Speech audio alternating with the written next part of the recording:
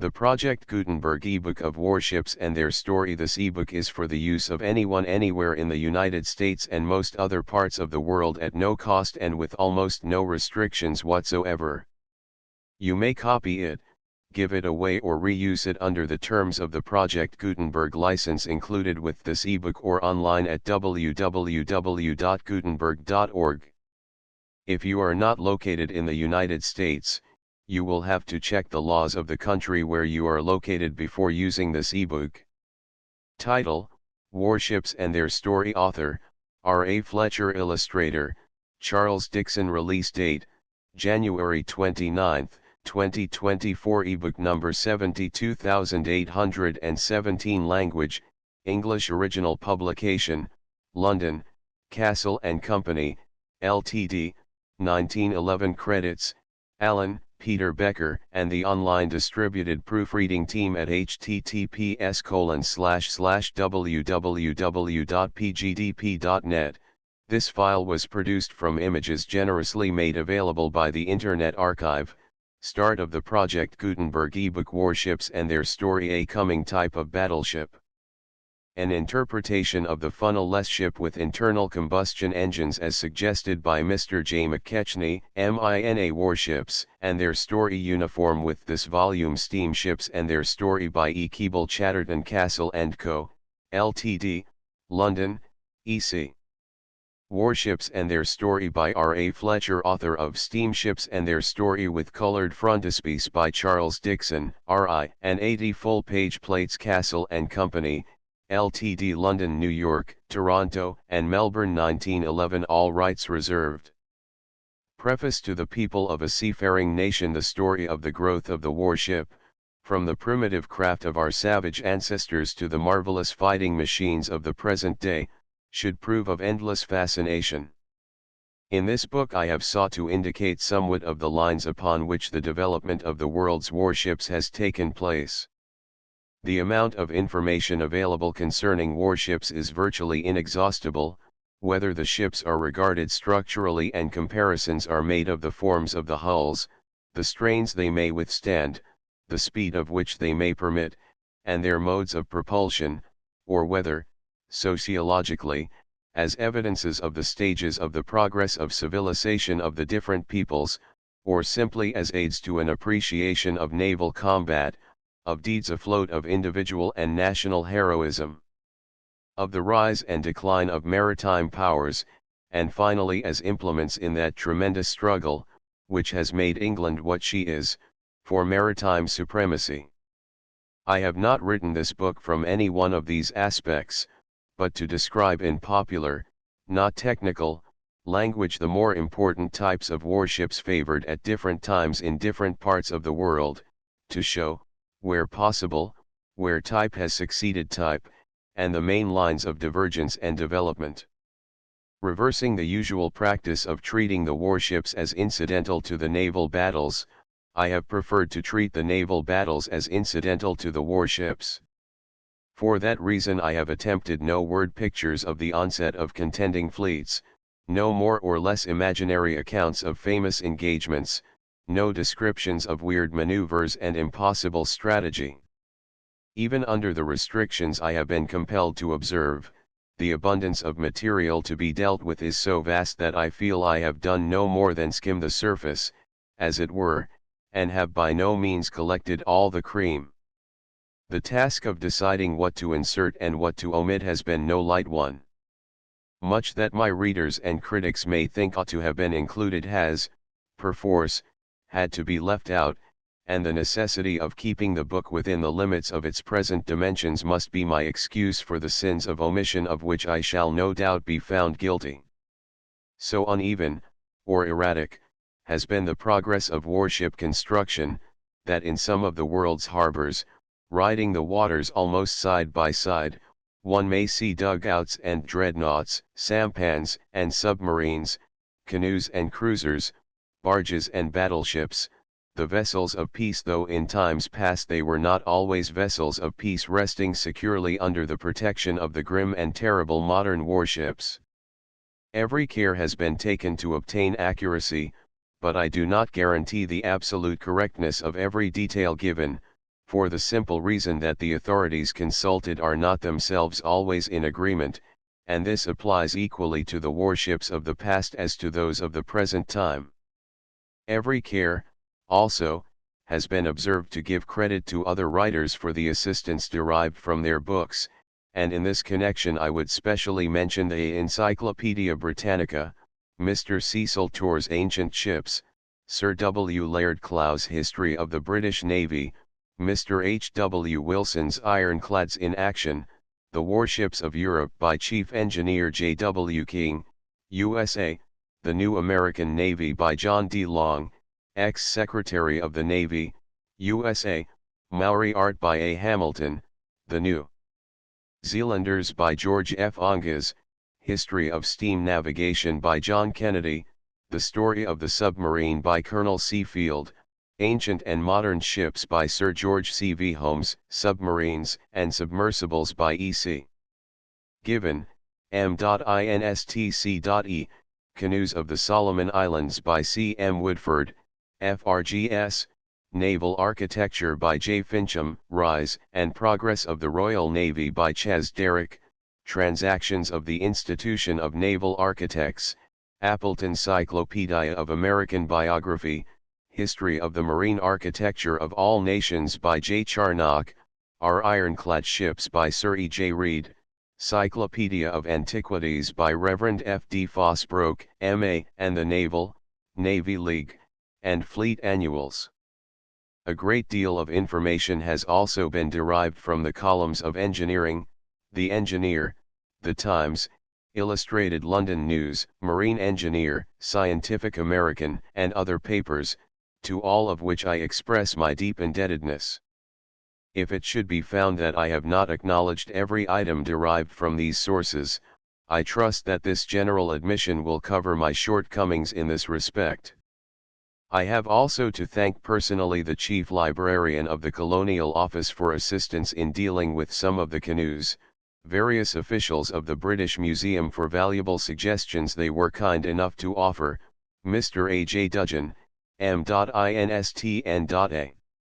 and MIME, for his kindness in again lending me his scrapbooks, Mr. James A. Smith, M.INSTN.A, for revising a portion of the proofs, the secretaries of the Institution of Naval Architects and of the Institute of Marine Engineers for again placing the libraries of those organizations at my disposal, the Secretary of the Navy at Washington for illustrations of vessels which achieved fame at the time of the American Civil War, the commissioners in this country of the Imperial Japanese Navy.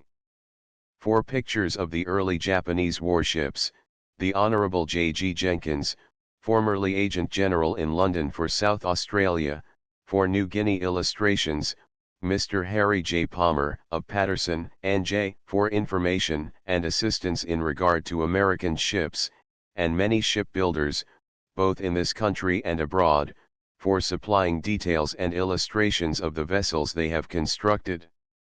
I have also to thank Lord Dundonald for his courtesy in lending me a picture of the Rising Star, probably the first steam war vessel to be built in this country, which his ancestor, the famous Admiral Cochrane, commanded in the service of Chile. On other pages will be found a list of the illustrations and the sources whence they have been derived or the names of the gentlemen who have been kind enough to supply them. R. A. Fletcher. Contents page Introduction 15 Chapter 1. From Ancient Egypt to the Introduction of Artillery 1-2. Warcraft of the Far West, Central Africa, the Far South, the Pacific, and the Far East 21-3. The introduction of artillery and the development of warships to the application of steam for navigation 39-4. Steam and warships 78-5. Iron ships of war. From the introduction of iron armor to broadside and turret ships 105-6. Iron ships of war, continued, 144-7. Armored ships in action 197-8. Battleships and cruisers 241-9. Guns, projectiles, and armor 265-10. Warships of the 20th century 285 Index 333. List of illustrations. A coming type of battleship, color, frontispiece Greek bireme facing page 6 Greek war galleys 6 An ancient bireme from Basius 10 One of the ancient Liburni or galleys 10 Roman galley 10 Viking ship found at Gokstad 14 Fleet attacking a fortified town 18 Galley of the Knights of Malta 20 Mediterranean galley 20 War canoes of Indians of the Northwest 22 A dugout canoe of New Guinea 24 New Guinea canoes 24 Sternposts of Maori War canoe 26 A Maori war canoe 26 A Lakatoy nearly completed 28 A Lakatoy under sail 28 Canoe from Shortland Island 30 Diagram of Shortland Island canoe 30 War canoe, Test Island, New Guinea, 30 Head hunting canoe from Isabel 32 Head hunting canoe from Isabel, detail about 32 The famous old Chinese junk Huang Ho 34 Malay pirate prow 34 Pictures of war galleys and a protected galley, Kikosan 36 The Ataka Maru 36 16th century French ships 40 A Mediterranean war galley 42 Ship of war, 1486 to 1520 42 Embarkation of Henry VIII on the Great Harry 46 Breech loading gun recovered from the wreck of the Mary Rose 50 The Ark Royal 52 The Sovereign of the Seas 54 The Prince Royal 54 Line of battleship, 1650 58 The Dreadnought, 1748 60 The Juno, 1757 60 The Cornwallis, 1812 64 Guns of the 15th and 16th centuries 72 Ancient double gun 72 Carronade of 6 diameters 74 Carronade 74 Carronade and its carriage 74 The Rising Star 86 The Trial of Screw V Paddle HM Sloops Rattler and Alert towing stern to stern 98 Sectional model of Russian men of war, 1854 106 HMS Centaur, Bulldog, and Imperos engaged with 6 Russian gunboats off Kronstadt, 1855 106 HMS Warrior 110 The Terror 110 HMS Black Prince 122 The Bangor 122 The Merrimack before conversion 126 The Merrimack as converted into an ironclad 126 The Monitor Merrimack Duel 130 The Monitor and Albemarle 134 Federal Gunboat St. Louis 134 Capture of New Orleans, Attack on Fort Philip 142 The Prince Albert as converted to a turret ship 146 HMS Minotaur 146 The foundering of the Affondator in the harbor of Ancona 152 The wreck of the Captain 152 HMS Devastation 162 The Old Dreadnought 170 The big guns of the Old Dreadnought 170 HMS Inflexible 176 Russian Circular Monitor Novgorod 186.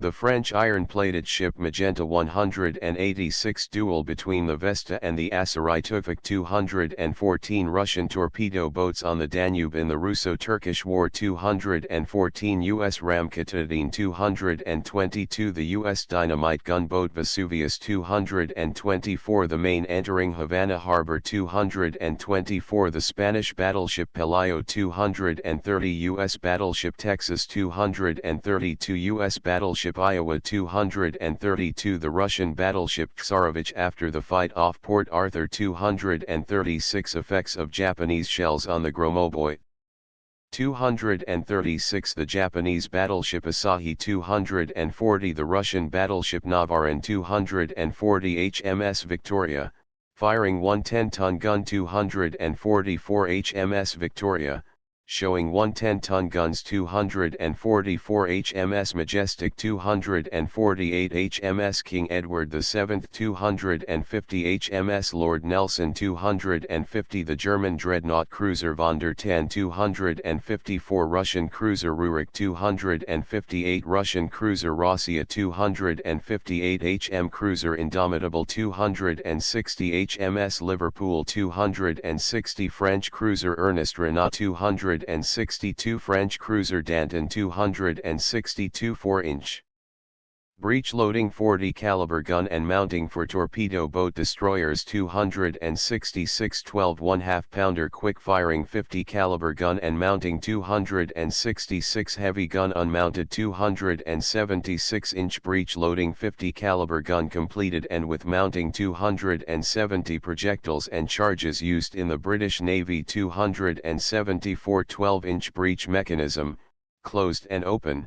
278 interior of a barbette showing 12-inch gun, HMS Caesar 278 the 12-inch guns of HMS Neptune 282 a torpedo, discharged from a destroyer.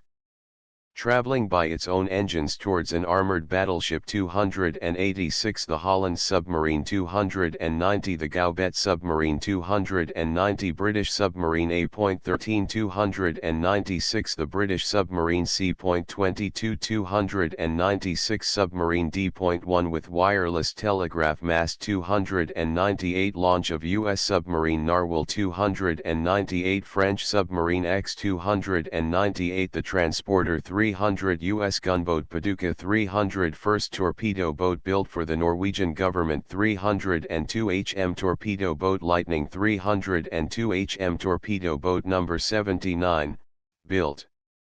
In 1886 302 HMS Vulcan 302 high-speed sea-going torpedo boat propelled by internal combustion engines 304 U.S. destroyer Lawrence 304 stern view of HMS Sylvia 306 HMS torpedo boat destroyer Swift 308 HMS Ware 308 HMS torpedo boat destroyer Tartar 310 HM torpedo boat destroyer Maori 310 U.S. Scout Salem 312 USS Maine 312 HMS Dreadnought 314 HMS Neptune 318 HM Super Dreadnought Colossus 318 the Brazilian battleship Minas Gerais 322 USS North Dakota 324. Introduction when or where the first warship was built is unknown, so also is the campaign in which it was employed. A war with naval usages of any sort cannot have been fought until the aggressor had some means of transporting the spoil across the water. From the raft to the fire-hollowed canoe was but a step, and having accomplished so much, the ingenuity of the naval architects of the period found scope in making improvements, gropingly, slowly, but none the less surely. The development of ships used for warlike purposes, as well as of ships designed as implements for fighting, forms a most attractive branch of study in its relation to the evolution of empires, no less than that of civilization. Nor is the interest any the less if the attention be confined simply to the consideration of the development of the ships as ships of war. In this book I am endeavoring to describe, clearly and briefly, the main features of the progress in warship building among the different peoples of the world, from the earliest recorded times onward. The greater attention is paid to modern warships, and the story of their development is narrated with an avoidance of abstruse technicalities, so that any reader of average intelligence and education may be able to obtain a clear understanding of the steps by which that wonderful creation, the modern Navy, and especially the British Navy, has come into being.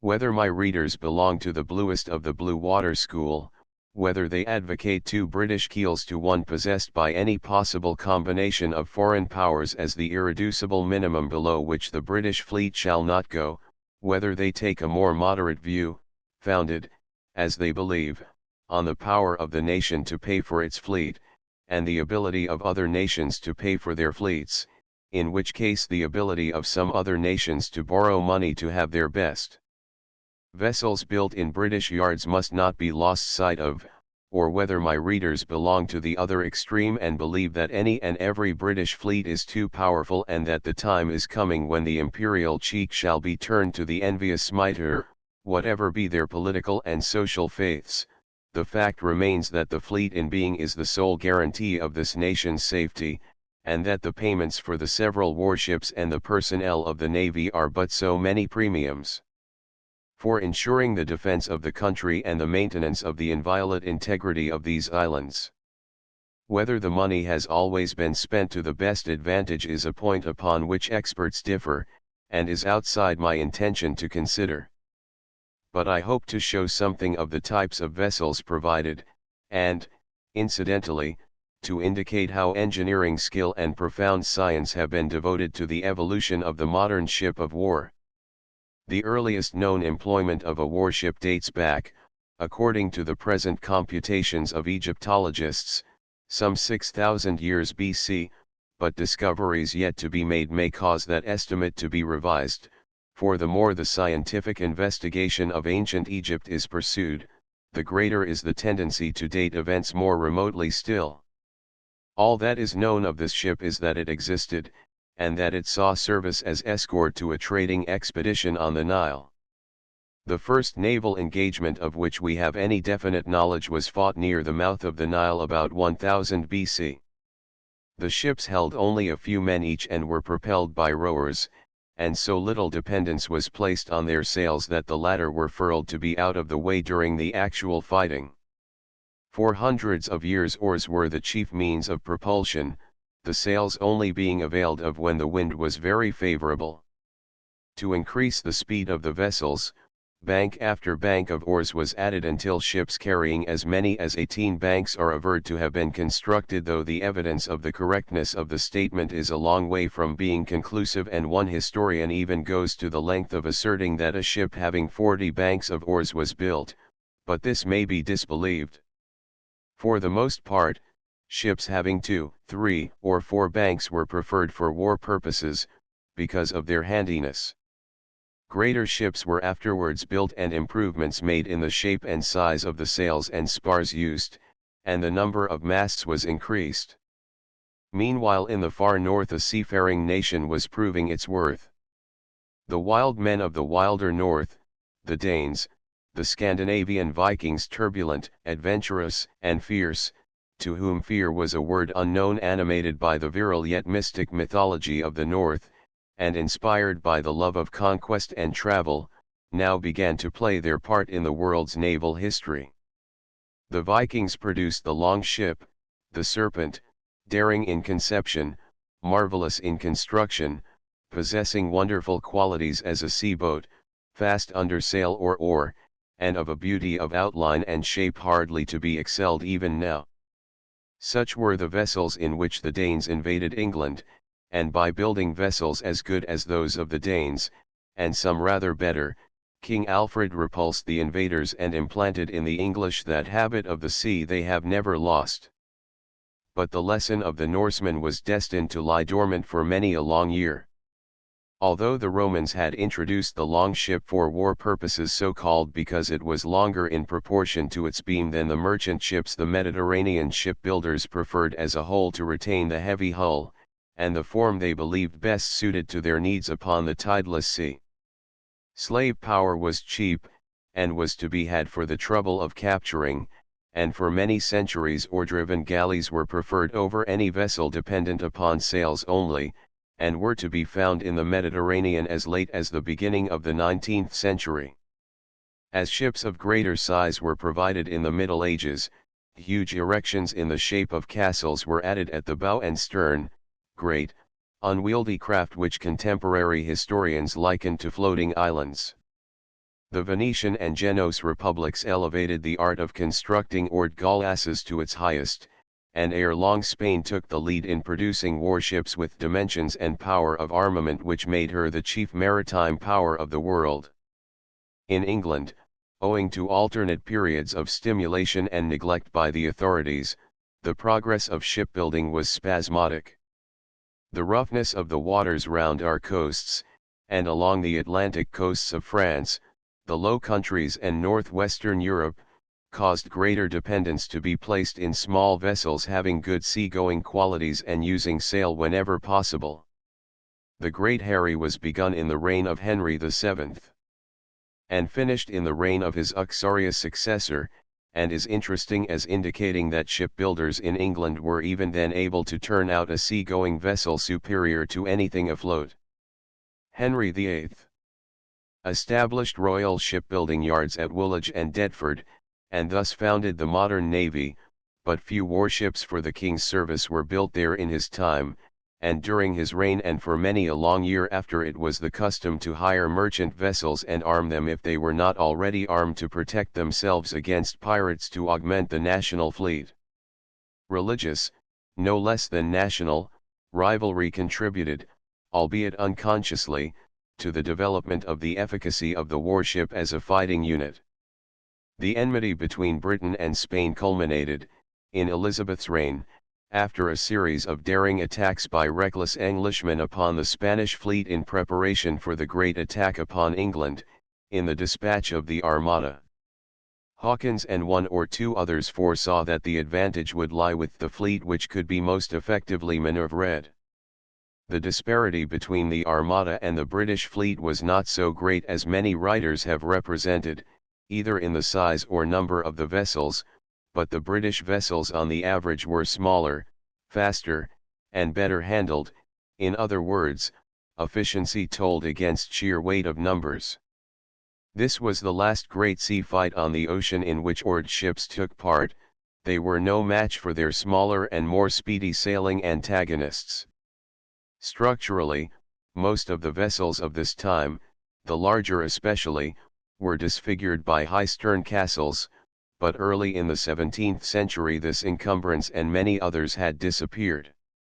Thence to the 19th century the development of warships was marked mainly by continual increases in their size, improving their form of hull and, consequently, their speed and buoyancy, augmenting their sail area and perfecting the square-rigged system, and adding to the number of gun decks and the number of guns carried, until the grand wooden three-deckers swept the seas in all their ponderous pride and majesty. Ships of the line of various ratings played their part, and were ably seconded by frigates, brigs, cutters, sloops, and bomb-ketches. All these were in vogue less than a century ago, and though not forgotten, are looked upon as historical and romantic and interesting curiosities. In the weapons, no less than in the ships, the changes have been marvelous. For many centuries after ships were adopted for war, the fighting was done by soldiers carried aboard them. The human machines, the rowers, had to attend exclusively to their oars, for on them the safety or success of the fighting men depended. The main idea was to get to close quarters and fight hand to hand with javelin or sword, spear, or battle-axe. Bows and arrows were used when possible, and missiles hurled by hand were not despised. The ram, in various forms, affixed to the bows in such a manner as to strike the enemy's ship below or above the water line, or both, was used with fearful effect in many a stubbornly fought engagement. The introduction of artillery in the 14th century marked the beginning of the first great revolution in naval warfare, and the changes in the projectiles have been no less extraordinary than those in the guns. The next great revolution was the introduction of the steam engine. Its adoption in the British Navy in 1832 marked the beginning of the end of the sailing warship. Her last grim battle against inexorable fate was fought with the same doggedness which had distinguished her in many an encounter with her nation's enemies, but the superiority of steam over sail was recognized. Temporising measures, a patched-up peace, as it were, lasted for a few years while the steam engine was employed as an auxiliary. Sail power, however, had reached its apotheosis so far as warships were concerned. Engineers, animated by practical common sense and ignoring romantic associations, improved their engines, so that the steam power was no longer the assistant of sail, but its associate, and was quick in attaining the position of chief partner and showing that sails could be dispensed with altogether. The Crimean War sounded the knell of the wooden battleship as well as of the paddle-wheel war steamer. The former gave place to the ironclad vessel, and the latter was supplanted by the screw-propelled ship. The power of artillery had shared in the application of scientific knowledge and benefited accordingly. The great battle between the maker of armor plates and the maker of guns and projectiles had begun. Iron, the conqueror of wood, had but a short reign. Where iron was used a few years ago, Steel is now invariably employed. The thoroughness of the victory is shown by the fact that in the whole of the British Isles not one iron vessel, large or small, was built in 1909 for war or commerce. The years 1905 and 1906 saw two of the most important steps forward in the history of warships, for they included the adoption of the turbine principle of warship propulsion and the dreadnought principle of armament. The progress of the last 50 years, culminating in the dreadnoughts, has been wonderful. Already designs of vessels intended to relegate them to second place are under consideration. Type after type of battleship, cruiser, scout, gunboat, destroyer and torpedo boat has followed in rapid succession of late years, and submarines have become an accomplished fact. He would be a foolish man who would prophesy that the end is in sight. There is nothing more marvelous in the world's history than the tremendous development in marine engineering, in warship construction, in explosives, in armament, and in projectiles that has taken place in the latter half of the 19th century, and especially in the last 25 years. Warships and their story. Chapter I. From ancient Egypt to the introduction of artillery. When did man first entrust himself afloat for purposes of war? And what was the type of vessel he employed? Are questions which take us back almost to the earliest stages of historical human progress, concerning which all the knowledge of the antiquaries is but conjectural, a stage so remote that scientists have not yet determined how many thousands of years ago it existed.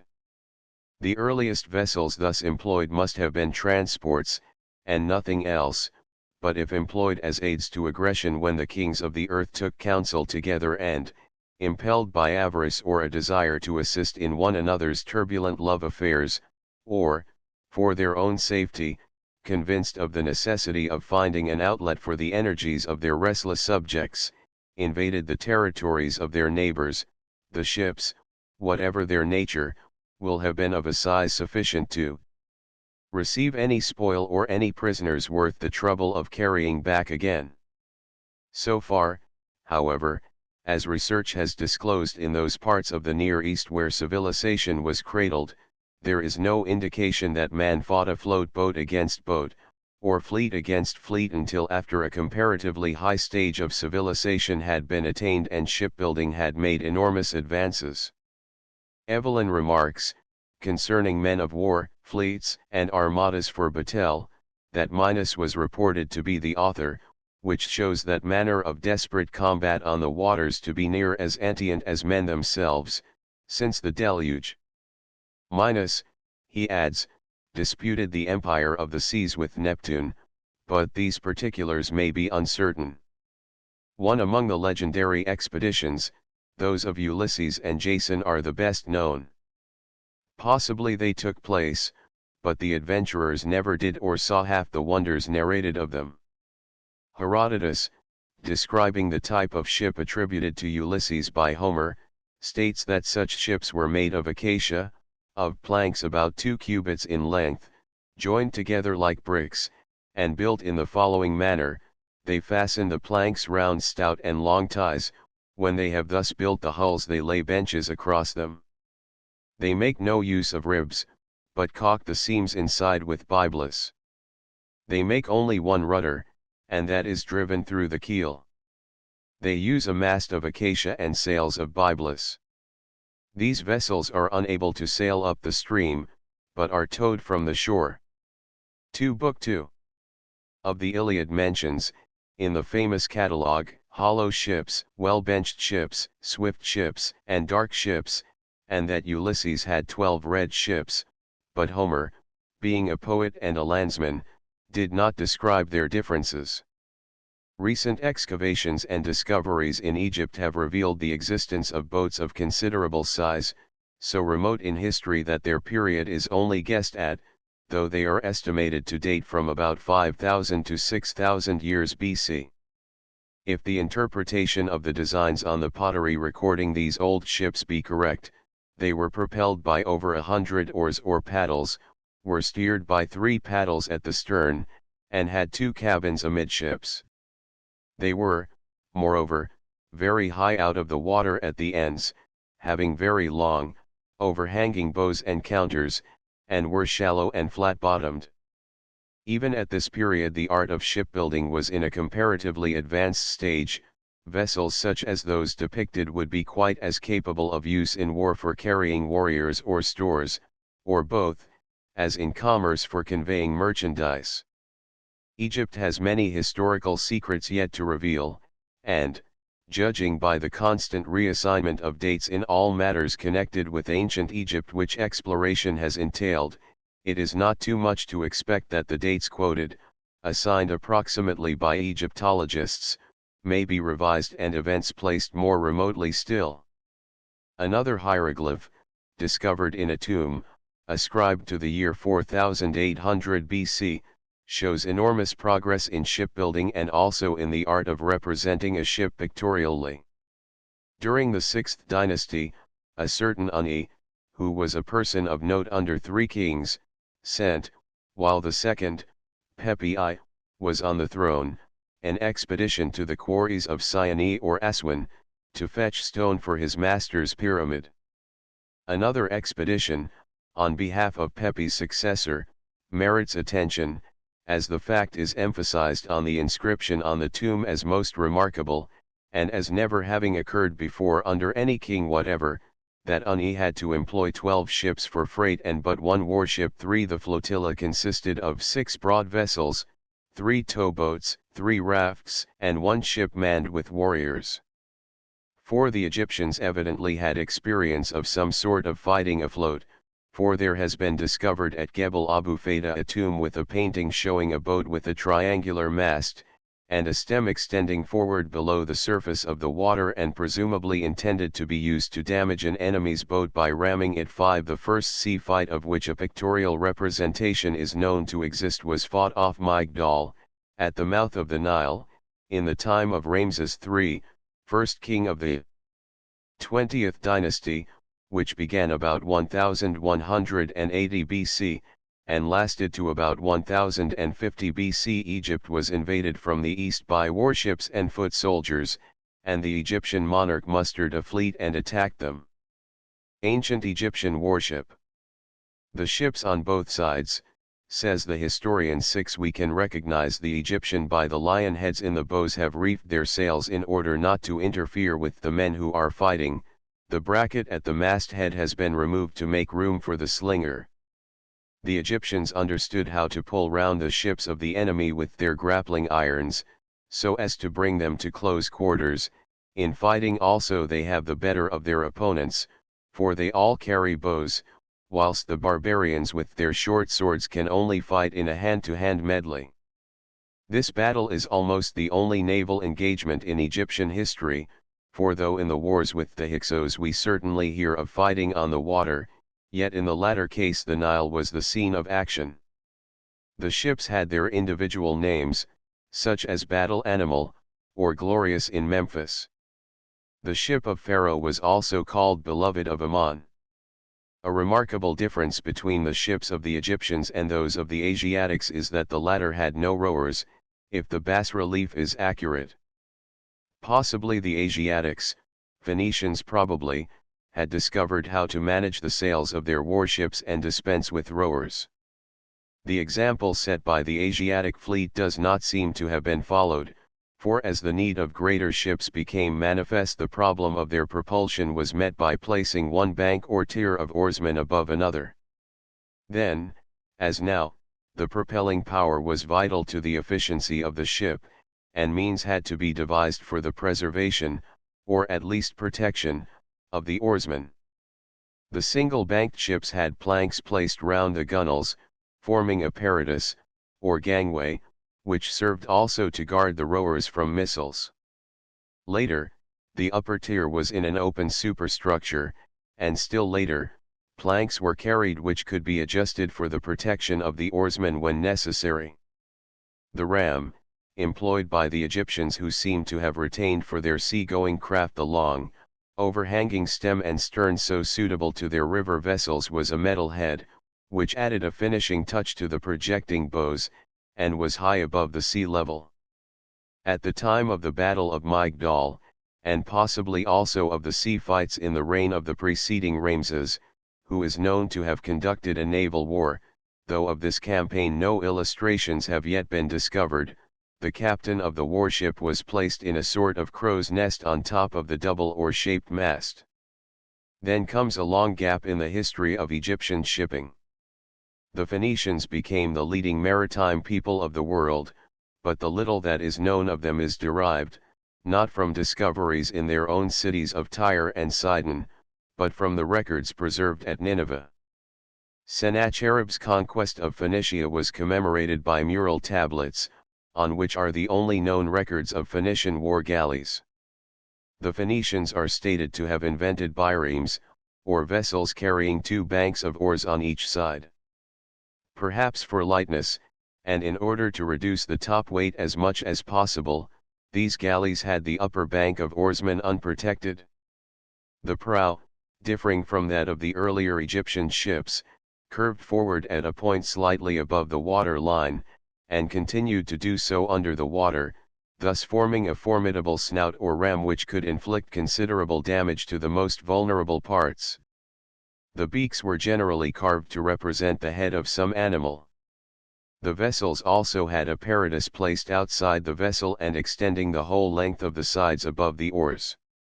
The contrivance was probably copied from the Egyptians, who introduced it to enable the warriors to fight at close quarters when drawing alongside an enemy, or to run to either end of the ship as occasion might require without impeding, or being impeded by, the rowers. Greek bireme. From a vase in the British Museum, found at Volsi. Greek war galleys. From a vase in the British Museum found at Volsi. Cancle, or shields of basket work, were placed along the sides of the ships at such a height that the heads of those on board are just visible. The Cancle bore a striking resemblance to the circular basket work boats still to be found on the upper Euphrates. This supports the supposition that the Cancle may have been used for other purposes, particularly if they were made comparatively watertight, as the function of a shield was not only to protect a warrior in battle, but to help to keep him dry when on shipboard by being disposed along the sides to prevent the spray from entering the ships. A forecastle was constructed upon these ships, and upon each forecastle a lookout man was stationed, and when these structures came to be built of larger dimensions they served to accommodate a number of fighting men who, from their superior position, could throw their missiles with greater effect. The forecastle had the further advantage of serving as a stronghold in the event of an attempt being made to capture the ship by boarding it. Following the Phoenicians, the Greeks are thought to have begun to build their own warships about 700 BC, perhaps earlier, but it was about that time that the first 3-banked warship was launched at Corinth. The 3-banked ships were for many years the largest in existence. During the 4th century BC shipbuilding was practiced extensively, 4-banked ships being built at Chalcedon, 5-banked at Salamis, and 6-banked ships at Syracuse. Ships of 10 banks, according to Pliny, were ordered by Alexander the Great, and about 300 BC ships having 12 banks are said to have been built for Ptolemy, and 15-banked ships for Demetrius, for a battle near Cyprus. Ptolemy Philopator, who ruled in Egypt from 222 to 204 BC, is alleged to have had a 40-banked ship of a length of 280 cubits or, reckoning the cubit at 18 inches, of 420 feet, and a beam of 57 feet.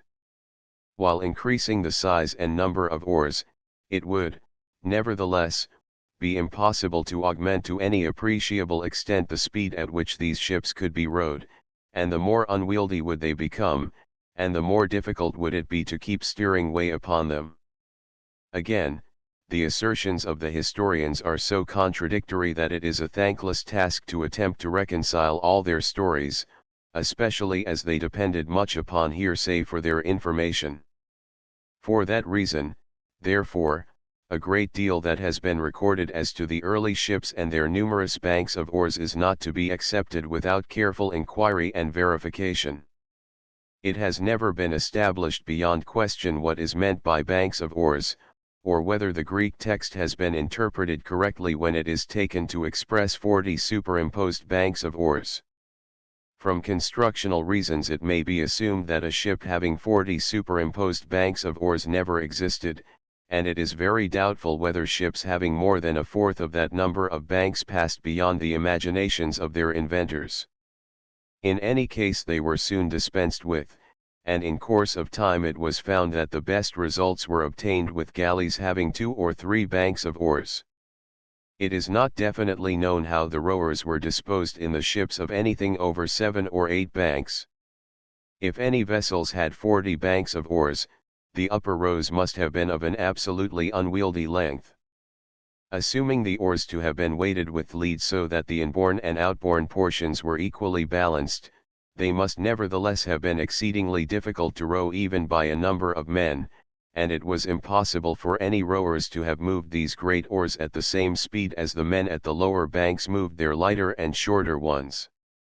That some such difficulty was experienced, even in biremes and triremes, is shown by the arrangement of the oars, whereby all in a bank were not of equal length, but were graded so that those nearer the ends of the banks were longer in order that all the blades might enter the water in a straight line.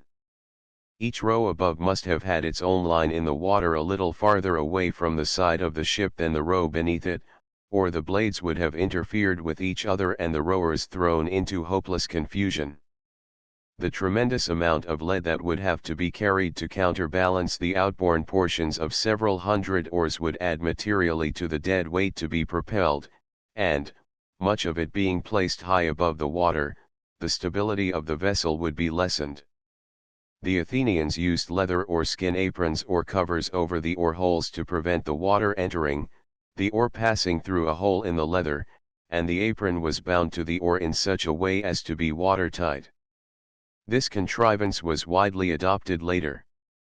The oar ports were constructed between the ribs, but the oars instead of being rowed against the ribs were pulled against thongs fastened to the next rib, thus minimizing the strain upon the ship's structure and preventing the oars being lost overboard.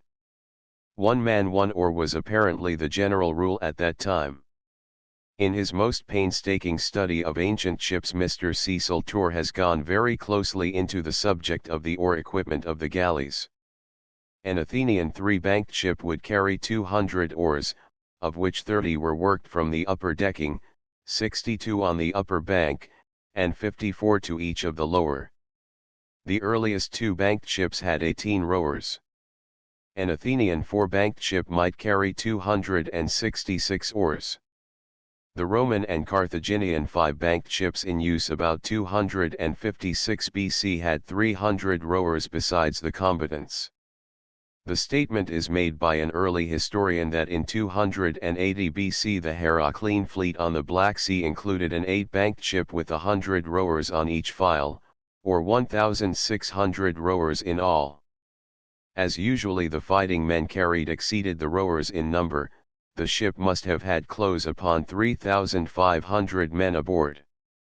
Warships of all the early Eastern nations were strengthened by cables passed longitudinally round them in order to keep the timbers in place and prevent them from being started under the strain occasioned by the shock of ramming. Egyptian ships of about 1200 BC had cables stretched from stem to stern and passing over the top of the mast and other posts, but this contrivance was to prevent the vessel from drooping at the ends, a weakness known as hogging. The shock to the ramming vessel was scarcely less severe than that to the vessel receiving the blow. To take up the strain and add to the power of the blow, the bows were strengthened by means of whaling pieces which supported the ram proper. The Greek ships were built with the keel, the stem post, and the lower pair of whaling pieces converging to hold the ram, while higher up the stem was a smaller ram which in its turn was buttressed by another pair of whaling planks. The catheads, or beams projecting from the bows on either side by which the anchors were raised, were so placed on a level with the gangway and gunwale that they would sweep the upper works of an enemy's ship and smash its gangway and hurl into the sea or the hold all the fighting men upon it. Ships of more than 3 banks are believed to have carried another ram level with the catheads, and to have had a ram for every pair of additional whaling beams. The ram heads were generally of bronze and weighed 170 pounds or more. An ancient bireme, from Basius, having one tier of oars only. One of the ancient liburni, or galleys, having a single tier of oars, according to Basius. An ancient trireme, according to Basius.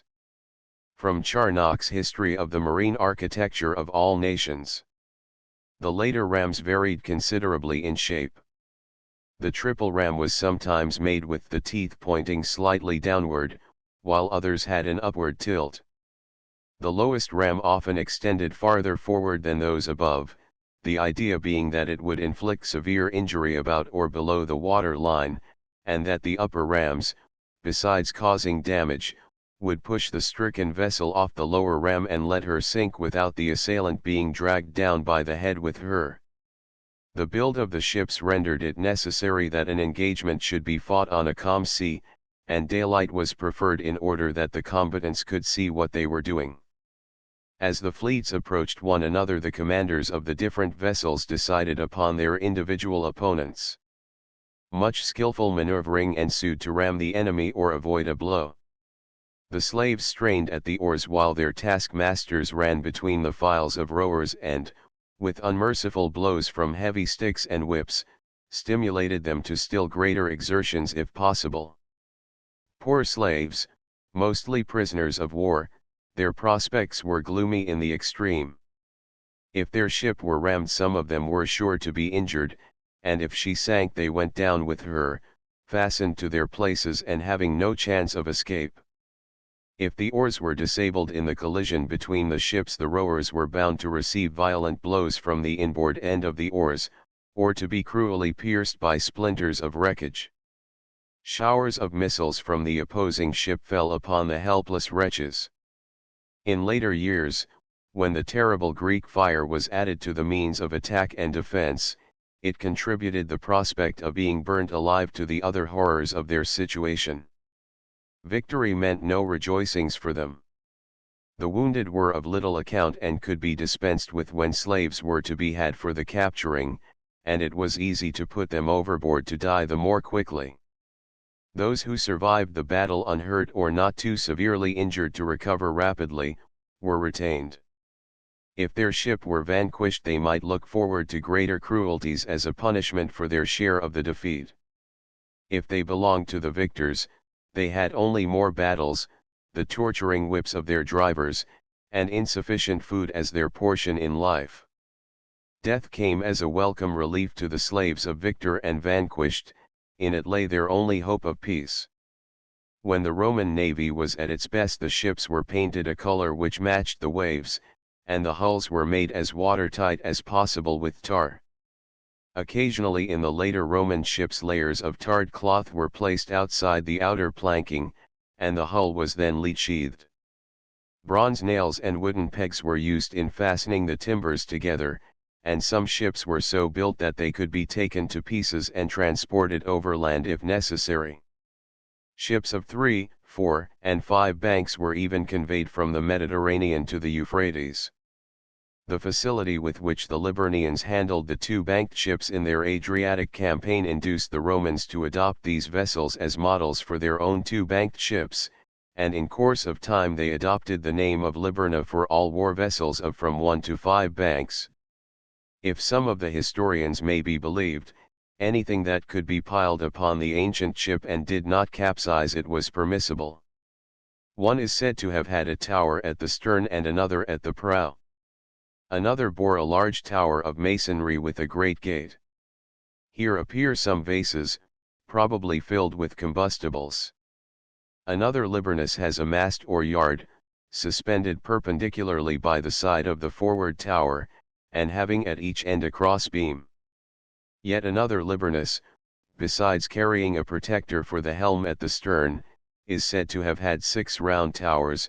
The largest, of embattled masonry, was at the prow. 2 others, also of masonry, surmounted by domes, and connected by a bridge, were near the stern, and the other 3 were nearer the forepart of the ship, were roofed, and 2 of them had windows. Shipping in the Mediterranean extended with extraordinary rapidity in the recovery after the stagnation caused by the fall of the Roman Empire and the relapse into semi-barbarism which followed the successful invasion of Italy by the wild tribesmen of the north. The advent and rise of the Moslem power caused a series of struggles in which every state was in a more or less constant condition of warfare against its neighbor, and the Crusades served but to add fuel to the fire of internecine and religious conflict. Some immense ships are stated to have been employed up to and at the fall of Constantinople. The early centuries of the Christian era saw the evolution of a flat, shallow vessel, fitted with 1 or 2 masts carrying sails, from which the lateen rig developed, equipped with a long ram above the water line, with 2 or at most 3 banks of oars. It appears from illustrations that some of these boats carried a superstructure extending beyond the beam on either side. War vessels of this type became common throughout the length and breadth of the Mediterranean, and remained in use long after the introduction of firearms. Before the discovery of Greek fire, flaring missiles of some kind had been devised. Frontinus mentions fire ships, or hulls carrying combustibles and allowed to drift with wind and tide upon the enemy's ships, stink pots, to nauseate the enemy, though how the others escaped the smells except by keeping to windward does not appear, and Evelyn adds, nay, snake pots, and false colors. The Greek fire, however, was the most terrible of the weapons employed at that time. By some means by which a fair amount of power was exerted, the liquid was squirted or vomited, to use one historian's phrase, through copper pipes upon an enemy's ship, and as the liquid had the peculiar property of igniting upon exposure to the air and was inextinguishable by water, it was a most formidable engine of destruction. Small vases filled with the liquid and sealed airtight were used as hand grenades and flung at opposing ships and, breaking, set them on fire. Heavy arrows carrying balls of flax soaked in the liquid were used both in land and sea warfare, as also were hand-flung javelins similarly equipped, and the flights of these masses of inextinguishable flames must have been equally demoralizing to the combatants against whom they were directed and destructive to the ships and inflammable buildings upon which they fell. This composition is thought to have been invented in the 7th century. The first occasion on which it was employed on an extensive scale was in the great battle between the fleets of Constantine and the Saracens, when the latter, through its agency, lost practically their whole fleet and 30,000 men killed. After that both sides used Greek fire whenever possible. Up to the introduction of gunpowder and artillery the methods of fighting varied but little. The sea fights of the Crusades were conducted on the lines which had been recognized as the best for a couple of thousand years or more, viz., ram the enemy and board him. Greek fire added this rule: burn him also if you can. The countries along the northern and southern shores of the Mediterranean had attained a high degree of civilization when the inhabitants of Western Europe and the British Islands were still more or less savage. What may be regarded as circumstantial evidence in support of the contention that the Phoenicians voyaged to Cornwall and Ireland is the similarity which exists in shape between the wicker shields, such as the Phoenicians are known to have used, and the wicker coracles which the Britons employed at the time of the invasion by Julius Caesar. There must have been considerable intercourse between the Phoenicians and the dwellers in the valley of the Euphrates before the latter conquered the former, but whether the dwellers in Nineveh, or those by the sea, invented wicker boats, or whether both derived their knowledge of wicker boats from other sources, are points of no immediate importance. But what is of interest is that the British wicker coracles were covered with hides to make them watertight, that they had keels and gunwales, and that they were small enough to be used as shields if necessary, their dimensions being rather over 4 feet in length, with a breadth of about 3 feet, and a depth of a trifle over 12 inches. They were big enough to carry one man of average size.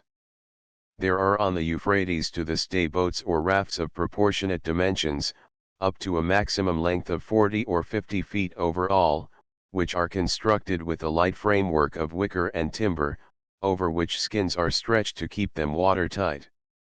These boats, when laden, drift down the river with the current, and, on reaching their destination, their cargo and skins are sold and the framework is made up into a package and returned upon the back of an ass to the port of departure.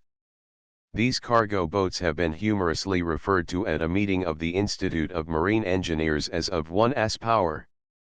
So far as Britain is concerned, the shipping of each coast seems to have developed under the influence of the foreign shipping with which it mostly came in contact. The east coast was largely concerned with the Danes, and the south coast with its neighbors across the Channel. The Danes and Vikings developed a type of vessel peculiarly their own. The best specimen yet brought to light is that known as the Gokstad ship, an Anglo-Saxon ship of about the 9th century. From strut. The Viking ships must have walked the waters almost with the grace of motion of a modern yacht, and when the great square sail was hoisted, bearing the escutcheon of some dread sea rover, they must have been fascinating emblems of human skill and power no less than of the noblest and the basest passions of mankind.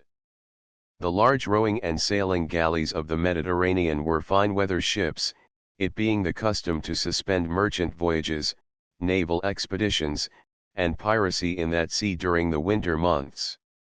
Obviously, such vessels were wholly unsuited to the Atlantic coasts of Western Europe. The western coasts of Spain, France, and Portugal produced a ship, short and broad, and strong enough to be beached even when a moderate sea was running. This model was seemingly copied by the English of the south coast, and vessels of this type, built in the 8th century, were planked and carried high, erect stem posts and stern posts. The vessels were single-mast and fitted with a yard and square sail, and the steering was effected by a large oar at the stern.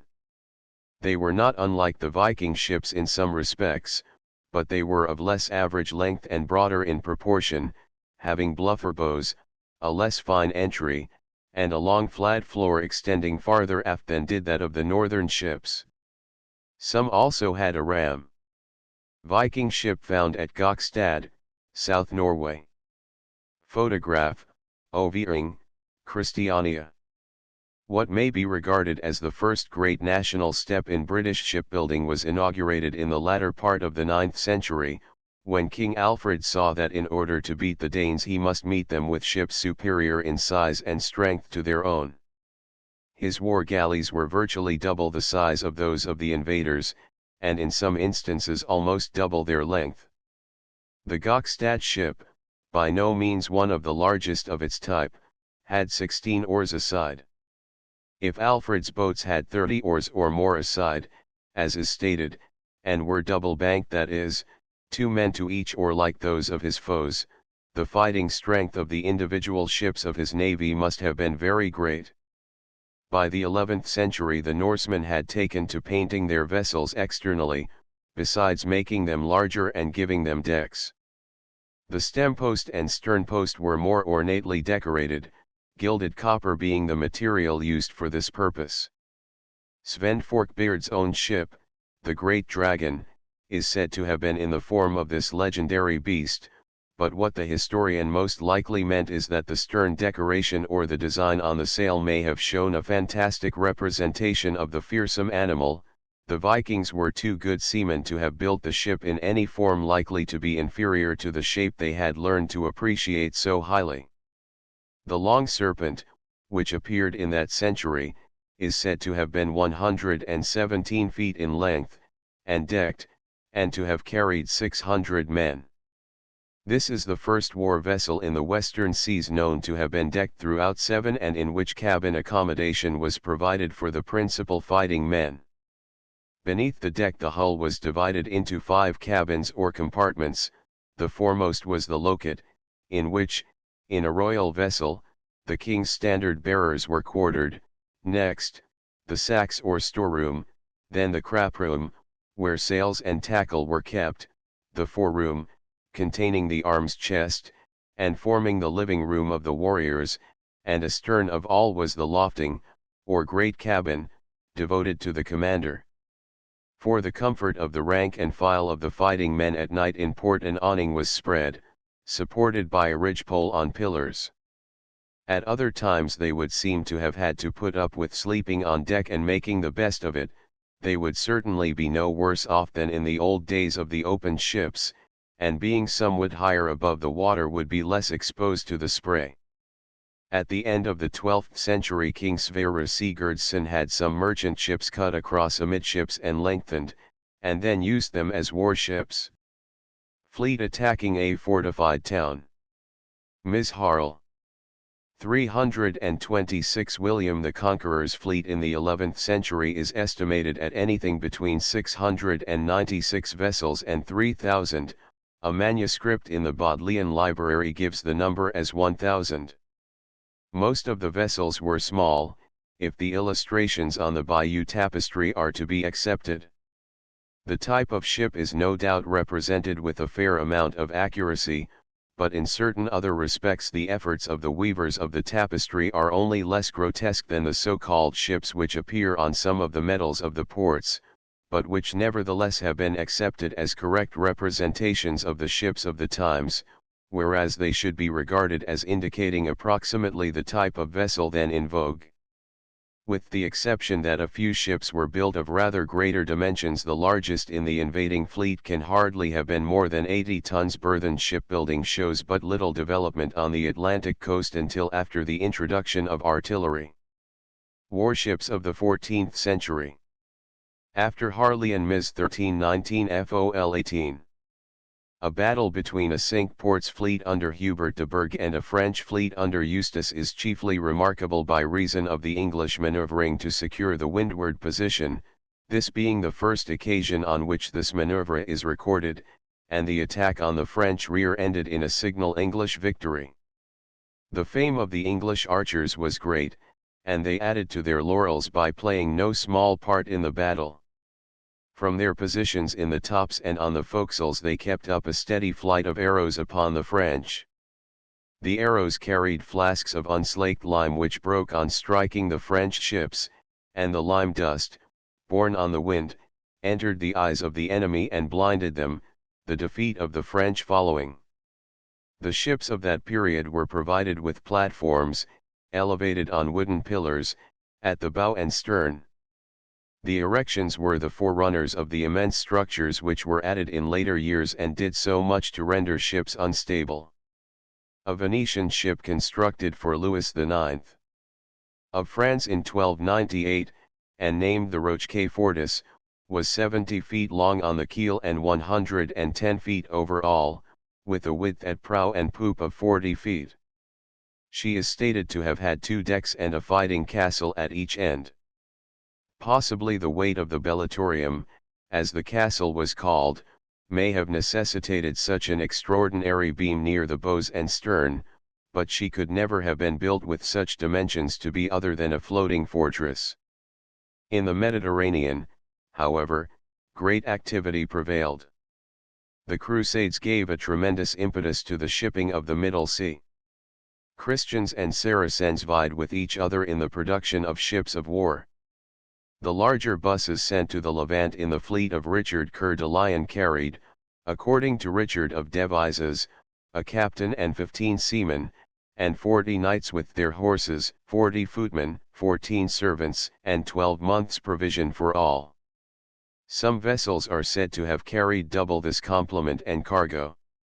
A Saracen ship, of which little is known, was encountered off the Syrian coast, of so great a size that it could not be subdued until the Christian galleys charged in line abreast and smashed in her side so that she went down with nearly all of her 1,500 men.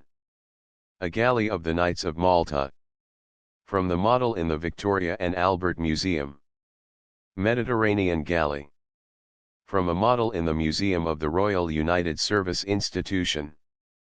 Chapter 2 Warcraft of the Far West, Central Africa, the Far South, the Pacific, and the Far East. Notwithstanding the enormous strides made in ship construction, it is still possible to find in active use vessels but little removed from the earliest types known. It is, of course, in the mysterious East, where anything that served its purpose very well centuries ago seems to have been expected to retain its efficiency forever, that one finds those survivals from bygone ages. The earliest vessels known were hollowed logs, or dugouts, such are in use still. Planks were stitched or lashed on above the bulwarks to raise the freeboard and keep out the sea. The same contrivance is applied to this day. A few strips of bamboo or other light material tied together formed rafts. Their exact counterparts are in existence in many parts of the world. It was found possible to sail them by means of a sail of matting attached to a yard which was supported by a stout mast destitute of stays or standing rigging, a centerboard or drop keel which could be lowered through the middle of the raft into the water prevented leeway, and steering was effected by means of a pole with a blade attached, usually tied on, this long paddle being sometimes used near the middle of the after end of the raft and sometimes at either of the after corners, the necessary leverage being obtained by the provision of a stump for the purpose. The origin of such rafts is lost in antiquity, yet they continue to be found in active service. The bark canoes which the Indians of North America employed on the great rivers and lakes when white men first went there are unchanged in their method of construction, and though in places where civilization and the mechanical arts have assumed sway the old canoes have given way to the products of the modern boat builder's skill, yet in the farther northwest the Indian canoe ripples the summer surface of the lakes and streams as it did centuries ago. The real Indian canoes were made by building the frame, and then placing upon it a carefully prepared strip of birch bark sufficiently large to cover the entire frame in one piece. It was lashed to the frame and then stitched at the ends to form the bow and stern. The larger canoes were sometimes stiffened by having 2 or 3 pieces of wood lashed thwartwise. The canoes were propelled by means of paddles, and the Indians sat or knelt on the bottom of the boat. Many of these canoes weighed as little as 60 pounds and some even less. Their chief use was in the migrations of the tribes between their summer and winter quarters, and very picturesque they must have appeared to the early settlers as a flotilla glided past, that is, if an Indian could ever be regarded by an early settler as anything but pizen.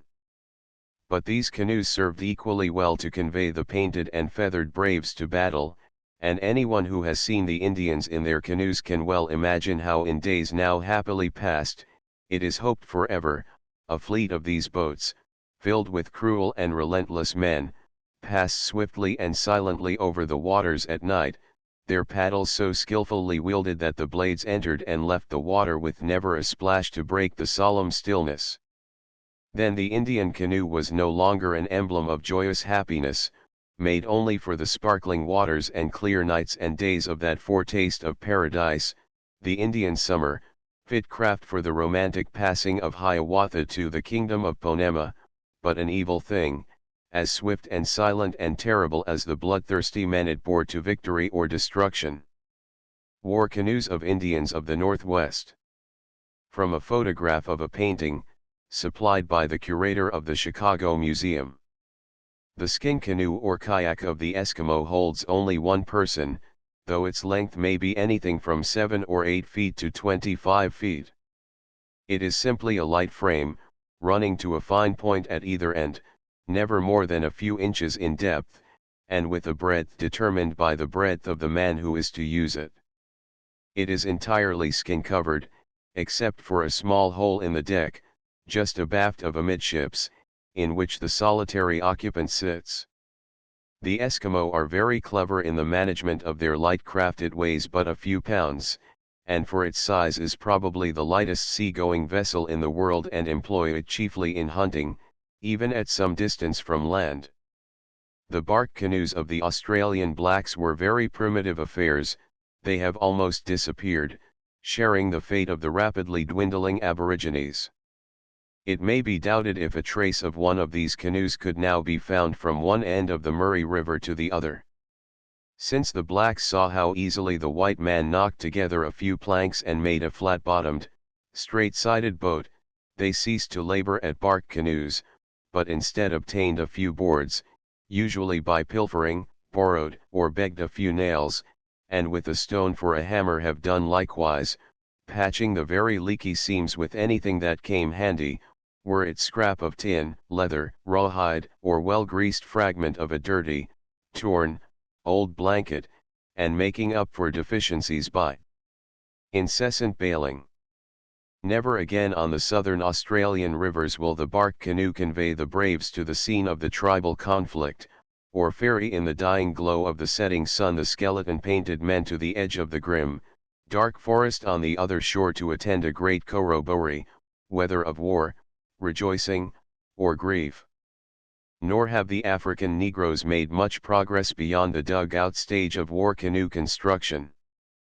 The Moors and Arabs long since proved themselves excellent seamen and shipbuilders, designing boats suitable to their needs, and are in quite another category. The Negroes of the Cross River district in southern Nigeria may be taken as typical of the African canoe makers. They usually chose a mahogany or a wosa tree, and, having felled it, burnt it hollow where it fell. It was then dragged on rollers to the waterside and finished with whatever tools were available, matc hets, knives and axes being used since the white man's introduction of those implements. Occasionally a canoe is smoked or hardened by being exposed to the hot smoke of a fire built round it. Some of the war canoes are as much as 60 feet in length, and are wide enough to allow the men to sit two abreast. The larger ones have a steering platform on a level with the gunwale or raised a foot or two above it, and a smaller platform is placed at the bow, where a flagstaff may also be fixed. When there are no thwarts or seats, the crew sit on the bottom of the canoe or on the gunwale, according to the size of the vessel. Both bow and stern overhang. The paddles are made of hardwood in one piece, 3 to 4 feet in length, and are pointed. It is to the East Indies and the Pacific that we must turn to find the most wonderful examples of the war canoe. They may be divided into two classes, those with outriggers, this section including double canoes, and those without. A dug-out canoe of New Guinea. New Guinea canoes with outriggers. From photographs supplied by the Honorable J.E. Jenkins. Many of the canoes lack stability, even in calm waters, and the risk of capsizing was greater in waters liable to sudden storms or exposed to the ocean swell. To meet this difficulty and at the same time permit of the continued use of the shallow harbors of their coasts, the Malays are supposed to have invented the outrigger, and this conjecture is based on the fact that wherever the Malay influence is traceable, there some form of the outrigger or double canoe is to be found also. The primitive hollowed log generally constitutes the hull of the canoes of the Pacific Islanders. The rest is mainly a matter of ornamentation. With but few exceptions, the islanders seem to have believed that the higher and more imposing and ornamental they could make the stems or sterns of their vessels, the more dreadful in war were they likely to be. Many of these elevations are beautifully carved, other canoes are merely grotesque, and not a few have no artistic feature whatever to redeem them from absolute hideousness. As a means of terrifying an enemy by presenting such things to his astonished gaze, they would doubtless be effective, had it not been that the enemy would retaliate by presenting something equally ugly, with the result that the moral effect which each party sought to exercise upon the other would be neutralized. Some of the islanders are said to have decorated the prows of their vessels with the skulls of opponents killed in previous expeditions, while others contented themselves with locks of human hair, similarly derived, as naval adornments. With the exception of bows, arrows, and spears, all their weapons were designed for fighting at close quarters. It must have been a labor of love, as well as a feeling of pride in the appearance of the fearfully shaped and murderous clubs, which led them to carve their weapons as carefully as they did, to render them so deadly, and to adorn them with mother-of-pearl and shark's teeth. Not a few of the paddles were given serrated edges in order that they could be the more effectively employed as war clubs if necessary. There are not many native war canoes now left in the South Seas. None of the islanders, except the head hunters, habitually kept canoes for war purposes, though at times one would be designed and built for some special expedition. The last of the great Samoan war canoes has almost rotted to pieces on the shore. It is doubtful if it has ever been used in a warlike expedition. It was between 60 and 70 feet in length, and 18 to 20 feet beam overall. It consisted of two large single canoes, placed parallel a few feet apart, and joined by a plank deck which ran across the greater part of the vessels. Amidships was a house-like erection, used as a shelter. It was propelled by oars, but also carried a mast and sails. It could easily carry 100 men. The great canoe to hold 300 men is but a memory, all that is left of it is its steering paddle, 40 feet in length, which adorns the wall in the ethnographical section of the British Museum. Stem piece, Maori war canoe. Sternposts of Maori war canoes. From examples in the Dominion Museum, Wellington, New Zealand. A Maori war canoe. From Ongazes, New Zealand. The canoes of that mysterious people, the Maori of New Zealand, well repay attention in greater detail than is possible in this book. The origin of the people themselves is unknown, though, if their traditions are to be accepted, they migrated a few hundred years ago from certain of the islands in the Central Pacific, partly conquered and partly absorbed the people whom they found there already, and have remained ever since. There has been more than one such expedition. There are affinities between the Maori and the Hawaiians. Did the Maori come originally from Hawaii, or is there some connection between them and the ancient Egyptians, as is held to be indicated by certain points of resemblance in their carvings and mural decorations? In what sort of canoes did they cross the ocean, and how did they find their way? Unfortunately, the old chiefs who held the traditions have all died, and it is only owing to the painstaking researches of a few scholars who recognized the need and value of preserving what could still be learnt, that anything at all is known of the history of this strange people. Their legends tell us that some of their canoes were of great size, some could carry fires or places for cooking the food, and others were double canoes. One of the latter is said to have had a platform connecting the two hulls, and bearing a house. It was a three-mast vessel. All the New Zealand canoes had names of symbolical or historical interest. One of them was called Marutuahi, which, translated literally, means a slaying or devouring fire. The dimensions of the historical or legendary canoes are not known. The straight, tall kauri pines of the North Island enabled large canoes to be built. One is said to have been 110 feet in length, and many of the later canoes were 60 to 80 feet long, and held 100 to 150 men. These boats had long, overhanging bows ornamented with a figurehead and two carved boards extending some little distance along either bow. Between these boards and resting on the stem the carved figurehead was placed and was often adorned with tufts of feathers. A mast set rather far forward and raking aft supported a triangular matsail, the foot of which extended along the boom 1.5 times to twice the length of its height, and enabled the canoe to sail very near the wind. The stays of the mast and the sheets of the sail were of plaited flax. The drawbacks to these canoes were that having no keels they made great leeway, and that their length made them awkward to manage whenever they were caught in anything like a rough sea. They could not meet the sea's end on, but lay in the trough of the waves, and were so well handled that disasters were few. In rough weather they were covered with flax mats over a portion of their length to prevent the seas breaking inboard. The long pine hull was of great strength, but to render it more seaworthy topsides were lashed along the sides of the hull from end to end of the vessel with braids of flax fibers 9, and the seams and holes were caulked with a species of down. As a precaution against leakage and to strengthen the joint, a long, thin batten was lashed over the outside of the joint. The decorations of the Maori canoes are wonderful. The spiral pattern often seen in their carvings is taken from the unfolding of the frond of a fern, and has been supposed to symbolize the unfolding of life or the attainment of a planned enterprise. The greatest care and the most artistic efforts were lavished upon the carvings of the prow and stern boards. These boards were very large and always removable. The log from which the sternboard was fashioned was generally about 15 inches in diameter and 6 to 15 feet in length, and in its complete state was covered with conventional and elaborate patterns.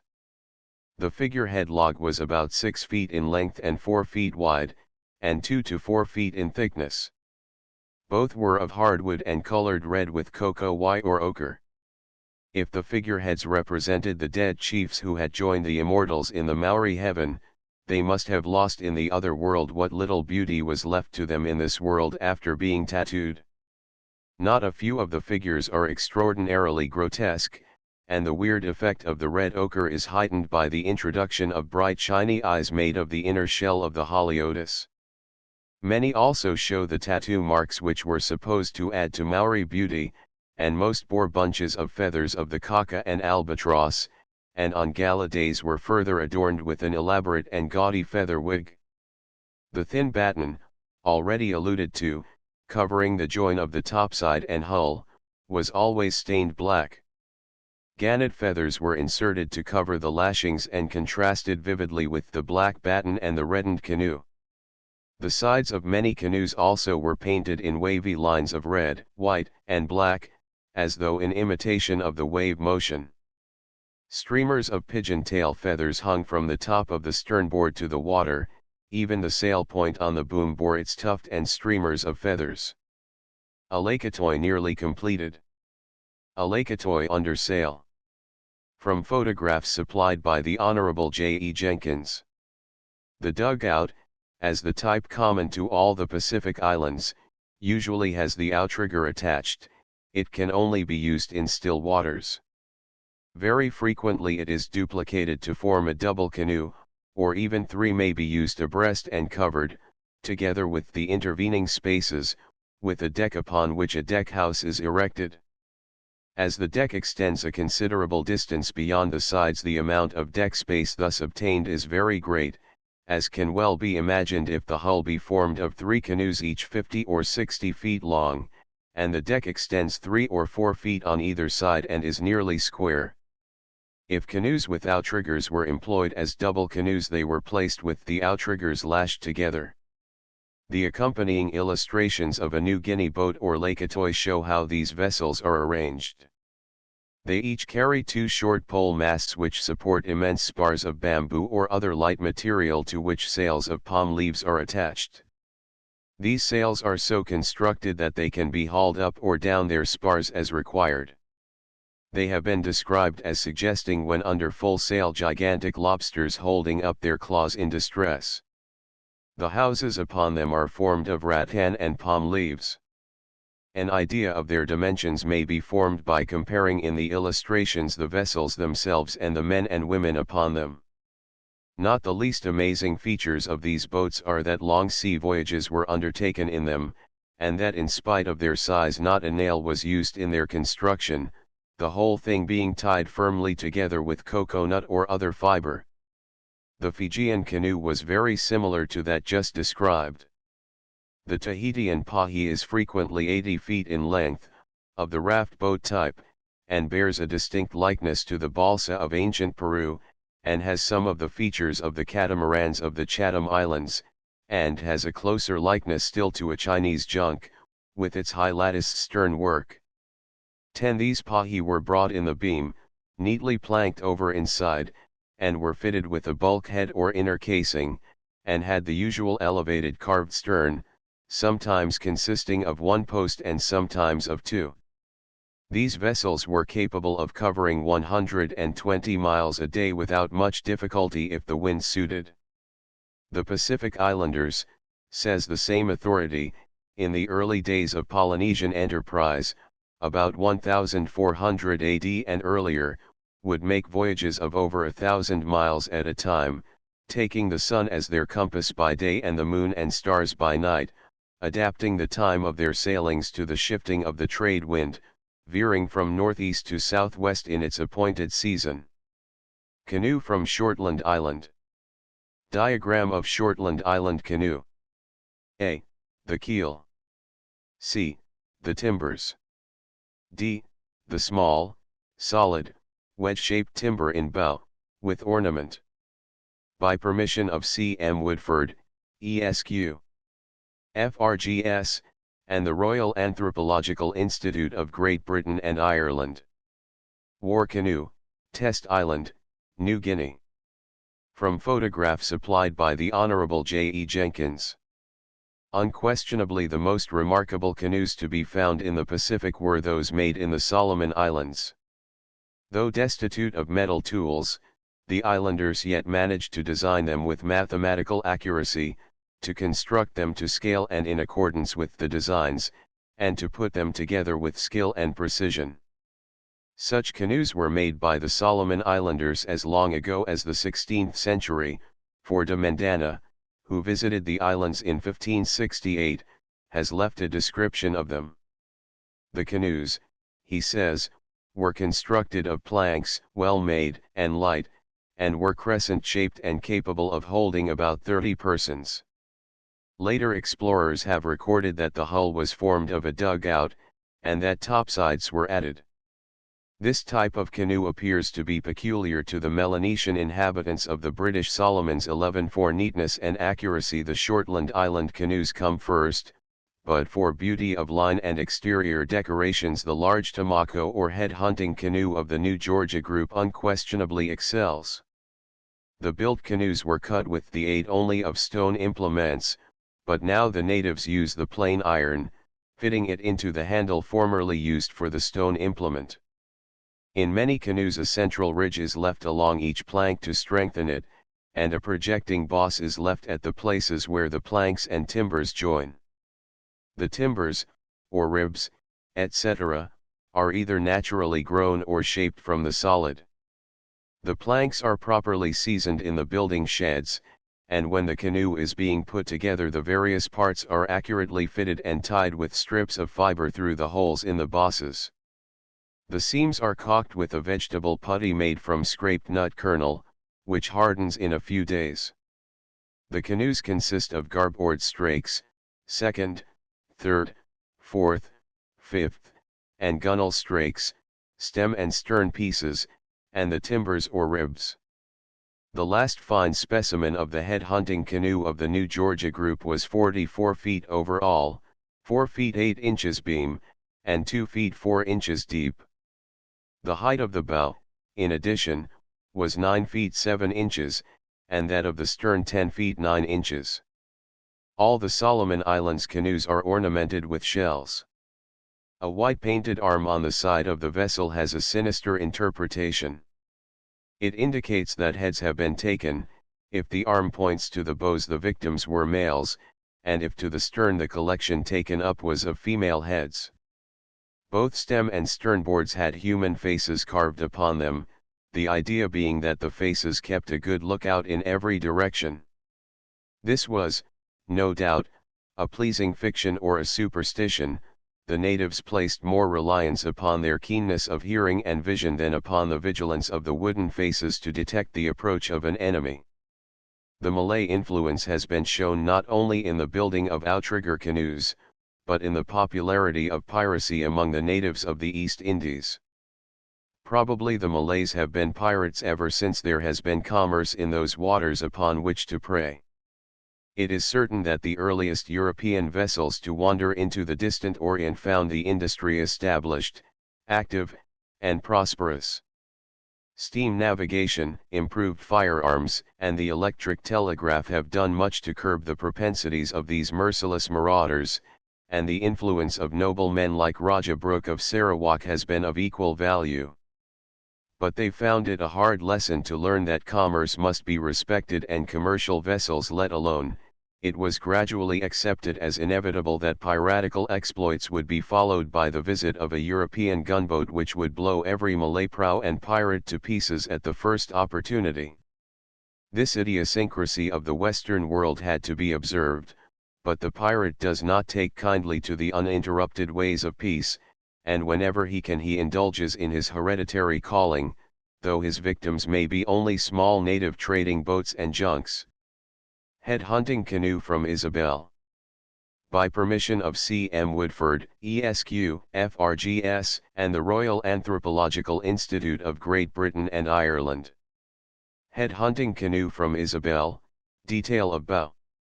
By permission of C.M. Woodford, Esq., FRGS, and the Royal Anthropological Institute of Great Britain and Ireland. The Malay dugouts intended for piracy or war were broader than those intended for other purposes.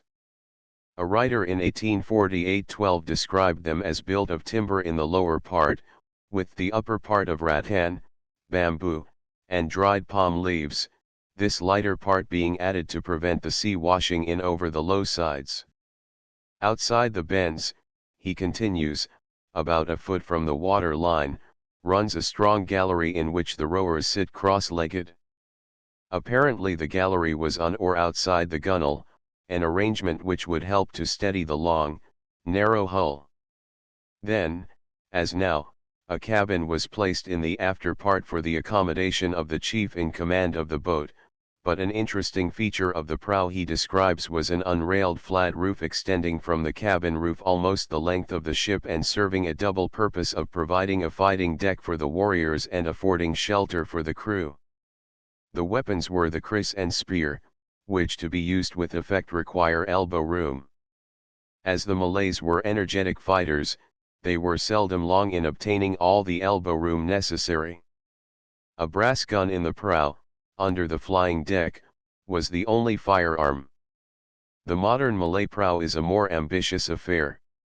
It is built to be light, fast under sail or oar, and very shallow in hull. The last was very necessary in vessels which usually sought safety by fleeing into waters too shallow to permit of serious pursuit.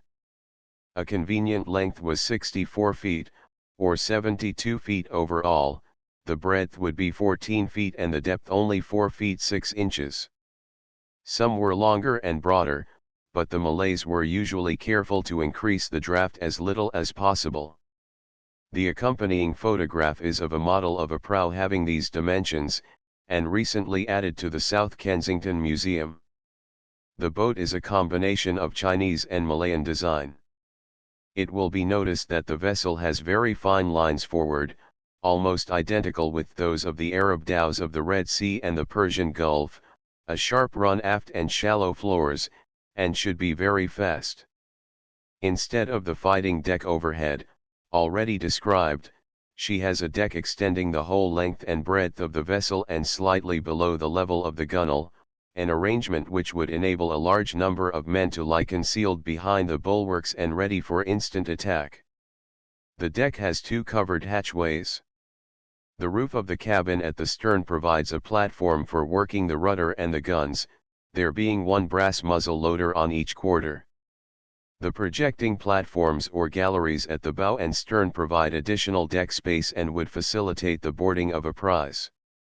The boat has two pole masts, one set very far forward and the other rather forward of amidships, neither having stays. The sails of all vessels of this class were made of strips of palm leaves, except when the pirates appropriated the sails of captured ships, as they are said to have done at times, and altered them to suit their own vessels. The Chinese type of dropping rudder, which could be raised or lowered by means of a windlass, was a common feature in these Malay prows, the use of the steering paddle being chiefly confined to the smaller craft. The vessel represented is armed with one smoothbore gun carried on the bow platform, and two similar weapons carried aft. She also had 6 jingals or heavy muskets mounted on swivels, and there was a plentiful supply of arms for hand-to-hand fighting. A very similar boat to the prow, but more heavily and substantially constructed, was that specially favored by the Dyaks in their head-hunting expeditions. It was long and narrow, and could carry 60 to 80 men. The Borneo Dyaks adopted the flying deck as a fighting platform 13 but carried the fantastically decorated sternboard to an extravagant height, which must have interfered seriously with the stability of the vessel. These sternboards are said to have been intended as shields for the occupants of the boats, who turned them end on to the enemy and were protected by the boards from the hostile arrows and spears. The famous old Chinese junk, Huang Ho. Photograph supplied by Shipping Illustrated. Malay Pirate Prau. From the model in the Victoria and Albert Museum. By permission of R. Walters, ESQ, Ware Priory, Hearts. The Chinese seem to have attained to a certain degree of civilization many centuries ago, and then to have gone to sleep. The dwellers along her coasts were traders and, when opportunity offered, pirates, but as China maintained a policy of splendid isolation both under her old dynasties and after her Manchu conquerors assumed control of her destinies, she had little need of a navy and no interest to serve in encouraging a fighting marine. China used guns in land warfare as early as the 8th century AD, yet in the 18th century she had war junks carrying, not artillery, but soldiers armed with bows and arrows, while the sides of the vessels bore leather shields painted to look like tiger heads, to scare the enemy. Some of her junks were propelled by means of a couple of paddle wheels on each side worked by manual power. The Chinese war junks differed from the trading junks in the greater strength of their construction and in the number of guns carried. Some had guns approximating to 68-pounders, and it was not unusual to find a junk with 21 guns of varying dimensions. Each was the same cumbersome, slow-moving craft. These vessels were sometimes over 1,000 tons burthen. One of these junks, the Qiang, which visited London in 1848, sailed across the Atlantic from Boston to St. Albans Bay in the remarkably good time of 21 days, a performance comparing favorably with that of many of the western sailing ships.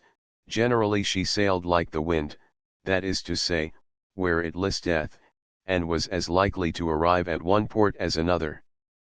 Another famous junk in her time was the Huang Ho, but whether the junk of that name which started on an exhibition tour of the world 2 or 3 years ago was the original or was a copy, as is alleged, is a point which is in dispute. She left San Francisco for New York and London, intending to make the voyage by way of Cape Horn, and soon showed that her intended port was about the last place where she might be expected. Instead of New York, she fetched up at Tahiti, where the crew went ashore and stayed.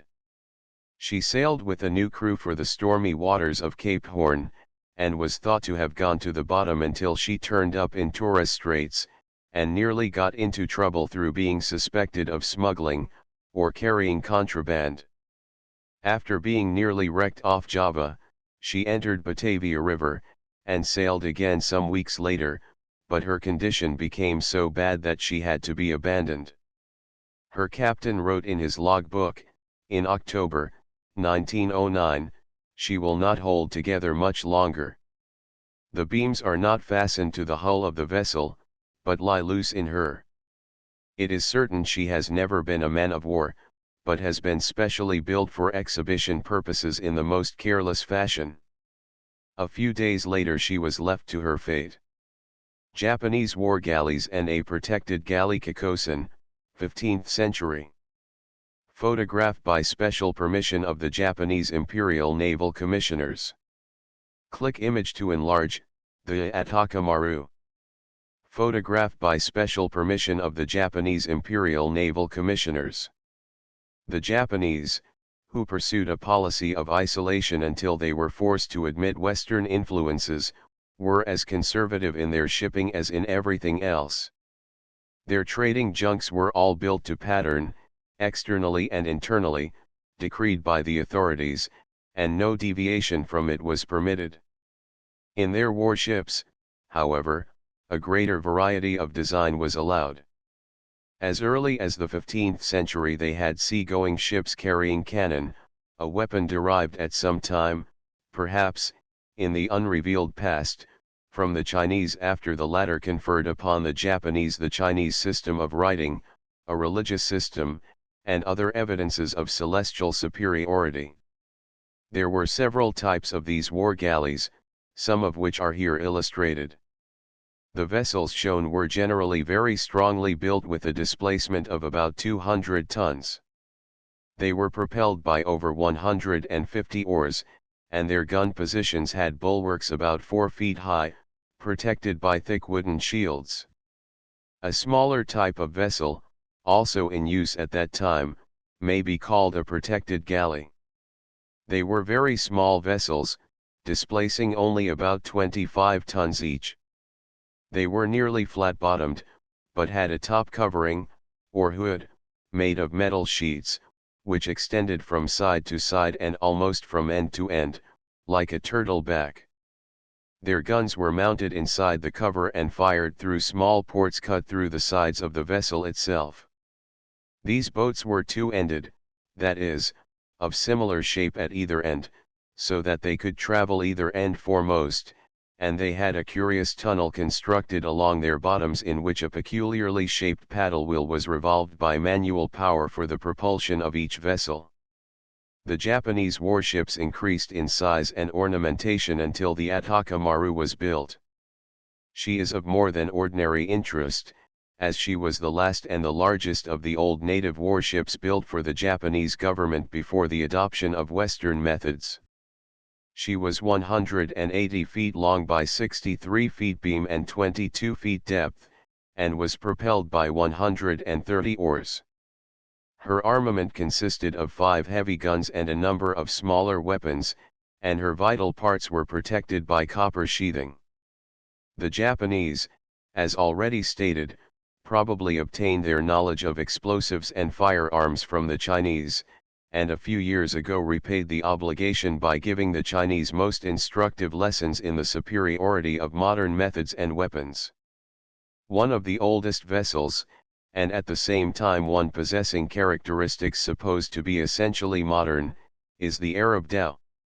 It is as old as the days of Alexander the Great in its chief features, and in the fineness of the lines of its hull. Its seaworthiness and its general handiness is not unlike the Viking ships, and is equal to anything of similar size that the average modern builder could produce with the same materials.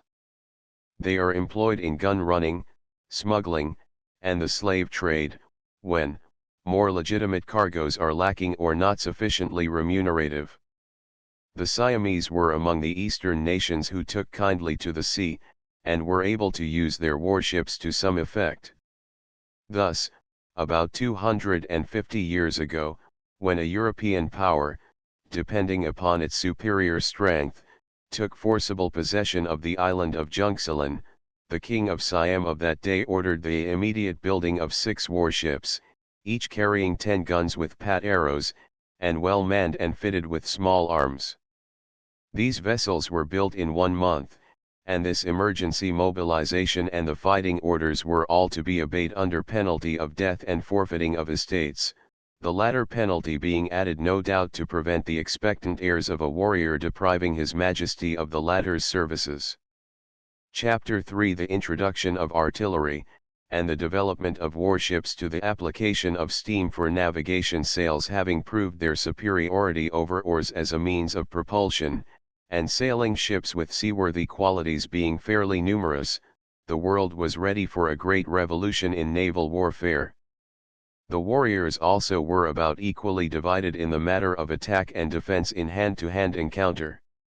When man first became dissatisfied with his own strength for hurling weapons at his foes, he set to work to devise a means of overcoming this difficulty. His earliest weapon for this purpose was most likely the sling. Bows and arrows held their own in land and sea warfare for many centuries. Various forms of catapults were introduced by the Romans and others, and remained in use for some hundreds of years for hurling heavy stones into the partly decked ships of their opponents to sink them. The mysterious liquid known as Greek fire, the use of which has already been explained, was, in the method of its employment, a form of artillery. It was to the naval warfare of those days what the explosive shell is to modern warfare. The Moors are credited with having introduced firearms into Western Europe at the siege of Saragossa in 1118 AD, when they had artillery of some sort, and they are stated to have used the agency of fire to throw stones and darts in their defense of Nibla at a later date. The nature and origin of the firearms and fire machine have not been ascertained definitely. Did the Moors derive their knowledge from the East? They had Eastern connections.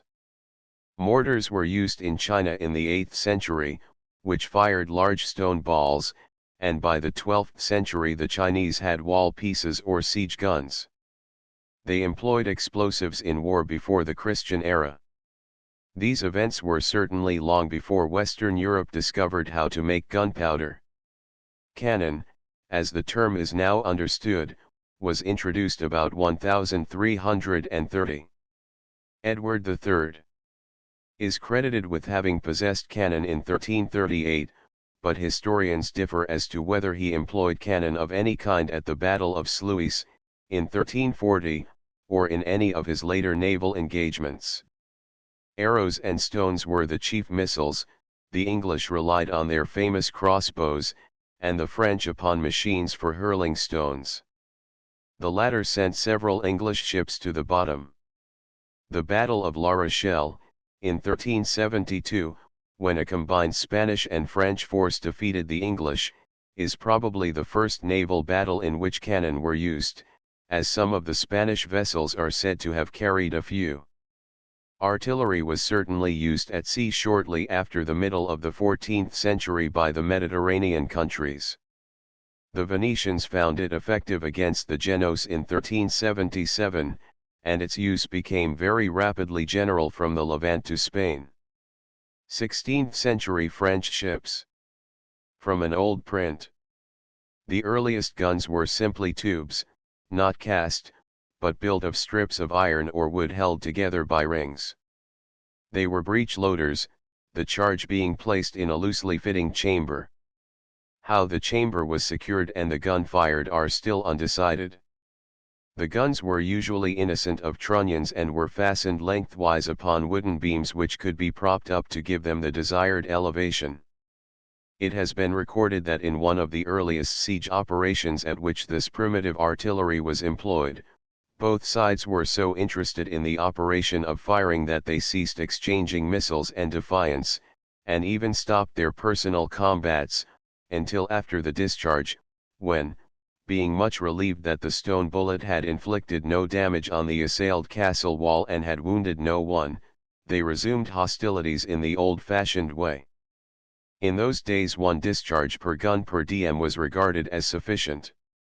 It was customary to load the piece overnight and fire it in the morning, from which it may be surmised that its moral effects were greater than the material destruction caused.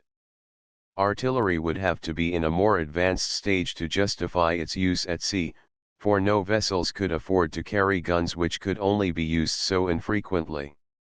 Nevertheless, the moral effects of gunfire were so evident, especially when weapons were made more powerful and able to inflict serious material damage, that the adoption of the new arm for naval war could not be long delayed, and the time soon arrived when both national and private vessels of any size carried one gun or more. By the middle of the 15th century guns on board ship had become common. The illustration of the Model 14 of a ship of the period 1486 to 1520 gives a very good idea of what the warships of that time were like. Although the vessel carried guns, the bow and arrow were still relied upon. The archer's pannier on the mast had given place to the deep circular top. Castles, however, were provided fore and aft for the archers, and were useful alike for affording them protection and accommodation and a place of vantage whence to discharge their arrows. The vessel is of the same type as the Spanish caravel of the early 16th century. From this it may be inferred that the Spaniards went to the north for the designs of their hulls, but preferred to retain the rig with which they were most familiar, the Spaniards depending largely on lateen yards and sails, whereas the model is square-rigged but without the topsails she ought to carry. A feature of the sea-going Atlantic vessels of this time was their great beam in proportion to their length. They also had an extraordinary amount of tumble home, or sloping of the sides above the water line towards each other. Ships of the type represented by the model were much in advance of those upon which artillery was first carried. Galleys were the first to be equipped with guns, the weapons being upon the upper deck and fired above the bulwarks. Some galleys, particularly in the Mediterranean, carried only one gun forward, a bow chaser. The desire to carry more guns and to fire them over the sides led to the raising of the sides of the vessel, and in order to avoid the strain to the ship's structure when the guns were fired, the weak point apparently being the connection between the sides and beams, the sides were given an inclination inboard, or tumble home, the connecting beams being thus shortened. The practice was carried to such an absurd extent that the beam of a Venetian galleon, as such vessels now began to be called, at the deck might be only half that of the vessel at the water line.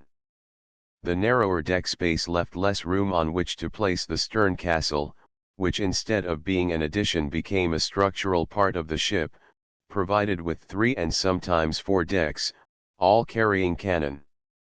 A Mediterranean war galley. From an old print. Ship of War, 1486 to 1520. From a model in the Museum of the Royal United Service Institution. On the Atlantic coasts the problem of cannon was solved in its own way. Guns were placed broadside and fired over the bulwark. But the disadvantages of this method were so obvious, especially when an enemy returned the fire, that portholes in the bulwarks were devised through which the guns could be discharged. A French shipbuilder at Brest, named Decargues, is said to have been the inventor of portholes, and also to have designed some other improvements. His portholes, however, were so small that the muzzles of the guns could only just protrude. It was impossible to give them any traverse, that is, to train or aim them. The general adoption of artillery led to numerous modifications in the shape of the ships. They were built of greater dimensions, were more fully massed and rigged, and could show a considerable press of sail. It was also considered advisable that ships should be built especially for war purposes, the French taking the lead after the Battle of La Rochelle. If Henry V's warlike enterprises proved harmful to the development of English commerce, there is no denying that shipbuilding made some progress in his reign, though very little is known of the details of the construction of the vessels. From lists of the ships employed in his expeditions, it appears that his fleets included great ships, the largest of which was the Jesus of 1,000 tons, the others being the Holy Ghost, 760 tons, Trinity Royal, 540 tons, and Christopher Spain, 600 tons. There were also cogs, which were rather smaller, carracks, which were probably foreign-built and were prizes of war, the construction of these vessels not having been then begun in England, ships, barges, and bullingers, the last being barges. The last 3 classes were no doubt impressed merchant vessels, ranging from 500 tons in the case of the ships to 80 tons in the bullingers. In regard to the great ships, it is reported 15 that Henry, observing the superiority of the Castilian and Genoese ships, caused some very large vessels, called dramons, to be built at Southampton, such as were never seen in the world before, says an old writer erroneously, 3 of which had the names of the Trinity, Grace de Dieu, and Holy Ghost. Although called dramons, it does not follow that they were similar to the dramons in earlier or contemporary use in the eastern Mediterranean. The name was given to the latter because of their size and speed, and it is very likely that Henry V's vessels were so named for similar reasons. Long galleys, called rambergs, were also used about this time, and the English are said to have become very expert in their management. Most of the large English armed ships of the middle of the 15th century were Spanish or Genoese built. A ship was then in existence carrying 4 guns on the broadside, fired apparently through ports in the bulwarks. She was fitted with 4 masts and a bowsprit, and had a high forecastle similar to that provided in Italian ships of that period, but seemingly more a part of the structure of the ship than was that of the latter.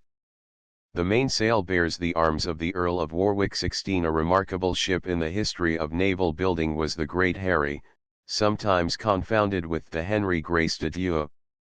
The Great Harry was commenced for Henry VII, and is regarded by many as the first ship of the British Royal Navy. No doubt the fact that Henry lived for many years in Brittany, which was then remarkable for its maritime activity, gave him a greater interest in shipping than most of his predecessors on the throne professed. It was a proud day for England, had he but known it, when, in the year 1488, he ordered the Great Harry, for she marked the first serious attempt of an English sovereign to render the state not wholly dependent upon the merchants and the ports whenever he decided upon an expedition abroad, by providing a vessel which should be at the disposal of the state whenever required. For the first time in the history of England, for the building of a national ship, the axes swung as the trees were felled, and the blows resounded through the forests, the forges roared for the formation of the iron bolts and nails, and the hammers on the anvils rang as they beat them into shape, the tools of the carpenters hissed as they fashioned the knees and ribs and beams and planks, the looms whereon the sailcloth was woven hummed in the industrial chorus, for this was the first ship of England a nation, the first sign that Britannia was really awaking at last to the fulfillment of her maritime destiny. He did not live to see this vessel completed, and she was finished in Henry VIII's reign. Henry VII also ordered the regent and the sovereign. The Great Harry is said to have been the first two-decked vessel built in England, and the only ship with 3 masts in the whole squadron. She was accidentally burnt at Woolwich in 1553-17. The Regent was about 1,000 tons, and carried 225 small guns, called serpentines. She had 4 masts and a bowsprit, and was launched at Rotherhithe. She was not of English design, but, like a few before her and many since, was modelled after a French vessel. The Sovereign, a somewhat smaller ship, carried 141 serpentines. The year 1512 saw the end of the Regent. She was the flagship of the English in a notable battle, and was opposed by the great French ship, Marie de la Cordelière, which was provided at the expense of Anne of Brittany, then Queen of France. This ship is stated to have carried 1,200 fighting men, exclusive of mariners. At this time there were 900 on board, according to Derrick, who probably bases his statement on the report that she foundered with all hands numbering 900. An English description of the engagement states that, all things being in order, the Englishmen approached towards the Frenchmen, which came fiercely forward, and when they were in sight they shot ordnance so terribly that all the sea coast sounded of it. One of the English ships bouged, or rammed, the Cordelière, and when at last the Cordelière was boarded, a varlet gunner, being desperate, put fire in the gunpowder. 18. The French writer, Guérin, also quoted by the same authority, in his version, says, in the midst of this general French attack there was to be noted above all others a large and beautiful carrack, decorated superbly and as daintily as a queen.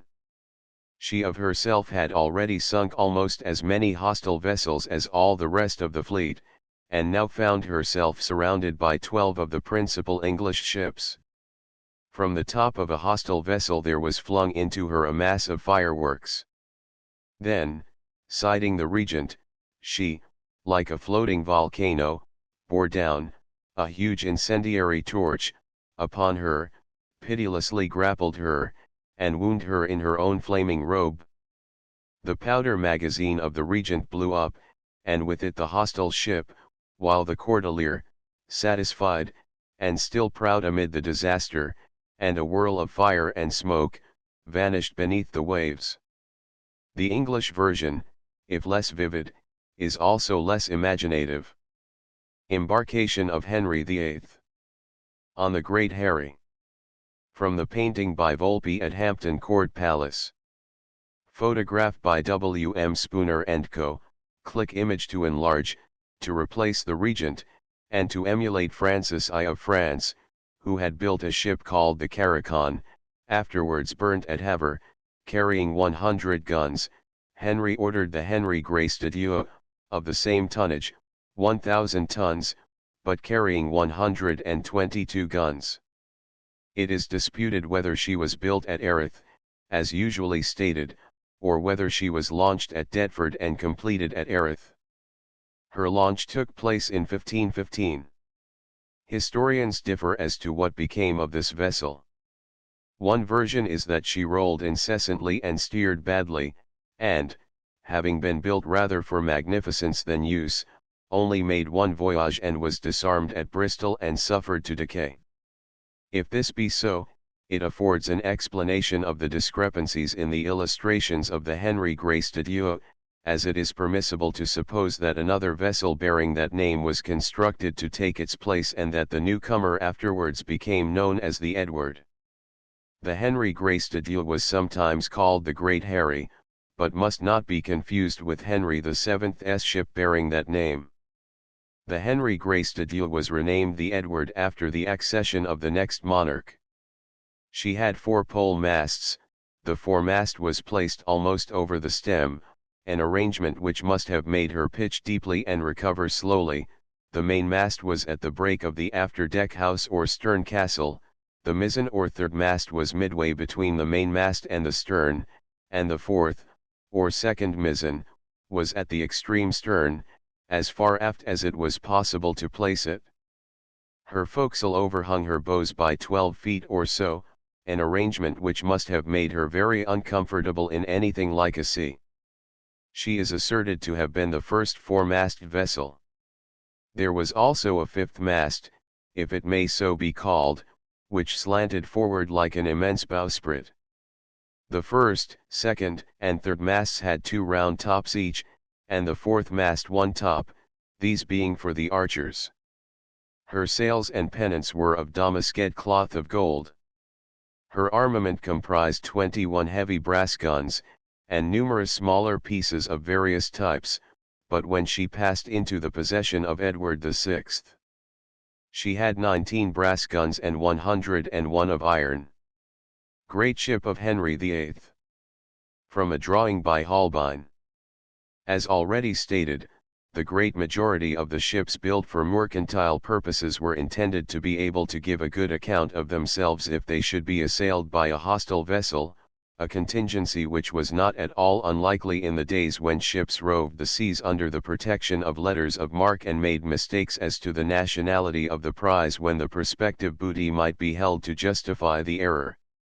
Before the nations took to building vessels especially for war, every merchant was liable to have his traders requisitioned for war purposes, and even up to the end of the 19th century the inclusion of armed merchantmen in national forces was not uncommon. Letters of marque were permits granted to ship owners whose vessels had been despoiled by the subjects of another nation to recoup themselves at the cost of any vessels belonging to that nation which they could capture, and to continue to do so until the losses were made good. Naturally they found this profitable, much more so indeed than ordinary trading, and did not hesitate to set a low value upon all captures when casting about to find an excuse for another expedition. Piracy, too, was rife, and as at sea every shipmaster was a law unto himself unless there was someone at hand to enforce a change of views. The shipmaster or merchant turned pirate usually nourished exceedingly until captured red-handed, when his shrift was like to be a short one. As an instance of the license to which this liberty was extended, may be mentioned the Barton family who, in the 15th century, had granted to them letters of marque to prey upon the Portuguese in retaliation for the murder of John Barton, who was captured and beheaded by Portuguese. His sons conducted the enterprise with such thoroughness that they were able to pay their Scottish royal master so well that they were never interfered with by him, and when he entrusted them with the task of reducing the Flemish pirates who levied toll on Scottish commerce, they sent him a few barrels filled with pickled human heads to show that they were not idle. The fame of this Scottish family became worldwide, for they had now a powerful fleet and traded and fought and captured where they would, so that the reputation of the Scottish navy was great. One of the ships of the Barton family, the Lion, was second in size and armament only to the Great Harry itself. The death of Sir Andrew Barton is commemorated in a well-known ballad.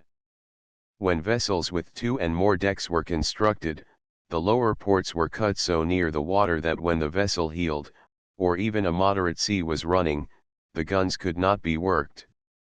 The ports of the Mary Rose, which was the next largest ship to the Regent, at one time, and had a tonnage variously stated at 500 and 660 tons, though afterwards surpassed by the Sovereign, 800 tons, Gabriel Royal, 650 tons, and Catherine Fortaleza, or Fortaleza, were but 16 inches above the water. She was lost, in 1545, through the water entering her lower ports when going about off Spithead, and her commander and 600 men went down with her. The Great Harry had a narrow escape from a similar disaster at the same time. A report on the Royal Navy in 1552 makes interesting reading. The fleet was overhauled, and 24 ships and pinnaces are in good case to serve, so that they may be grounded and caulked once a year to keep them tight. This is endorsed, to be so ordered, by the King's command. Other 7 ships were ordered to be docked and new dubbed, to search their trenails and iron work. The Mrs. Grand, a name which no longer adorns the Navy list, a vessel carrying a crew of 250 men, and having 1 brass gun and 22 iron guns, lying at Deptford, was recommended to be dry docked, not thought worthy of new making, so she was ordered to lie still, or to take that which is profitable of her for other ships. 6 others were stated in the report, a document seemingly the work of a naval reform party, to be not worth keeping, but they were ordered to be preserved, as they may with little charge.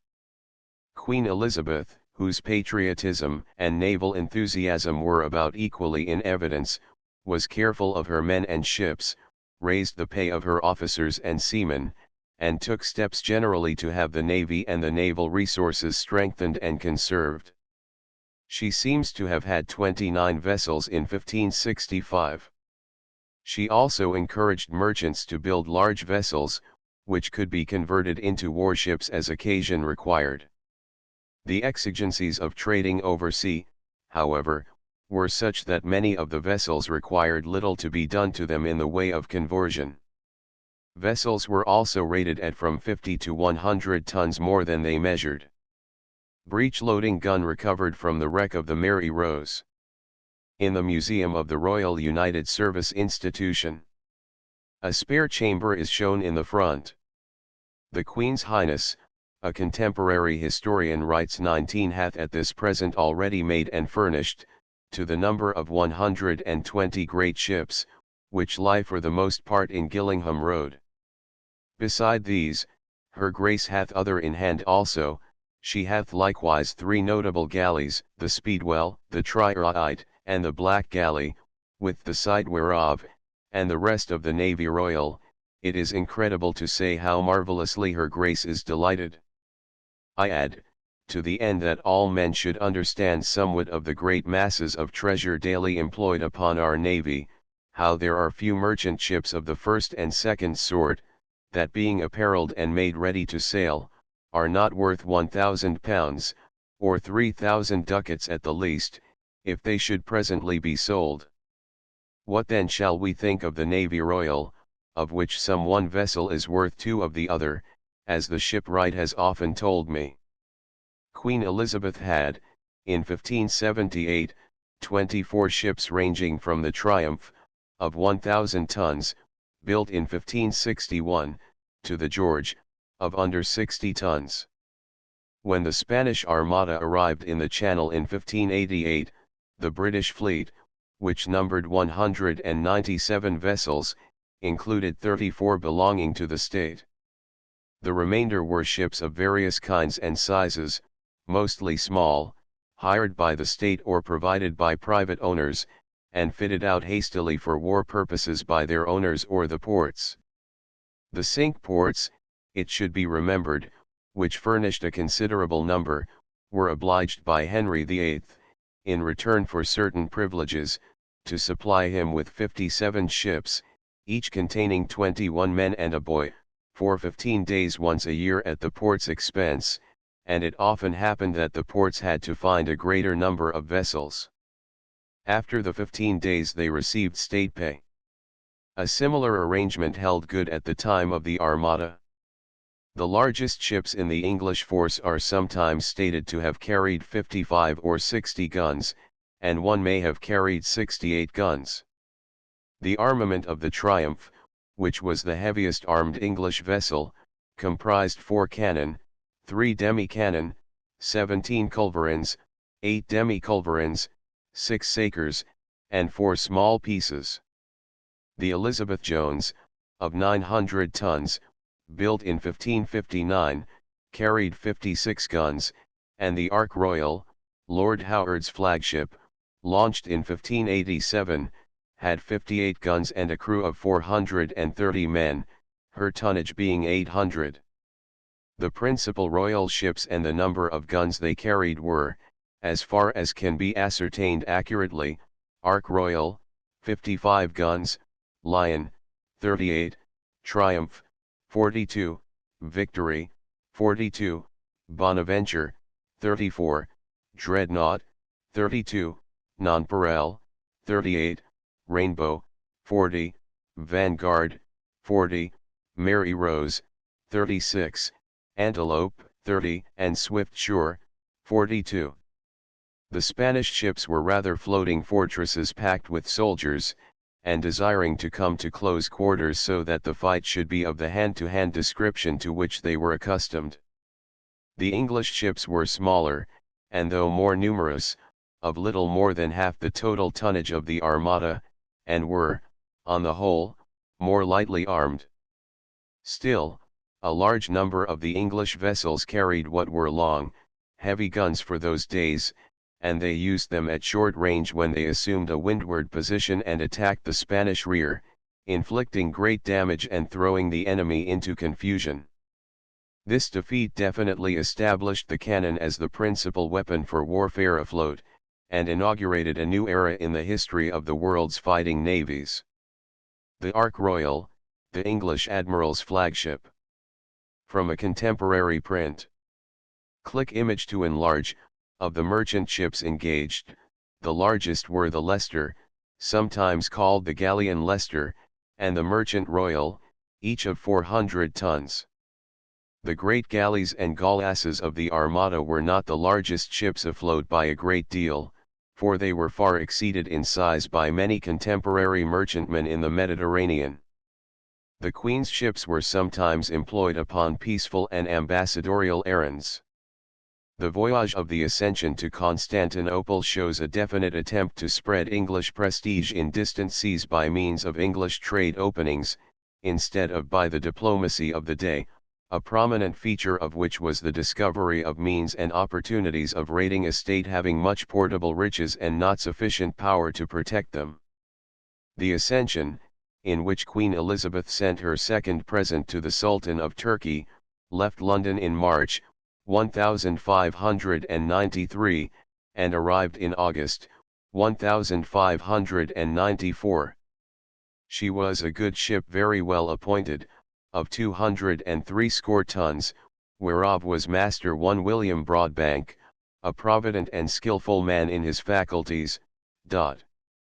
Some days after the arrival, when the wind suited, our ship set out in their best manner with flags, streamers, and pendants of divers colored silka, with all the mariners, together with most of the ambassador's men, having the wind fair, and came within 2 cables' length of this his misguided 20, where, he to his great content beholding the ship in such bravery, they discharged first volleys of small shot, and then all the great ordnance twice over, there being 27 or 28 pieces in the ship.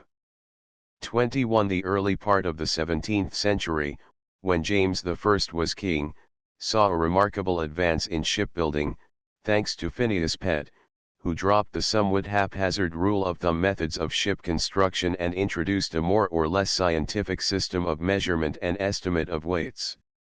In 1610, the Prince, or Prince Royal, of 1,400 tons, and mounting 64 guns, was launched. She is described as double-built, which has been supposed to mean that she had an outer and inner skin and an additional number of beams, etc.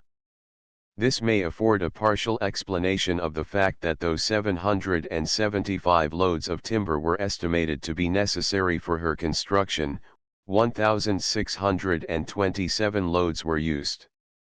Also, as the ship only lasted 15 years, a possible further explanation of the discrepancy may be found in the suggestion that much of the timber supplied and included in the larger amount was unfit for use. The Prince Royal was most sumptuously adorned, within and without, with all manner of curious carving, painting, and rich gilding, being in all respects the greatest and goodliest ship that was ever built in England. In 1624 this ship had 2 cannon petro, 6 demi-cannon, 12 culverins, 18 demi-culverins, 13 sakers, and 4 port pieces. The Sovereign of the Seas. From the model in the Royal Naval College Museum, Greenwich. The Prince Royal. Designed by Phineas Pett. By permission of the elder brethren of Trinity House. Good sea fighters as the English had proved themselves to be, they yet were behind the Dutch and French as naval architects. Sir Walter Raleigh, an outspoken critic of the King's ships and of English merchant vessels, comparing the latter with those of the Dutch, nevertheless admitted that some progress had been made in English shipping. In my own time, he writes, the shape of our English ships hath been greatly bettered. It is not long since the striking of the topmast hath been devised. Together with the chain pump, we have lately added the bonnet and drabbler. To the courses we have devised studding sails, top-gallant sails, spritsails and topsails. The weighing of anchors by the capstan is also new. We have fallen into consideration of the length of cables, and by it we resist the malice of the greatest winds that can blow. We have also raised our second decks. The last improvement was one of the most important, for the space between the decks was cramped, and the lower deck was not much above the water level. The raising of the decks gave the ships more freeboard and increased their seaworthiness, rendered the lower tier of guns more effective by enabling them to be used with less danger from water entering the ports, and gave the men working the guns on the lower tier more headroom. A list of the ships of King Charles, dated 1633, is of more than usual interest, says Derrick, this being the earliest list of the Navy I have met with, wherein any part of the ship's principal dimensions are inserted. This is the first list in which any nice regard seems to have been paid to the tonnage of the ships. Previous to 1663, the tonnage of almost every ship seems to have been rather estimated than calculated, being inserted in even numbers. A natural development of the Prince Royal was the Sovereign of the Seas.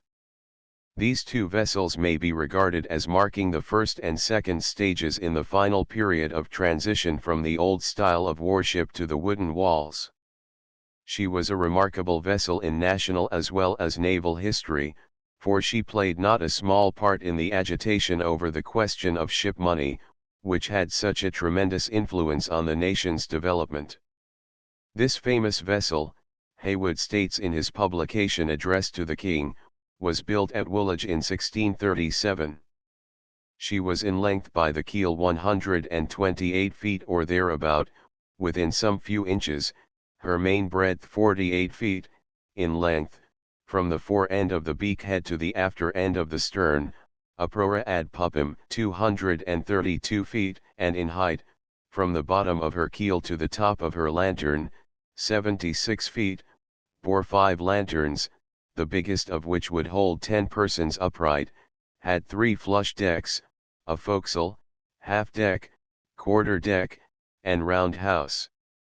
Her lower tier had 30 ports for cannon and demi-cannon, middle tier 30 for culverines and demi-culverines, third tier 26 for other ordnance, forecastle 12, and 2 half-decks have 13 or 14 ports more within board, for murdering pieces, besides 10 pieces of chase ordnance forward and 10 right aft, and many loopholes in the cabin for musket shot. She had 11 anchors, one of 4,400 pounds weight. She was of the burthen of 1,637 tons. She hath 2 galleries besides, and all of most curious carved work, and all the sides of the ship carved with trophies of artillery and types of honor, as well belonging to sea as land, with symbols appertaining to navigation, also their 2 sacred majesties' badges of honor, arms with several angels holding their letters in compartments, all which works are gilded over and no other color but gold or black. 1 tree, or oak, made 4 of the principal beams, which was 44 feet, of strong serviceable timber, in length, 3 feet diameter at the top and 10 feet at the stub or bottom. Upon the stem head a cupid, or child bridling a lion, upon the bulkhead, right forward, stand 6 statues, in sundry postures. These figures represent Concilium, Cura, Conamen, Vis, Virtus, Victoria. Upon the hamers of the water are 4 figures, Jupiter, Mars, Neptune, Aeolus, on the stern, Victory, in the midst of a frontispiece. Upon the beak-head sitteth King Edgar on horseback, trampling on 7 kings. The Sovereign of the Seas was the largest vessel yet built in England, and though she was intended as much for show as use, she became, when she was reduced a deck and a lot of this ornamental flummery was removed, one of the best fighting ships in the navy, and was in nearly all the chief engagements in the war with Holland, and proved herself a very serious opponent, as the navy records show. It was about this time that ships were first rated or classified according to their size and efficiency as fighting units. About this time also, a new type of vessel, the frigate, was introduced into the navy. The frigate is not a British invention, but, so far as this country is concerned, was copied from the French by Peter Pett, son of Phineas Pett, who saw one in the Thames. He built, in 1649, the Constant Warwick to the order of the Earl of Warwick, who intended her for a privateer, but sold her. According to Pepys, the Dutch and French, in 1663 and 1664, built 2-decked ships with 60 to 70 guns, and lower decks 4 feet above the water. The English frigates were narrower and sharper, and their lower gun ports were little more than 3 feet above the sea. It was therefore decided that the English ships should have their gun ports about 4.5 feet from the water. The French and Dutch 3-deckers were usually about 44 feet in the beam, as compared with the 41 feet of some of the English third-rates, and the Henry, built in 1656, and the Catherine, in 1674, to mention only 2 of many, were useless until they were girdled, and after 1673 the 3-deck second-raters were ordered to be 45 feet in the beam. In the 17th century the Royal Louis was built at Toulon, carrying 48-pounders on its lower deck, 24-pounders on the middle deck, and 12-pounders on the upper deck. The French, indeed, were taking the lead in naval construction at this period, and their superiority was recognized by the English, who captured and imitated them whenever possible. Thus the Leviathan, built at Chatham, was a copy of the Courageous of 74 guns, and the Invincible, captured by Lord Anson during the 7 Years' War, served as model for many more. During a French visit to Spithead in 1673, the superb, 74 guns, attracted special attention. She was 40 feet broad and had her lowest tier of guns higher from the water than the English frigates. Accordingly the Harwich was built by Sir Henry Dean as a copy, and gave such satisfaction that she was adopted as a pattern for second and third rates.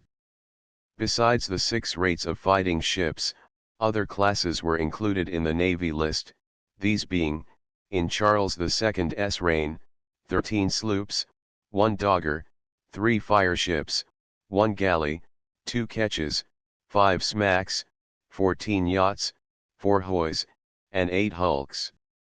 The dimensions determined upon in 1677 for ships of 100, 90, and 70 guns were sometimes exceeded, and in 1691 another set of dimensions, for ships of 60 and 80 guns, was established. In the following year an appropriation for bomb vessels was sanctioned, and about 1694, a revival of the fireships was tried. These vessels were called internals, possibly on account of their contents, which included loaded pistols, carcasses, filled with grenades, chain shot, etc., and all manner of combustibles. Their revival, or invention in this form, is attributed to an engineer named Meesters, who directed the operations against Dunkirk, without achieving any success with them. Line of battleship, 1650. From a model in the Museum of the Royal United Service Institution. Prior to the Battle of La Hogue, in 1692, 5 advice boats appear in the Navy list for the first time. They carried from 40 to 50 men each and were deputed to acquire information of the enemy's movements at Brest. Complaints were made in 1744-5 that the British vessels compared unfavorably with those of other nations in scantlings, seaworthiness, and armament. This induced the adoption of another set of rules, and the ships built according to them proved to be good sea boats, carrying their guns well, and standing up stiffly under sail, but they had the objection of being too full in the after part of their underbody, which retarded their speed somewhat. After 10 years' trial this establishment was modified, the faults complained of were remedied, and the ships were increased in size, and from this time onward 50-gun ships were seldom classed as ships of the line of battle. There has been some misconception in regard to the frigates of the period, as many small vessels carrying 18 guns, or less, were so called, but were afterwards included among the sloops. The real frigate was a vessel constructed to cruise in all weathers, and able to show a good turn of speed. She had an armament which was fairly heavy for her size, and it was carried on one deck, with the exception of a few guns which might be disposed about the poop or forecastle. For over 200 years vessels of this type were held in the highest esteem, until, indeed, they were superseded, in common with all other sailing warships, when steam was adopted. The career of the steam frigate was brought to an early close by the adoption of the ironclad. The frigate itself underwent considerable development during its 2 centuries career. The earlier frigates carried 24 or 28 9-pounders, and a crew of about 160 men. These vessels were about 500 tons burthen, or a little more, with a gun deck length of 113 feet and a length of 93 feet on the keel. Their rig marked a curious transition stage from the Mediterranean influence to that of the modern square rig, as, although they carried square sails on the fore and main masts, lateens were still carried on the mizzen. The frigate of 32 12-pounders appeared shortly afterwards, the first of this size being the Adventure, launched in 1741, and 6 years later the Pallas and Brilliant, 36-gun frigates, were added to the Navy, but, while admittedly excellent fighting cruisers, they were inferior to the French 36-gun frigates built about that time. 22 The frigates played a most important part in the world's naval history of the latter part of the 18th century and the early years of the 19th century. The Dreadnought, 1748. From a model in the Museum of the Royal United Service Institution. The Juno, 1757. From the model in the Victoria and Albert Museum. Tougher antagonists than the French frigates, however, were the 7 frigates the Americans built when matters became strained between the United States and this country. They were the United States, Constitution, President, Constellation, Congress, Chesapeake, and Essex. The first named was the largest, with a tonnage of 1,576, and the smallest the Essex, 860 tons. The American Navy consisted only of about a dozen vessels altogether on which reliance could be placed, but these were among the best of their kind afloat. There were a few others of little or no fighting value. The frigates carried batteries of carronades supplemented by long guns, 12-pounders. It was the custom to give the American ships more guns than they rated. Thus the 44-gun frigate had 30 long 24-pounders on the main deck, 2 long bow chasers on the forecastle, and 20 or 22 32-pounder carronades, as in the Constitution, while the carronades of the President and United States were 42-pounders. The armament of the Constellation, Congress, and Chesapeake was 28 long 18-pounders on the main deck, 2 similar guns on the forecastle, and 18 32-pounder carronades. The ship sloops, of which the greater part of the rest of the American naval force consisted, carried 32-pounder carronades, and long 12-pounders for bow chasers. The brig sloops were equipped with carronades.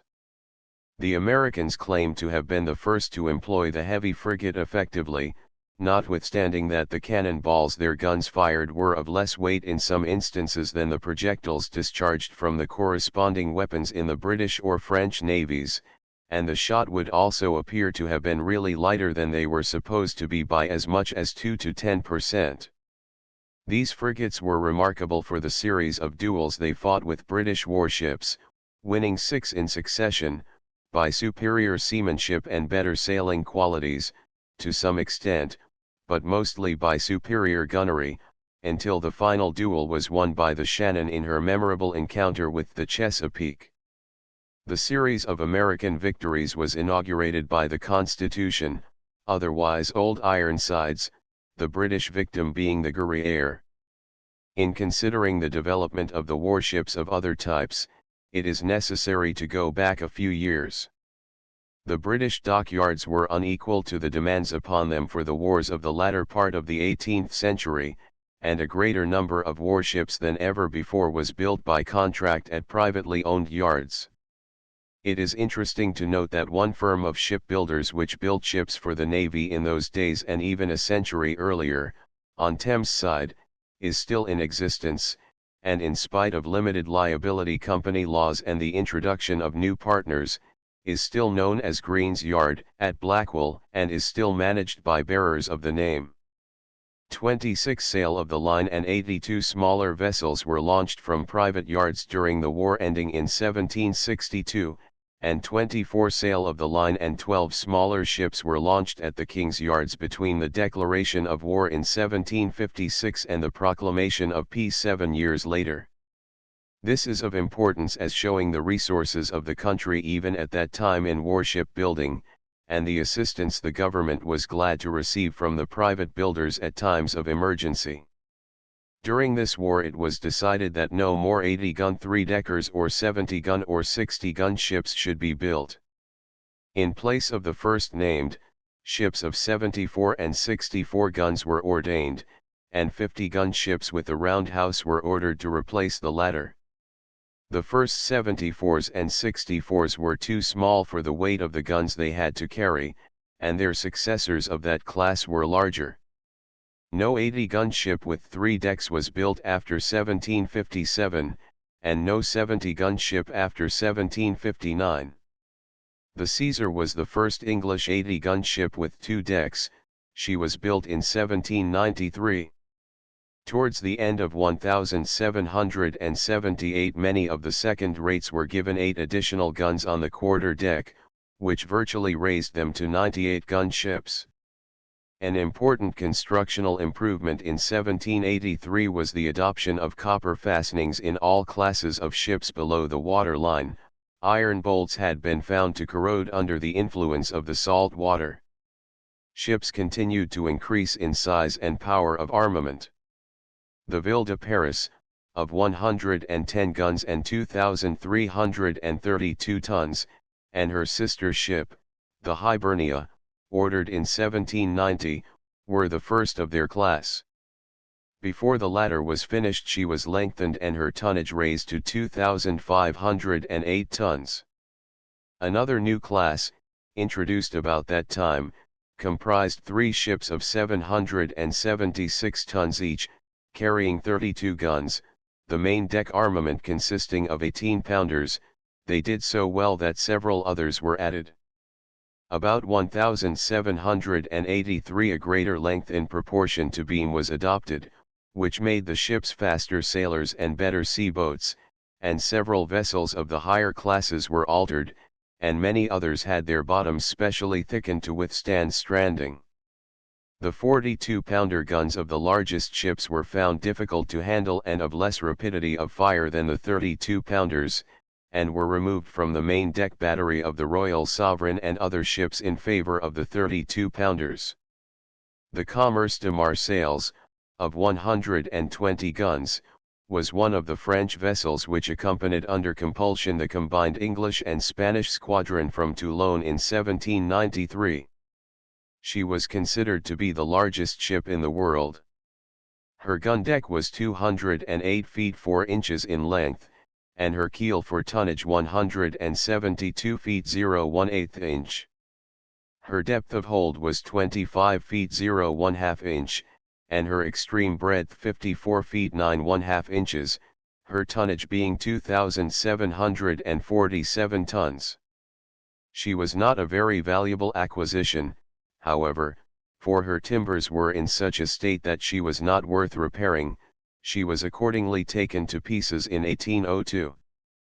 Probably, like many more vessels built in those strenuous times, she was constructed of unseasoned timber, or had a quantity of immature or softwood put into her in order that she might be got ready for war as quickly as possible, for warships were wanted in such a hurry that it was more necessary that they should be available for use at the earliest opportunity than that they should be expected to last for very long. Both the British and French fleets had a number of these green ships.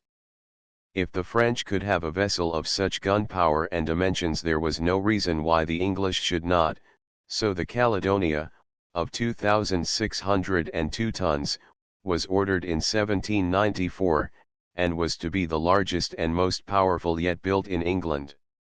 Her main deck guns were to be 32-pounders, because of the greater ease with which they could be handled. On her lower deck she had 32 of these guns, on the middle deck 34 24-pounders, on the main deck 34 18-pounders, on the quarter deck 16 12-pounders, and on the forecastle 4 12-pounders. Her officers and crew numbered 875. Her length was 205 feet, breadth 54 feet 6 inches, and depth of hold 23 feet 1 inch. She was the favorite ship of Lord Exmouth. At first she had a square stern, but when the rounded sterns were shown to be better in every way she was altered to the new mode, and her armament was revised. She afterwards became the hospital ship at Greenwich under the name of the Dreadnought. The model of her at South Kensington shows that her rigging was probably unique. Her royal masts were fibbed, that is, built above the topgallant masts instead of forming one long pole with them, as is the custom, and there were also peculiarities in the arrangement of some of her running rigging. This ship was launched at Devonport in 1808. The Cornwallis, 1812. From a model in the Museum of the Royal United Service Institution. The defeat of the Danes at Copenhagen, the Battle of the Nile, the glorious 1st of June, the Battle of Trafalgar, the duels of the American War, and the Battle of Navarino, united to give a splendid termination to the career of the wooden warship as a fighting unit. That of Trafalgar was the last in which great fleets of the best wooden walls that human skill could devise opposed each other in manoeuvre and counter-manoeuvre. That of Navarino, fought in a bay, almost in a dead calm, with the ships hardly moving and some even at anchor, was the last conflict in the world's history in which the wooden battleships of the East and the West lay alongside each other and blazed away with every available weapon at a range so close at times that they could not possibly miss construction ally, wooden battleships had about attained the limit of size.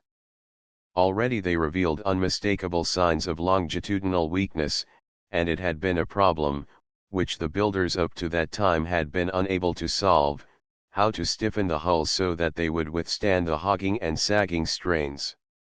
It was not until Sir Robert Seppings introduced his system of ship construction that the difficulty was overcome, but the increase in the deadweight of the ship was great. Still, had it not been for his system, it would have been impossible to construct some of the later vessels which left the ways before steam was introduced and iron was adopted for ship construction. Very few vessels were built larger than those which fought in Trafalgar Bay, though several were designed.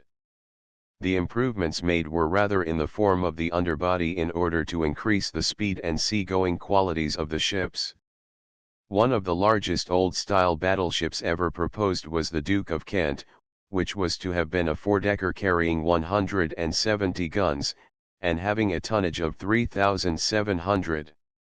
She was to have been given a length of 221 feet 6 inches on the gun deck, an extreme breadth of 64 feet, and a depth of hold of 26 feet. On the lower deck she was to have had 36 32-pounders, and a similar complement on the lower middle deck, 36 24-pounders on the middle deck, 38 18-pounders on the upper deck, 10 12-pounders and 6 32-pounder carronades on the quarter deck, and 4 12-pounders and 4 32-pounder carronades on the forecastle. Though she never progressed beyond the paper stage, these particulars are interesting as showing what the naval architects of 100 years ago were prepared to design. The Queen of 110 guns, the first three-decker launched after Queen Victoria's accession, the Vernon of 50 guns, and Peak of 40 guns, and others of various classes were designed by Sir W. Symonds, who, during his 15 years surveyorship to the Admiralty, was responsible for no fewer than 180 vessels. The finer lines he gave them increased their speed, and they were broader, loftier, and roomier between decks than their predecessors, and were better ships all round. They may be regarded as embodying the highest degree of excellence to which the sailing wooden warship attained. Reference has been made to the guns used on shipboard at various times, and to the establishment of dimensions or rates to be observed in building the ships employed in the British Navy. The guns about to be described were used in all navies. The establishments referred to are peculiar to the British Navy, though the vessels themselves differed but little from those belonging to other nations. It must also be remembered that though the names of the guns were retained through century after century, very little is known of the earliest weapons, and that their names came to be applied to guns which had little in common. The establishments, as they were called, were adopted to secure uniformity in types, and it is well to bear these details in mind, or at least to refer to them, in studying the history of the achievements of the British Navy in order that an approximately correct idea may be obtained of the ships and weapons used by and against Great Britain which have had so great an influence on the world's history. The principal establishments were ordered in 1677, 1691, 1706, 1719, and 1745, and certain proposals were also made in 1733 and 1741, which were not of quite so far-reaching a character as the others. The establishment of 1745 was not adhered to for many years, and there has been no cut and dried establishment since, the requirements of modern warfare and the inventiveness of all nations having militate against adherence to a rigid standard. Ships of 100 guns were in length on the gun deck in 1677, 165 feet, in 1719, 174 feet, in 1745, 178 feet, their extreme breadth was 46 feet in 1677, and 51 feet in 1745, and the burthen increased from 1,550 tons in the first named year, to 2,000 in the last. The ships of 90 guns had lengths on the gun deck of 158 feet, 164 feet, and 170 feet in the 3 years respectively. Their extreme breadth was 44 feet, 47 feet 2 inches, and 48 feet 6 inches, and their tonnage 1,307, 1,569, and 1,730 tons. The three-deckers of 80 guns first appear in the 1691 establishment. They were 156 feet on the gun deck, 158 feet in 1719, and 165 feet in 1745. Their extreme breadths at the three dates were 41 feet, 44 feet 6 inches, and 47 feet, and their birdhens 1,100, 1,350, and 1,585 tons. 70 gun ships increased from 150 feet in length in 1677 to 160 feet in 1745, their breadth from 39 feet 8 inches to 45 feet, and their birdhens from 1,013 tons to 1,414 tons. Ships of 60 guns were 144 feet in length in 1691 and 150 feet in 1745, with respective breadths of 37 feet 6 inches, and 42 feet 8 inches, and tonnages of 900 and 1,191 tons.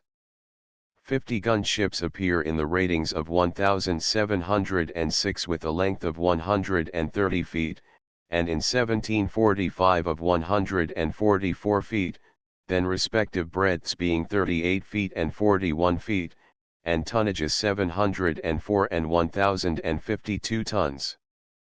In the same year also, 40-gun ships are recorded with a length of 118 feet, an extreme breadth of 32 feet, and a tonnage of 531 tons. These dimensions had risen in 1745 to 133 feet, 37 feet 6 inches, and 814 tons. Ships of 20 guns were rated in 1719 with a length of 106 feet, breadth 28 feet 4 inches, and tonnage 374, increased by 1745 to 113 feet, 32 feet, and 508 tons. In regard to their complements, a 100-gun ship in 1677 carried 780 men, in 1733, 850, and in 1805, 837 men. Ships of 90 and 98 guns had, in 1677, 660 men, in 1706, 680 men, in 1733, 750 men, and in 1805, 738 men. An 80-gun ship carried in 1692, 490 men, in 1706, 520, in 1733, 600, in 1745, 650, and in 1805, 719 men. A 74-gun large-class ship had in 1762, 650 men, and in 1805, 10 less. A 74-gun common-class ship had, in 1745, 600 men, in 1762, 650 men, in 1783, 600, and in 1805, 590 men. A 70-gun ship had in 1677, 460 men, in 1706, 440, in 1733, 480, and in 1745, 520 men. A 64-gun ship in 1745 had 470 men, in 1762, 500, and in 1805, 491 men. A 60-gun ship had in 1692, 355 men, in 1706, 365 men, in 1733, 400, and in 1745, 420. A 50-gun ship had in 1706, 280 men, in 1733, 300, in 1745, 350, and in 1805, 343. A 44-gun ship carried in 1733, 250 men, in 1745, 280, in 1783, 300 men, and in 1805, 294 men. Very little indeed is known of the earliest types of firearms carried afloat. The crudeness of the methods of manufacture, and the absence of any standard for pattern or size, left the makers free to produce whatever weapons they fancied. The Christopher of the Tower, in June, 1338, is said to have had 3 iron cannon with 5 iron chambers. The guns were breech loaders, and the chambers contained the charge and perhaps the projectile. She also had a handgun, which, though fired from the shoulder, had the barrel supported by a rest standing on the deck, after the manner of the handguns in use ashore. The Mary of the Tower was equipped with an iron cannon provided with 2 chambers, and a brass gun with 1 chamber. None of the weapons yet discovered show how the chambers were fastened in the guns of this period. It is known that they fitted loosely and that the chambers could be fired, if necessary, without the guns. The early naval guns were called craquis of war. 23 They included cannon paviers, or guns which threw round stone shot, and appropriately named murderers, which were smaller weapons and were loaded with anything that could be fired out again. An inventory of the great bark as Viowit in the 23rd year of King Henry VIII, is preserved in the Cotton Library at the British Museum.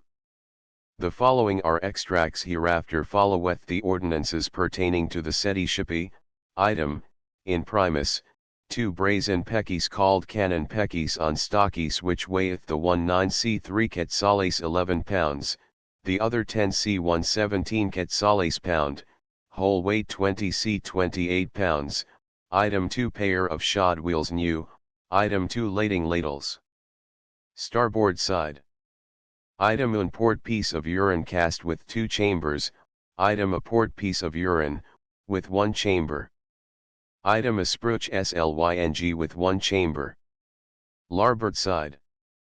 Item un port piece with 2 chambers, item another port piece, with un chamber, which chamber was not made for the said piece. In the forecastle. Item a small slyng with 2 chambers. Item another piece of urine with 2 chambers, the unbroken. Even in Queen Elizabeth's day much of the artillery had to be imported from Germany. It was not until about 1531 that iron guns were first cast in England, and brass guns were cast 3 or 4 years later. Guns were made of greater weight and bore when it was discovered how to cast them instead of building them, and muzzle loaders gradually superseded the old breech loaders. The change, however, was slow, and was probably retarded by the reluctance of those ship owners who had breech loaders to discard them while they could yet be fired, a reluctance which no doubt extended, owing to the paucity of weapons, to the rulers of the various states. The guns of the 16th century were extraordinarily varied. The largest was the Cannon Royal of rather more than 8½ inches diameter, 24 8 feet 6 inches in length, and weighing about 8,000 pounds, its charge of powder was about 30 pounds, and its shot weighed 74 pounds. The cannon was 8 inches diameter, weighed about 6,000 pounds, and with a charge of 27 pounds threw a shot of 60 to 63 pounds. The cannon serpentine was of 7 inches diameter, weighed 5,500 pounds, and with a charge of 25 pounds threw a shot of 42 pounds. The bastard cannon was of about the same length as the cannon serpentine, but a lighter weapon, and though the charge of powder was 5 pounds less, the weight of the shot was the same. The demi-cannon varied from a little under 6½ inches diameter to 6¾ inches, and was about 11 feet in length and weighed about 4,000 pounds, and with a charge of 18 pounds, through a projectile weighing from 31 to 33½ lb. The bore of the cannon Pedro, or Petro, was 6 inches, its weight about 3,800 pounds, its shot, usually of stone, whence its name, from 24 to 26 pounds. The diameter of the culverin was from 5¼ inches to 5½ inches, its length was close upon 11 feet, its weight 4,840 pounds, it received a 12 pounds charge, and fired an 18 pounds shot. The basilisk was slightly shorter and lighter, and its 14 pounds shot required 9 pounds of powder. The diameter of the demi-culverin was 4 inches, its weight 3,400 pounds, its charge was 6 pounds, and its shot 8 to 9½ lb. The culverin bastard seems to have been of half an inch larger bore, about 8½ feet long, but to have been 400 pounds lighter than the demi-culverin, and to have fired an 11 pounds shot with a charge of 5¾ lb. The saker, or sakar, was a far smaller weapon, being less than 3¾ inches diameter, under 7 feet in length, and weighing about 1,400 pounds, its charge was 4 pounds, and its shot 4 to 6 pounds. The minion, slightly smaller in all respects, threw a 3 pounds to 4 pounds shot. The falcon was of 2½ inches diameter, 6 feet long, weighed 680 pounds, and fired a 2 pounds shot with a charge of a little over 1 pound of powder. The falconet was a smaller edition of the falcon. The serpentine was of 1½ inches diameter, weighed 400 pounds, and fired a ½ pounds shot, and the robinet, or robinet, was an even lighter weapon. For loading, canvas or paper cartridges were used, but an iron ladle for the powder was preferred. The following list of commands in the gun drill contrasts oddly with what would pass in the turret of, say, a modern super dreadnought: search your piece, sponge your piece, fill your ladle, put in your powder, empty your ladle, put up your powder, thrust home your wad, regard your shot, put home your shot gently, thrust home your last wad with 3 strokes, gauge your piece. Some curious guns were invented when the ordnance industry was in its infancy. The Scots in a southern raid in 1640 used guns of leather at their passage of the Tyne, which says more for the strength of the leather than of the powder. A composite affair called the Coulter gun, introduced in the time of Gustavus Adolphus, of Sweden, is described: a thin cylinder of beaten copper screwed into a brass breech, whose chamber was strengthened by 4 bands of iron, the tube itself being covered with layers of mastic, over which cords were laid firmly round its whole length and equalized by a layer of plaster, a coating of leather, boiled and varnished, completing the piece. 25. Another peculiar weapon was a twin gun, in shape something like a stumpy tuning fork, with parallel barrels and 1 touch hole. Another was a gun which could be fired at either end, the cavity in which the chambers were placed being in the middle. It must have been an awkward piece to handle. Hand grenades, used sometimes preparatory to boarding, were introduced in 1689 during William III's reorganization of the artillery. Even when the ships were provided with guns, opinion was by no means unanimous as to the extent to which the weapons should be employed, or the range at which they would be most effective. The method in vogue on the Atlantic was to shoot as soon as it was thought the enemy could be seriously damaged. A gentleman named Gibson, who reported on the condition of the British Navy in 1585 to 1603, is quoted by Charnock as saying, "Be sure it is your enemy before you shoot, and that you are in half guns hot of your enemy before you shoot. It is direct cowardice to shoot at greater distance, unless he is running away." British guns, being for the most part shorter, are made to carry a bigger shot than a French gun of like weight, therefore the French guns reach further, and those of Britain make a bigger hole. By this the French have the advantage to fight at a distance, and we yard arm to yard arm.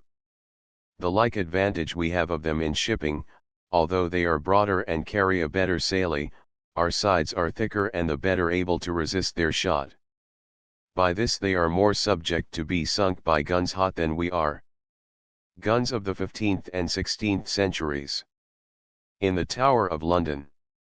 Ancient double gun. In the Museum of the Royal United Service Institution. The Mediterranean custom was different. The Marquis of Villafranca, whose advice was sought by Don John of Austria, thought there should not be more than 2 discharges before the galleys close, that the arquebusiers should not fire the second time until the blood of the man hit should splash back in their faces, and that the noise of the discharge should coincide with the ramming of the hostile vessel. But all the guns employed in the Mediterranean sea fights were not of this order. In the tremendous struggle between the Cross and the Crescent much heavier artillery was used. One siege gun is said to have thrown a shot of 160 pounds. During this struggle the Knights of Malta, after the capture of St. Elmo by the Turks, when the latter disinterred the bodies of the slain knights, retaliated by beheading their Turkish prisoners and firing the heads back into the camp of the besieging Turks. The knights combined unswerving fidelity to their principles and their masters, when they acknowledged any, with the utmost bravery, ferocity, and cruelty. There was little to choose between the leaders on either side, but the palm must be given to the Mohammedan leaders for their fertility of resource in extricating themselves from apparently hopeless situations. The chief of these were the brothers Barbarossa, one of whom made himself king of Algiers, and they and others of the band were the greatest of the Barbary pirates, dreaded from one end of the Mediterranean to the other. The elder Barbarossa and his worthy successor, Dragut Reis, became the chief admirals of the Turkish forces, the latter being killed in that terrible struggle at Malta in which St. Elmo fell, a fate which was only averted from the whole fortress by the remarkable genius of the greatest commander the knights ever possessed. By way of commemorating the services of the brothers Barbarossa, the present Turkish government has named after them the 2 second-hand German warships it recently bought. In the latter part of the 17th century the cannon were probably 42-pounders, the demi-cannon 32-pounders, and the culverins 18-pounders. Before an effort was made to systematize the armament of ships, hardly any 2 vessels carried the same number of guns. It was proposed in 1677 that a first rate should carry 26 cannon with 8 men to each, 28 culverins, with 5 men to each, 28 sakers on the upper deck, 4 on the forecastle, and 12 on the quarter deck, with 3 men to each saker, and 2 3-pounders with 2 men each.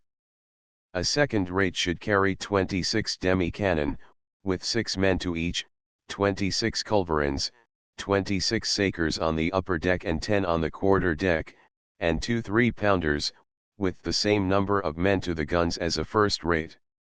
A third rater should carry 26 demi-cannon, 26 12-pounders with 4 men to each, 4 forecastle and 10 quarter deck sakers, and 4 3-pounders. The remainder of the complements was to consist of 296 men, 262 men, and 162 men for the 3 rates respectively, giving grand totals of 780 men, 660 men, and 470 men. Carronade of 6 diameters. Carronade. The carronade and its carriage. From drawings supplied by the Carron Co. About the beginning of the 17th century the practice was introduced and has been retained ever since with the exception of the later guns, which are indicated by their weight or the diameter of their caliber of describing the guns by the weight of their shot. A remarkable advance in the science of gun-making was shown when the carronade was introduced by the Carron Company. Briefly, this weapon may be described as a short heavy gun, carrying a heavy shot, and using a moderate charge of powder. It was a wonderfully destructive weapon at short range, and as a broadside gun held its own well into the middle of the 19th century. A favorite carronade was that of 6 diameters, one of which is here illustrated, that is, the length of the bore was 6 times the diameter of the caliber at the gun's mouth. These guns were made in 2 or 3 patterns. One was the familiar swivel, another had the trunnions below the gun center so that the gun rested upon them, and the third and most common was that with the trunnions at the sides. The carriages, too, were exceedingly ingenious, being devised to permit of meeting the recoil as well as adding to the facility of handling the weapon, and the sighting arrangements did not leave the gunner much opportunity of going wrong provided he obeyed the instructions. It was customary to fire a round, solid iron shot from these guns. On one occasion a very different missile was employed. An armed merchantman was overtaken by a privateer, and being short of cannon balls, the cargo was broached. The first missile hit the side of the privateer and smashed.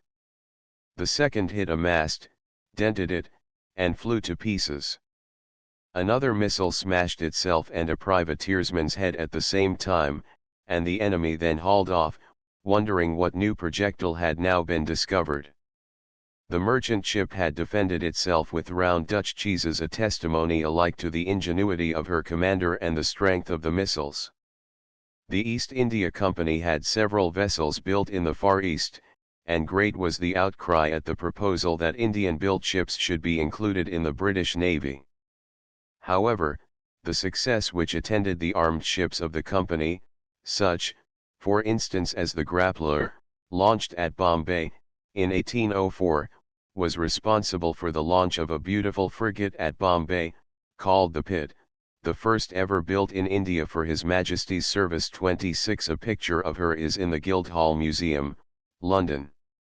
The merchant vessels of the East in the 17th century were usually built of teak and well armed, and if they were not particularly fast sailers, some were particularly slow, they were usually able to withstand the shot of all but the heaviest guns which the pirates and privateers carried who infested those seas. Some of the greatest French naval heroes were men who were dreaded from one side of the Indian Ocean to the other. One of the vessels constructed in those days and still afloat is the sailing ship Success, which, after an eventful career, was one of the floating hells in which convicts were imprisoned near Melbourne for some years, then became a coal hulk, was somehow saved from destruction when her equally evil companion ships were ordered to be broken up, was turned into an exhibition ship showing her as a prison ship, was scuttled in Sydney Harbour, raised again, and has since toured the world. She saw active service about 100 years ago, and still bears on her tough sides the marks of the enemy's cannon balls. She is probably the last of her type afloat. The East Indiamen and the West Indiamen of the 17th and 18th centuries invariably carried guns, and needed them. It is strange to think how recently the policing or safety of the seas has been secured, for the Liverpool newspapers contained, even in times of peace, advertisements that vessels would sail with the convoy, and that such and such a warship would act as escort. Even along the British coasts the Carron Company armed its schooners, and offered special inducements to those passengers who were willing and able to assist the crew to repel a possible attack. Chapter 4: Steam and Warships. The use of the steam engine as a propellant had been established in the mercantile marine long before the British Admiralty led the way in the adoption of the steamship as an engine of war. There were several reasons why the decision to take the important step was not reached earlier. In the first place, there was a repugnance, amounting with many persons to an unconquerable aversion, against the use of the steamship for any purposes whatever. Steamships were regarded as unsightly with their splashing paddle wheels and their high funnels belching forth smoke, and as the steam mercantile marine had been by no means free from boiler explosions and had lost many vessels through fires caused by sparks or cinders from the furnaces, or the overheating of woodwork near the flues, it was argued that the introduction of so many fresh dangers into the country's fighting ships would only add to the perils of the sea, which were already serious. and numerous enough. The Navy possessed many fine wooden ships which could be handled extremely smartly under sail and presented a magnificent contrast and beautiful picture compared with the smoky steamer. The latter, it was graciously admitted, might have its uses in towing the sailing warships, but that anything further should be advocated was too subversive of all that had gone before, too revolutionary, indeed, to merit a moment's consideration. It was in vain that the advocates of the adoption of steam propulsion urged that the steamship could carry guns, that she would be independent of wind and tide, and that she could choose her own position. These strategical advantages were simply derided. What, it was asked in reply, could a small steamship armed with such guns as she could carry, do against a battleship, or, for that matter, what could any number of armed steamships do? When it was pointed out that an armed steamship could engage with every advantage an enemy's ship of the same size, the retort was that a battleship would never be far off. Strange though these objections seem to us in the light of subsequent events, it must be recollected that marine steam engines in those days were bulky for their power and weak for their weight, and consumed an enormous amount of coal for the energy developed, and that there was no room to spare in the fighting ships of the period. Also, that the steam engine was not far removed from the experimental stage. For the first 25 years of the 19th century the Admiralty had every excuse for the maintenance of its conservative attitude. In America, also, the objections to steam war vessels were as acute as in this country. One United States Secretary of the Navy declared that he would never consent to see the beautiful sailing warships displaced by hideous and smoky steamers, but the advocates of the new method of ship propulsion were not of his opinion, and so worried the worthy man that in despair he wrote to a sympathetic friend, "I am steamed to death." Another and earlier American administrator was so opposed to warships of any kind, or at least to spending much money on their construction, that he conceived the brilliant idea of having some small gunboats built which could be taken overland from port to port and launched afresh, when necessary, to oppose the British warships. It is a pity he could not have derived some inspiration from the invention of Oliver Evans, an American, who in 1804-5 designed a dredger which bore the terrible name of Orychere amphibolos. It had a steam engine of some sort, and propelled itself on wheels from the shed where it was built, to the Schuylkill, a distance of 1.5 miles, and being fitted with a paddle wheel in the stern, navigated the river to its junction with the Delaware. 27 France, like England, was disposed at first to look upon the steam engine as useless for naval purposes, and until well towards the middle of the 19th century she was a long way behind England in the application of steam power to the navy. Many of the smaller nations, however, having but a few insignificant sailing ships for war, were not trammeled, as were England and France, by the possession of a large fleet of wooden sailing vessels of types which had helped to build up the national renown, nor had they to contend against the energy of a powerful section of the community which, conscious of what had been accomplished with the sailing warships, despised anything else and hated innovations. The smaller nations were the better able, therefore, to experiment with warships of the new type than were the great maritime powers, and one or two of them ordered small steamers carrying a few small guns. These were mostly converted merchant steamers, it not being until after England and France had definitely adopted steamers that the other nations ventured to possess steamships specially built for purposes of war. But when steam navigation had become an accomplished fact and steam-propelled vessels were able to undertake ocean voyages, there was the less excuse for the absolute rejection of steam-driven ships for war purposes. The objections raised, and they were certainly serious, were that the paddle boxes were large and increased the size of the target at which the enemy could aim, that one or other of the paddle wheels could easily be disabled by a hostile shot, in which case the steamer would be almost helpless, and would be entirely so if both wheels were disabled, that the engines and boilers, being partly above the water line, were peculiarly vulnerable, and that the only vessels of a size capable of being propelled by paddle engines were too small to be of much fighting value. Long before steam engines were adopted in any form in the Navy, numerous experiments had been made in the mechanical propulsion of warships, and some extraordinary methods were brought forward. The remarkable feature of nearly all these experiments is that they would propel a vessel, but the inventors could not be taught, except by the bitter lesson of experimental failure, that an appliance which might attain a certain measure of success with a small boat or a model might be incapable of developing sufficient power to propel a larger vessel. Several inventors, both in this country and America, tried what they could do with oscillating paddles at the stern. Manual power was tried on the frigate Doncaster at Gibraltar, in 1802, to drive a perpetual sculling machine, invented by a man named Shorter, and a speed of something under 2 miles an hour in still water was obtained. Certain of the early experiments in America had an important influence upon the development of the steam warship, though the proof of that influence did not become evident for many years. Colonel John Stevens, who had a small, screw-propelled steamboat on the Hudson, in 1804, and a twin-screw steamer in the following year, designed, in 1813, an ironclad ship which fully embodied the Monitor type, and was the first ironclad ever worked out for construction.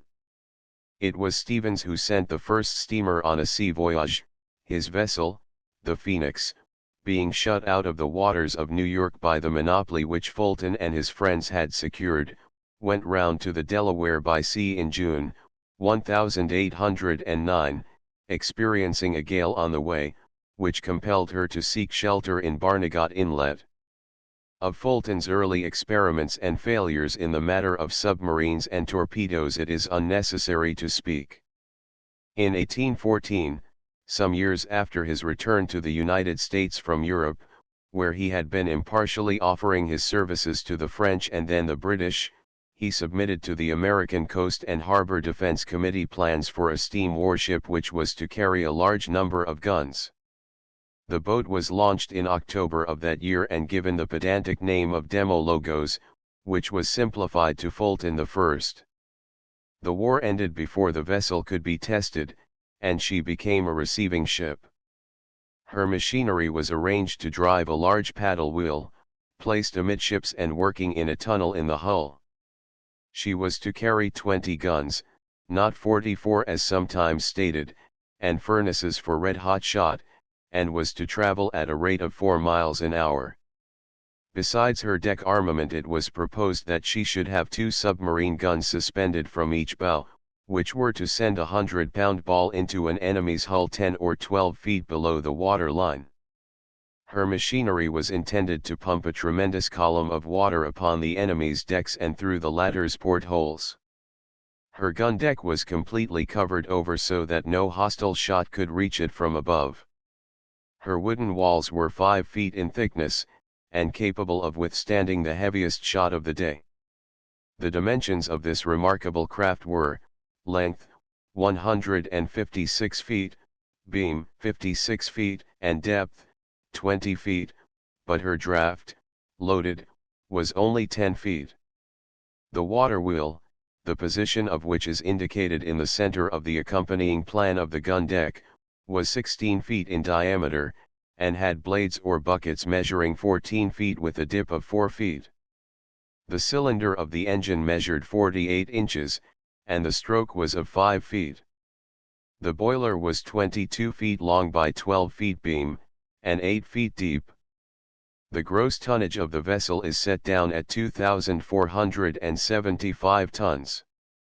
The ship was 2-masted, and could steam either end foremost.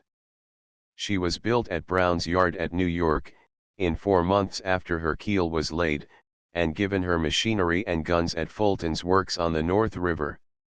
Another vessel, destined like the Demo-Logos never to see active service, but which, nevertheless, was the first ironclad steamer actually built, was the ship designed, in 1841, by Edwin A. Stevens, a son of John Stevens, at the time that hostilities were feared between England and the United States.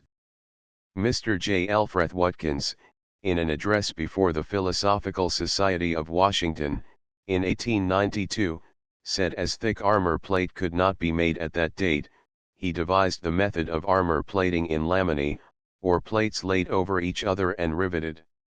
He then made a series of experiments to determine the thickness of plating required to resist the different sizes of balls then in use. From these experiments, which were made at Bordentown, N.J., in the summer of 1841, he made the deduction that a target of iron 4½ inches thick would resist a 64 pounds shot, at that time the heaviest ball used in our Navy. This standard of thickness was afterwards adopted by European naval architects for warship iron armor. A committee of naval and military officers was appointed which made numerous tests, and as a result Congress entered into a contract with Stevens for the construction of a war steamer, shot and shell-proof, to be built principally of iron, and making an appropriation for the purpose. Up to this time there had been but little change in the power of guns since the time of Nelson, but Commodore R. F. Stockton's successful construction in England of a wrought iron gun throwing a round shot able to pierce a target 4½ inches thick, induced Robert Stevens, who was associated with Edwin A. Stevens, to alter the plans and increase the thickness of the armor so as to fulfill his contract to build a ship that should be shot and shell-proof. The production of still more powerful guns, both in America and Europe, caused more alterations and delay. It is of interest to note the dimensions of this vessel in order to see to what an extent Stevens anticipated the designs of some later engineers. When Robert Stevens died, in 1856, the ship was then 410 feet long, 45 feet inside the armor shell, with 2 feet of freeboard, and with a square, immovable turret enclosing depressible guns. She had her engines and boilers, and it would not have taken long to complete her, but for some reason, which need not be gone into here, except that the vessel was too far in advance of the officials at Washington, who were wedded to wood and sail, she was never launched, and was ultimately sold in 1881 for old material. Besides being armored and turreted, she had a powerful ram of the axe-head pattern. The Stevens Battery. Click image to enlarge. A writer in the Cosmopolitan magazine for May, 1898, says that the Stevens Battery would have been irresistible as a ram and invulnerable as a fort is easy to be seen, but the Stevenses were condemned in this case by official obstruction to undeserved failure. During these years, though constantly undergoing alteration and reconstruction, she was at all times in a condition which would have admitted of her rapid completion had an emergency arisen, on the plans which were for the moment being carried out, and these plans were always so far in advance of general naval construction that if so finished she would have been a match for a fleet of the best vessels of the world at the same time. Thus, while the naval armament of the world was light, her original armor of 4½ inches would have rendered her invulnerable to the shot of an enemy, while her shell guns would have meant certain destruction to any vessel not provided, like herself, with an armor capable of keeping out such shells. As the size and penetrating power of cannon shot were increased, so was the provision for heavier armor made in the Stevens Battery, and her own guns were at the same time enlarged in the successive designs. This refers to the period immediately prior to the American Civil War. Another Stevens invention was that of the airtight fire room, by Edwin A. Stevens, in 1842, whereby forced draft was rendered effective. Colonel John Stevens, in 1812, designed a steam-rotated circular fort for the defense of New York Harbor, and a year or two later, his son, Edwin Stevens, under the guidance of his father, was experimenting with a 6-pounder bronze cannon against some iron plating. The elongated shell, with which the name of Stevens is always associated, was invented by Robert L. Stevens during the war between England and America in 1813-4. The shell could be fired from ordinary cannon. The Rising Star. From a painting in the possession of the Earl of Dundonald. Click image to enlarge. Having perfected this invention, he sold the secret to the United States after making experiments to prove their destructiveness, so decisive as to leave no doubt of the efficacy of such projectiles. One of these experiments was made at Governor's Island in the presence of officers of the army, when a target of white oak, 4 feet thick and bolted through and through with numerous iron fastenings, was completely destroyed by a shell weighing 200 pounds, and containing 13 pounds of best battle powder. This solid mass of wood and iron was torn asunder, the opening made being large enough, as the certificate of the officer commanding, Colonel House, stated, for a man and horse to enter. These shells are free from the danger accompanying ordinary shells, for they are hermetically sealed and suffer no deterioration from time. 28 Some of them, indeed, were fired experimentally 25 years after they had been made and were found to be as effective as similar shells fired soon after they were loaded. It cannot be said that the British Admiralty was not forewarned. Even at the time of Fulton's experiments, Lord Stanhope, who was interested in the subject, wrote to Wilberforce that when ships of any size may be navigated so as to go without wind and even directly against both wind and waves, it will shortly render all the navies of the world, I mean military navies, no better than lumber. He pointed out that ships independent of wind and weather were superior to sailing ships, and that the boasted superiority of the British Navy is no more. A new navy was necessary, and the French and other nations for the same reason would have one. His lordship proved himself a true prophet so far as the other nations were concerned, for the British Admiralty was about the last to adopt steam-driven battleships, but as to the rest of his prophecy, Trafalgar had not then been fought. When steam navigation came, it came to stay. But though the Admiralty hesitated, others did not. Probably the first steam-driven ship of war which ever went to sea, though not the first mechanically propelled war vessel, the Far East, as we have seen, antedating us in this matter by a couple of centuries, was the Rising Star. She was certainly the first to traverse the waters of the Atlantic from north to south, and the first steam warship to round Cape Horn and pass into the Pacific. The Rising Star was a remarkable ship in many ways. She was built at Rotherhithe for the 10th Earl of Dundonald when, as Lord Cochrane, he was engaged by the Killian government to create and take command of the Killian Navy, and stipulated that a steamship should be built as the best means of neutralizing the difference between the Killian and Spanish naval forces. The Rising Star was really taken out by Major the Honourable William Cochrane.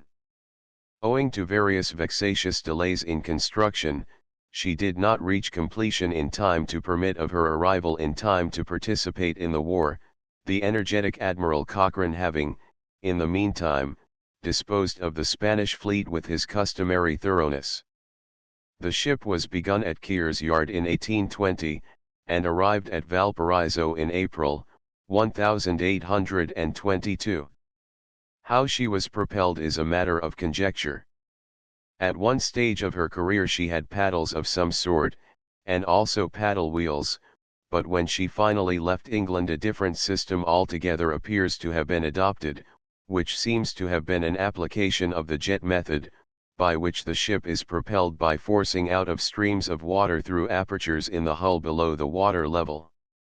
The Rising Star is shown in a contemporary engraving of her to have been a full-rigged ship, without royals, and carrying, besides the ordinary square sails of her rig, peculiarly shaped square-headed staysails between the masts. This vessel has been referred to in several books as the Rising Sun. It is as well that the error be corrected and her right name given. The statement that the Rising Sun went to Chile for Lord Cochrane in 1818 is erroneous, though often made both in this country and in America. The Admiralty thought so little of steam engines at first that it did not trouble to record the names of its early steamers in the Navy list. Owing to the representations of Mark Isambard Brunel, the Admiralty consented to try steam, and experimented with two small paddle boats, the Monkey, built at Rotherhithe in 1821, and the Comet, built at Deptford in 1822, which were acquired to be used as tugs or dispatch boats. The former was a vessel of 210 tons, and had engines of 80 nominal H.P29 by Messrs. Bolton and Watt. The two cylinders were each about 35½ inches diameter, with a stroke of 3 feet 6 inches, and, working at 26½ revolutions per minute, gave a mean piston speed of 185 feet per minute. It will be interesting and instructive to contrast these figures with those of the latest engines in warships, which will be found in another chapter. The Active and Lightning followed in 1822 and 1823 respectively, their names appearing together with a few others for the first time in the official Navy list for March, 1828-30. None of these steamers, however, could be classed as war vessels. From this year to 1840 other steam vessels were added to the Navy. All the early steamers were built in private yards, and the contractors had even to provide the engine room staffs, which were taken over together with the steamers. By 1832, the Admiralty bestirred itself and built its first steamer, the Salamander, but until 1840 none was over 1,000 tons, and all were of wood, propelled by paddle engines, and such guns as some of them carried were small and ineffective. With the increase of the size of the vessels came a more than corresponding increase in the power of the engines.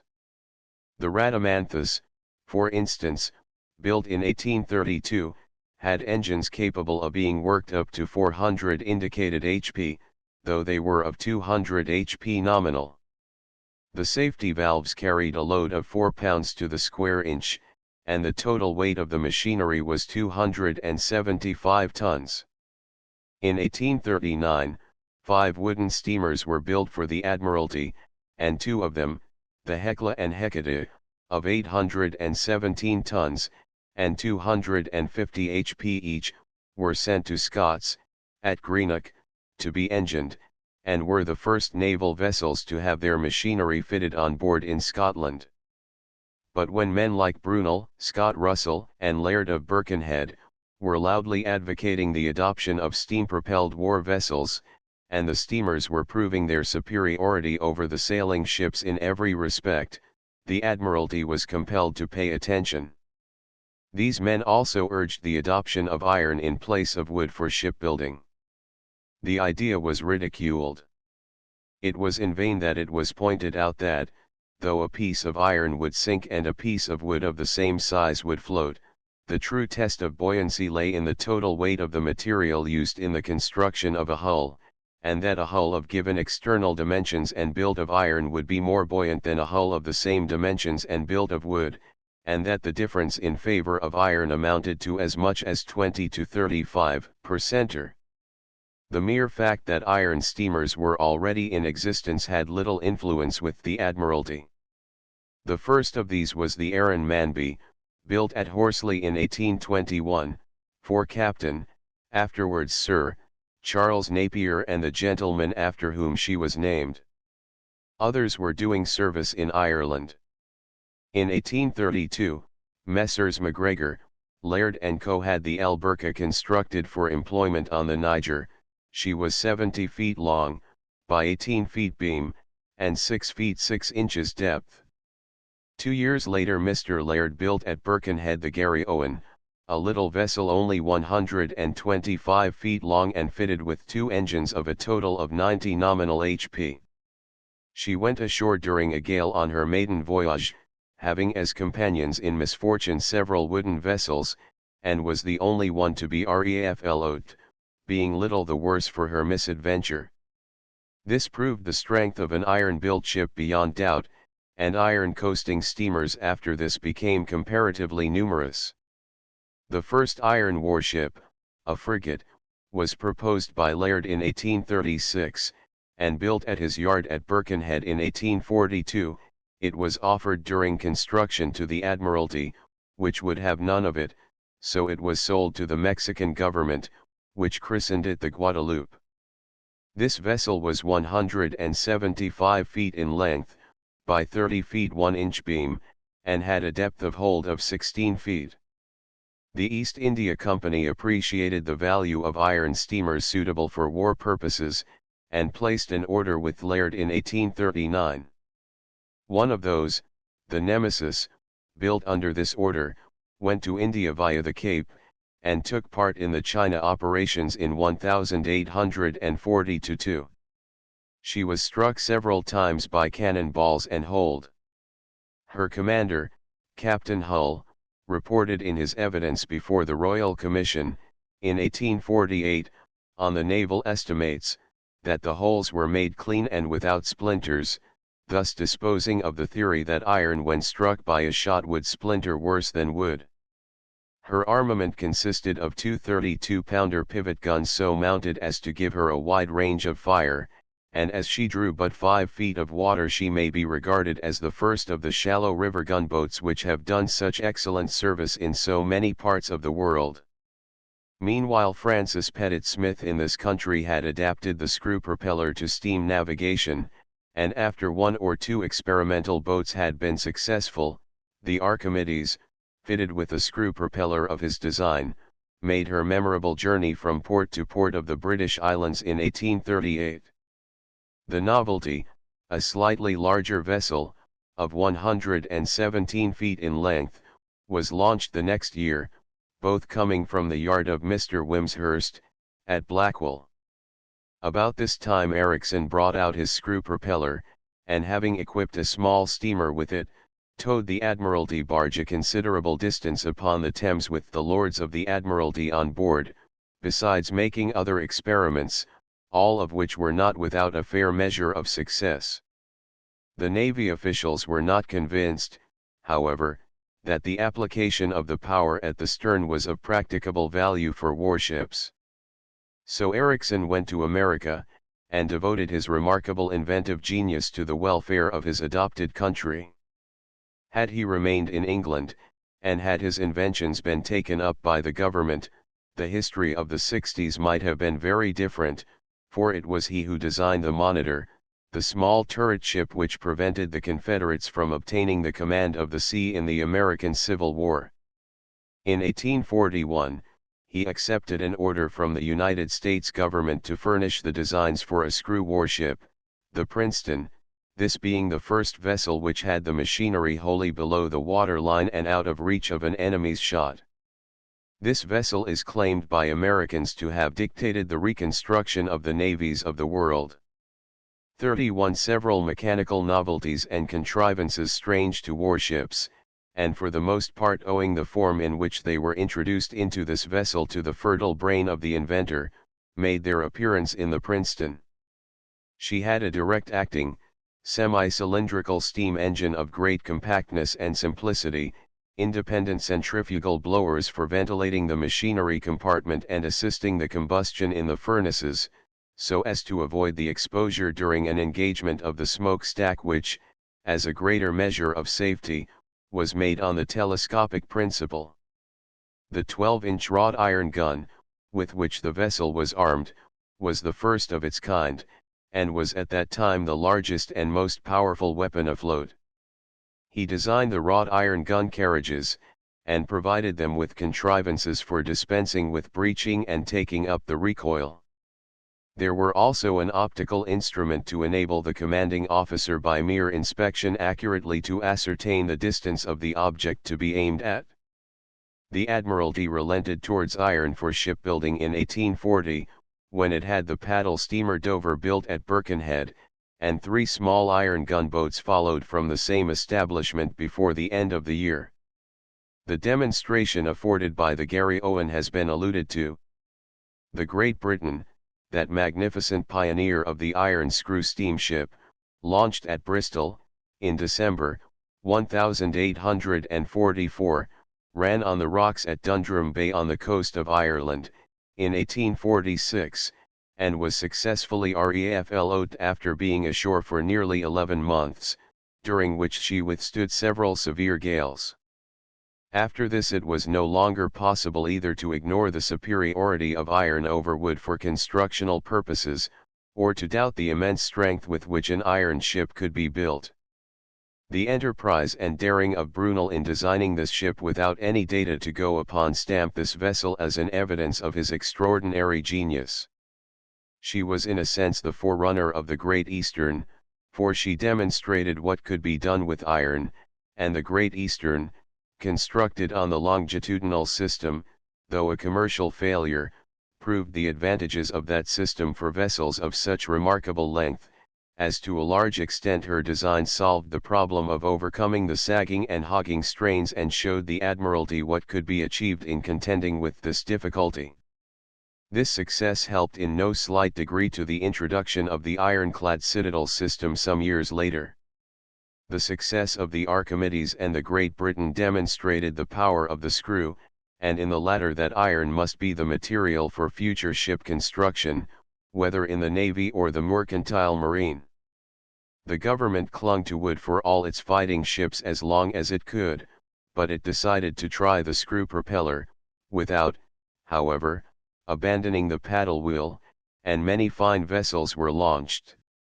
Before this, Messrs. Ditchburn and Mayer built at Blackwell, in 1842, and Messrs. J. and G. Rennie engined, a small iron steamer of 164 tons builder's measurement, and 98 tons displacement, called the Mermaid. She was a screw steamer, and was fitted with George Rennie's conoidal propeller. This was a three-blade screw propeller with the blades arranged to resemble a cone with its widest part at the boss of the propeller shaft and tapering towards the tips of the blades.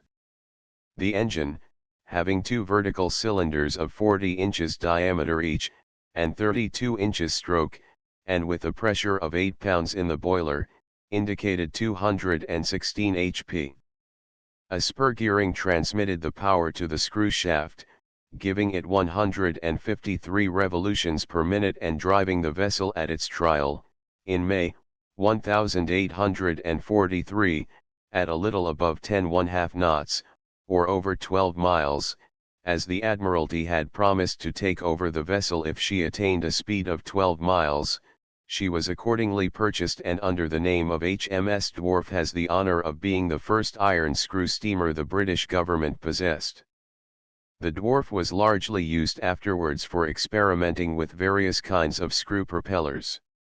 With the exception of the bombardment of Acre, in 1840, there was a long interval during which the world's navies were not called upon for any serious engagements, and the development of warship building which took place during that period was the result rather of scientific research than of actual fighting experience, and there was consequently no need, while the nations were recovering from the wars of the 18th and early 19th centuries, for any remarkable advances to be made.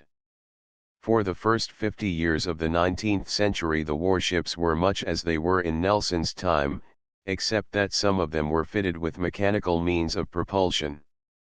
The battle at Acre was the first in which war steamers took part, 4 paddle wheel boats, the Gorgon, Vesuvius, Stromboli, and Phoenix, being included in the British force. They were not of a size to do much fighting, the bulk of which devolved upon the big sailing warships, the duty of the steamers being rather to wait upon the three-deckers in the capacity of armed tugs. The engagement had little, if any, influence upon the admiralties of Europe in deciding them as to the position steam navigation should take in the fighting marine. These steamers were not the first to fire a shot in war. That honor, if honor it be, is attributed to the Canadian-built Royal William, which crossed the Atlantic partly under sail and partly under steam in 1833, and it is on this performance that the Canadians claim to have sent the first steamer eastward across the Atlantic. While she was lying at London she attracted the attention of the Spanish authorities by reason of her speed, and after satisfying themselves that they could depend upon her to steam in a calm and even against the wind, they purchased her, with the consent of the Portuguese, to whom she was chartered, renamed her the Isabel II, gave her 6 guns, and used her against the Carlist revolutionaries. She was wrecked not long afterwards. In order to test the advantages of the paddle engine in a fighting ship, the wooden 46-gun frigate Penelope, which was built for a sailor, was cut in two in 1843, and lengthened to enable her to accommodate the engines and 600 tons of coal. She and about 30 or 40 sister ships had been constructed on the model of the French Hebe class of frigates, but as they were now hopelessly outclassed by the heavier frigates introduced by other nations, this experiment was about the best use to which she could have been put. The sudden transformation of this out-of-date and none too powerful frigate into a vessel capable of holding her own against any vessel afloat created a tremendous sensation both in British and continental nautical circles, and paddle-driven frigates of various sorts and sizes were introduced in the course of a few years in most of the European navies. When lengthened she was faster under sail than before, and her steam power made her independent of the wind and would have enabled her to choose her own position had she been called upon to participate in a naval engagement. Her new armament consisted of two large 10-inch pivot guns of 84 cwt each, 8 68-pounders able to fire both shot and shell, and 14 32-pounders, making a total of 24 guns of this immense caliber. 32 her steam engines, of 625 HP nominal and 700 indicated, were described as of greater power than any previously placed afloat in the Navy or the mercantile marine. The cylinders were of 92 inches with a length of stroke of nearly 7 feet, the engines were of the direct acting type, such as were supplied to many other vessels of the time, and the paddles could be disconnected. Hall's patent tubular condensers were fitted, and her 4 tubular boilers each had 5 fireplaces. One peculiar feature was that the main mast was stepped between two of the boilers. The Penelope carried a crew of 300 officers and men, and could accommodate 1,000 soldiers with provisions and water for a voyage to the Cape.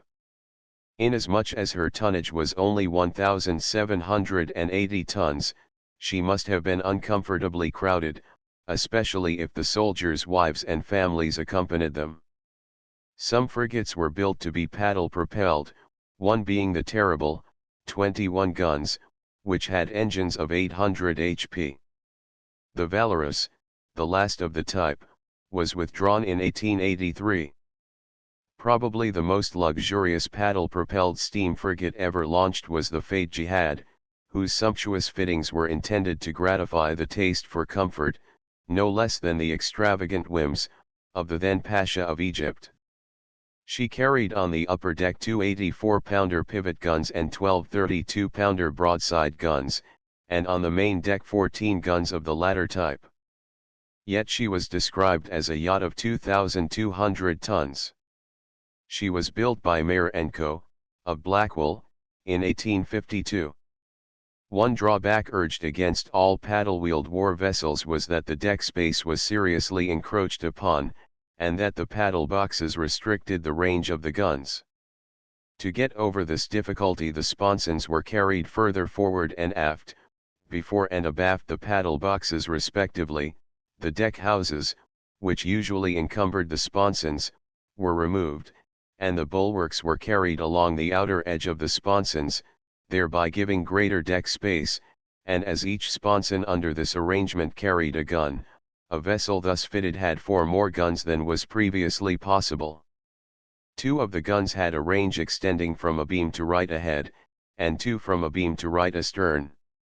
One vessel thus equipped in accordance with Scott Russell's patent was the Danzig, built by Robinson and Russell, at Millwall, for the Prussian Navy. She was of 1,280 tons, with a deck length of 230 feet, and a draft of 15 feet, her paddle wheels were of 24 feet 4 inches diameter. Her dimensions, no less than the arrangement of her armament, attracted widespread attention. She distinguished herself against the rifts in 1856. The Admiralty ordered, in 1843, its first screw steamer, the Rattler, a sloop of war of 1,078 tons displacement. She had engines of 437 indicated HP, and of the type known as Maudsley's Siamese, spur gearing increasing the revolutions of the screw to 4 times those of the crank. These engines derived their curious name because of their double cylinders, the arrangement having been patented some years before by Messrs. Maudsley and Field, to enable a long cylinder to be fitted in a paddle ship where the height is limited. When there was so much difference of opinion among those passing as experts as to the respective merits of the paddle wheel steamer and the steamer driven by a screw propeller, the Admiralty decided to settle the controversy by pitting representative vessels against each other and noting the result. Accordingly, the Rattler was selected to champion the screw, and the Alecto the paddle wheel. The trial of screw v paddle HM sloops Rattler and Alecto towing stern and stern. The Alecto was a paddle sloop, driven by direct-acting engines, but otherwise was a very similar vessel to her screw rival. The two vessels were fastened stern to stern, and ordered to steam ahead. The screw steamer won the novel tug of war, the Alecto being towed stern foremost. This remarkable encounter took place in the North Sea, on April 3, 1845, in calm weather. A more important tug of war was that on June 20, 1849, when the screw corvette Niger was pitted against the paddle sloop Basilisk in the Channel, and again the screw boat was victorious. The Trident was the first iron steamship of war ordered by the Admiralty, and the first ever built. She was launched from Messrs. Ditchburn and Mare's Yard, at Blackwell, in December, 1845, and in the shape of her hull followed the lines of a sailing ship of the same size. Her length overall was 200 feet, and between the perpendiculars 180 feet, her beam was 31 feet 6 inches, and over the paddle boxes 52 feet 6 inches, and her burthen was 900 tons. She had engines of 330 HP, with oscillating cylinders and tubular boilers, so that altogether she was an important vessel in the constructional development of the British Navy. She was very strongly put together, as her ribs were double, each rib being composed of 2 angle irons, 4 inches by 3½ inches by ½ inch thick, riveted together, and in one entire length from the gunwale to the keel, she having a total of 270 pairs of these double ribs. The iron skin was 3/4 inch thick at the keel, and diminished to ½ inch at the gunwale. She was to carry 2 long swivel guns of 10-inch bore, one fore and one aft, to fire in line of keel, and 4 32-pounder guns to fire on the broadside. In 1846 the Birkenhead was built at Layard's Yard to the order of the Admiralty as the first of a series of steam frigates, and was one of the largest iron steamers belonging to the government. Her length between perpendiculars was 210 feet, breadth of hull 37½ feet, breadth over paddle boxes 60½ feet, depth of hold 23 feet, and her tonnage 1,400 tons, carpenter's measurement. She was followed, in 1849, by the Simuum, launched by Napier at Glasgow, and by the Megara, by Fairbairn, at Millwall, all being classed and armed as steam frigates. The Birkenhead was to carry a 96-pounder pivot gun aft, and a similar weapon forward, and 4 68-pounders on the broadside, and it was pointed out that her round stern would add to the range of fire of the long tom aft. However, the Admiralty had serious doubts of the efficacy of these vessels, and having made some experiments with an iron ship called the Ruby, found that the 32-pounder gun at short range could perforate the side of the iron ship, and that the projectile carried its cloud of langrage with great velocity into the interior of the ship, so that men could not stand against it. These experiments resulted in the Simuum, Birkenhead, and 10 smaller vessels being condemned as warships. Some of them were transformed into transports, and the Admiralty returned to its beloved wooden walls once more. The loss of the transport Birkenhead shortly afterwards is one of the most tragic and heroic episodes in the whole history of the British Army.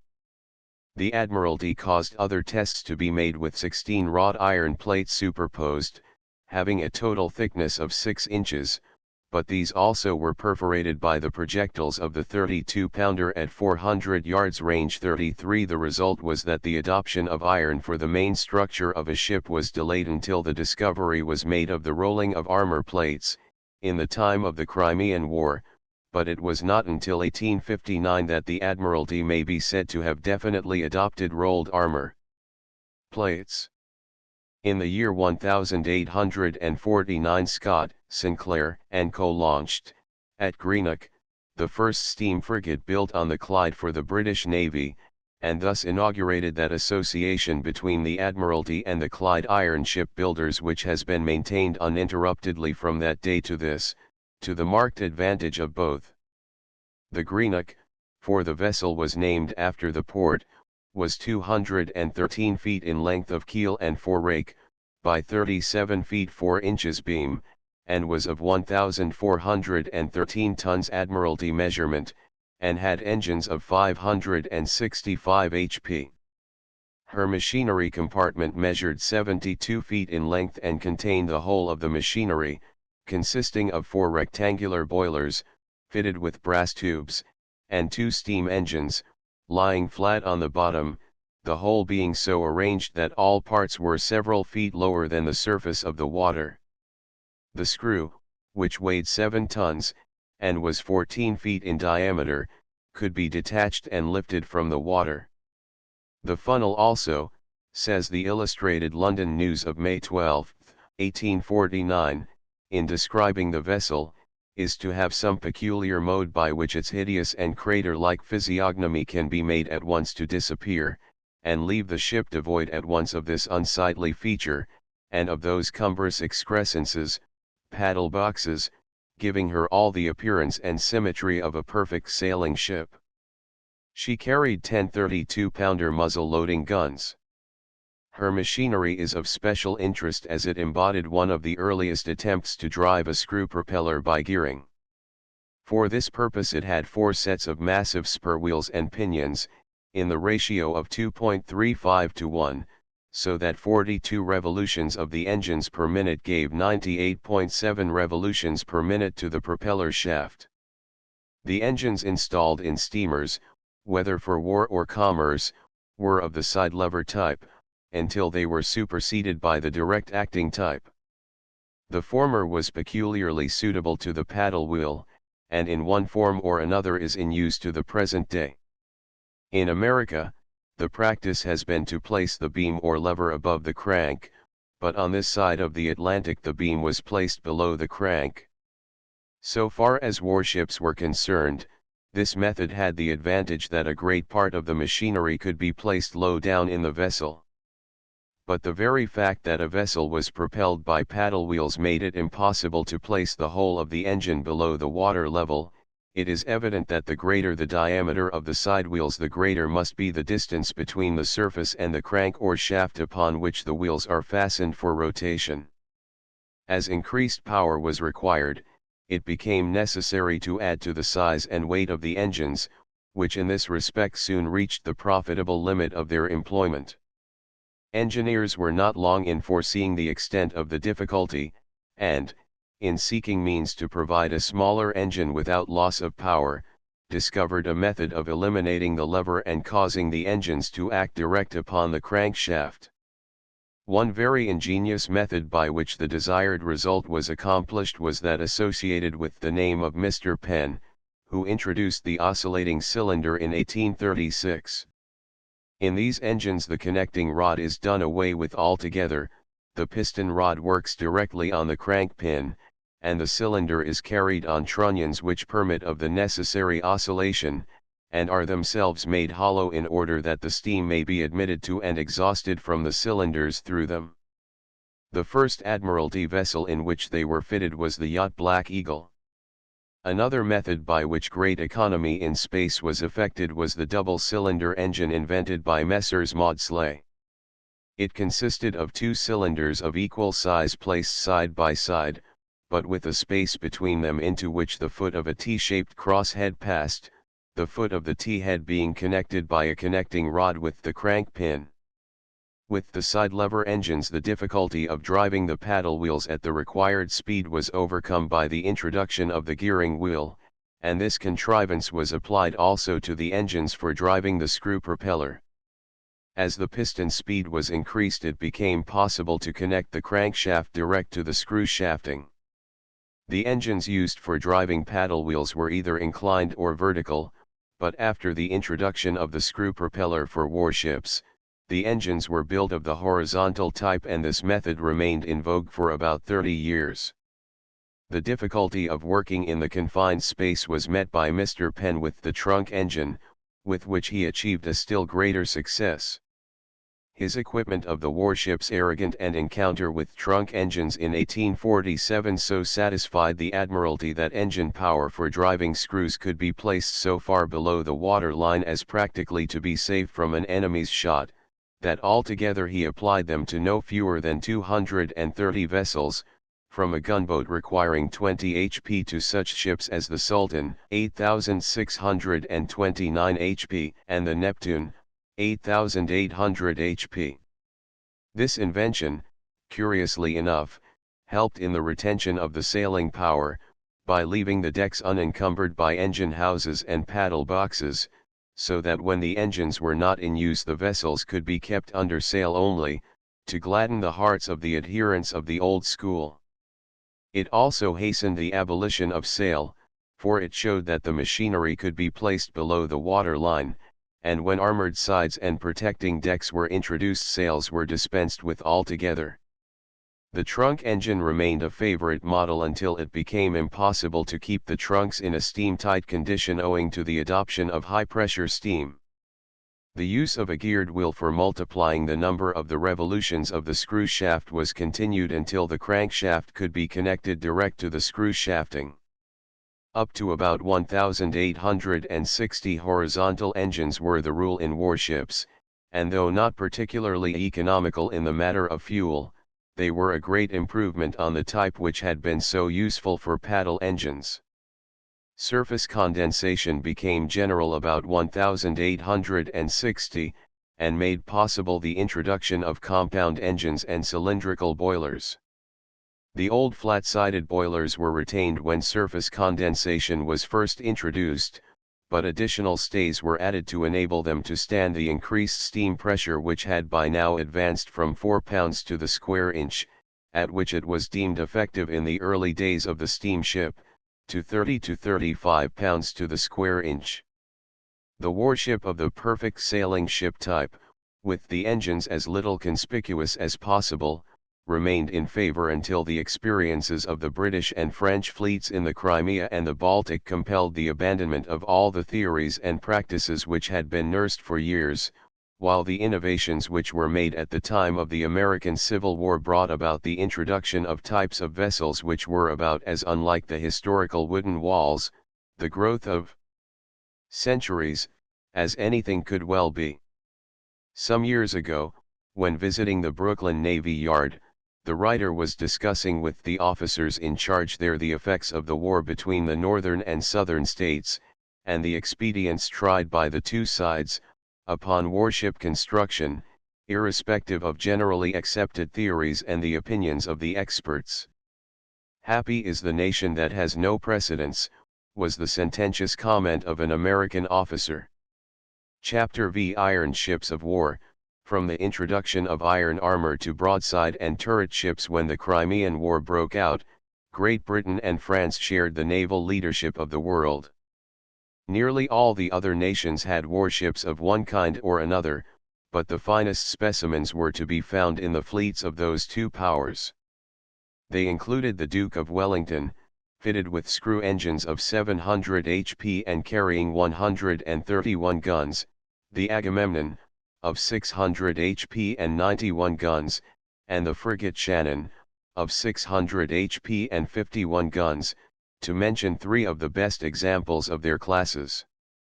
Russia had some powerful vessels, including a few steam warships, but her naval resources were not equal to those of either of the Allies. The French and English naval reviews in 1853 and 1854 were instructive as showing the improvements which had been effected in the preceding 15 or 20 years. The screw propeller was so advantageous a method of propulsion that the conversion of sailing vessels into steamers went on apace in all the navies of Europe, and the United States, which usually did not at that time trouble about European naval developments, caught the infection and not only built steam frigates, but transformed some of its smaller vessels also to augment the steam warships it had already found necessary for its operations in the Mexican Gulf, the West Indies, and elsewhere. The frigate was a favorite type of ship with the Americans, and whether in the sailing days or after the adoption of steam for warships, the American frigates were equal to those to be found anywhere. The naval force which went to the Crimea was largely steam-driven.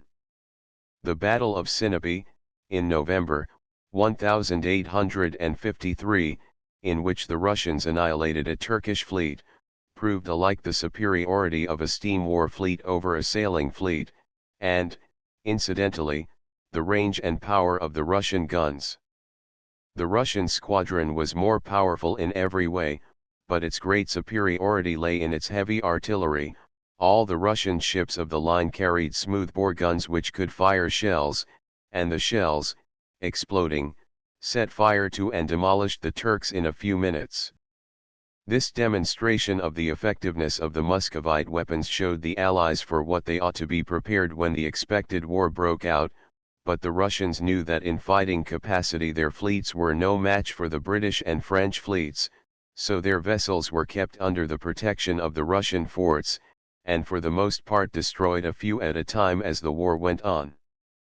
The Russians are not to be blamed for shirking a naval battle, for the British and French were the greatest naval forces in the world, splendidly equipped and ready for the fray, whereas the Russians do not take kindly to naval warfare as events half a century later showed. Many of the Russian ships were hastily equipped. It was currently reported in this country that some of them were engined with converted railway locomotives. All the Russian ships, however, were not of this type. Some were built on the Thames, among the number being the paddle frigate Vladimir, which gave a good account of herself in more than one engagement. She was a wooden vessel, and at the time of her construction in 1848, was considered to display a remarkable amount of symmetry of form, and to be of very considerable magnitude. Her length between perpendiculars was 200 feet, and her burthen 1,200 tons. She carried two 10-inch pivot guns, and four 8-inch guns mounted on sliding carriages. HMS Centaur, Bulldog and Imperos engaged with 6 Russian gunboats off Kronstadt, 1855. Sectional model of Russian men-of-war, 1854, in the Museum of the Royal United Service Institution. The paddle frigate Retribution, a typical specimen of her class, launched at Chatham in 1844, was selected to proceed to Sebastopol in 1854 to demand the release of the engineers taken prisoners at the Battle of Sinope, who were in the service of the port. She was of about 1,641 tons and had engines on Maudsley's Siamese pattern of 400 HP, and carried a crew of 300 men. Her armament consisted of 28 guns of a very persuasive size. Their persuasiveness was fully demonstrated in the subsequent proceedings in the Crimea. The naval operations before Sebastopol and Kronstadt proved by no means satisfactory to the attacking vessels. The latter were not weak as fighting ships, for they constituted the most powerful line of battleships ever constructed up to that period, and nearly all of them were screw-propelled. The principal guns in the Russian forts were heavier than any carried afloat by the Allies, and not only fired a heavier and more penetrating shot, but shell also, this being the first war in which modern explosive shells were used and had an effective range far in excess of that of the ship's guns. The great three-deckers which assailed the fortifications of Sebastopol and Kronstadt were prevented by the shallowness of the water from getting near enough to inflict serious damage irrespective of what they might themselves sustain, a course which was certainly urged, if channels could be found, especially by some strategists who, being at home, would not be exposed to the danger, and ignored the fact that the ships, if stranded, could be shelled at leisure. In the fleet's attack upon Sebastopol, the sailing warships were provided with attendant steamers lashed alongside to render them assistance when their positions had to be changed.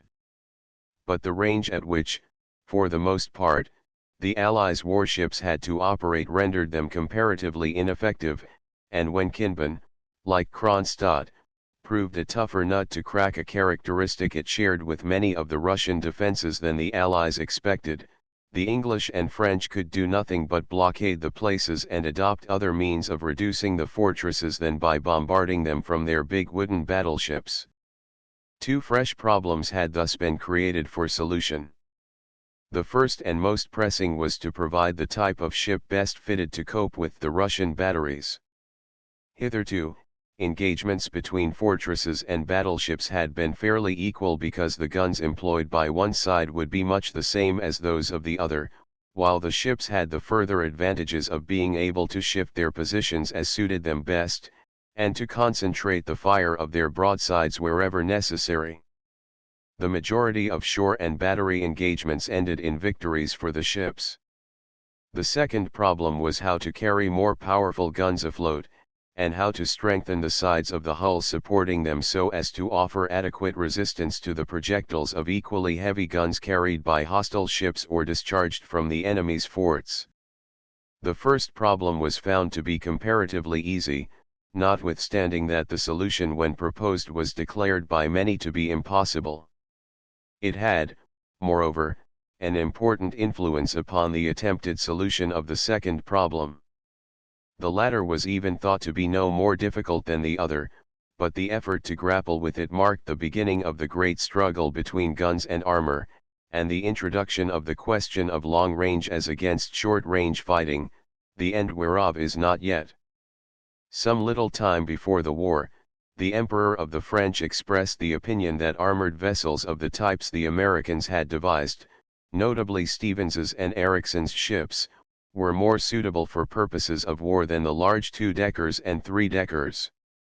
He was confirmed in this opinion by the experiences of the big ships in the attack upon Fort Constantine, and though the opposition to his views was great, and it was pointed out that the forts must ultimately be starved into surrendering, he maintained that this would take too long and that the forts must be attacked by other means. His Majesty himself, who had devoted considerable attention to the subject, was largely responsible for the design of the 5 armored French gunboats which were destined to bring about the abandonment of the great three-deckers and initiate as remarkable a revolution in warship construction as the introduction of steam was causing in naval tactics. These floating batteries, a term borrowed from the Americans, were the Lave, Tonnante, Congreve, Foudroyant and Devastation. Their dimensions were similar: 1,400 tons displacement, 164 feet in length, 42 feet 6 inches beam, and drawing only 8 feet of water. They were built with massive wooden frames, to which were attached oaken sides 8 inches in thickness, and outside this was iron plating 4 3/8 inches thick. The Tonnante, launched at Brest in March 1855, was the first afloat, the first ironclad citadel ship built in Europe. After the Emperor had decided on the plans and the vessels were in course of construction, Ericsson communicated with His Majesty on the subject. He was not aware that the Emperor had already determined on the plans of the ironclads, or he would scarcely have gone to the trouble of writing, for his experience of European governments was not such as to lead him to think that they would admit he was able to teach them anything. He is variously said to have offered to design a turret ship for the Emperor, and to have presented to the Emperor plans of a partially submerged armored vessel with guns in a revolving shot-proof cupola placed centrally on the deck. In either case, however, he was too late. Whether he would have been called upon, had the Emperor's gunboats been unsuccessful, is a point upon which there has been much conjecture. In designing these vessels, the Emperor had in mind that they should be cheaper and more easily and rapidly built than ships of the line, that they should draw little water, that they should be capable of being served by a small crew, and that they should be covered with an armor against which hollow shot fired from Pahan guns should be broken like glass, according to the Monitor. Experiments made at Vincennes revealed the required strength and thickness of the defensive iron plates. The external protection was to be able to defy alike shell, solid or hollow shot, cold or red-hot shot. The imperial designer even chose the name of the type to indicate that these vessels were not to be considered as built to pursue an enemy, but were siege batteries, capable of attacking with energy and persistence fortifications heretofore regarded as unassailable by sea. The results of the preliminary artillery trials were communicated to the British, and trials made in England confirmed those of the French. The British authorities, being convinced that ironclad vessels were necessary for the reduction of the Russian forts, followed the example of the French and ordered several. These vessels were required both in the Baltic and before Sebastopol. One of these floating batteries, intended for the attack on the Kronstadt forts, was the Terror. Beauty was one characteristic she did not possess. She was equally bluff at the bows and stern, and could move either end foremost to facilitate her maneuvering in an engagement. She was built, armor-plated, and launched in about 3 months. This rapidity of construction, as it was then considered, was due to Palmer's invention, whereby plates were rolled instead of being forged. HMS Warrior. Photographed by permission of the Thames Iron Works, Shipbuilding and Engineering Co., Limited. The Terror. By permission of Palmer's Shipbuilding and Iron Works, Ltd.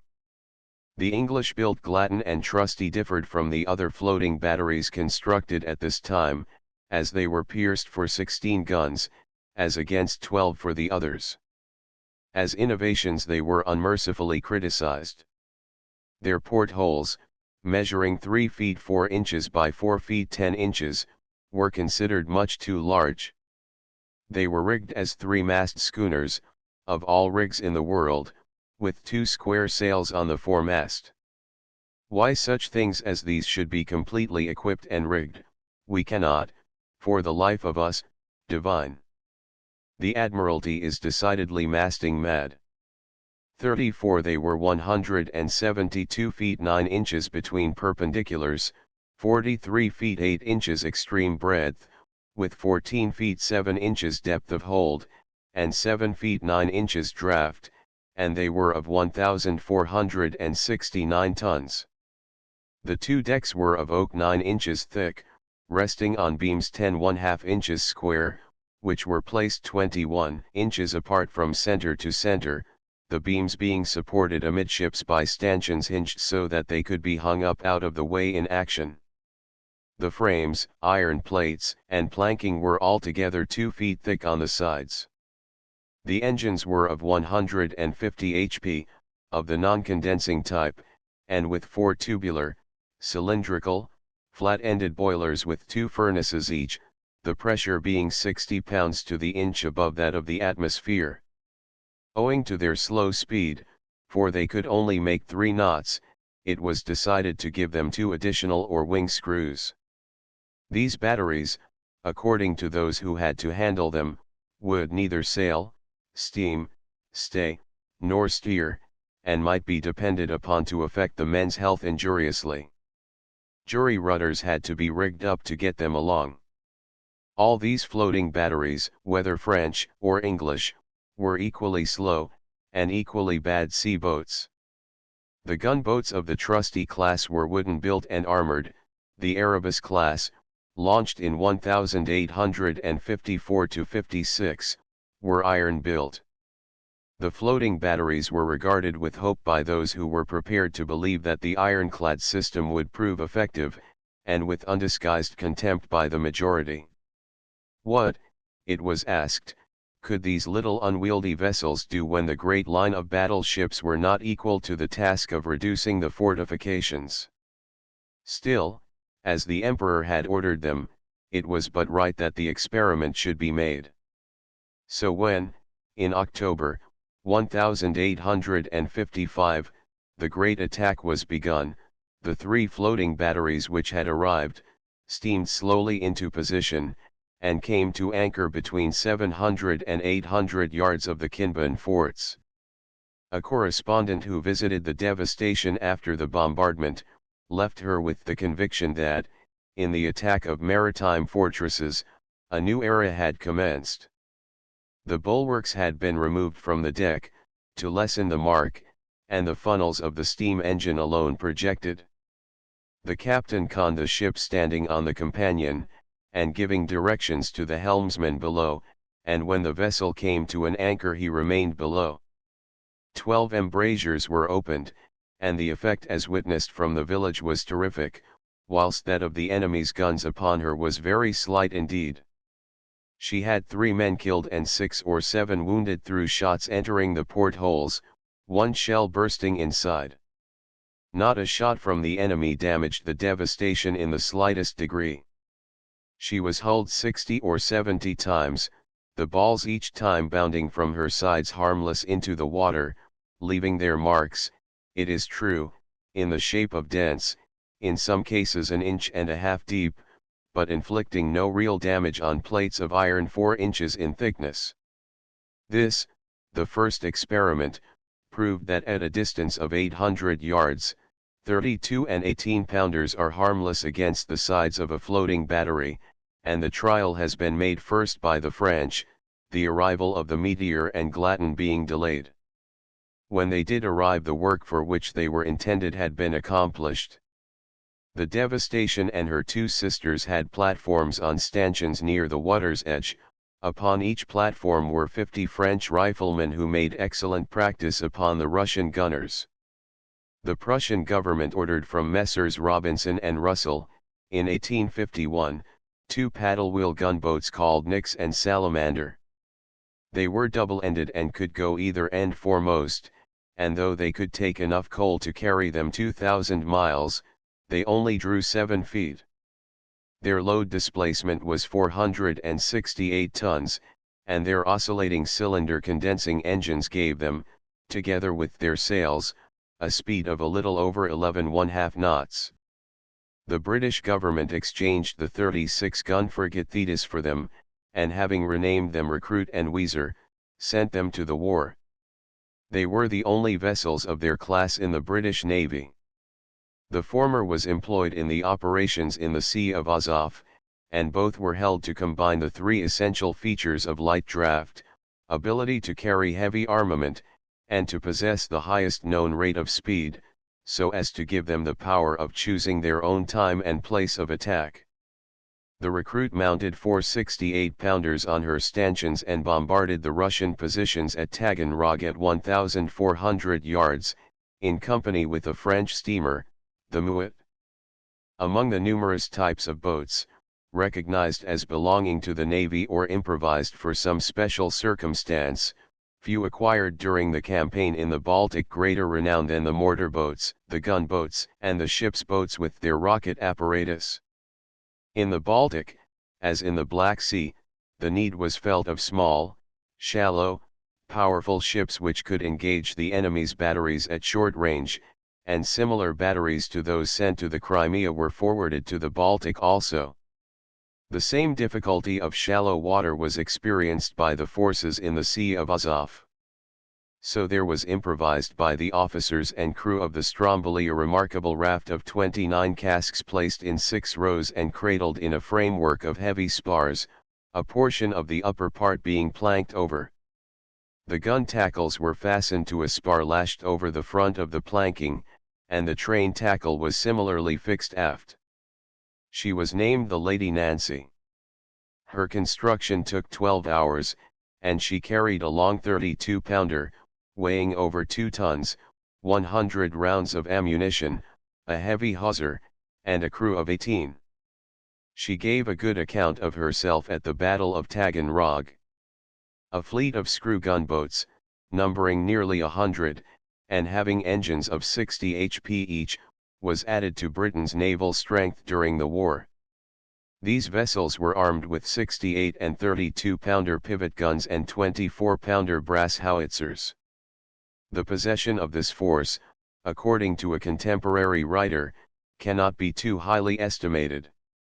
No line of battle ship could be safe at 1,000 yards range, and, owing to their light draft of water, 4 and 6 feet, they could force their passage through the most shallow of the enemy's creeks, besides which their 68-pound shells would tell at 4,000 yards upon a ship or arsenal.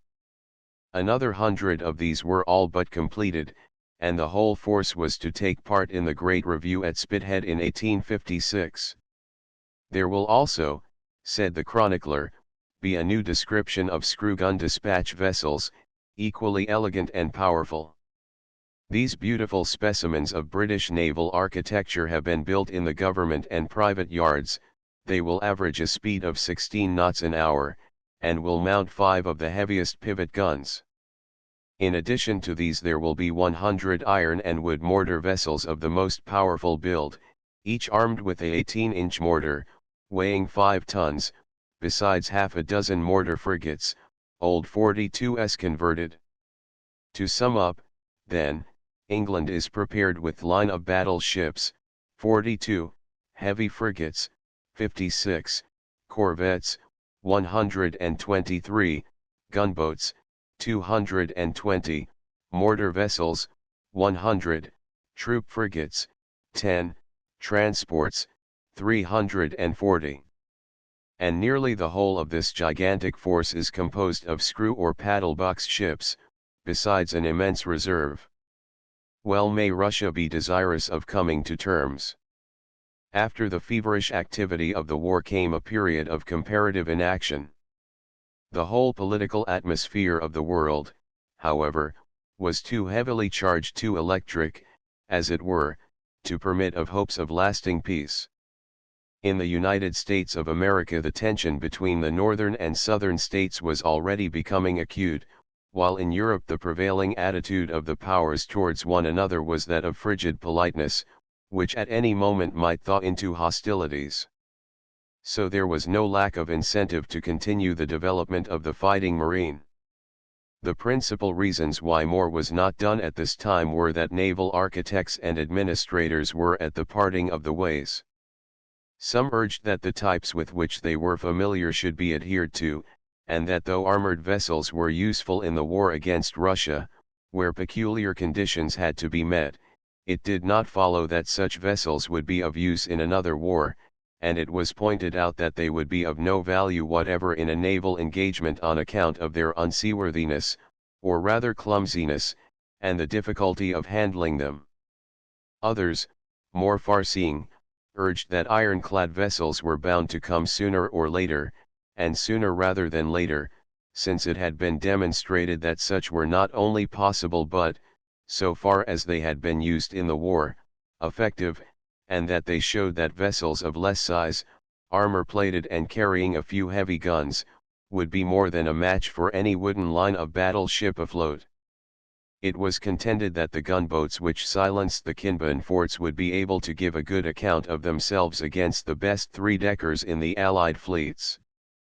But the Admiralty, still convinced of the excellence of the type which had done so well in the past, retained that type and went on building wooden ships, as for that matter did all the admiralties of the world. In 1858, there was designed the last and the finest line of battle ship constructed of wood for the British Navy. She was launched at Portsmouth in 1859, and commissioned in 1864, and under the name of the Victoria served as flagship in the Mediterranean, and was removed from active service 3 years later. She was a screw steamer, with horizontal return connecting rod engines by Maudslay, indicating 4,000 HP, and with the boilers giving 22 pounds pressure she could steam at 12 miles an hour. She carried, on her upper deck, 22 32-pounders and one 68-pounder, on her main deck 34 32-pounders, on her middle deck 32 guns of the same size, and on her lower deck 32 8-inch guns. A comparison of her armament and that of the next Victoria shows the remarkable change made in the course of a few years in naval artillery, no less than in the arrangement of the weapons on shipboard. But whatever may have been the conservative official view, the lessons of the armor-clads in the Crimean War were not thrown away, and many naval designers were attempting to solve the problem of the best means of applying those lessons to the altered conditions of modern naval warfare. Guns were invented, more powerful than any wooden ship could hope to withstand, and it was admitted to be impossible to place as many of them on a ship as of the ordinary weapons. The turret and the broadside systems had already been suggested, and both had their enthusiastic advocates. The report presented by a Royal Commission appointed in 1858 to consider the relative strength of the British and French navies, first compared the state of the navies of the two powers before the Crimean War with that prevailing afterwards. In 1850 the line of battleships of both countries were sailors, as were nearly all the frigates. The steam fleet of England at the time of the Crimean War was superior to that of France, which at one time had only one screw line of battleship, the Austerlitz, available for the Baltic, but after the war the French lost little time in converting several of their sailing ships into steamships. A return accompanying this report shows that although the British had 5 steam line of battleships for every 4 possessed by France, including those completed or still under construction, the French had 46 steam frigates to 34 possessed by this country. The report contained one significant item, viz., that 4 iron-plated ships were being built by France, and these, appearing so ominously, had completely changed the situation. 35 The French naval architect, Dupuy de Lomé, was responsible for this innovation, and the 4 vessels were a testimony to his genius. The first of the quartet to be launched was the Gaulois. Originally designed as a 90-gun battleship, she took the water as a 60-gun armored frigate. She was of 5,650 tons displacement, and her 3 sisters were slightly smaller. Her armor was of iron, 4½ to 4¾ inches thick. She was not, as is sometimes asserted, armored all over, but was plated her whole length along the water line and for some little distance above it, and her central battery was also protected by a belt extending above the water line belt. The engines worked up to about 4,200 HP indicated. Iron armor over a wooden frame suggested a compromise in the matter of construction with which the Admiralty did not at all agree. It, therefore, decided on building an iron ship in reply to the Gaulois, and the Warrior was the first seagoing ironclad. In her external appearance there was nothing to distinguish her from the average wooden steam frigate of the time, except her extraordinary length.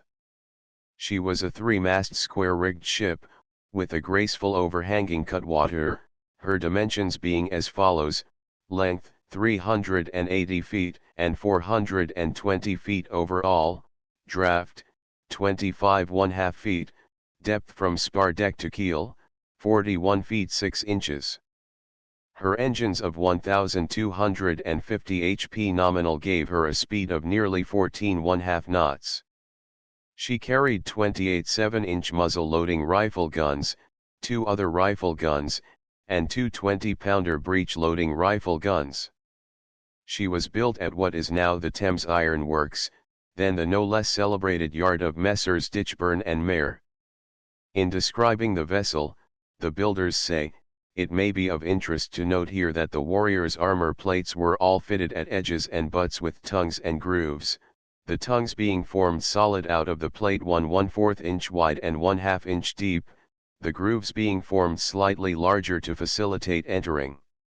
This plan, which was very costly, and was suggested by the curving out of the plates tested at Shoeburyness after being struck by the shot, was not repeated in later vessels, in view of the great difficulty in replacing damaged plates. It is not generally known that the Warrior, though a sea-going warship, had a ram bow, the greatest projection being at about the water line, the head knee or cutwater being brought on independently after the ram was completed, to maintain the then usual appearance of the frigates of the English Navy. 36. Besides the side armor, the fore and after ends of the main deck carrying the battery were protected by armored bulkheads. The great length of the vessel rendered it impossible to armor her entirely, as had she been armored from end to end the protection afforded to the vital parts of the ship would have been insufficient to withstand the heaviest artillery of the time. Therefore, some 85 feet at either end were left unprotected, and the weight of armor thus saved was added to that covering the central portions of the ship, so that she would be enabled to withstand the worst fire an enemy could bring to bear upon her. It was contended that were her unarmored ends to be shot away or riddled and rendered useless, her armored portion would remain afloat, an invulnerable citadel. The belt of armor on the broadside was 22 feet deep, and was backed by 18 inches of teak. In every respect, save, perhaps, that of maneuvering, she was an improvement upon her French rival. Her ports were about 8 feet 6 inches from the water as compared with 5 feet 8 inches in the Gaulois, those of the latter, though comparing favorably with the distance which prevailed in the earlier ships of the line, both sail and steam, being considered much too near the water to permit of her main deck guns being fought except in fine weather. Her gun carriages, too, were a great improvement upon anything of the kind that had been fitted in an English ship. A system of pivoting the carriages under the trunnions of the guns was applied, so that the guns could be trained through portholes only 2 feet wide, or half the size of those fitted in other ships, and as the sides of the ports were plated with 7-inch iron, an additional measure of protection was afforded the crew. Her tonnage was 6,177 tons, builder's measurement, but her total weight with stores and guns was about 9,000 tons. The Warrior was a combination of the longitudinal system of ship construction designed by Scott Russell, and the ordinary method of transverse framing, the plans being prepared by the Admiralty. The sixth longitudinal was used to rest the backing and armor upon. The unprotected ends of the vessel were built on the transverse system, and were given a number of watertight compartments. An important feature in the construction was that the transverse plates between the longitudinals were solid but had 3 holes cut in them to lighten them, and it was in dealing with these plates that some of the earliest improvements were made in following ships. As a further means of giving strength, a vertical watertight longitudinal bulkhead extended from the third longitudinal on each side up to the main deck, to which it was rigidly secured, thus forming an exceedingly strong wing passage and box girder, which was further strengthened by transverse bulkheads. She had not a complete double bottom. Externally, she was fitted with 2 bilge keels to prevent rolling. The Black Prince, which followed the Warrior, was 380 feet in length, and exceeded the length of the Gaulois by 130 feet, her beam was 58 feet 4 inches, and her displacement 9,210 tons. She also was a full-rigged ship, and had an overhanging or schooner bow, the ram being thought unnecessary, as ramming was no longer looked upon as an important feature of naval tactics. These were the last, however, in which the essentials of pictorial beauty were held of paramount importance. 37. The attitude of the Admiralty in regard to steam had hitherto been that in many respects it must be auxiliary to sail. The Black Prince's armor, though only 4½ inches thick, was considered to offer an adequate resistance to the 68-pounder gun's projectile, and this, too, after the experience gained in the Crimean War, besides which no allowance whatever was made for the probability that more powerful guns, firing heavier projectiles than any yet known, would shortly be in existence, especially as they were already being designed. Although called an ironclad, the Black Prince would be better described as armor-patched, for only 213 feet on each side was armor-protected. The rest of the hull, including even the steering gear, was as unarmored and unprotected as that of any sailor of a century before. The ends of the armored belts, however, were united by iron-plated bulkheads, so that the armored portion of the ship formed a central or box battery. In order to add to the safety of the ship, in case of its penetration by a hostile shot, a number of watertight compartments was built into her, thereby ensuring a certain amount of buoyancy. This vessel, like the Warrior, was unhandy, to use a sailor's phrase, as were all her class, their length making them difficult to steer, on account of the amount of room required in which to turn. Indeed, they were so awkward that in maneuvers it was necessary to keep them 4 cables lengths apart instead of the 2 cables lengths customary with other vessels. The Black Prince carried 4 9-ton guns and 26 1/2-ton guns, all muzzle loaders. These ships were unquestionably most impressive from the spectacular point of view, and, compared with the wooden ships they superseded, their fighting value was great. They were practically the forerunners of the class represented by the 3 Iron Sisters, Agincourt, Minotaur, and Northumberland. The last named, a ship-rigged, armored, first-class cruiser, was begun in 1865, by the Millwall Iron Works and Shipbuilding Company, and completed in 1868, the designs being prepared by the Admiralty. At first it was proposed that she should have only 3 masts, and as many as 58 guns, but during the process of construction, it was decided to increase the number of masts to 5 and to reduce the number of guns to 28 more powerful than those originally intended. Her design, and that of her sisters, represented a curious adherence to a belief in the necessity of sail, tempered by a desire to a compromise in the matter of more modern artillery. When launched, she had 4 12-ton muzzle-loading rifle guns and 22 9-ton 8-inch muzzle-loading rifles on the main deck, while on her upper deck were 2 6.5-ton 7-inch breech-loading rifle guns. Her armor was 5 1/2 inches thick, with 9 inches of teak backing, and was extended throughout her entire length with the double purpose of protecting the ends and steering gear, and of allowing her fore and after guns to be fired from behind armor. This, of course, meant a greater weight to be carried, and it could only be done, if speed were not to be sacrificed, by increasing the length of the vessel. So far as maneuvering was concerned, these ships were much worse than their predecessors. HMS Black Prince. Photograph by Simons & Co., Portsmouth. The Bangor, first iron sea-going propeller steamer in the United States. From a print in the possession of, and reproduced by permission of, the Harlan and Hollingsworth Corporation, USA. Their engines were on Penn's trunk system, with 2 cylinders of 112 inches diameter, and a stroke of 52 inches. Each had 10 boilers with 4 furnaces per boiler, the total grate area being 956 square feet, and the steam was supplied up to a pressure of 25 pounds per square inch. These ships each carried a 4-blade Mangan propeller of 24 feet diameter, which was adjustable so that the pitch could be altered from 22 1/2 feet to 28 1/2 feet. The Northumberland was the first war vessel on which McFarlane Gray's steam steering gear, originally invented for the Great Eastern, was installed.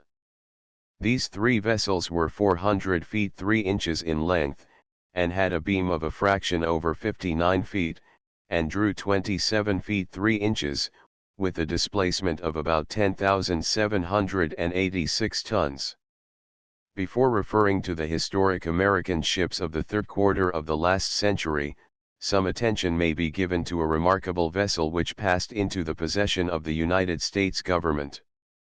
The steamer Bangor was built by the firm of Betts, Harlan, and Hollingsworth, now the Harlan and Hollingsworth Corporation, in 1843-4, for the Bangor Steam Navigation Company, of Maine, and was the first iron sea-going propeller steamer constructed in the United States. The hull was formed of bar iron ribs or frames secured by numerous wrought iron clamps, and her plating was put on in the lapped or clinker style, instead of the modern inside and outside method of arranging the sheets. The Bangor measured 231 tons burthen. Her length overall was about 131 feet, length between perpendiculars, 120 feet, beam molded, 23 feet, and depth of hold from base line amidships, 9 feet. She had 3 wooden masts, with bowsprit and jib boom, and was schooner rigged, carrying a suit of 8 sails. Passengers were carried aft in a commodious deck house fitted up in a style of elegance unusual in those days, and considered particularly handsome by her owners and builders. There were but 2 deck houses upon the vessel at the time she was built, the third or forward house, as shown in the illustration, having been added afterwards. Her machinery consisted of independent twin-screw propeller engines, having cylinders 22 inches in diameter by 24 inches stroke of piston. The propeller wheels were of the Loper type and 8½ feet in diameter. Her boiler was placed in the hold and was of iron, 20 feet in length, of the type known as the drop flue boiler. On her trial trip she averaged 10.61 miles per hour at one time. The first 5 miles were run with low steam, making 44 revolutions. The pressure of steam was under 46 pounds to the square inch during the whole trip. Afterwards with full steam the speed per hour was 14.07 miles. From this, however, there should be deducted 2½ miles for tide, giving an actual speed of 11.57 miles per hour.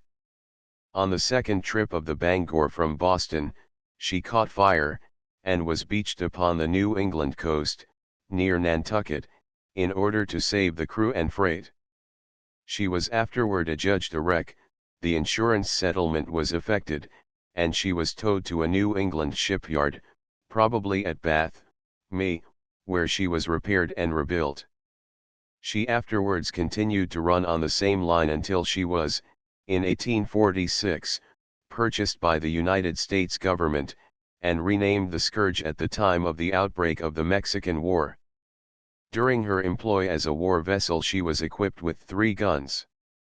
After 2 years of war service, she was, on October 7, 1848, finally sold by the government to John F. Jeter, of Lafayette, Louisiana. From the date of this transfer no trace of her can be found. It is possible that she may have been either lost by fire or storm, or have been dismantled and altered for other than her natural purposes. A visit was paid to England in October, 1856, on her trial cruise, by a ship which was destined to have considerable influence in the not distant future upon warship construction, and to help to revolutionize completely all the hitherto accepted theories. This was the famous Merrimac, the first of 6 steam frigates the United States had constructed. She was considered by her designers to be a match for any vessel afloat on the European side of the Atlantic, and as a specimen of the American fondness for fast and heavily armed frigates, a type of vessel in which they excelled, she left nothing to be desired. Naturally, she attracted a great deal of attention. The Merrimac she came to England under that name, and not as the Virginia, as sometimes stated was 300 feet over all, and 250 feet on the keel, and 260 feet on the load water line, and was 51 feet 4 inches beam, and drew 28 feet of water. She was of 3,987 tons measurement, and 4,500 tons displacement. Her engines were of 600 HP and presented several peculiarities. The cylinders were of 72 inches diameter, with a stroke of 3 feet, and there were 2 rods to each piston. Her screw propeller was on Griffith's system, and had means of varying the pitch. Normally the screw had a pitch of 26 feet 2 inches, its diameter was 17 feet 4 inches. She had 4 of Martin's vertical tubular boilers. The frame of the ship was of live oak, crossed internally with 2 sets of diagonal iron plates, inclined in opposite directions, and similar plates on the outside strengthened her bow and stern. Her model, or shape, is said to have been of considerable beauty, while her internal arrangements for the comfort and accommodation of the officers and crew were of a high order. She could spread 56,629 feet of canvas, and nautical men here were of opinion that she could easily have borne heavier masts and spars and so have spread more canvas still. However, the weight of her armament had to be considered, and this may have been one reason why she was not more heavily equipped aloft. She was pierced for 60 guns, but on account of the weight and size and effectiveness of those she had, the number on board was only 40. Nevertheless, she was claimed to be, and with good reason, as powerful as anything Europe could show. 2 large pivot guns, of 10 inches caliber, and each weighing nearly 5½ tons, were on the upper deck, together with 14 8-inch guns, weighing more than 3 tons each, while on the gun deck were 24 9-inch guns, each weighing close upon 4½ tons. All these guns were strong enough to fire solid shot, but they were intended to take hollow shot or shell, a custom to which the Americans attached considerable importance. The guns were built on the Dahlgren system, which gave them throughout their length a thickness proportionate to the pressure caused by the explosion of an ordinary service charge of powder. The adaptation of these guns to the Pahan system of shell firing was another novelty she presented. As solid shot were more destructive against fortifications and heavy works than the shells or hollow shot unchanged arced shells, that is, the naval experts of Europe did not look favorably upon explosive shells, preferring to consider them more suitable for large swivel guns, such as were sometimes mounted on the sponsons of paddle boats. The Merrimac had not a solid shot on board. Her guns were of unusual thickness at the breech and thinner than the European guns in that part called the chase, which lies between the trunnions and the muzzle. Their mounting, also, presented some peculiarities.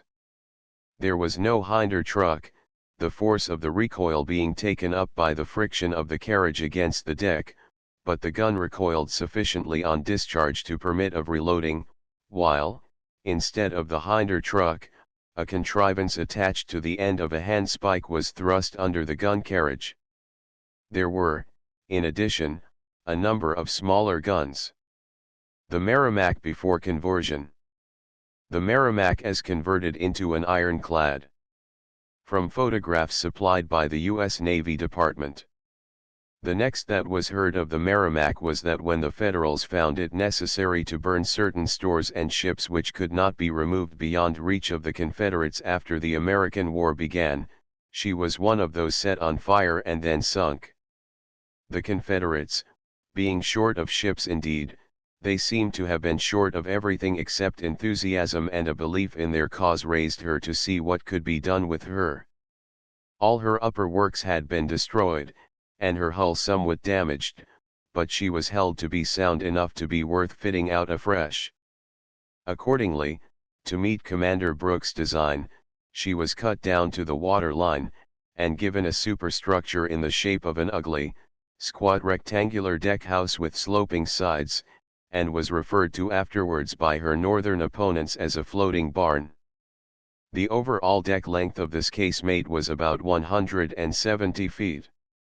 Its sloping walls were framed of pine 20 inches thick, upon which oak planking 4 inches thick was laid, and outside this 2 sets of iron plates, formed by rolling out railway rails, were laid, the first horizontally and the outermost vertically.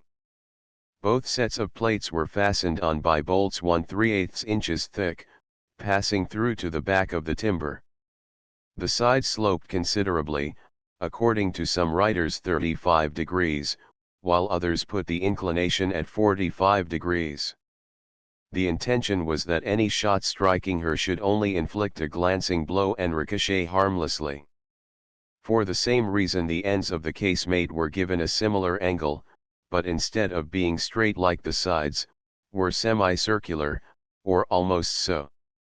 The top of the structure was covered by an iron grating, which served the double purpose of permitting the ventilation of the interior and keeping out missiles.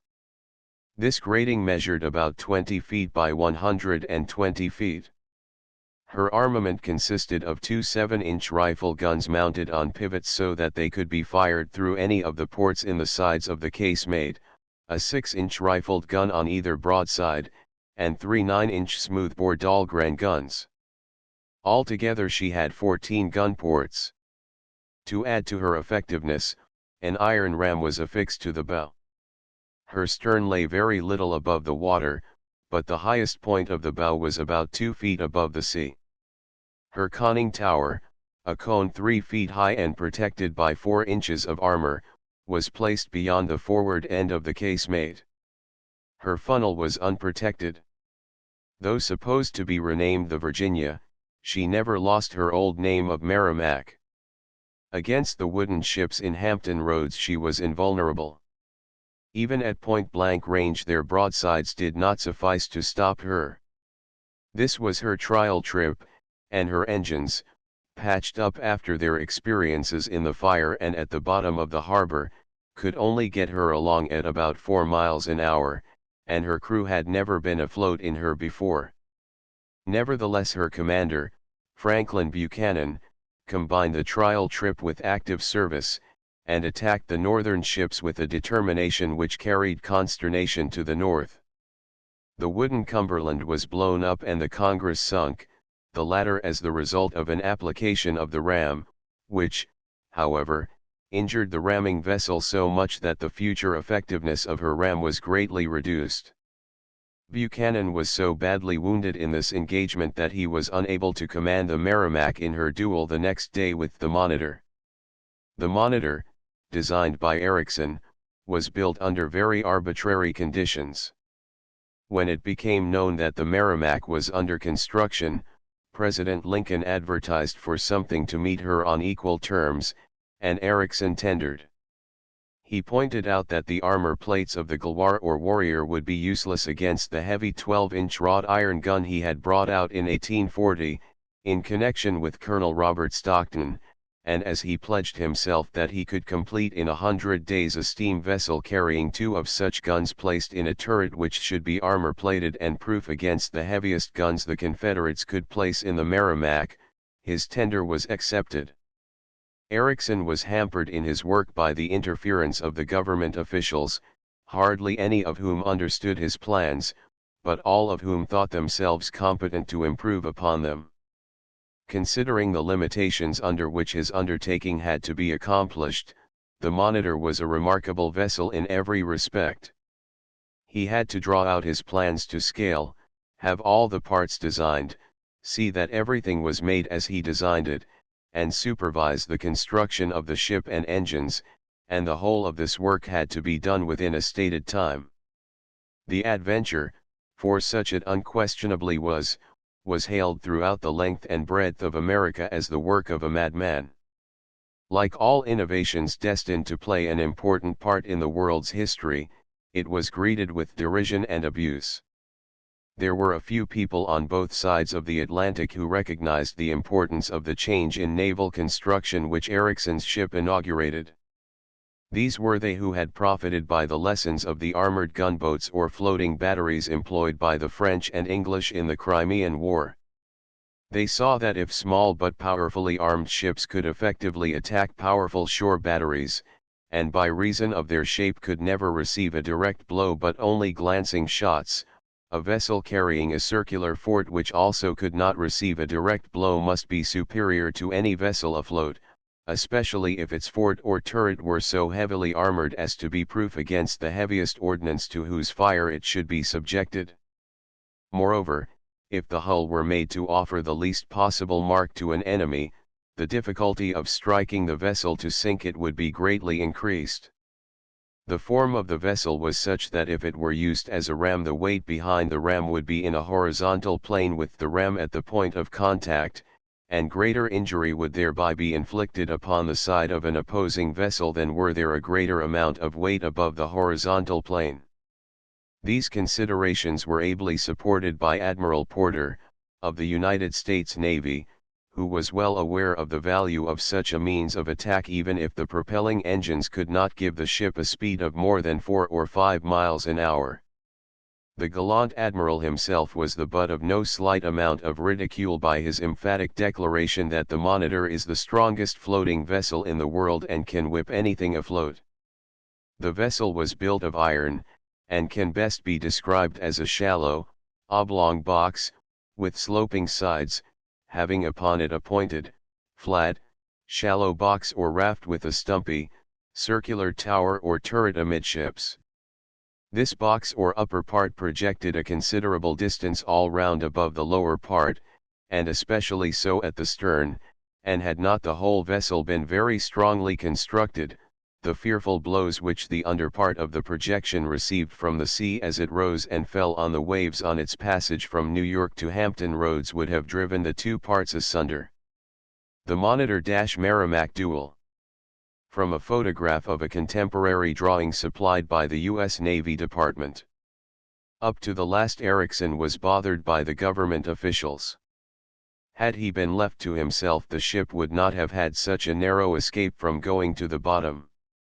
They interfered with the turret bearings, with the result that when the sea washed over the low deck, the water poured into the hold from all round the turret and put out the fires in the engine room, when the fumes drove the engineers out of their quarters and nearly poisoned everybody in the turret through which all the outgoing ventilation had to be made.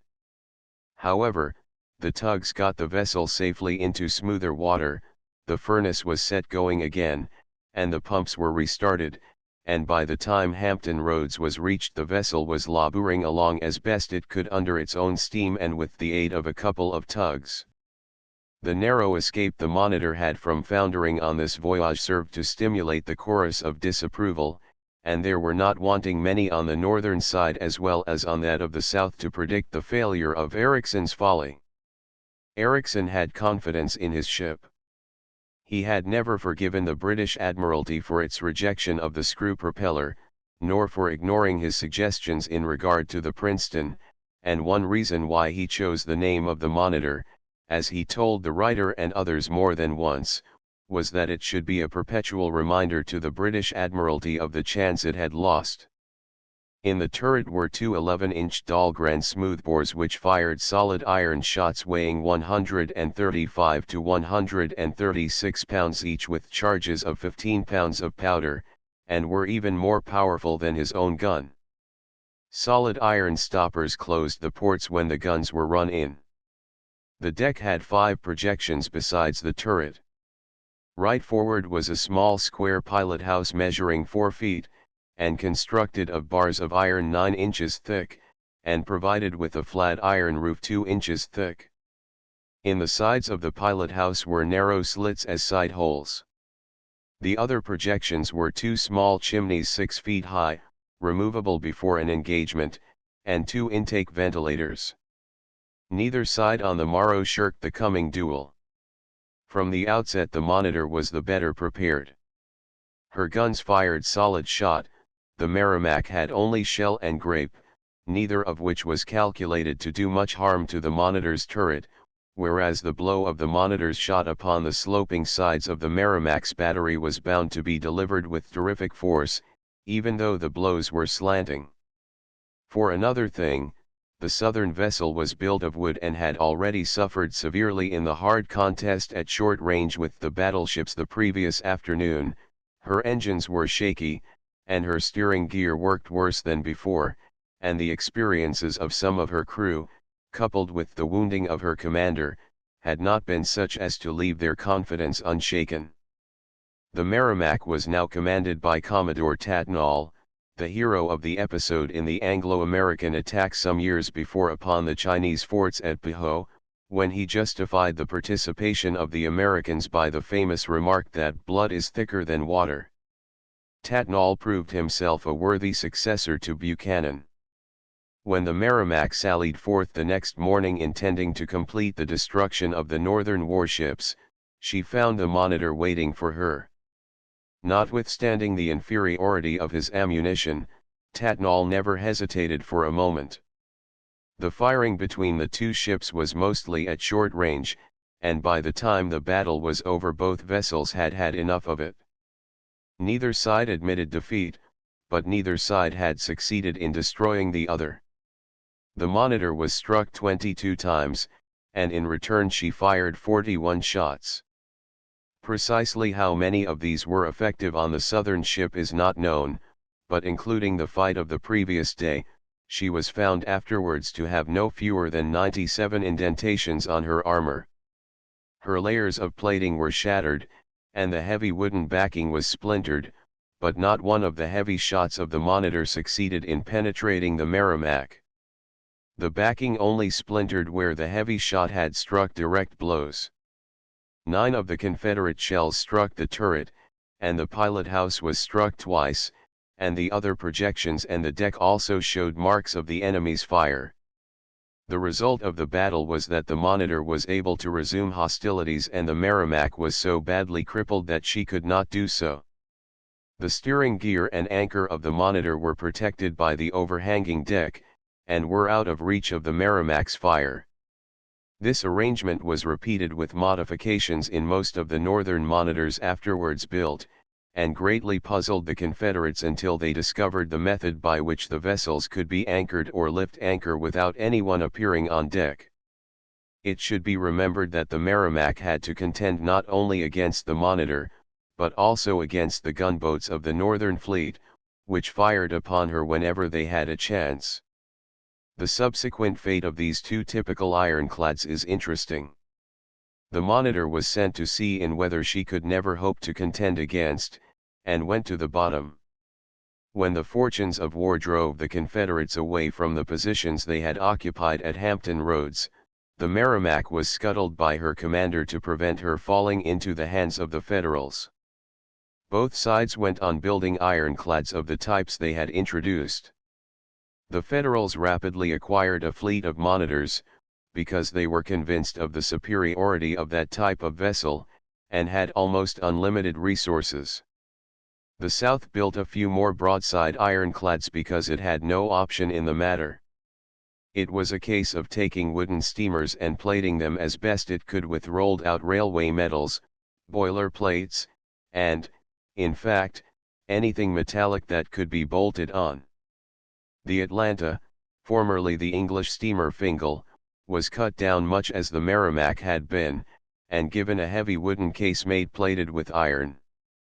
The two Monitors, Nahant and Weehawken, were waiting for her, and when she set out from Savannah to look for them, they followed.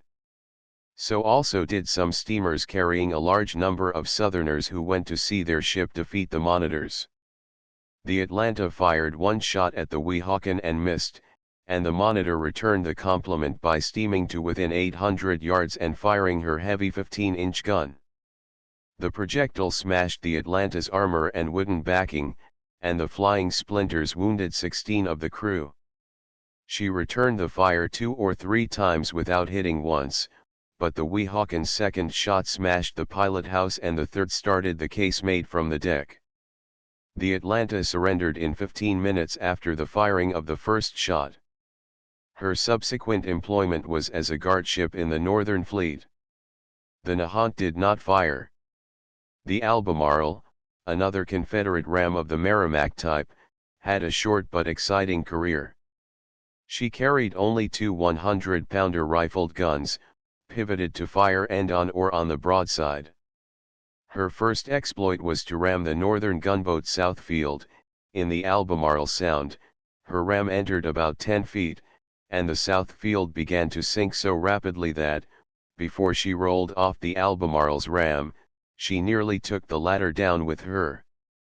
The Albemarle afterwards fought a pitched battle with 4 northern paddle-wheel gunboats, and although she was rammed and damaged, she held her own. Her destruction may be said to have heralded the introduction of the torpedo boat, and for this reason is referred to in a subsequent chapter. The Monitor and Albemarle from a painting by Muller. Federal gunboat St. Louis. From photographs supplied by the U.S. Navy Department. Another most notable example in these improvised ironclads was the ram Tennessee, which was designed and commanded by Commodore Tatnall. This vessel played a conspicuous part in the defense of Mobile against the Federal fleet under Admiral Farragut, in August, 1864. The Tennessee was admirably designed for the purpose intended, which was that of an ironclad, heavily armed, and able to ram, but unfortunately for her, she could not be got completely ready in time, nor was it possible to give her the armored protection or the weighty artillery which had been contemplated at first. Nevertheless, her commander fought her well, and that she came absolutely to grief was due to hasty construction and lack of material to put into her, rather than to any fault in the design of the ship itself. Her battle with the Union fleet shows with what grim determination the ship was fought. There was a brush with the ironclad ram, says an American writer, but it was not serious, and the fleet came to anchor 3 miles up the bay. Farragut was planning to attack the ram as soon as it should be dark enough to prevent the garrison seeing which was friend and which foe, but the ram anticipated him and steamed direct for the flagship, the Hartford, in the midst of the fleet. The admiral at once gave orders for every ship to attack her, not only with shot but by ramming, and a desperate contest ensued. The ram had the advantage in that she was sure of striking an enemy with every blow, while the fleet had to avoid running and firing into one another. Their shot had no effect on the sloping iron sides of the monster, and when the wooden vessels rammed her they only splintered their own bows and only heeled her over. But the monitors, with their enormous guns, shot away her smokestack and steering apparatus, and jammed her shutters, while one 15-inch shell actually penetrated her armor. 38 This heavy cannonade proved too much for her. With her armor battered, her machinery damaged, her commander badly wounded, her steering gear disabled, she lay helpless at the mercy of her foes and surrendered. Another type of ironclad which the Confederates employed was known as the David, because though small it was hoped it would deal as effectively with the big northern warships as its Hebrew namesake had dealt with Goliath of old. The parallel, however, ceases with the name. The first American David was tried at Charleston, in October, 1863. She was cigar-shaped, 54 feet long, and 6 feet in diameter, and carried a small steam engine to drive a small screw propeller. Her one weapon was a spar torpedo, and when she had exploded it she was expected to go to the bottom with such of her crew as did not happen to be able to save themselves. Many brave deeds have been done in war by combatants and non-combatants alike, but the cool courage of the pilot or steersman of the first David will take some beating. Her initial attack was directed against the ironclad ship Ironsides, named in commemoration of the old Ironsides, and whether failure or success attended the attempted destruction of the ship, those on the David knew they were engaged in a forlorn hope. Only the funnel and pilot house of the little vessel were discernible above the sea level, and even they were not very conspicuous. The David was hailed, and replied with a volley of musketry, and an instant later a torpedo exploded against the sides of the warship. It lifted her and shook her, but inflicted no material damage worth speaking of, but the moral effect was considerable, as the Federals knew the Confederates had now devised a new means of attacking them. At the moment of the explosion the 4 or 5 men composing the crew of the David jumped overboard, as it was thought she would be swamped by the backwash of the explosion. She did not sink, however, and the pilot held on to her for his life, for he was the only man on board who could not swim. The engineer swam to her, and together they took her back to Charleston. On the Mississippi and the other American rivers both sides improvised as gunboats anything that had an engine in it and a platform upon which a gun could be carried. Small tugboats were given turtle-back armor, too thin to be of use, whence some of them got the name of tinclads in contradistinction to the ironclads. Big sidewheel steamers were protected with anything that could be utilized for the purpose, from logs to bags of ashes, and ordinary river cargo steamers and barges were also found very adaptable.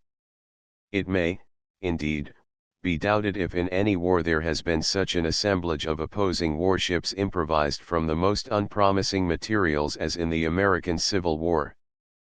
The majority of them were not of great use as combatants, notwithstanding that their crews usually handled them with reckless bravery, and after the passage of the Mississippi mouth had been forced and the northern warships were able to ascend the river, the fighting value of these makeshifts became almost a negative quantity.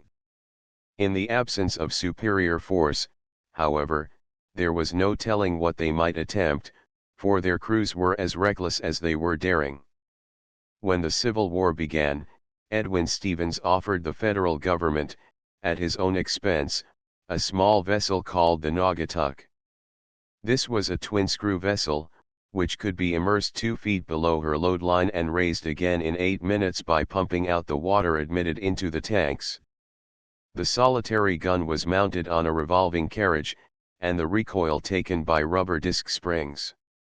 It was loaded, directed, and fired from below the deck, the loading being accomplished by bringing the depressed gun opposite a hole in the deck. Provided for the purpose 39, she carried a Parrott gun, a 100-pounder, and was one of the fleet that attacked the Merrimac. Her twin screws enabled her to turn from end to end in 75 seconds. She did good service on the James River, until her gun burst, her crew, thanks to her protecting deck, escaping injury. This vessel is chiefly of interest because of the method of placing and loading the gun. The Naugatuck. The gun carriage of the Naugatuck.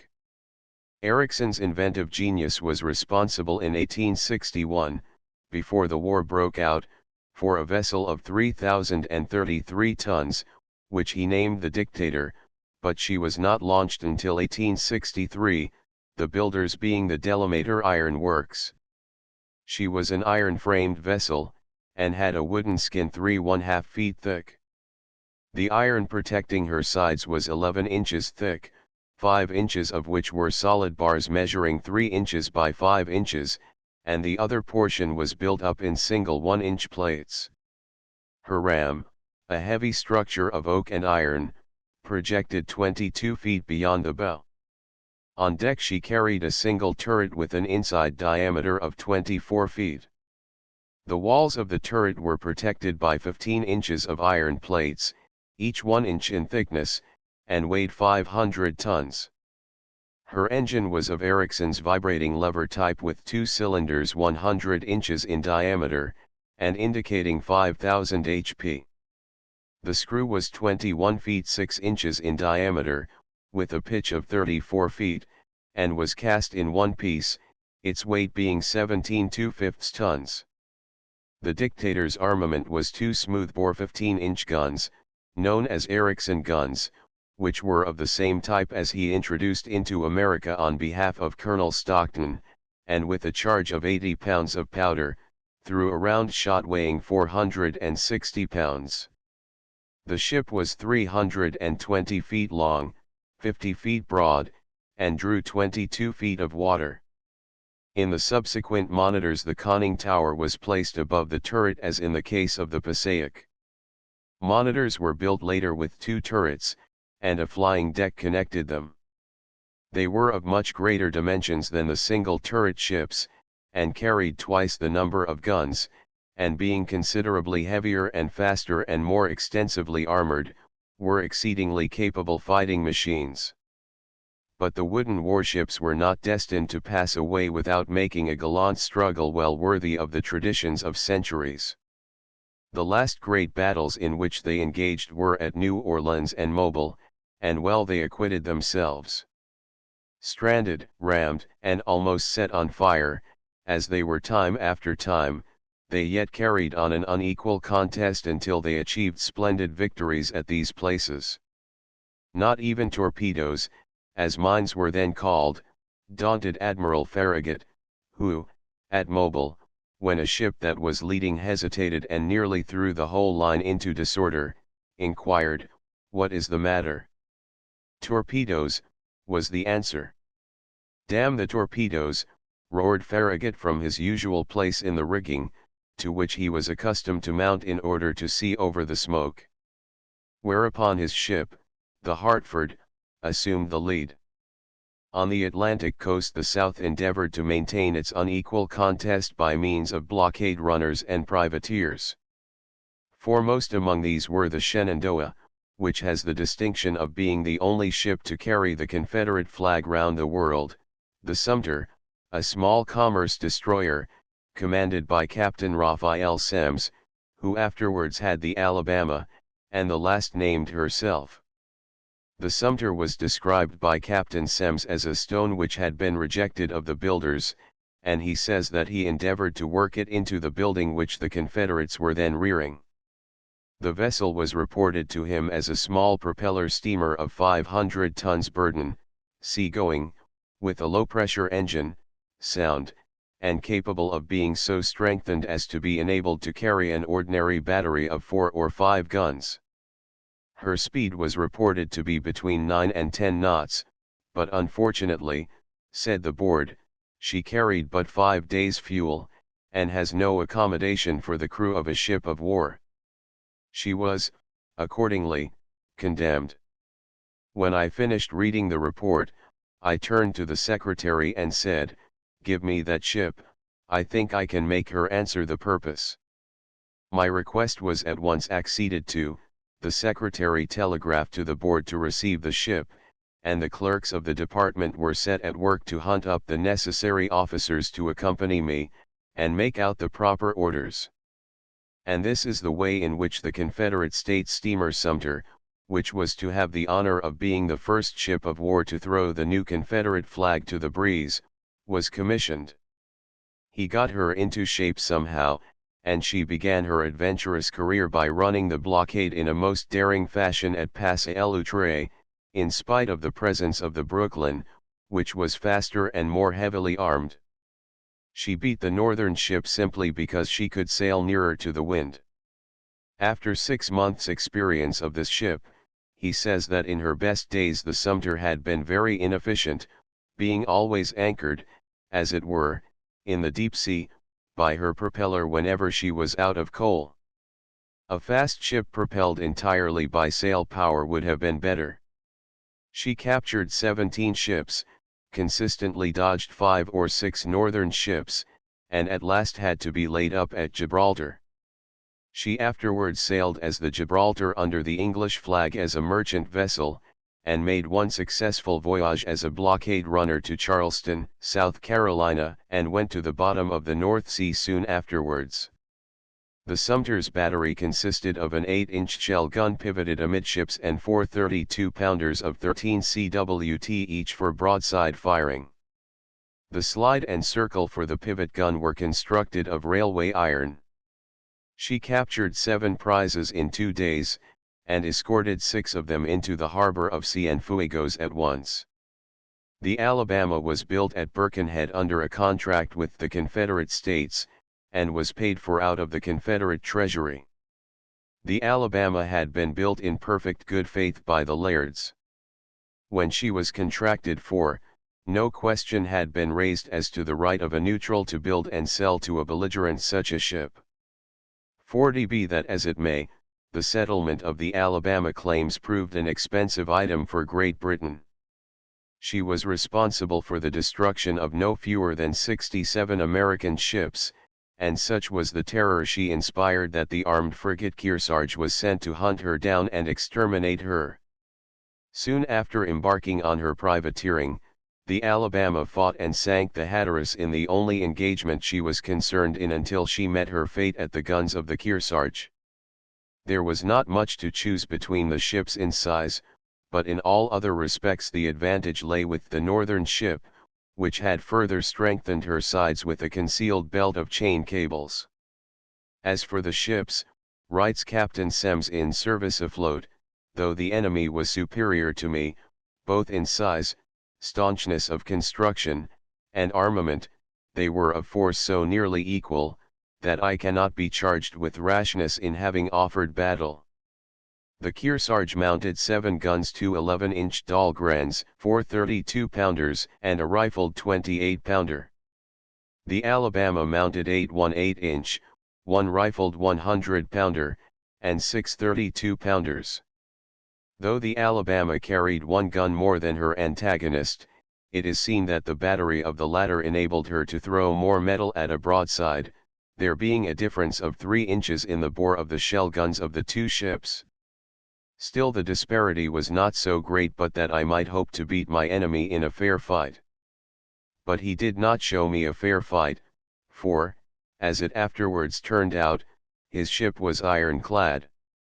It was the same thing as if 2 men were to go out to fight a duel and one of them, unknown to the other, were to put a shirt of mail under his outer garment. By Captain Winslow's own account, the Kearsarge was struck 28 times, but his ship being armored, of course, my shot and shell, except in so far as fragments of the latter may have damaged his spars and rigging, fell harmless into the sea. The Alabama was not mortally wounded until after the Kearsarge had been firing at her an hour and 10 minutes. In the meantime, in spite of the armor of the Kearsarge, I had mortally wounded that ship in the first 30 minutes of the engagement. I say mortally wounded her, because the wound would have proved fatal but for the defect of my ammunition.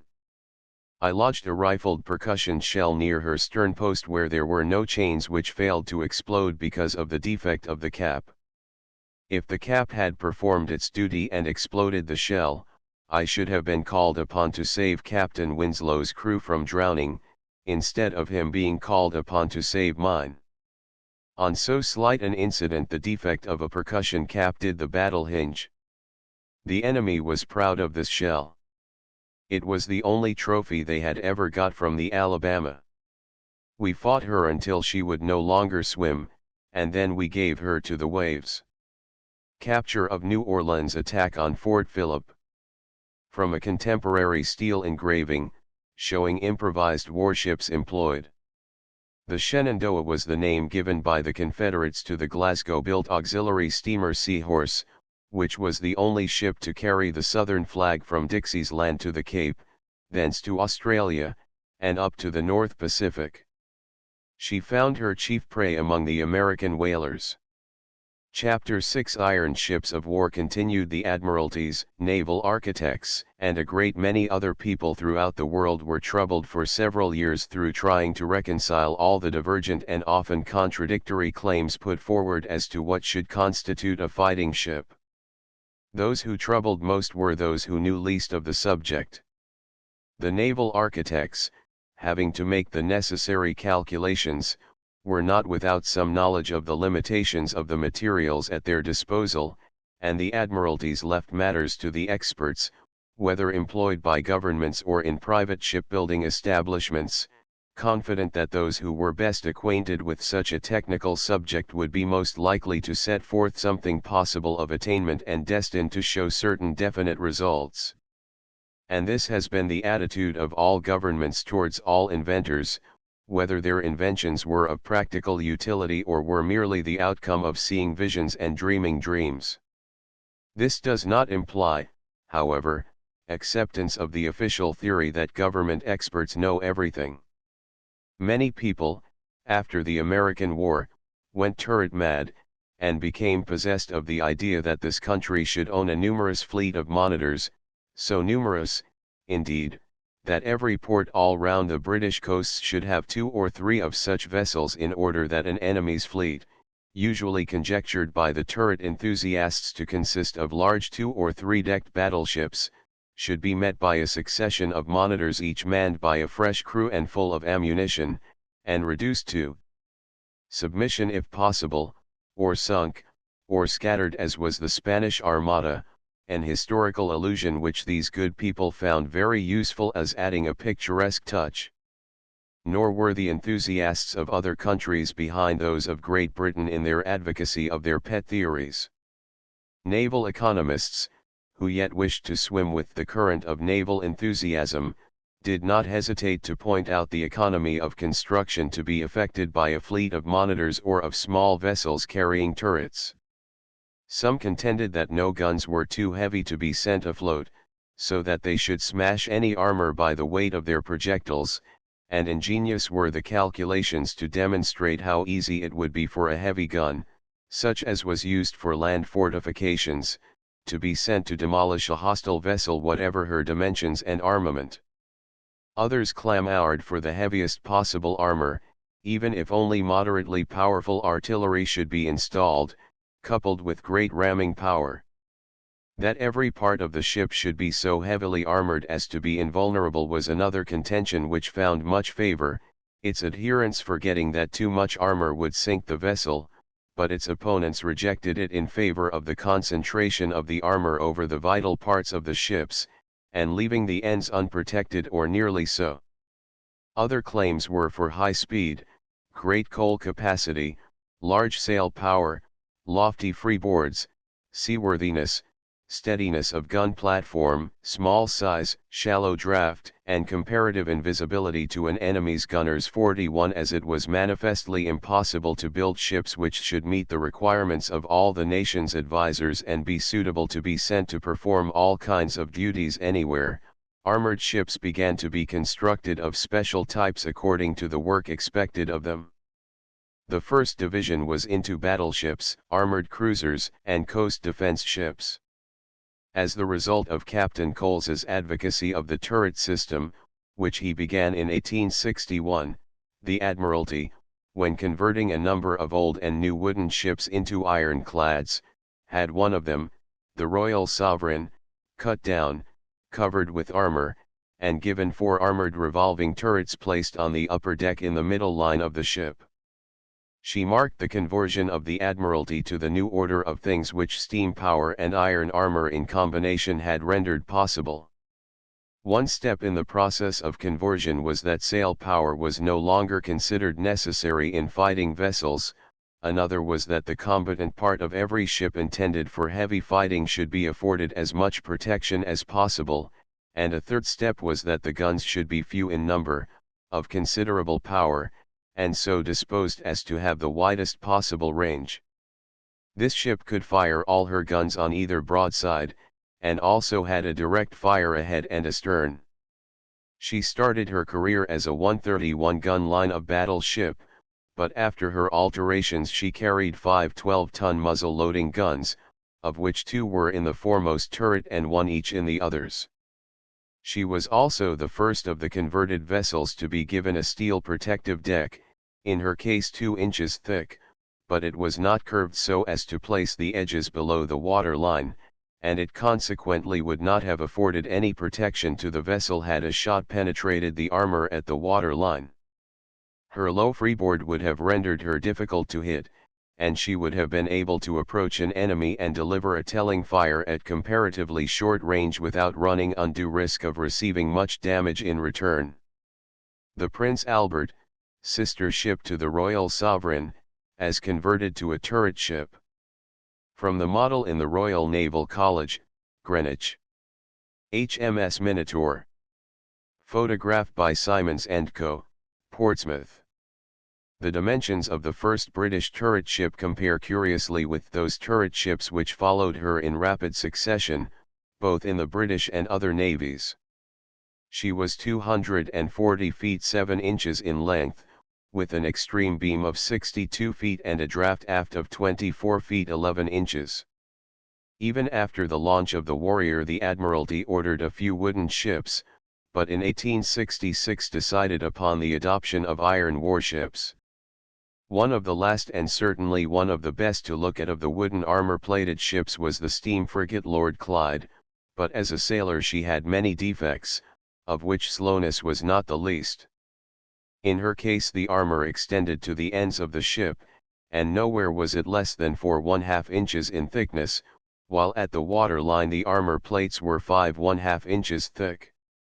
The sides of the entire battery deck from stem to stern, and from 3 feet below to 3 feet above the ports were plated with 6-inch armor, of which one thickness of 1½ inches was bolted to the ship's frame, and the other, of 4½ inches, was placed upon the outside of the planking.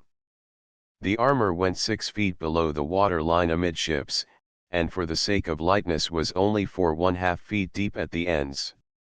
The gun ports were 8 feet 9 inches above the water line, or 2 feet 6 inches higher than those of La Gauloise.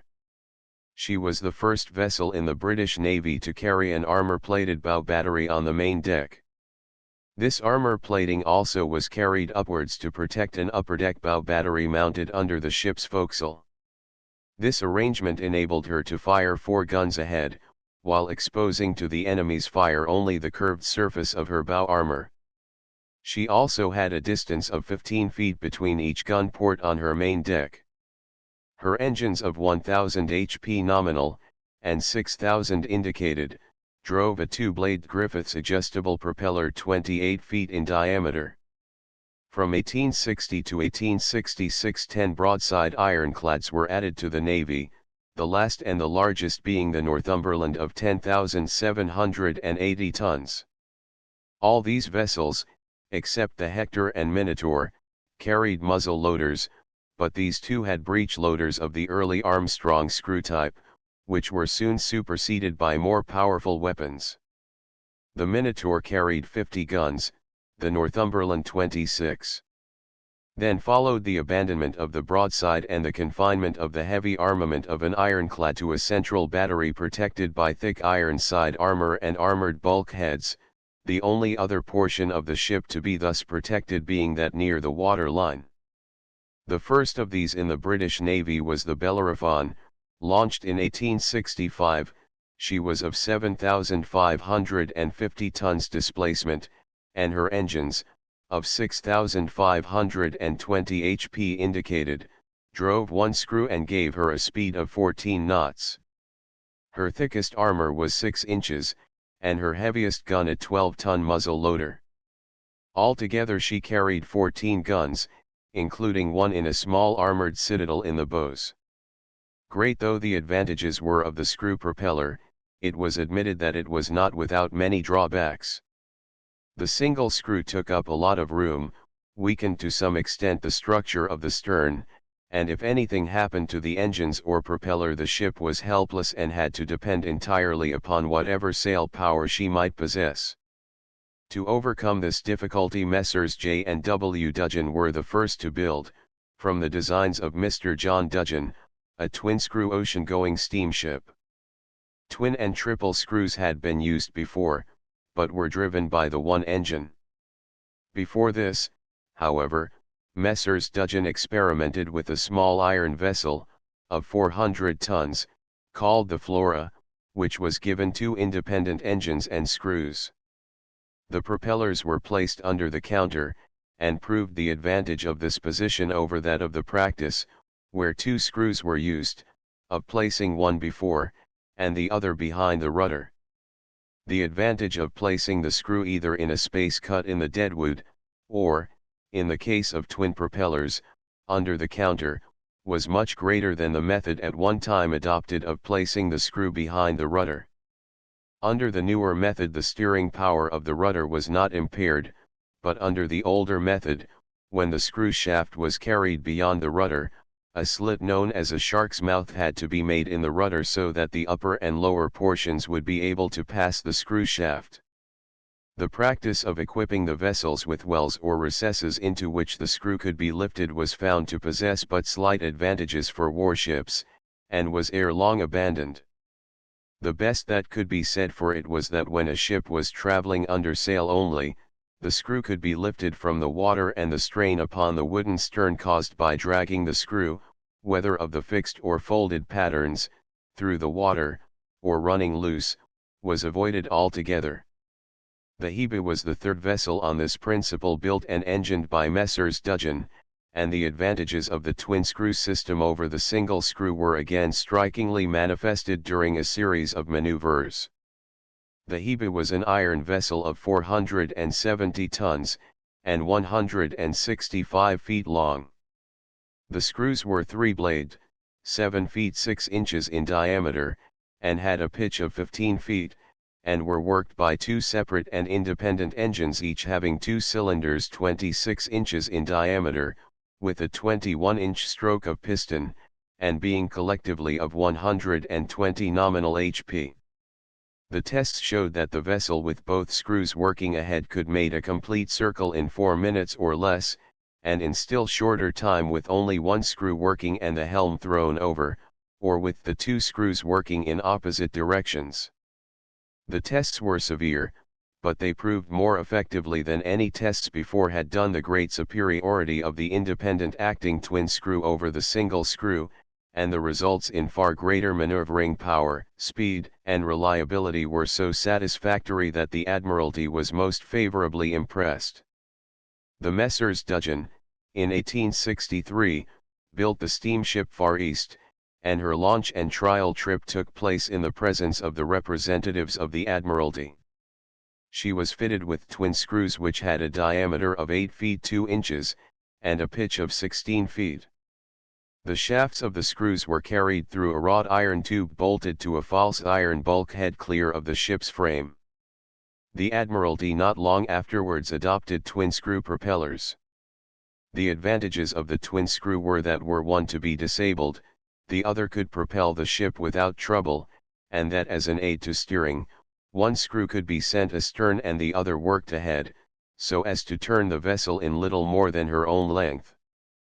The Penelope, launched in 1867, was the first twin-screw ocean-going ironclad belonging to the Navy, and she was, moreover, the first government-owned warship in which each screw had its own engine, as compared to the two screws geared to one engine in the floating batteries of the Crimean days. She was of 4,470 tons displacement, and her engines of 4,700 indicated HP gave her a speed of between 12 and 13 knots.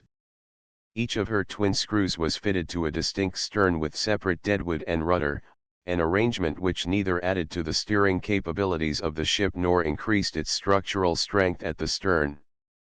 The Penelope had recessed ports to allow of increased training of the guns. Captain Coles, to whom, notwithstanding the sad fate which overtook the captain, this country is somewhat indebted for his consistent advocacy of the adoption of the turret on sea-going ships, urged upon the Admiralty the superiority of the turret over the broadside system. His contrivance differed from that of Ericsson in the important particular that Ericsson's turret was supported on a pivot which rested upon bearings at the bottom of the ship, whereas Captain Coles's turret rested upon bearings supported in a specially constructed room resting upon the beams of the deck, which, in turn, were strongly supported from below. In regard to the thickness of armor there was little to choose between the two. Captain Coles brought his design before the notice of the United Service Institution in 1860, and although it attracted a great deal of attention among naval constructors and manufacturers of naval artillery, only one nation was then of sufficient courage to order an experimental ship. That nation was Denmark, and it is to that country that the honor must be given of having the first ship in which the broadside system of gunfire was entirely abandoned and the turret system installed instead. This vessel was the Rolf Krake, an iron double-turreted monitor with lowering bulwarks. She was engaged in the war against Prussia, in 1864, when she took part in a fierce duel with the Prussian batteries at Eckernförde. The batteries fired 24-pounder rifled Krupp guns, and though the ironclad was struck about 150 times, her armor was sufficient to withstand the shot, and she certainly inflicted a great deal more damage than she received.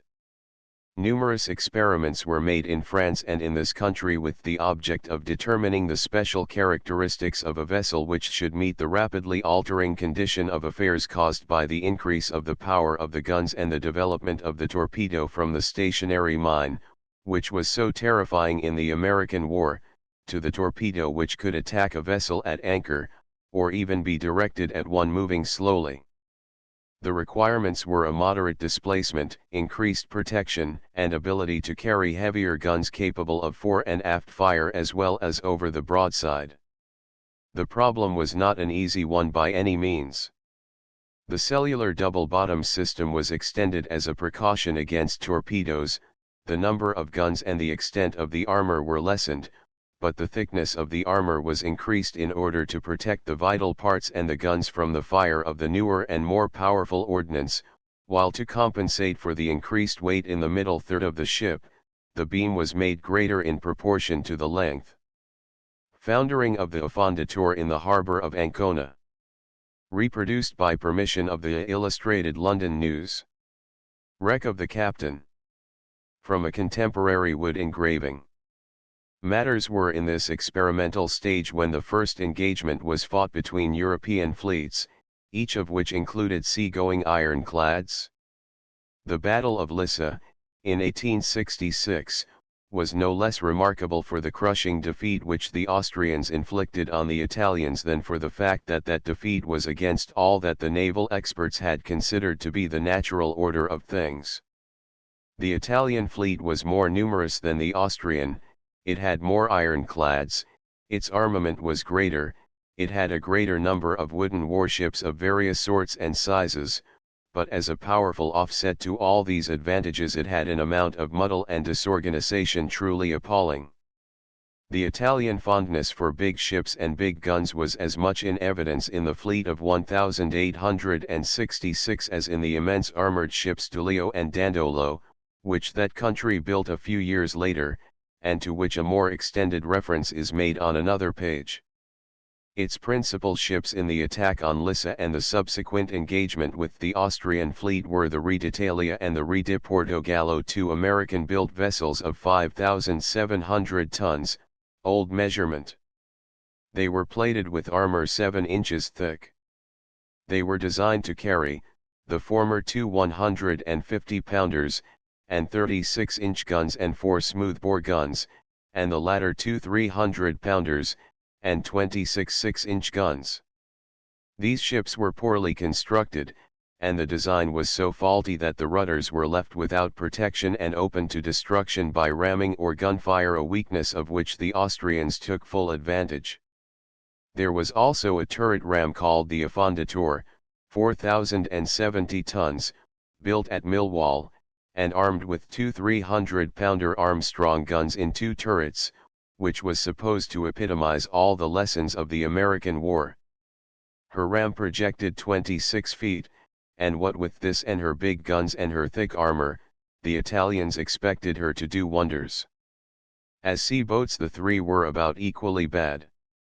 There were also 2 French-built small rams, Terrible and Formidable, of 2,700 tons.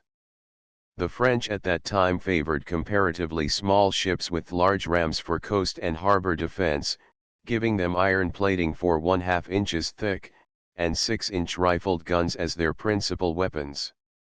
Of the broadside ironclads there were 4, of about 4,700 tons each, and belted from stem to stern at the water line. There were, besides, 2 armored gunboats which carried 2 150-pounder Armstrongs and some smaller guns. The Italian fleet also had a number of steam-engined wooden vessels.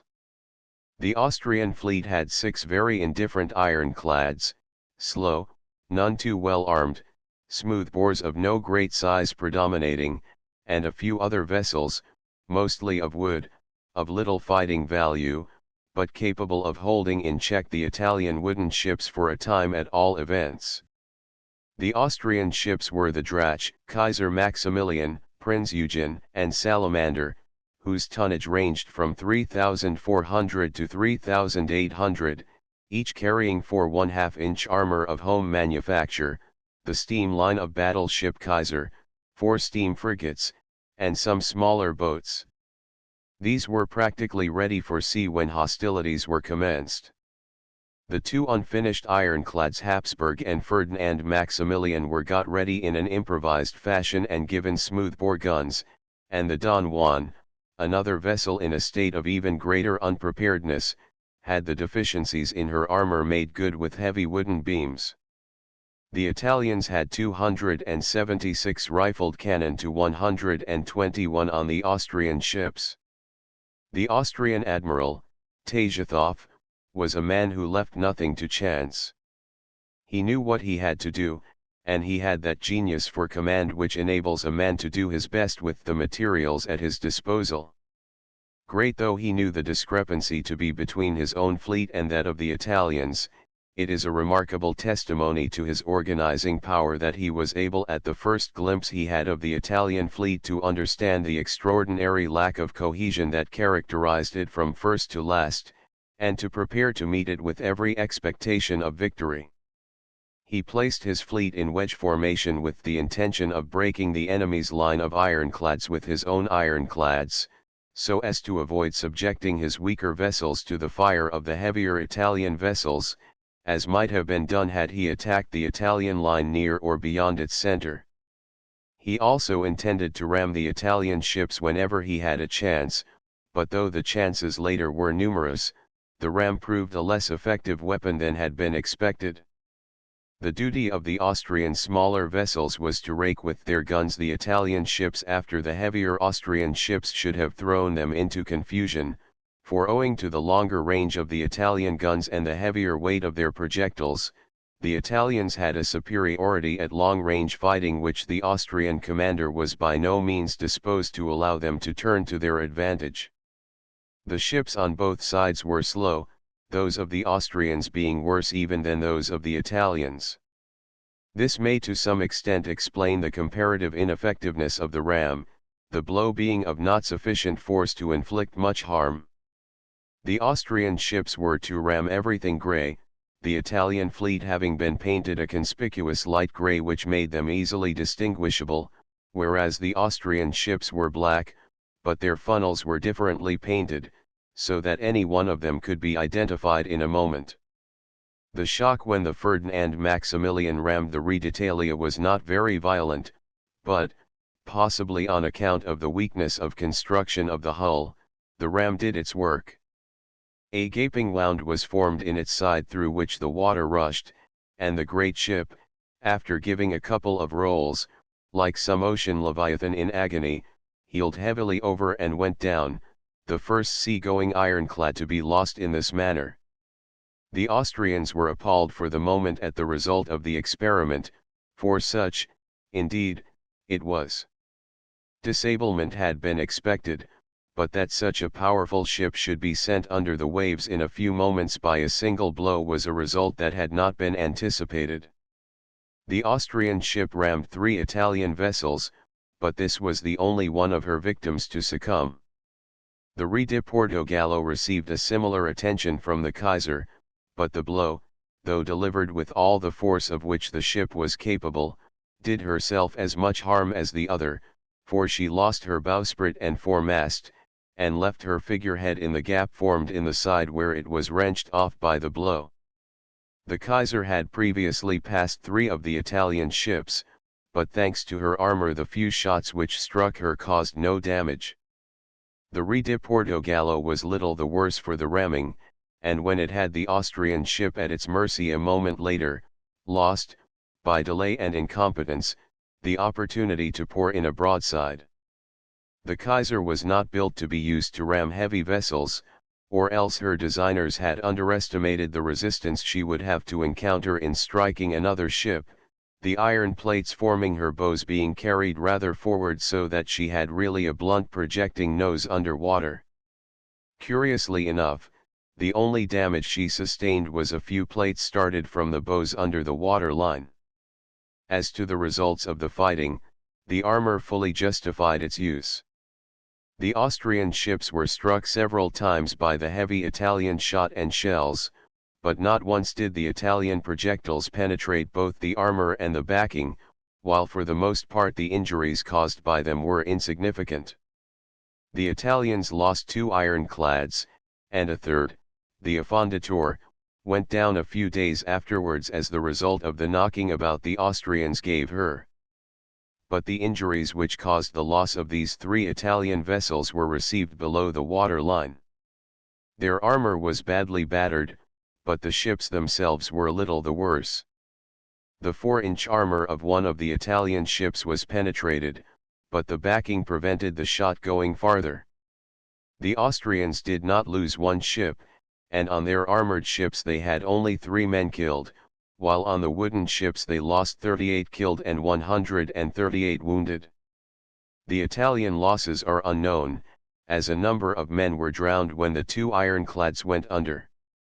Even after the Italians were defeated they were still as strong as their opponents, but dared not attack them, while the Austrian commander deemed discretion the better part of rashness, and, contenting himself with having compelled the Italians to retire from Lissa, was confident that they would not attempt to attack him after the losses they had sustained, which had rendered them even more hopelessly disorganized than before the battle, if that were possible.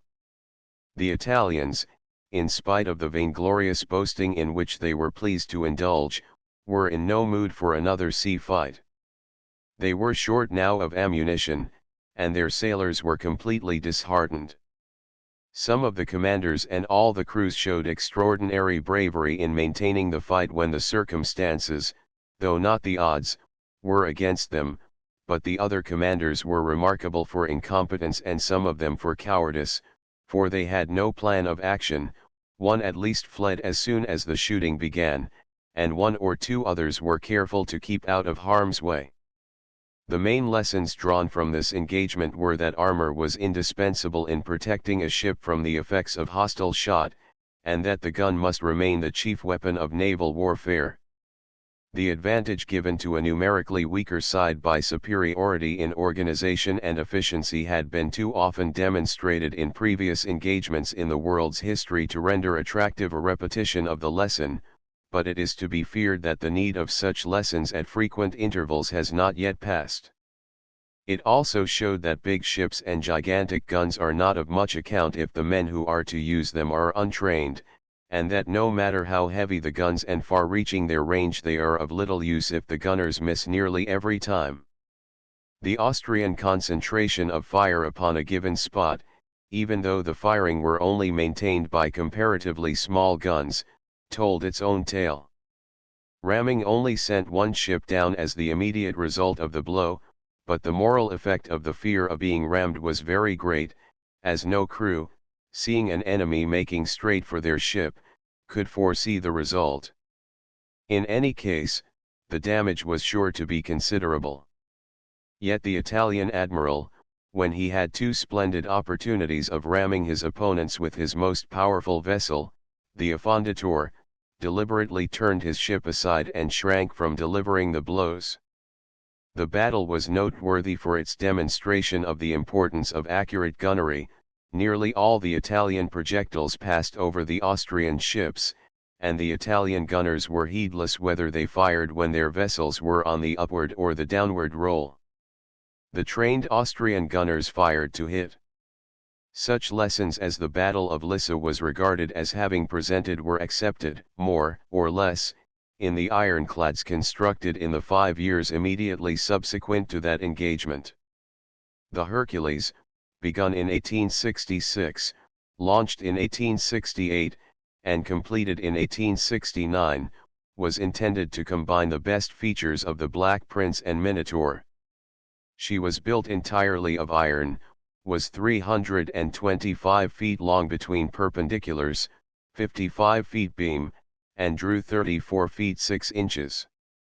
The ram, a solid forging, weighed 5 tons, the armor plate was 8 to 9 inches thick, and weighed 1,145 tons. The weight of the bolts, nuts, and washers used in securing the armor plates was 73 tons, and there were also 91 tons of armor plates for the bulkheads, and 4 tons of bolts to secure them. The bulwarks were of wood, but below them were 2 iron strakes 6 inches thick, next a strake of 8-inch armor covering the lower portion of the main deck or central box battery, then 2 strakes of 6-inch plates, and then a belt of armor with a maximum thickness of 9 inches extending the length of the ship and amply protecting her some distance above and below the water line. Under this was another strake of 6-inch plates resting on the double skin of the hull itself.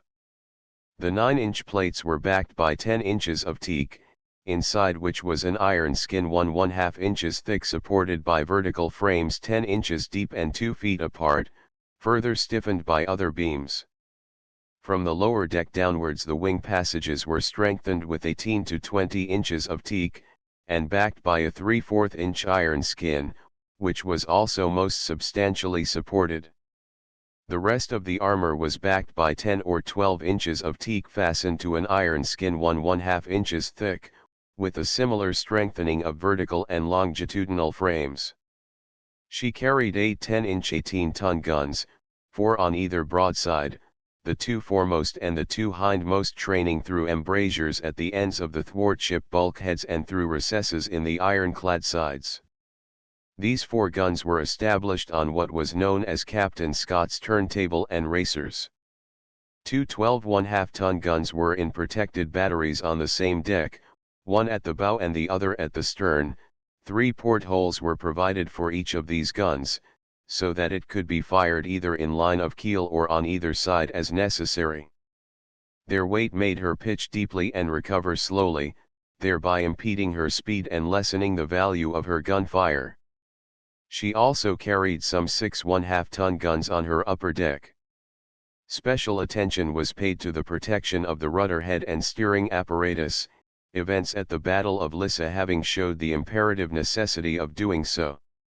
It was contended on behalf of the Hercules that her armor could not be penetrated by the guns of any ship afloat.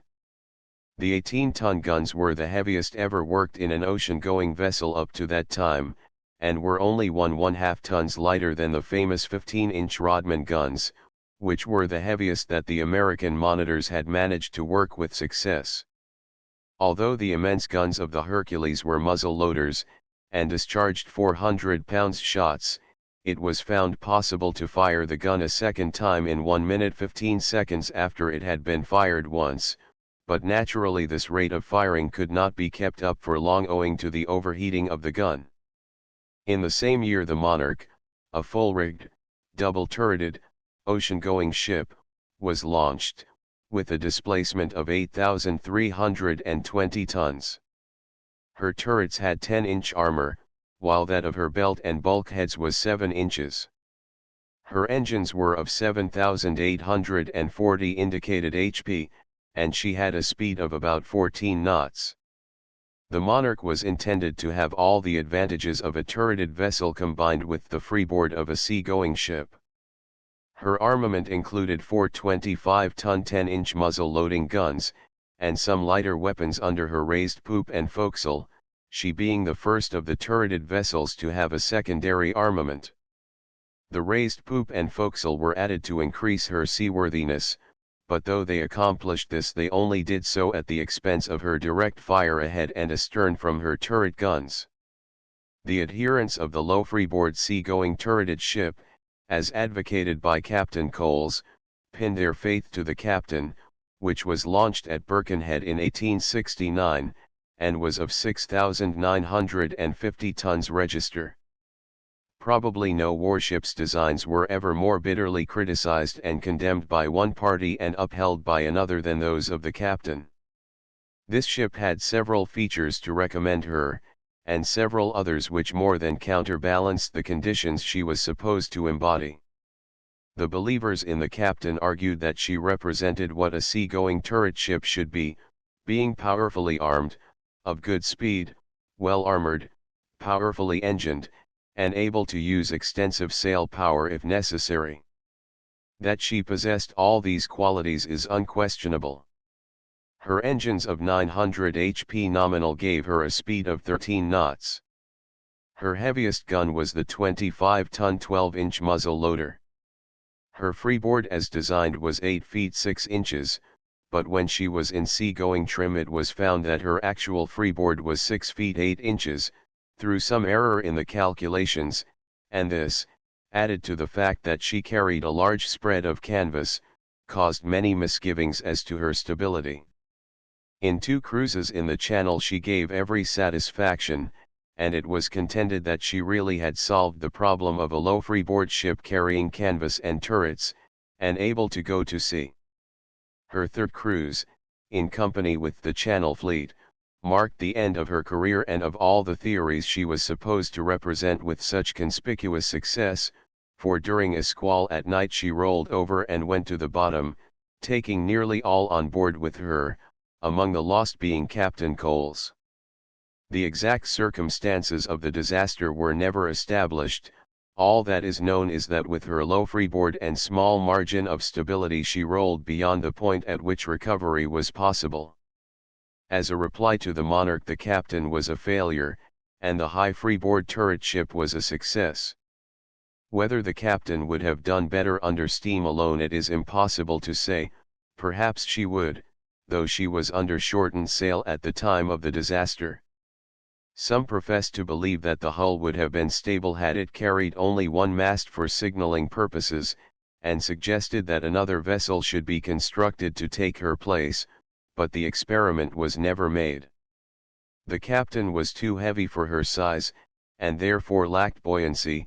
Her weight was too much distributed, and she had not the power to throw off quickly the water she took on board, but lay down under it, to use a seaman's expression.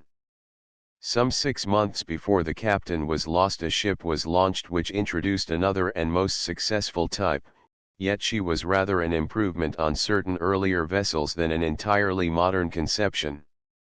This was the Devastation, and she was at once recognized as the most powerful ship of war in the world.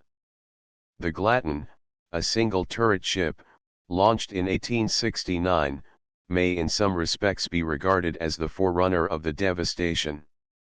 The Glatton was a low freeboard coast defense monitor, modified to suit the conditions prevailing on the English side of the Channel, but the Devastation, while still being of comparatively low freeboard, was a sea-going ship, mastless, so far as sails were concerned, and double-turreted. The Devastation was the historical reply of the British naval constructors to the much vaunted American monitors, and also the Admiralty's reply to the captain. She was so unlike anything else afloat, that the writers of those days had difficulty in finding anything to which they could compare her.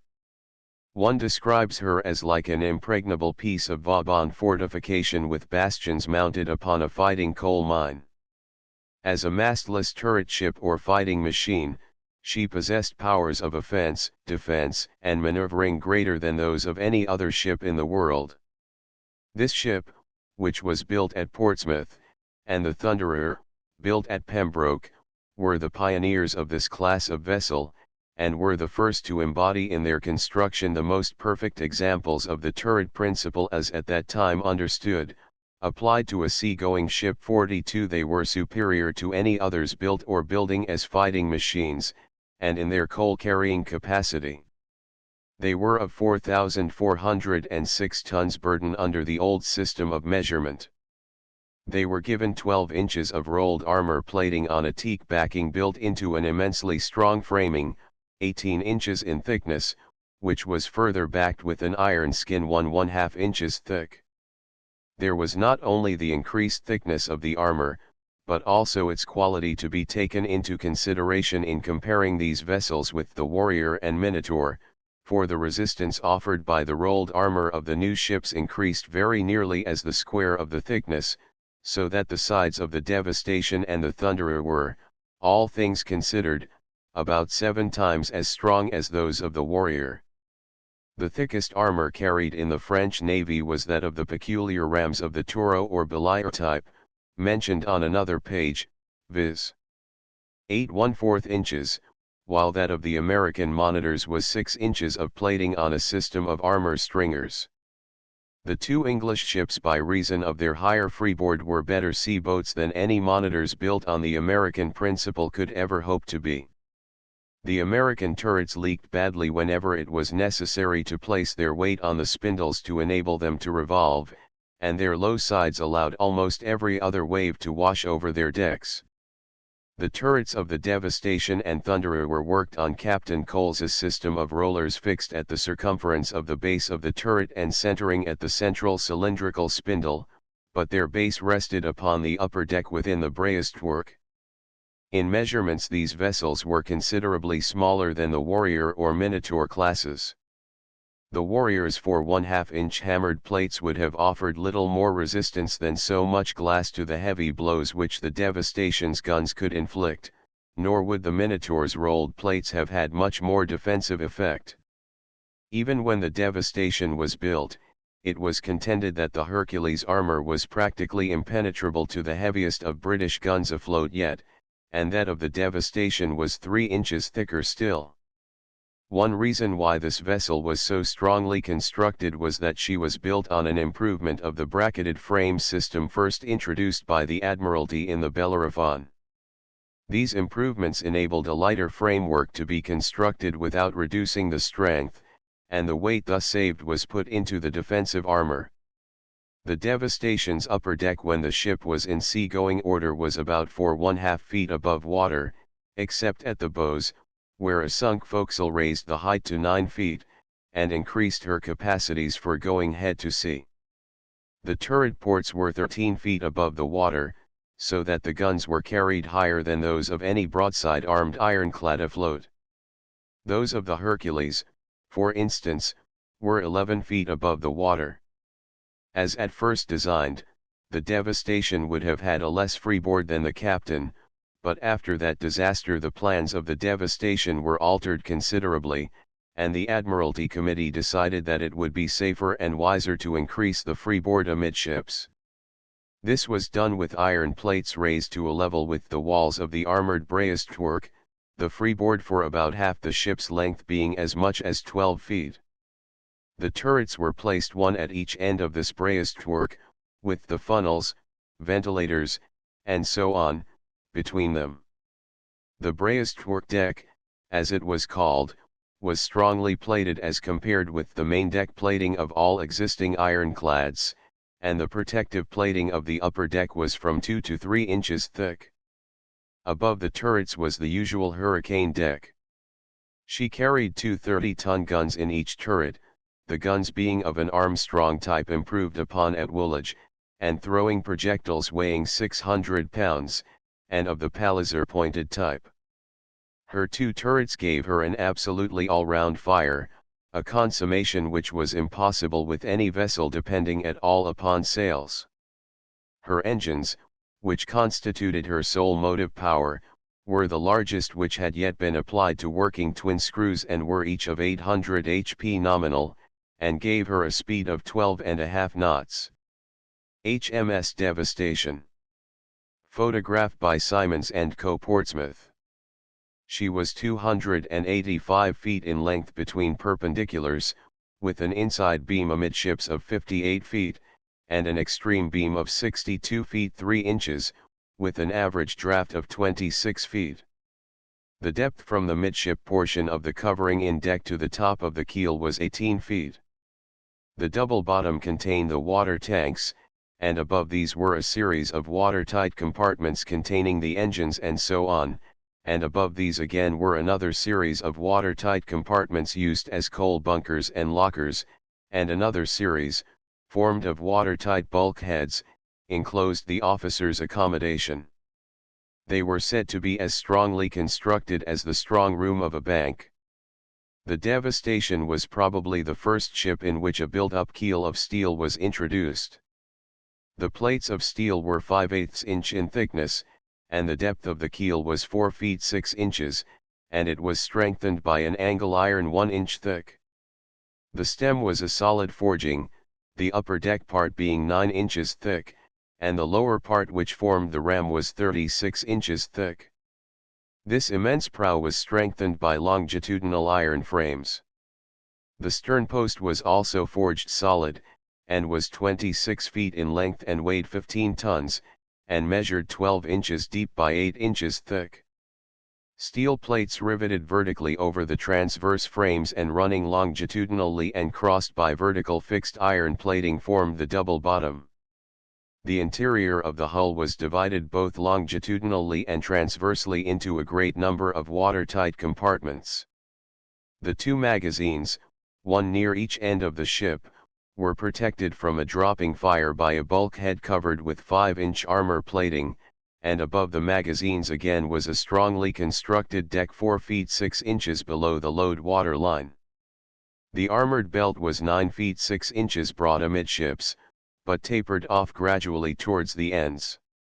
The armor plating was 18 inches thick amidships, and gradually reduced to 9 inches towards the extremities.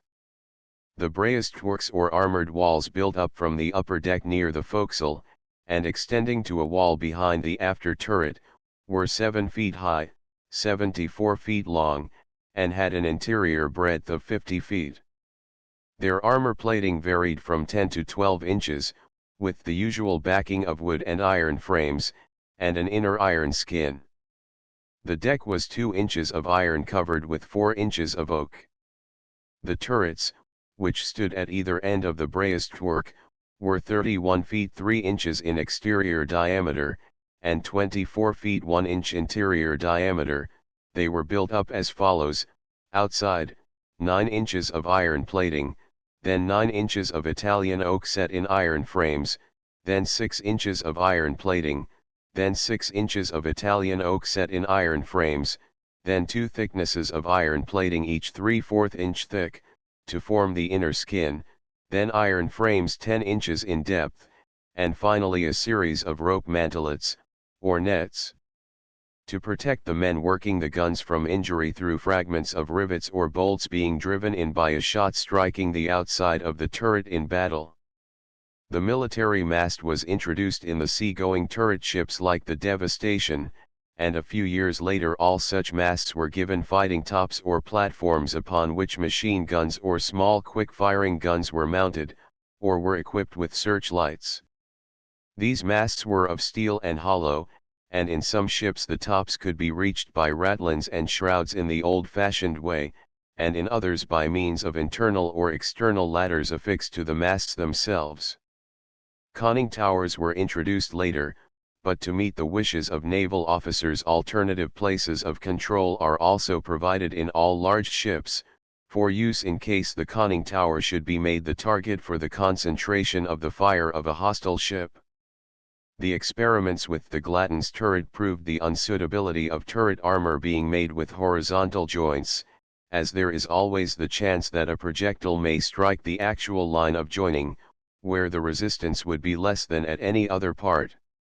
The plates for the Devastation turrets were, therefore, rolled sufficiently broad to cover the faces of the turrets from the braced-work deck to the upper edge, and only vertical joints were exposed to fire. The forward end of the ship was raised to form what was called a sunk forecastle. This considerably added to the freeboard forward and to the buoyancy at that end of the ship, and this was further augmented by the armor belt being reduced as much as possible so as to avoid unnecessary weight. Some critics of this design maintain that the end was too weak, and that the advantage it was sought to gain in sea-going qualities would not materialize, but when the vessel afterwards went to sea and was tested in all sorts of weather, and against heavy seas, in broadside seas, and in following seas, and in seas running a few points off the bow, or on the quarter, she proved herself an admirable sea-boat. An account of the sea trials in which she was accompanied by the Agincourt and Sultan includes a description written by a scientific observer, who was on board the Devastation. Her sea trials took place during the summer of 1873. The Sultan was one of the more modern ironclads carrying a 2-deck battery on a protected waterline, and the Agincourt was a 5-mast ship reminiscent of the steam frigate days. The scientific observer states for purposes of comparison in pitching and lifting, etc., the Sultan had the height of the Devastation's upper deck at side painted on her in a broad white stripe, so that the behavior of the two ships might be quickly appreciated apart from the records of instruments. The lowness of the extremities of the Devastation gives a great deal of interest to the pitching and lifting, really the longitudinal rolling, of the vessel.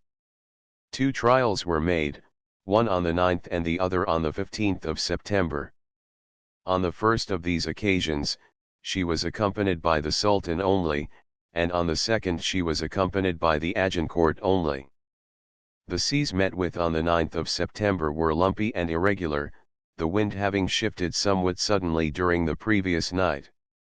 Having got well out to sea, about 40 miles off land, the wind was found to be blowing rather north of west with the force of a moderate gale, its speed varying from 40 to 45 miles per hour, and the largest of the waves were found to vary from 300 to 350 feet in length from crest to crest, occasionally reaching 400 feet, the greatest heights from hollow to crest being 15 and 16 feet. Going head to sea, at from 6 to 7 knots, both vessels pitched considerably.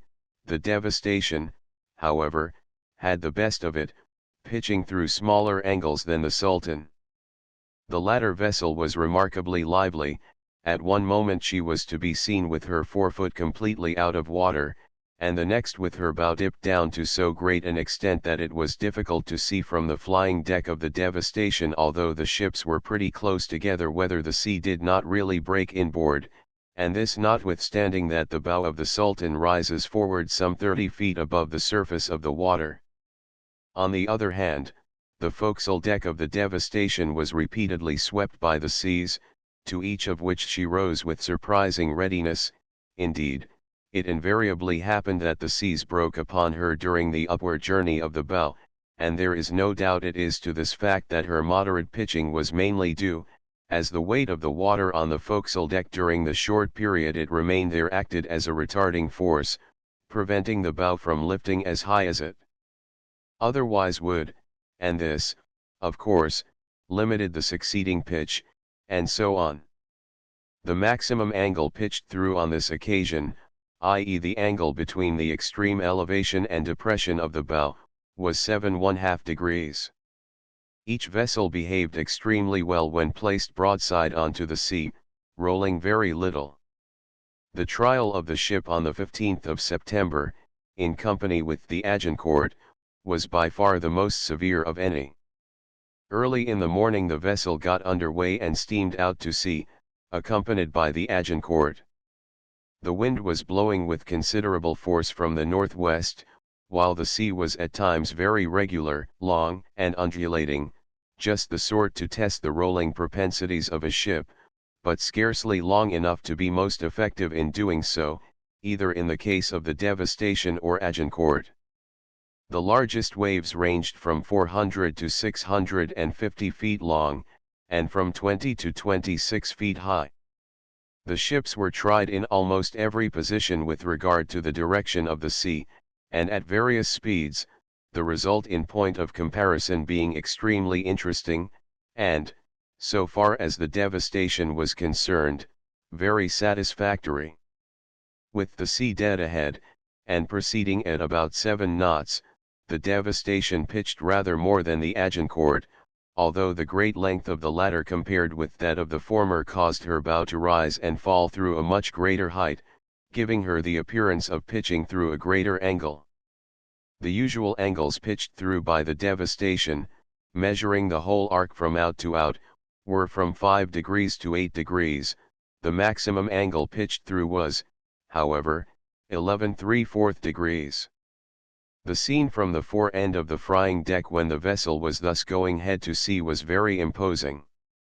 There was repeatedly a rush of water over the forecastle, the various fittings, riding bits, capstan, anchors, etc., churning it up into a beautiful cataract of foam, while occasionally a wall of water would appear to rise up in front of the vessel and, dashing on board in the most threatening style, as though it would carry all before it, rushed aft against the fore turret with great violence, and, after throwing a cloud of heavy spray off the turret into the air, dividing into two, pass overboard on either side. All the hatchways leading below from the upper deck were closed. It was not, however, thought necessary to close the doors in the sides of the trunks leading from the main hatchways to the flying deck, most of the men on deck preferring to remain here under the overhang of the flying deck. It was quite the exception for the water coming over the bow to get much abaft the fore turret, but this, however, occurred occasionally. The foremost turret makes a most perfect breakwater. It receives with impunity the force of the water, which, after spending itself against it, glances off overboard, leaving 2/3 of the deck seldom wetted. There was one sea which came on board, while thus proceeding head to sea, which was much heavier than any other. It rose in front of the vessel some 10 or 12 feet above the forecastle, and broke on the deck with great force, for the moment completely swamping the fore end of the vessel. A mass of broken water swept up over the top of the fore turret, and heavy volumes of spray extended the whole length of the flying deck, some small portion of it even finding its way down the funnel hatchway which had been left uncovered into the fore stoke hole. It should be borne in mind that the angles pitched through, given above, do not measure the inclination of the ship to the surface of the water, but only her inclination to the true vertical. Pitching and lifting are produced by the vessel endeavoring to follow the slope of the waves, or, roughly speaking, to keep her displacement the same as in still water, both as to volume and to longitudinal distribution. As to the depressing effect of the water on the bow, a layer of water 1 foot deep over the entire forecastle exerts a pressure of 65 tons, this will produce a change of trim of 11 inches, together with an increase in the mean draft of 1/3 inches, i.e. the draft of water forward will be increased by 7/1/4 inches, while that aft will be diminished by 3/3 inches. A layer 2 feet deep will have double this effect, one 3 feet thick will have treble this effect, and so on up to a considerable angle. This follows from the fact that the front slope of the longitudinal curve of stability, up to a considerable angle, is very nearly straight. Hence the effect, even of a large body of water passing over the forecastle, tending to make the vessel dive down head foremost, is small, and of no importance. It modifies, however, the transverse stability. When proceeding head to sea there was no appreciable rolling motion. With the wind and sea on the bow she pitched considerably less than when going head to sea, but rolled through 5 degrees or 6 degrees. With the wind and sea abeam, lying passively in the trough of the waves, the maximum angle rolled through was 14 degrees from port to starboard, 6½ degrees to windward, and 7½ degrees to leeward, and this without perceptible pitching. When, however, proceeding at about 7½ knots, with the wind and sea on her quarter, she rolled through 27½ degrees from port to starboard, 13 degrees off the perpendicular to windward, and 14½ degrees off the perpendicular to leeward, besides also pitching through some 4 or 5 degrees. This is by far the greatest angle she has ever rolled through. It is the apparent period of the waves, i.e. their period relatively to the ship, which operates in making a vessel roll. The motions of the vessel, both as to pitching and lifting and to rolling, were extremely easy. She, indeed, claims to have behaved better than her companion, the Agincourt. Certainly, her rolling motion was somewhat slower, and she rolled less deeply. When the Agincourt was rolling 17 degrees from port to starboard, the Devastation was only rolling 14 degrees. As to pitching, the Devastation may fairly claim to have had the advantage, for, as we have seen, although the Agincourt pitched rather less, her bow moved vertically through a greater distance, so much so that while going head to sea at 7 knots she shipped a sea over her high forecastle, showing that she could not be driven under the circumstances at a much higher speed with at least anything like comfort. 43. The Old Dreadnought. Photograph by E. Sankey, Barrow. The Big Guns of the Old Dreadnought. Photograph by E. Sankey, Barrow. The Thunderer, a sister ship in some respects to the Devastation, and the Fury, afterwards called the Dreadnought, followed, but each one included improvements and modifications suggested by the experience gained with the Devastation. Hydraulic machinery was installed for working the 38-ton guns of the Woolwich rifle pattern, but in the Thunderer the two 35 tons were worked by hand. Their guns were by no means generally approved, many artillerists being of opinion that Whitworth hexagonal guns would have been better. The important feature in the Thunderer, and one which contributed very materially to her safety, was the introduction of a longitudinal watertight bulkhead between the two sets of engines and boilers, so that if one set should be disabled from any cause, the vessel would still have the other set to depend upon. The dreadnought was engined on the compound system, which gave her a better speed on a proportionately less coal consumption. It is an old saying that the speed of a fleet is that of its slowest ship. When the situation was further complicated by the varying sailing powers of the ships, the difficulty of the admiral in command to keep his fleet together must sometimes have been very great.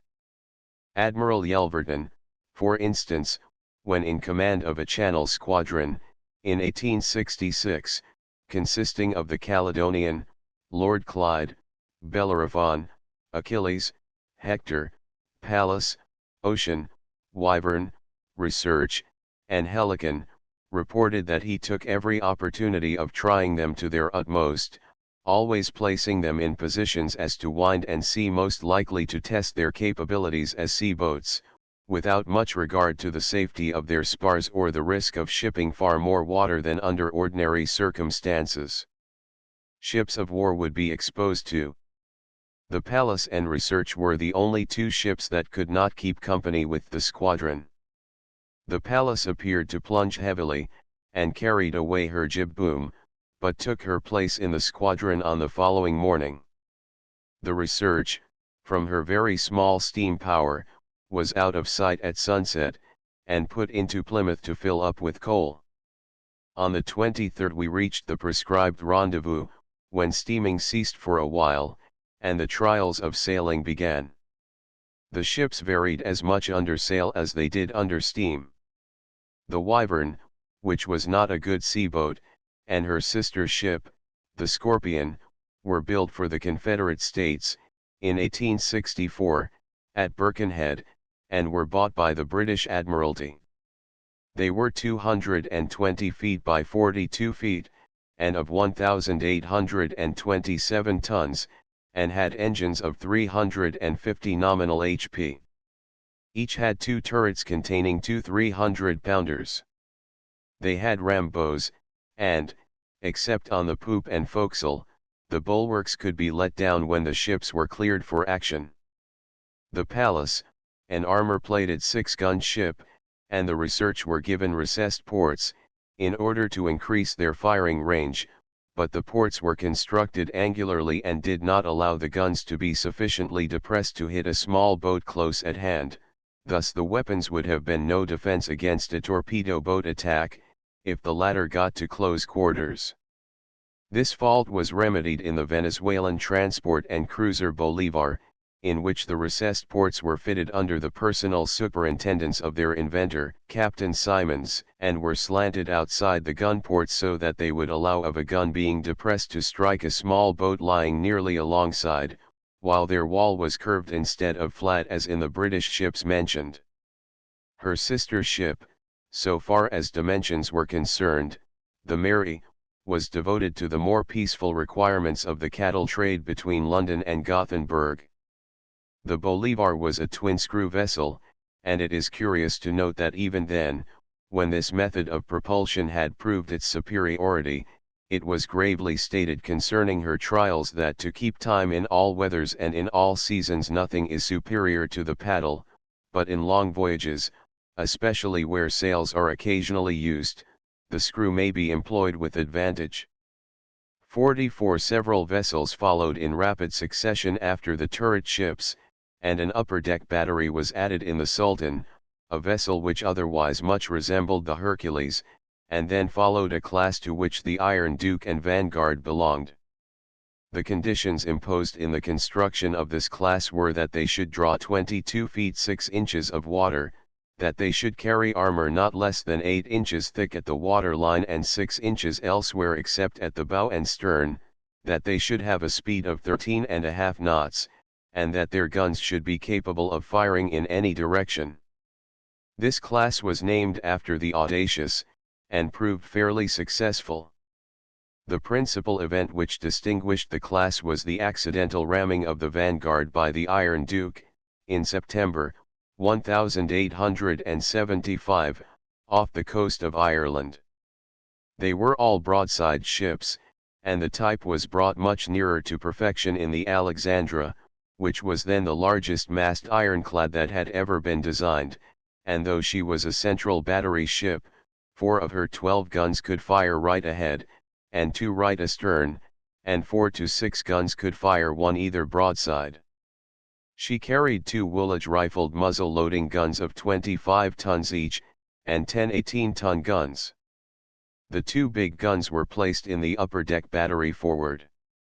As a further protection, besides her armor, the main deck battery between decks was divided in 2 by an armored bulkhead. She was the first cruising armored broadside ship in the British Navy to have engines on the compound system, and her twin screws were each driven by an independent set of engines with an aggregate indicated HP of 8,000. Her speed at her official trials was about 15 knots. Yet another type of turret ship was the Temeraire, launched in 1876, which marked a noteworthy combination of the central battery and barbettes or turrets. Her upper deck armament was in 2 fixed turrets open at the top and pear-shaped instead of circular, and placed, one near the stern and the other near the bow. These stood about 6 feet above the deck, and measured about 33 feet by 21½ feet. They were placed with their length in the direction of the ship, and the rounded end of each pair, if it may so be called, was towards the nearer extremity of the vessel. Inside each of these batteries was a turntable, hydraulically worked, on which was mounted a 25-ton gun borne on a carriage after the Moncrieff principle. This permitted of the gun being loaded in the turret and raised above it to be fired. The recoil caused it to sink into the turret to be reloaded. An armored tube or hoist communicated with the ammunition chambers below, and the gun always had to be brought back into the same position for reloading.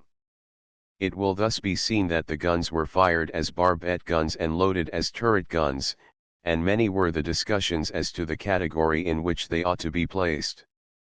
The armor of the fore turret was 10 inches thick, and that of the rear turret 8 inches. On the main deck was a divided battery. The front portion had 2 25-ton guns firing through ports at the corners, which were provided with oblique armored bulkheads, and the guns were pivoted at the muzzle to allow of a fire from right ahead to a beam. The other portion of the battery was given 4 18-ton guns to be fired on the broadside. She was preferred as a fighting ship by many to the Alexandra, which preceded her, in which the main armament was carried in a central battery.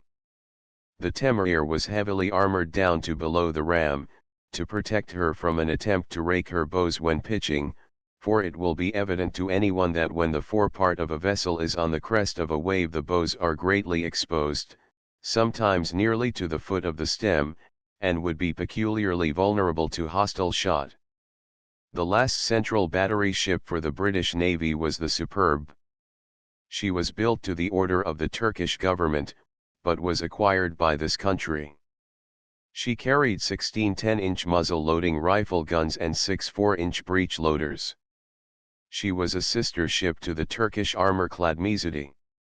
Though not launched until 1876 and completed in 1881, the Inflexible was described by her designer, in 1874, at a meeting of the Institution of Naval Architects as follows: imagine a floating castle, 110 feet long and 75 feet wide, rising 10 feet out of water, and having above that again 2 round turrets, planted diagonally at its opposite corners.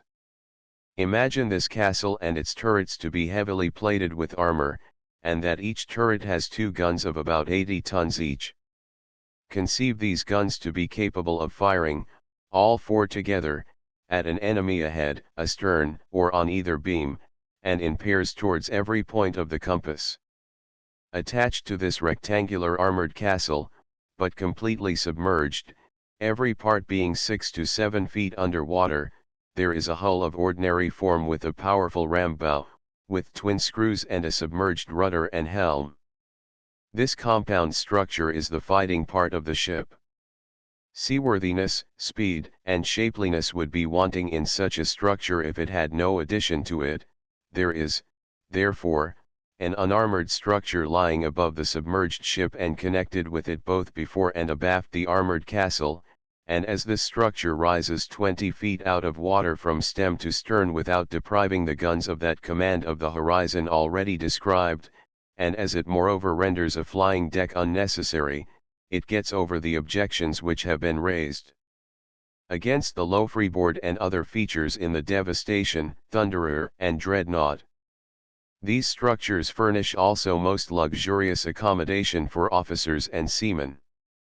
The step in advance has, therefore, been from 14 inches of armor to 24 inches, from 35-ton guns to 80 tons, from 2 guns ahead to 4 guns ahead, and from a height of 10 feet for working the anchors to 20 feet. And this is done without an increase in cost, and with a reduction of nearly 3 feet in draft of water. My belief is that in the Inflexible we have reached the extreme limit in thickness of armor for sea-going vessels. Seeing that the Inflexible had armor 2 feet thick, the belief of her designer that the limit had been reached was justifiable. She was the only one of her class built for this country, though Italy, as will be seen, tried to copy and even to improve upon her.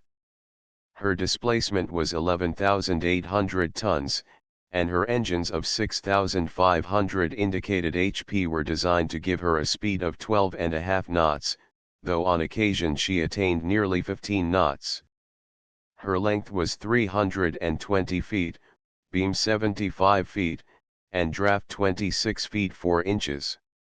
Her armament consisted of 4 16-inch muzzle-loading rifled guns in her turrets and 8 4-inch breech loaders, besides 21 anti-torpedo boat guns and 4 torpedo tubes. The weight of a single discharge was 6,800 pounds, which was not exceeded until 1906, though the energy in foot-tons in that interval was increased several times over.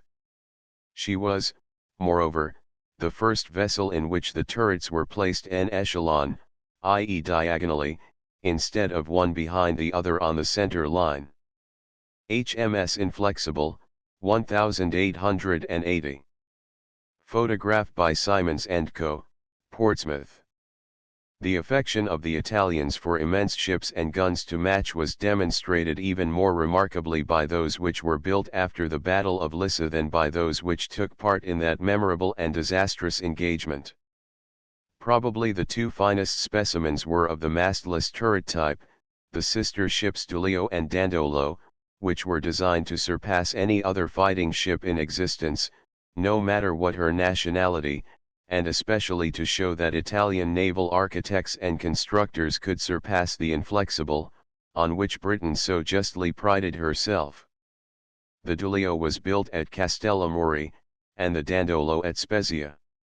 Their turrets were on much the same plan as those of the Inflexible, and quite a dispute arose between Italian and British naval architects as to whom the credit should be given of having first designed this type of ship.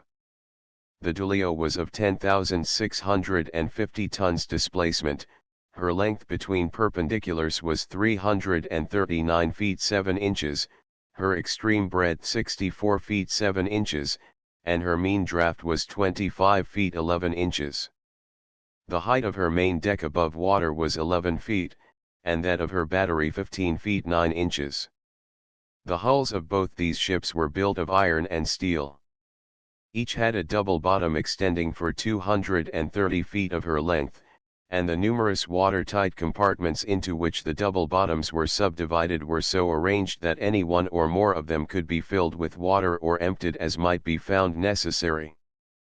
The central armored citadel protecting the machinery and boilers and the magazines, besides part of the machinery for working the turrets and the guns, was no less than 58 feet in breadth, and extended to within a fraction of 6 feet below the load water line, and was 107 feet in length. Above the citadel was a second central armored compartment protecting the turret bases and a part of the machinery for loading and working the guns, and above this compartment were the turrets themselves. The turrets of the Duilio were not placed amidships, but the experiment was tried for the first time on an Italian ship of setting them at opposite corners of the central citadel, so that one should command the stern and the other the bows, and that each should be able to fire ahead or astern, or on the broadside, without interfering in any way with the other. The decks before and abaft the citadel were 4 feet 9 inches below the water level, and were protected by horizontal armor. Extensive experiments were conducted at Spezia with a 100-ton gun, and guns of 10 and 11-inch caliber, on different types of targets.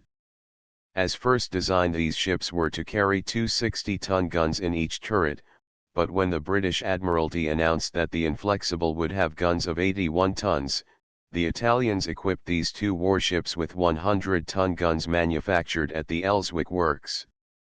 The armor at the waterline was 22 inches thick on the central portion, and that of the turrets was 18 inches, further strengthened by heavy teak backing. Each ship had a heavy projecting ram, and also had an apparatus for discharging Whitehead torpedoes. Although these ships were described as Italian-built and were certainly put together in Italy, it is interesting to note that the Duilio had trunk engines by Messrs. John Penn and Sons, that practically all the iron and steel put into the vessel's frames, etc., were made in France, that the armor plates came from Camel's establishment at Sheffield, and that the guns were made at Elswick. Only the heavy forgings for the ship were made in Italy. The Dandolo, although described as a sister ship, differed in many particulars from the Duilio.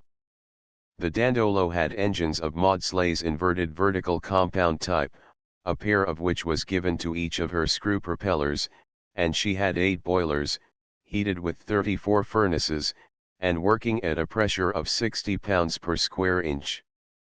These great ships were out of date soon after being completed, as the discovery of the means of making steel cheaply, and the much greater strength and lightness of the homogeneous metal, as it was called, rendered it possible for ships and guns to be built of much greater power than ever before. Indeed, so great was the progress in these 2 departments that in a very few years these vessels would no longer have been invulnerable, but would have been relegated, as being slow and unwieldy, to harbor or coast defense work, and thence to the scrap heap. One remarkable ship on the turret system was the Peter the Great, belonging to Russia, which was very like the British turret ship Devastation, and carried 4 12-inch guns in her 2 turrets. She had no ram. Russia also possessed the Minin, which carried turrets on Captain Coles's system and had a very low freeboard, but after the loss of the captain, the Minin's turrets were removed, and she was given a central battery, 98 feet in length and rising 10 feet above the water line. The guns were mounted en barbette and were placed on turntables. Russia also had 2 3-turret ships carrying 6 25-ton rifled guns, and 2 double-turret ships each carrying 4 35-ton guns, besides a considerable number of single-turret ships and some smaller 2-turreted vessels. These were mostly monitors copied from Ericsson's plan, and were similar to those which he designed for the war in America. Most of these turrets were on Captain Coles's system. The turret system was developed to such an extent by Admiral Popov that he gave his name to the type of ships he designed. They were immense circular floating fortresses intended only to operate in shallow and comparatively smooth water. Their seagoing qualities were conspicuous by their absence, which is not to be wondered at when their shape is taken into consideration. Although described as circular, it would be more correct to say that they were circular only at the water line, for on one side to form a stern a projection was constructed to facilitate steering, and at the opposite side a bow was built on. These ships carried on the central part of the upper deck a circular breastwork 7 feet high, in which were 2 12-inch 40-ton guns, 2 quick-firers on each side of the superstructure, and 6 smaller guns, mounted en barbette 13 feet 3 inches above the water line, on fixed slides. When it was necessary to train or change the direction of the guns, the whole ship had to be turned. In the citadel was the accommodation for the officers and crew. The extreme diameter of the vessel was 121 feet, the length overall, including the stern and bow, was about 150 feet, and her total displacement was 3,553 tons. She drew only 13 feet. The ship was built of iron, and had a double bottom sheathed with wood and copper. She was, of course, flat-bottomed. A peculiar feature of her construction was that she had a dozen external box girders or keels, each about 12 inches square, carried parallel to the intended axis of the vessel.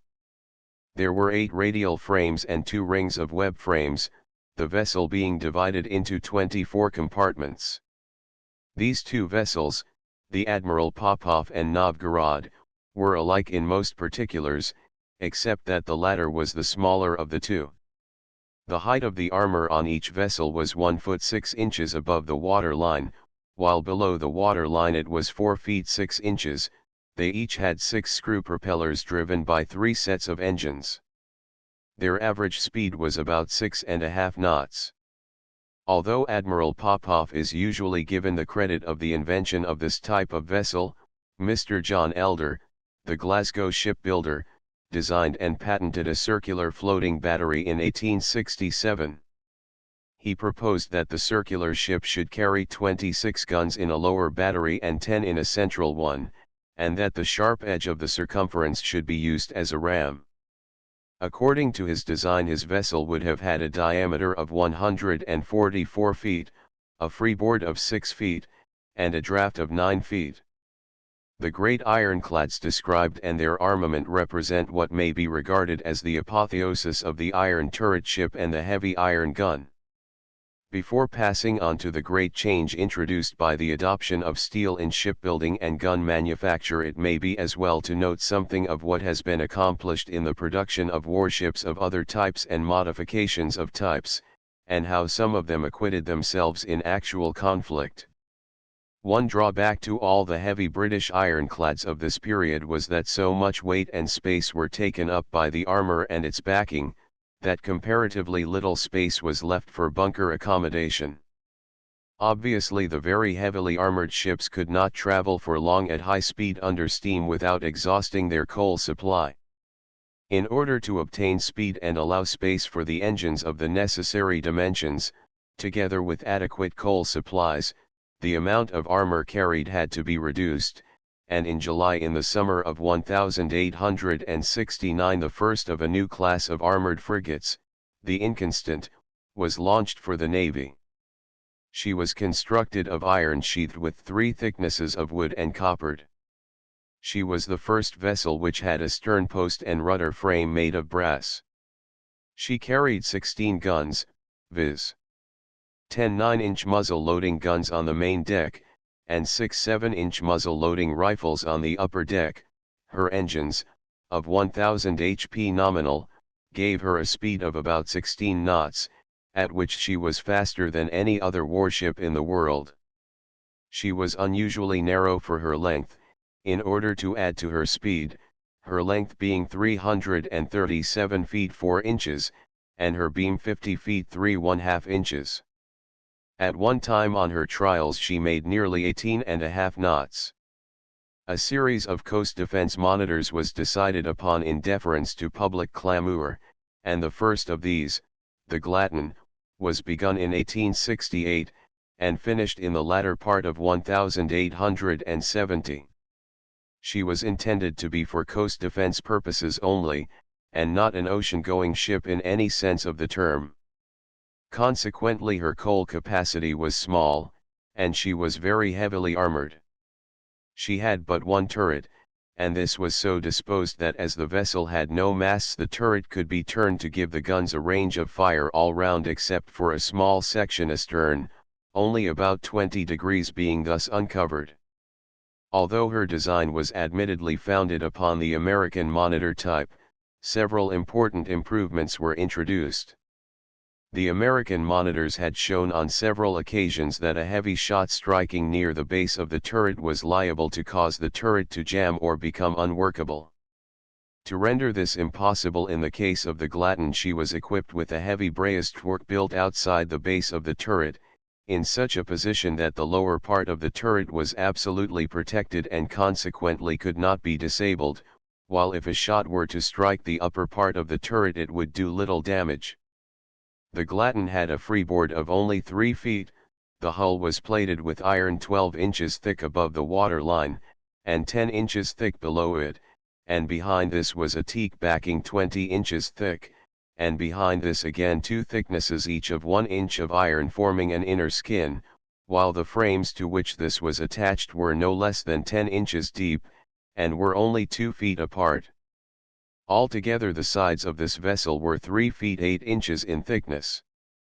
The turret contained 2 25-ton guns, its armor was 14 inches thick in the most exposed parts, and 12 inches thick elsewhere. And besides this it had a wood backing of 15 inches, and an iron inner skin 5/8 inch thick. It was 30 feet in diameter, and similar to the turrets of the Captain and Monarch. The breastwork rose 6½ feet on each side of the vessel from the upper deck, and was plated with 12 inches of iron, with a 15-inch backing of teak. The upper deck had a sheathing of 3 inches of iron. The total length of the vessel was 245 feet, its breadth 54 feet, and it drew 19 feet of water. It was of 2,700 tons burden, and the engines were of 500 HP nominal. Its bunkers were designed to carry 250 tons of coal, but its ballast tanks were so designed that if necessary they could take another 250 tons of coal.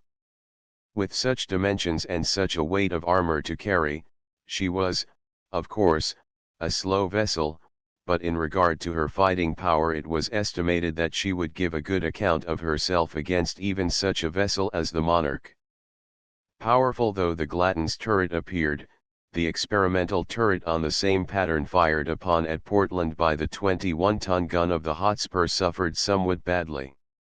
The shot struck the turret at the horizontal joint of the upper and lower plates, forcing the upper plate and the lower plate apart and damaging the turret generally. A series of breastwork monitors was added to the Navy in the late 60s.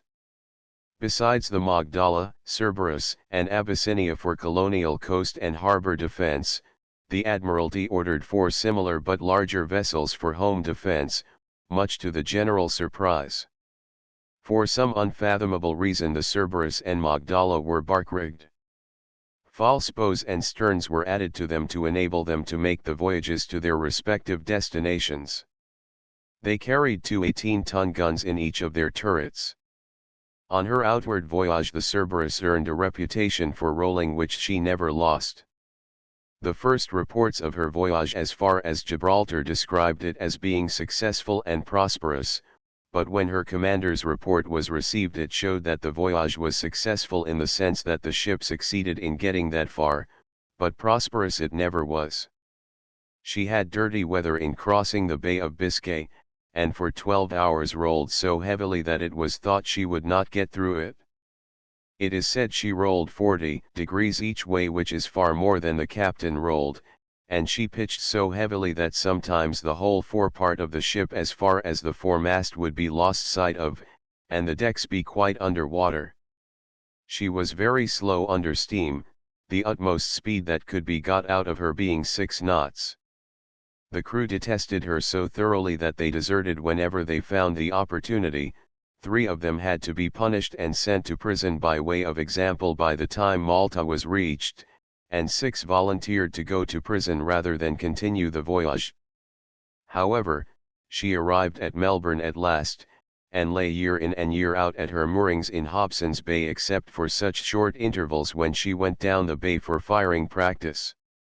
One of the war scares which arise from time to time came near to conferring on the Cerberus a celebrity of a unique character.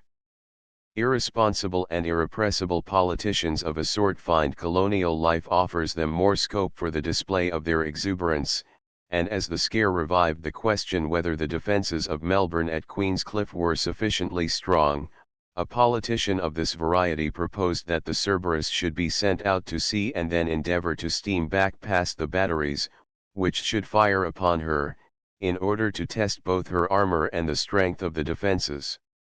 Strange to say, this suggestion actually met with some support, notwithstanding the chorus of ridicule and protests with which it was received, but the common sense of the community vetoed the proposition. At the time of their construction, these three vessels were the most powerful warships of their size to be found anywhere, and were among the ugliest. In the early 70s there were added to the British Navy, and less numerously to other navies, several vessels of composite construction. That is to say, that all her framing was of iron and the outside and deck planking was of wood. Most of these vessels were sloops or light cruisers, and though they were useless for defensive purposes against armored ships, their offensive powers were very great for vessels of their size, as they were generally given 4 of the heaviest guns it was possible for them to carry. Under steam they were fast, but as their bunker capacity was not large they had to depend on their sails when possible. One of these vessels, which may be regarded as a specimen of her class, the Albatross, was 160 feet in length between perpendiculars, of 894 tons displacement, and carried 2 1/2-ton 7-inch muzzle-loading rifled guns, 2 64-pounder guns, and the usual number of smaller weapons for boat and land service. One small corvette, the Druid, had an innovation which must have brought tears to the eyes of sailors of the old school who loved the ship's figurehead, and were never tired of keeping it clean and brightly painted. The necessity of end-on-fire and bow chasers was admitted, and some unsentimental reformer actually had her figurehead constructed so as to open in 2 parts like a folding door to permit of the space being used as a porthole for a heavy bow gun. The steam engine as a means of propulsion was not to be allowed to remain unchallenged, but the only attempt at rivalry to merit serious consideration was that associated with the water which, in 1866, and Mr. Ruthven's system of hydraulic propulsion. Although the first patent was taken out in 1839 and another followed in 1849, and a small boat fitted with the Ruthven machinery was placed on the Thames and a working model was shown at the exhibition of 1851, engineers did not take kindly to it. The objections, apparently insuperable, were that the water had to overcome the resistance of a very large rubbing surface, and that the perforated bottom of the ship was liable to be choked in shallow water, and it was also contended that the cost of increasing the power beyond a certain rate was prohibitive. The advantages of the system, and they were undeniable, were that the ship could be propelled either end foremost, or turned, or brought to a stop and restarted without stopping or reversing the engines. A vessel was built, partly at the expense of the Prussian government, and fitted with engines of this type, and was said some years afterwards to be still running on the Oder. In 1863, Mr. Murray, chief engineer of Portsmouth Dockyard, reported, on the application by Mr. Ruthven, of Greenock, for an extension of his father's patent, that he saw no reason why the speed attained with the Ruthven propeller should not equal that obtained with the paddle or screw, and that he had been on official duty for the Admiralty to Belgium to inspect and report upon a vessel built by the Cockerill firm and called the Searing, which was equipped with the Ruthven propeller. He recommended the Admiralty to give the principle serious attention. Russian Circular Monitor Novgorod. From a contemporary wood engraving. The French iron-plated ship Magenta. From the Illustrated Times. In consequence of this report the Admiralty ordered the Waterwitch to be built for the trial of the Ruthven propeller.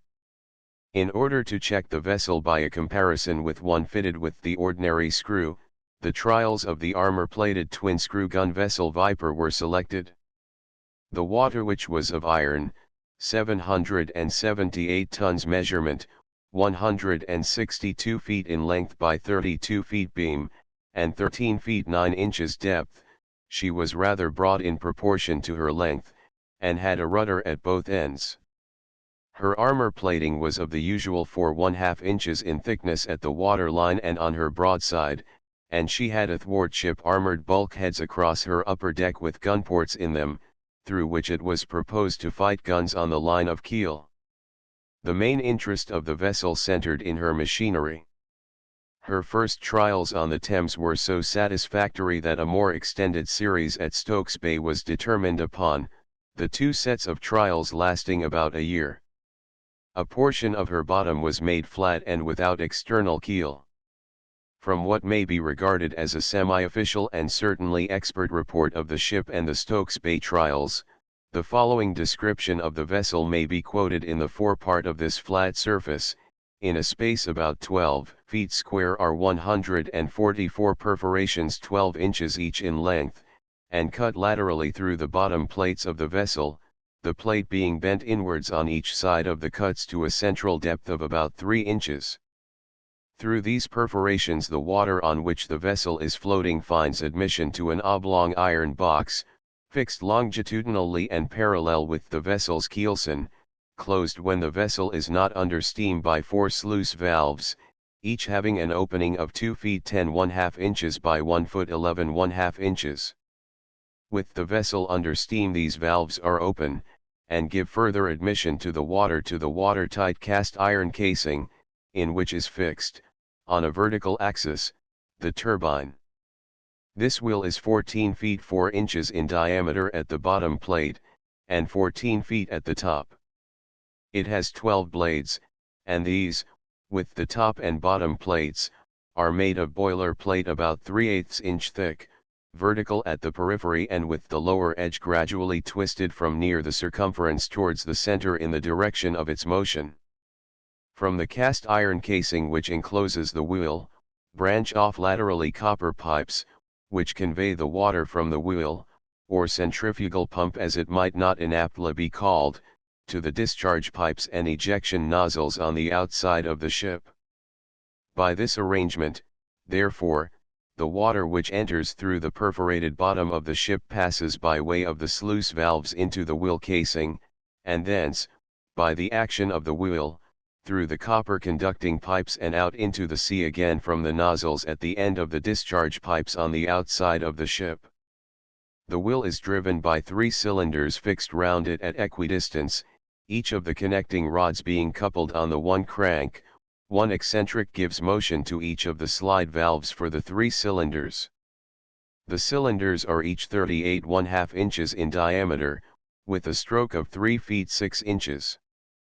There was little to choose between the performances of the Waterwitch and her screw rivals, the Vixen and Viper, tried at the same time, and it was admitted that with certain modifications in the existing machinery of the first named and the ejection nozzles, a much greater speed would no doubt be possible. It was also stated that with a suitably designed screw propeller a greater speed could have been obtained with the same power. Be that as it may, the experiment does not seem to have been repeated on so large a scale, and the improvements made in the steam engine soon outclassed completely the hydraulic propeller. In Europe there was a disposition to disregard the power of the American ships, but when public opinion in this country and in Europe turned in their favor it went to the other extreme, and turreted ships with low freeboards were advocated irrespective of the totally different conditions prevailing on this side of the Atlantic. It was claimed that no turreted ship with a low freeboard could possibly be a good sea boat, or undertake an ocean voyage.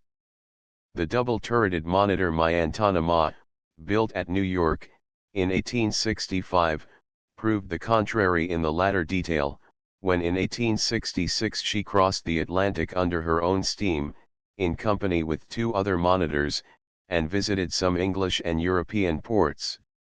She was never tried in any engagement, but was considered by her designers to be superior to any vessel of the kind constructed for war both as a sea-going ship and for fighting purposes. Her armament made up in weight what it lacked in number. Each of her turrets contained 2 Dahlgren guns throwing projectiles weighing 480 pounds, and she also had a 12 pounds howitzer. The turrets were 18 feet in diameter, and were protected by armor 11 inches thick.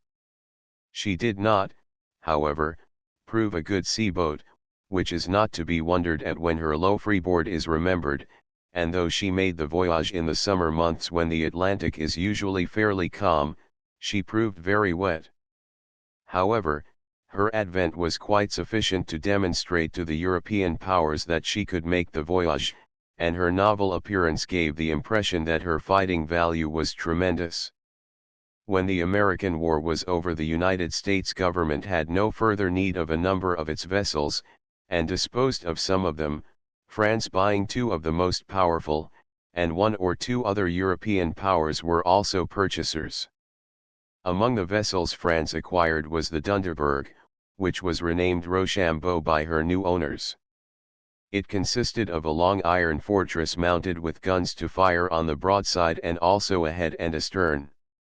The hull, also of iron, was but little above the water, and the decks were iron-plated. The central portion had armor 7 inches thick with a heavy wooden backing, and the decks fore and aft of the fortress were plated 8½ inches thick. Her 2 engines, developing 5,000 HP, gave her at a pinch a speed of between 11 and 12 knots, but when she crossed the ocean she made the voyage under her own steam at between 8 and 9 knots. The after part, containing the screw propeller and steering gear, was also shot-proof. She had an immense beak or ram. Her total length was 378 feet, her breadth 73 feet, and her depth 81 feet, and she drew 22 feet of water. As purchased by the French, she had an armament of 5 15-inch Rodman guns, and 12 11-inch Dahlgrens. Another vessel, the Onondaga, was also purchased from America by the French, and both were altered at Cherbourg to meet French views.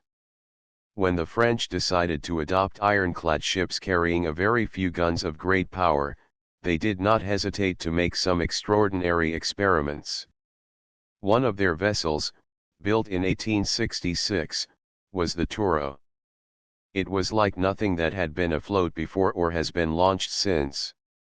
Viewed from the stern, it resembled a sphere with a deck house, a couple of masts, and a chimney. Much the same aspect was presented by a front view, except that before the deck house was a small turret in which was one large gun. The turret was carried very far forward and could be revolved so that the gun had almost an all-round fire, the only limitation being the funnel and deck erections. The bow was extended enormously from the deck level to some distance below the water, and projected no less than 40 feet under the surface. The turret was not built on the deck, but descended to the bottom of the hold, and was protected by nearly 5 inches of armor, and a similar thickness was placed over the bows. The sides were plated 3 feet above the water line, this belt extending to the stern. The engines were of 250 HP. The Toro was about 48 feet maximum width, and 197 feet in length without the ram.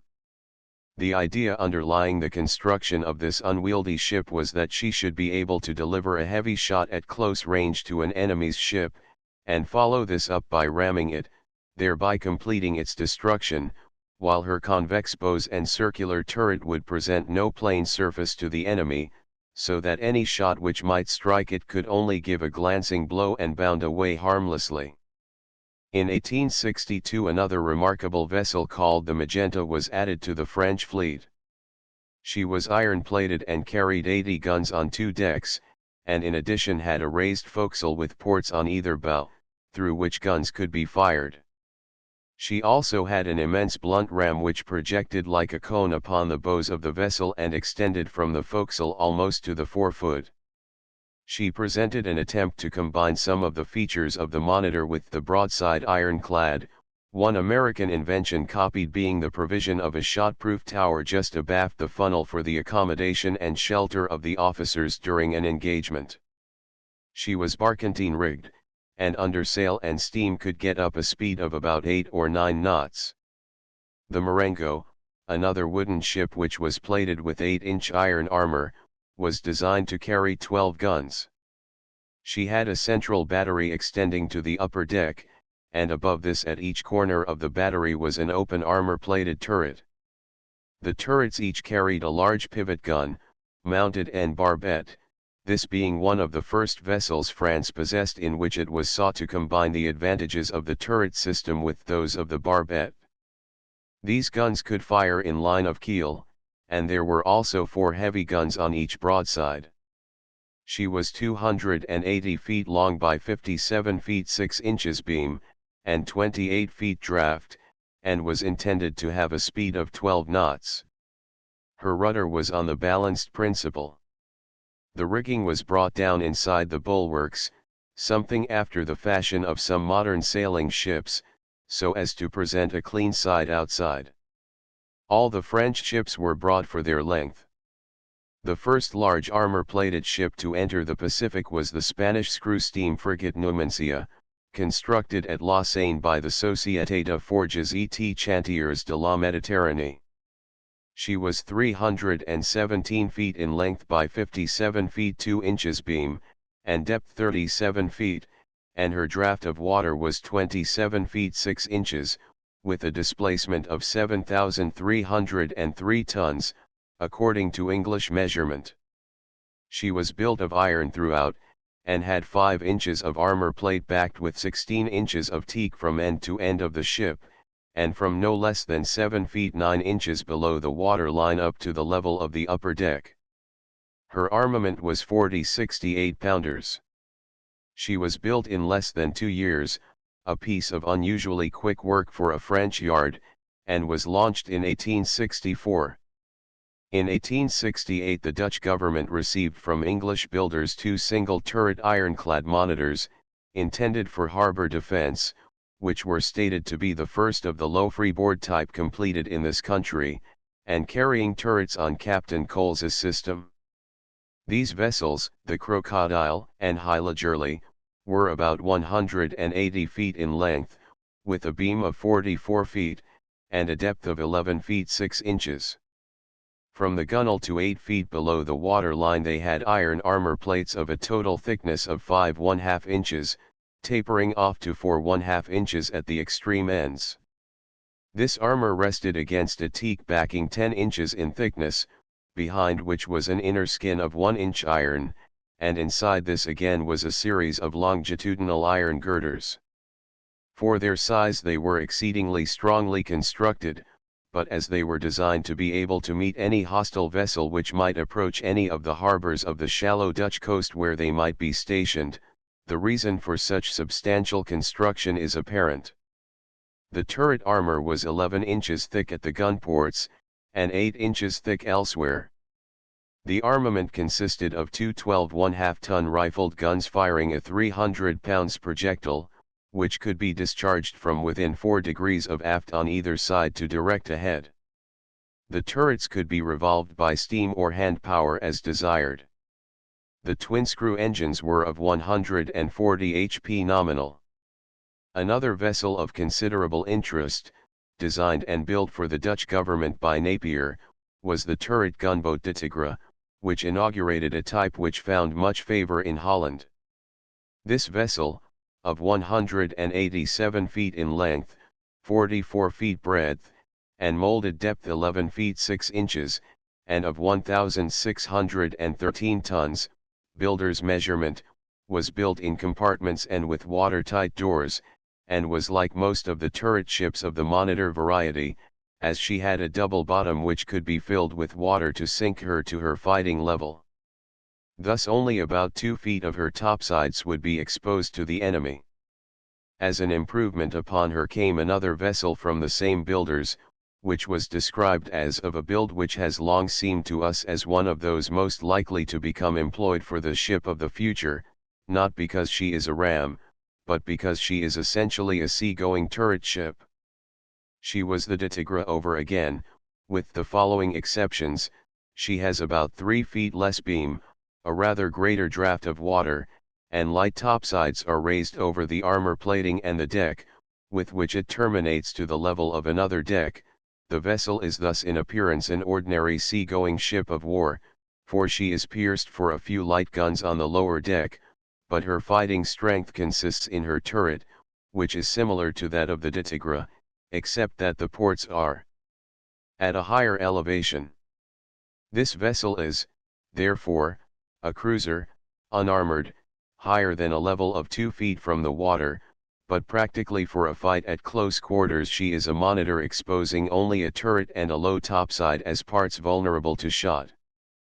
45 The Greek armor-clad King George, of 1,774 tons, built at Blackwall by the Thames Iron Works, was remarkable for the smallness of her dimensions in proportion to the strength and extent of her armor plating. This was 6 inches thick, and had a 10-inch backing, and extended from the gunwale to 8 feet below the water line, and from end to end of the vessel. She was 200 feet in length, and with engines of 2,105 HP indicated attained a speed of nearly 14 knots on her trials. She was also notable for the peculiar arrangement of a central hexagonal box battery on the macro system for 221 cm breech-loading Krupp guns, 300-pounders, with the portholes so designed that the guns could be fired on both sides forward in line of keel, and nearly so aft. On the actual broadside the guns could be fired direct and parallel at the same time, or made to converge their fire at 70 yards distance from the ship's side, the racers being so placed that the guns pivoted from the muzzle and could each be trained over on the broadside, through an angle of 93 degrees, the front gun in this way pointing 3 degrees abaft. In 1864 Germany made a start with its modern navy by ordering from Messrs. Samuda the cupola ship Army News. 1 or 2 others were added, and then, in 1867, the powerful armor-cased screw frigate Kron Prinz was launched from the same yards. She was of 286 feet in length, and of 3,404 tons, builder's measurement, with engines of 1,800 nominal HP. Her armor plating extended entirely round the vessel from 6 feet below the water line up to the main deck. The armor was 5 inches thick except near the ends where it was reduced to 4½ inches, and arrangements were made for the protection of the rudder and steering apparatus, as well as of the whole of the lower deck. The armor extended 14 feet upwards, about 120 feet along each side, so as to protect the amidship battery, which was also protected by cross bulkheads. She was fitted with a considerable number of watertight compartments, a double bottom, and steel plating over the deck beams. She carried 14 steel breech-loading guns of 7 tons each in her battery, a pivot gun on the deck at the bow protected by an armor-plated shield, and a pivot gun aft. Her iron lower mast served to ventilate the interior, and her lower yards were of steel. Her speed was estimated at 13 knots. Apparently so well satisfied were the Prussians with this product of a British yard, that when the opportunity offered 2 years later to acquire one of the most powerful warships yet designed, they took advantage of it. There had been laid down at Blackwall for the Ottoman government, a vessel designed by Mr. Reed, chief constructor to the British Navy, but Turkey, either seeing a profit in the transaction or being short of cash, deficiencies not being unknown in the history of Ottoman finance, permitted her, when about half finished, to be acquired by the Prussian government. She was 365 feet in length, or 30 feet longer than the Hercules, with a beam of 60 feet, and a mean draft of 26 feet of water, with a burden of 6,000 tons. Her engines, by Maudslay, were of 1,150 HP nominal, and 7,000 effective. She was constructed on the longitudinal system, and within both frames and ribs was another iron skin an inch thick, making her a double ship, the inner one being 4½ feet from the other. The armor was 8 inches thick amidships, and tapering downwards to a thickness of 7 inches to 7 feet below the water line. It also tapered towards the bow and stern, diminishing from 8 inches to 6 inches. Under the counter or bows, where it was considered almost impossible a shot could strike, the armor was only 4 inches thick. But elsewhere there was never less than 6 inches of armor, besides the 10-inch teak backing and double iron skin. Aft of the bowsprit and forward of the stern were 2 heavy bulkheads, each of 6 inches of armor and 18 inches of teak, which were continued from the lower deck, through the main deck, and up to 7 feet above the spar deck, where they were curved to form shields, each pierced with 4 portholes for cannon and loopholed for musketry. Within these shields were 4 Krupp steel breech-loading 400-pounders, which could be fired forward or aft, or as broadside guns, and there were also 23 similar guns between decks. She was at that time the heaviest vessel which had been docked in the Thames. Her new possessors evidently thought very highly of her, or they desired to pay her builders a compliment, for the German government selected her to represent the German Navy at the Jubilee Review in 1887. Chapter 7 are moored ships in action when, in 1865, Spain deemed it necessary to give a lesson to her daughter Peru, whose victorious insurgents held views as to the non-payment of an indemnity, of which the mother country did not approve. She found that another of her offspring, Chile, sympathized with her sister, and it became necessary in Spain's opinion to extend the lesson to both states. The best warship she could supply for the purpose was the Numancia. This was a formidable vessel built for the Spanish government in the 60s, at the time that relations were likely to be strained to breaking point between Spain and the 2 South American states. She was accompanied by some unarmored vessels carrying about 250 guns altogether, nearly all of which were old smoothbores, the others being rifled guns of no great power. The Chileans had the Esmeralda, a small vessel having a complement of 123 officers and men, and carrying 18 smoothbores, of which the heaviest were 32-pounders. With this vessel they retaliated upon the Spaniards for their preliminary blockade of the Chilean ports by capturing, in November, 1865, the gunboat Covadonga, a somewhat similar boat to the Esmeralda, with 2 68-pounders as her chief weapons. As usual, the Chileans shot well and the Spaniards shot badly, and the issue of the engagement was not long in doubt. The Spanish fleet distinguished itself by a cowardly bombardment of Valparaiso in 1866, notwithstanding its defenseless condition, when, in spite of their wretched shooting, the Spaniards caused a great deal of damage, principally owing to the Numancia's guns. Valparaiso did not reply. The Spanish fleet next tried Callao, which was fortified and gave the Spaniards more to think about than they cared for. The principal guns in the batteries were 4 Armstrong rifles, 300-pounders, which were in turrets faced with 10-inch armor, and 5 rifles of the Blakely pattern, firing 450 pounds shot. There were also several smaller smoothbore guns. A small vessel of the Monitor type, the Victoria, with 1 64-pounder, and the Monitor Manco Capac, with railway iron armor and 2 68-pounders, constituted the Peruvian fleet. The Numancia, at 1,500 yards range, led her consorts to the attack, but in about half an hour the Ville de Madrid was placed hors de combat with a shot in her steam pipe.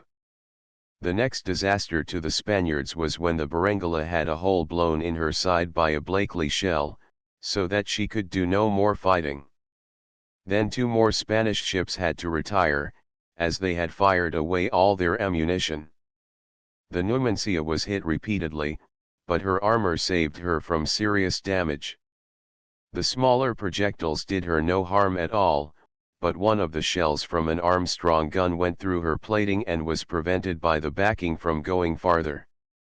Both sides lost heavily, but notwithstanding the amount of ammunition expended, the damage was not very extensive. This time the honors were distinctly with the shore batteries, and the Spaniards sailed for home.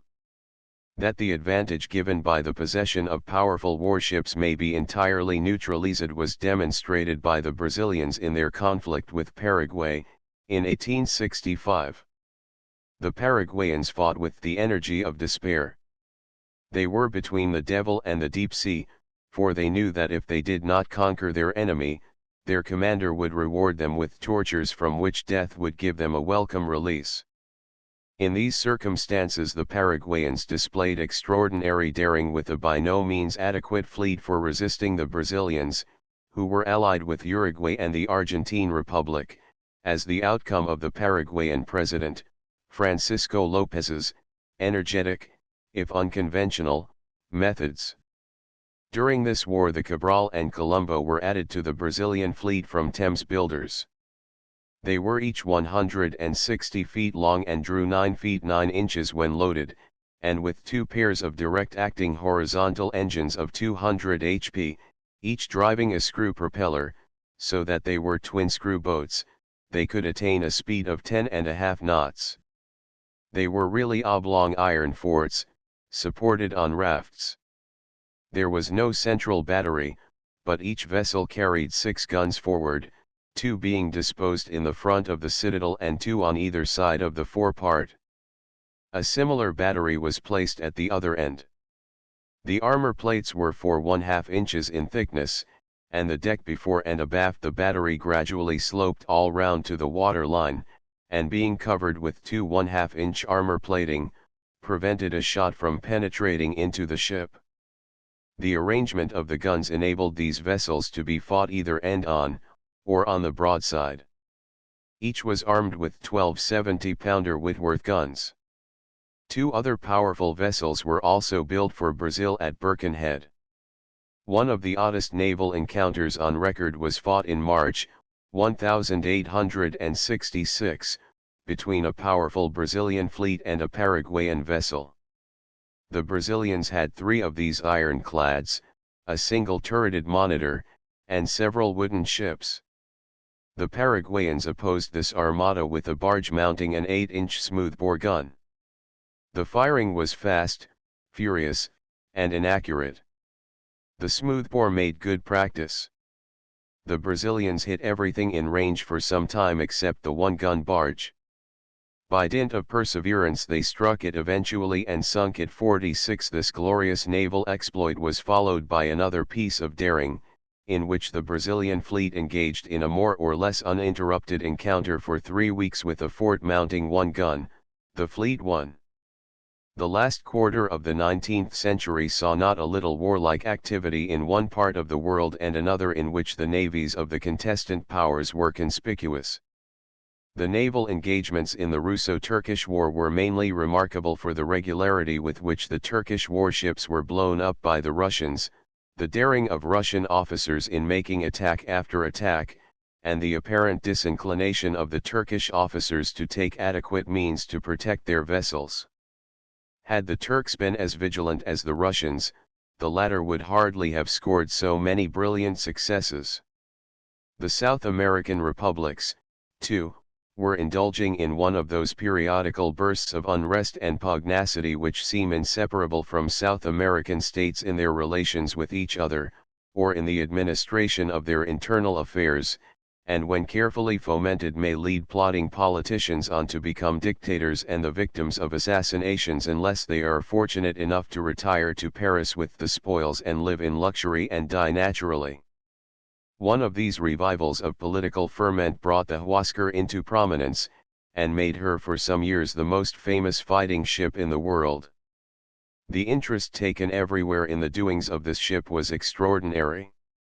She was launched in 1865 at Birkenhead, from that yard which has sent so many ships to sea to make history, and if local associations have their influence over ships, and sailors say they have, the records of the Huáscar show that she was not false to tradition. Built to the order of the Peruvian government, she was a turret ship of 1,800 tons displacement and 11 knots speed, and carried a belt of armor on the water line of from 4 1/2 inches thick at the center portion to 2 1/2 inches at the ends. Her one turret, which was placed rather forward of amidships, was built on Captain Coles's design, and given 5 1/2-inch iron plates. In it she carried two 10-inch 12 1/2-ton Armstrong muzzle loaders, and on her decks were two 40-pounders and one 12-pounder, all three being muzzle loaders and unprotected. Her lower foremast was on the tripod system, but this was afterwards discarded and she was given an ordinary mast. She had a main and mizzen mast also, and all three carried topmasts and square sails. When her masts were altered, a military top of iron plates was built upon the cap of the main mast. She had a most exciting career. Her crew mutinied and put to sea in her, and took to freebooting quite in the spirit of the old days of the Spanish Main and the southeastern Pacific. She was declared a pirate. At the end of May, 1877, the British cruisers Shah and Amethyst, which had been ordered to look for her, discovered her off Ilo. These were both light unarmored cruisers, the latter being much the smaller of the two, and depended largely upon their speed to render attack upon them more difficult, or to avoid it altogether, or to assume the offensive at a time best suited to themselves. Their guns were more modern and powerful than those of the Huáscar, and also more numerous, so that in gun power the cruisers were superior to the ironclad. This engagement is noteworthy for the reason that in it the first automobile torpedo ever employed in war was discharged by the Shah against the Huáscar, and failed to reach its mark. The Shah bore the brunt of the engagement with the Huáscar. The latter almost ignored the Amethyst, whose small guns did no more harm to her sides than a mosquito would do to an elephant, but helped to make the mutineers' deck guns useless, and the ironclad reserved her attention for her more formidable antagonist. Whenever the firing became unpleasantly severe, as it frequently did, the Huáscar steamed in front of Ilo, and the Shah then hesitated to fire lest her shells should miss the Huáscar and hit the town, notwithstanding that the Huáscar then fired at the Shah. But the Huáscar's aim was faulty, partly because of the poor shooting powers of her gunners, and partly because the Shah kept rapidly on the move and so presented no steady mark to the Peruvian gunners. The Huáscar tried to ram her, but the Shah's speed enabled her to avoid the blow without difficulty, and give a telling shot at short range in return. Altogether the ironclad was hit nearly 70 times, but though she was badly dented, only one shell passed through her 3-inch armor to a sufficient extent to cause any injury to the interior of the vessel or to her crew. The hulls of the British ships were not struck once, though their rigging suffered a little trifling damage. They hoped to capture the Huáscar on the morrow, but by daylight she was out of sight, and during the morning was surrendered by her commander to the Peruvian government ships. But her fighting days were by no means over. This battle was held by the experts in naval matters to demonstrate the value of armor and the weakness of the ordinary 9-inch muzzle loader, and also the prime necessity of accurate shooting. The English gunnery was bad and that of the Peruvians was execrable. When Chile and Peru indulged in a war in 1879–81, the latter country owned the Huáscar and the Independencia.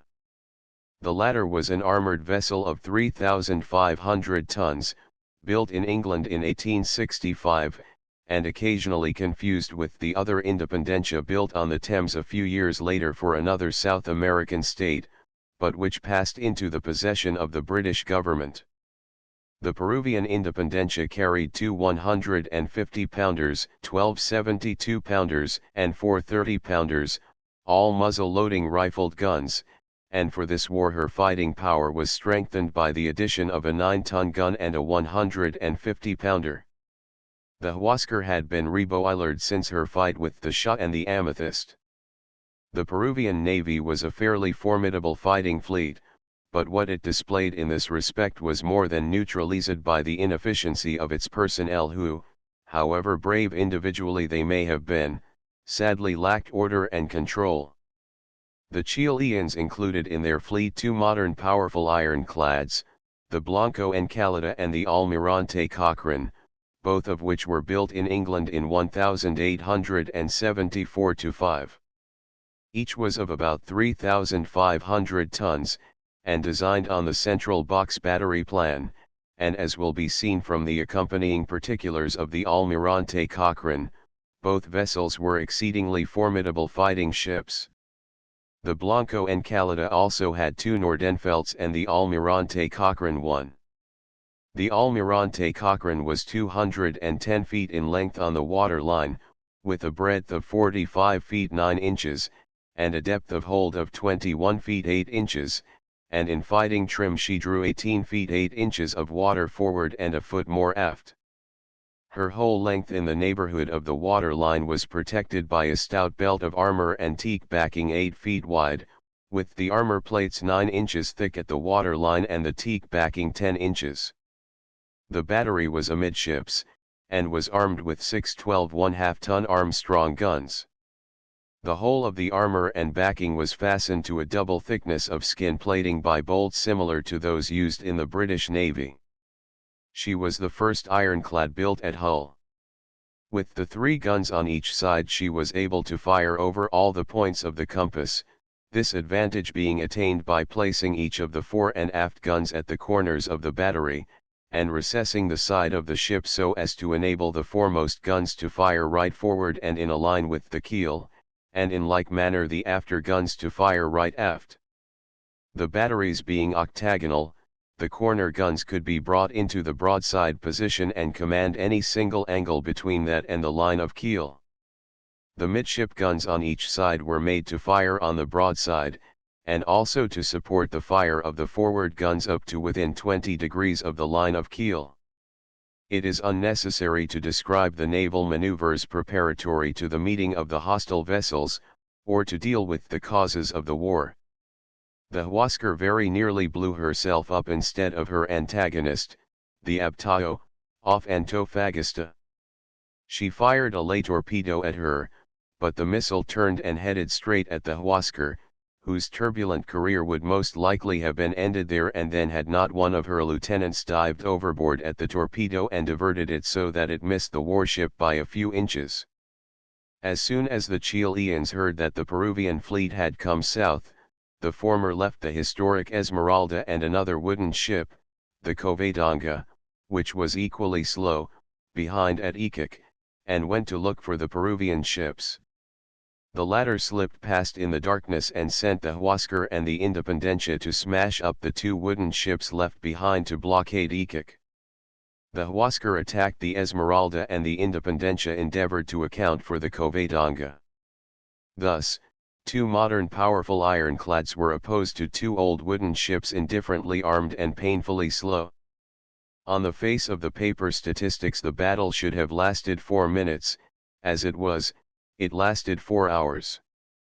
As soon as the Peruvians on shore saw that the Esmeralda and the Covadonga were to be attacked by the 2 Peruvian ironclads they opened fire on the blockading ships and compelled the Esmeralda to seek a less favorable position. The Huáscar, seeing this was a suitable moment, tried to disable her with the ram, but inflicted very little injury. Before this a shell from the Huáscar's turret gun pierced the Esmeralda's engine room, killing all the engineers and disabling the engines so that for a time the wooden ship was helpless. But the Chileans patched up the engines and got them going again. This one shot from the Huáscar was probably due to good luck rather than good shooting, for although she hit once with her turret gun she missed 39 times. The Esmeralda, on the contrary, hit the Huáscar repeatedly, but her smaller projectiles were harmless against the iron armor, and inflicted no damage to the hull, but the careful firing of the Chileans rendered it very difficult for the Huáscar's crew to expose themselves in any degree on deck for working the other guns. The Huáscar again rammed the Esmeralda, this time on the starboard bow, and the Chileans with extraordinary bravery attempted to carry the ironclad by boarding it, but in the confusion the order to board was not understood, and the attempt consequently failed. Again the Huáscar rammed, now making a great gaping wound in the side of her feeble opponent, through which the water rushed and caused her to founder in a few minutes. She went down with her colors flying, all her wounded on board, and nearly all the rest of her crew. The other duel, between the Independencia and the Covadonga, was of a very different nature. The Chilean boat had an English pilot on board and determined to effect by strategy what she could not accomplish by force. She went away along the coast, keeping in the shallower waters, pursued by the Independencia. The Covadonga at last found herself near the reefs, touched a rock and stopped, but did not remain fast. The Independencia, which was only 200 or 300 yards behind, thought that this was a grand opportunity to ram her, and not knowing the reason of the Covadonga's sudden stoppage, headed straight for her. Instead of striking the Covadonga, she ran on the reef with all her force, and remained hard and fast. The smaller wooden boat then steamed into a favorable position astern of the ironclad where the latter could not bring her great guns to bear, and at short range poured shell after shell into her stern until it was soon blazing fiercely. During the pursuit of the Covadonga the two vessels had exchanged several shots. As usual, the Peruvian gunners, who were untrained, missed nearly every time, and the Chilean gunners, who shot carefully, seldom failed to do damage. This ended the career of the Independencia. The Covadonga was sunk by Peruvian torpedoes in September, 1880, off Chancay. The Huáscar's next exploit was in 1879, when she fought the Almirante Cochrane and the Blanco Encalada. The Huáscar opened fire at 3,000 yards range but inflicted no injury. The Cochrane steamed in and replied at 700 yards with a broadside which made the ironclad shiver from stem to stern, for every shot struck. The Huáscar was no match for either of these vessels and certainly not for them both, but she fought on with a grim determination which has made this engagement one of the most memorable on record, and has caused more than one historian to compare it to the famous fight of Sir Richard Grenville's Little Revenge, when that intrepid adventurer tackled a Spanish fleet numbering 53 vessels, and did not surrender until he himself and nearly all his crew were wounded, and most of the others killed, and his ship was like to sink under him. The punishment the Huáscar received in this engagement was extraordinary. No fewer than 27 of the heaviest projectiles fired by her opponents struck her, 13 of the blows being severe. 2 of the large shells went through her turret armor and exploded. 3 others struck her conning tower. Her 'tween decks was turned into a shambles, and almost wrecked by the explosion of 5 heavy shells. 3 times was she hit severely in the stern. The battle was fought at close range and the force of the blows inflicted must have been tremendous. Under the rain of shot and shell the wonder is that the Huáscar remained afloat. Had the Chilean shooting been better it is doubtful if she could have survived. The Almirante Cochrane fired 45 9-inch Palliser shells, and 12 20-pounder shells, besides a great number of smaller projectiles, and the Blanco Encalada delivered 31 heavy shells. The Huáscar fired about 40 shells, but could do little damage to her formidable antagonists. The Cochrane was hit 3 times, but did not sustain much injury, and the Blanco Encalada escaped practically unhurt. After her surrender, the Huáscar was patched up by the Chileans, and when she was fit to go to sea again and look for more fighting she flew the Chilean flag. Under her new owners she captured a small gunboat and participated in the blockade of Callao. She was on the effective list of the Chilean Navy up to a year or 2 ago, and is now passing to the scrap heap by slow and dignified stages. In the fighting off Valparaiso in April, 1891, during the Chilean Revolution, the Blanco Encalada stopped a tug called the Mary Florence and a torpedo boat from leaving the harbor, and the 2 latter, which were government vessels, were so hotly fired upon that they were glad to return. A heavy shot from the Blanco Encalada struck the Mary Florence and blew her out of the water, killing the 17 men who constituted her crew. The torpedo boat held on, but the other insurgent vessel, the O'Higgins, knocked her into pieces with a well-directed broadside, and her crew shared the fate of that of the Mary Florence. The Blanco Encalada and O'Higgins then turned their attention to the forts, and a lively battle followed. Although it was dark, some good shooting seems to have been made, for the forts at last had the range of the O'Higgins, and a heavy shell struck one of the guns on her quarter-deck. The explosion shook her from end to end, and when the smoke cleared away it was found that her deck was almost torn to pieces and the gun itself was lying on the other side of the deck, while 9 of the gun's crew of 12 were either killed or blown into the water and drowned. The O'Higgins was immediately taken out of range, but the Blanco Encalada kept up the fight for a time without being any the worse and then retired to look after her consort. After they had gone, the rebel man of war Esmeralda, which must not be confounded with the wooden vessel of that name, opened fire on the town while the inhabitants for and against the government were having a pitched battle in the streets. The government forces got the worst of the fight, and the Esmeralda took in a supply of coal and provisions, and steamed away to join other insurgent vessels. This Esmeralda was designed and built by Armstrong, at Newcastle, in 1884, for the Chilean government, and is of more than ordinary interest, as she was the first example of the modern protected cruiser class. She was framed on the ordinary transverse system, and had 3 decks. The upper, or gun deck, was 11 feet above water, the main deck about 5 feet, and the lower, or arched protective deck, which was of 1-inch steel and extended from stem to stern, was at the middle 1 foot below water level, and at the side 5 feet. It protected the engines, boilers, magazines, and all the vital parts.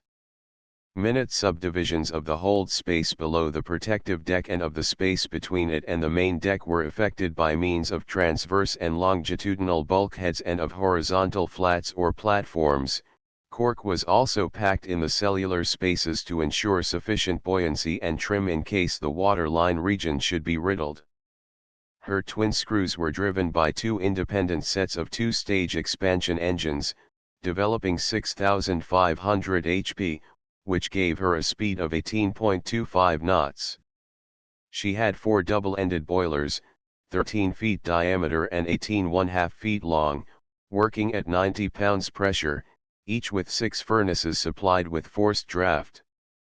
Her bunker capacity was 600 tons, sufficient for 8,000 knots at a speed of 8 knots, or 6,000 knots at 10 knots. Her armament was 2 25-ton 10-inch breech-loading rifle guns, protected by steel screens, and having a training arc of 120 degrees on either side of the keel, 6 4-ton 6-inch breech-loading rifle guns, 2 6-pounder quick-firers, and a number of machine guns, as well as 3 torpedo tubes. Her 2 military masts had a Gardner gun in each. Her displacement was 3,000 tons, her length 270 feet, her breadth 42 feet, and her draft of water 18.5 feet. On the morning of May 23, before daylight, the searchlight of the government torpedo gunboat Almirante Condal revealed in the distance the presence of the Blanco Encalada. The torpedo gunboat had the Almirante Lynch as companion, and the pair lost no time in attacking the ironclad, which was at anchor with banked fires, as part of her machinery was ashore undergoing repairs. The Condal opened the ball with her torpedo, which missed, and followed it with discharges from her Hotchkiss gun. The Lynch also brought her Hotchkiss gun into play, and as both vessels were firing end-on, they presented a very small target to the ironclad, upon which, however, they could make little impression. The Blanco Encalada answered the fire, but ineffectively. The torpedo boats, attacking her from different sides, discharged 5 more torpedoes, which missed, and though the ironclad was firing carefully, the steel armor of the smaller vessels turned aside her shot and shell. At last a shell from the ironclad dropped on the Condal, doing a great deal of damage. The Lynch's Hotchkiss gun played havoc with everything and everybody on the Blanco Encalada's deck and above it. The officers of the Lynch now determined to make a supreme effort. Her flag was run up to the peak, and her Hotchkiss gun became silent. She worked round until she was bow on to the starboard side of the Encalada, and then there was a swish from the tube of the Lynch's ram. The Encalada got her searchlights on the approaching missile, as she had on the other four. Her gunners poured a leaden rain onto it for the purpose of sinking it. This time, however, the aim of the torpedo was true, and the storm of shot from the Encalada failed to destroy it. The steel torpedo net also failed to avert the messenger of destruction, so sudden and unexpected was the attack. The torpedo struck the Encalada just abaft the foremast, and a deafening explosion followed.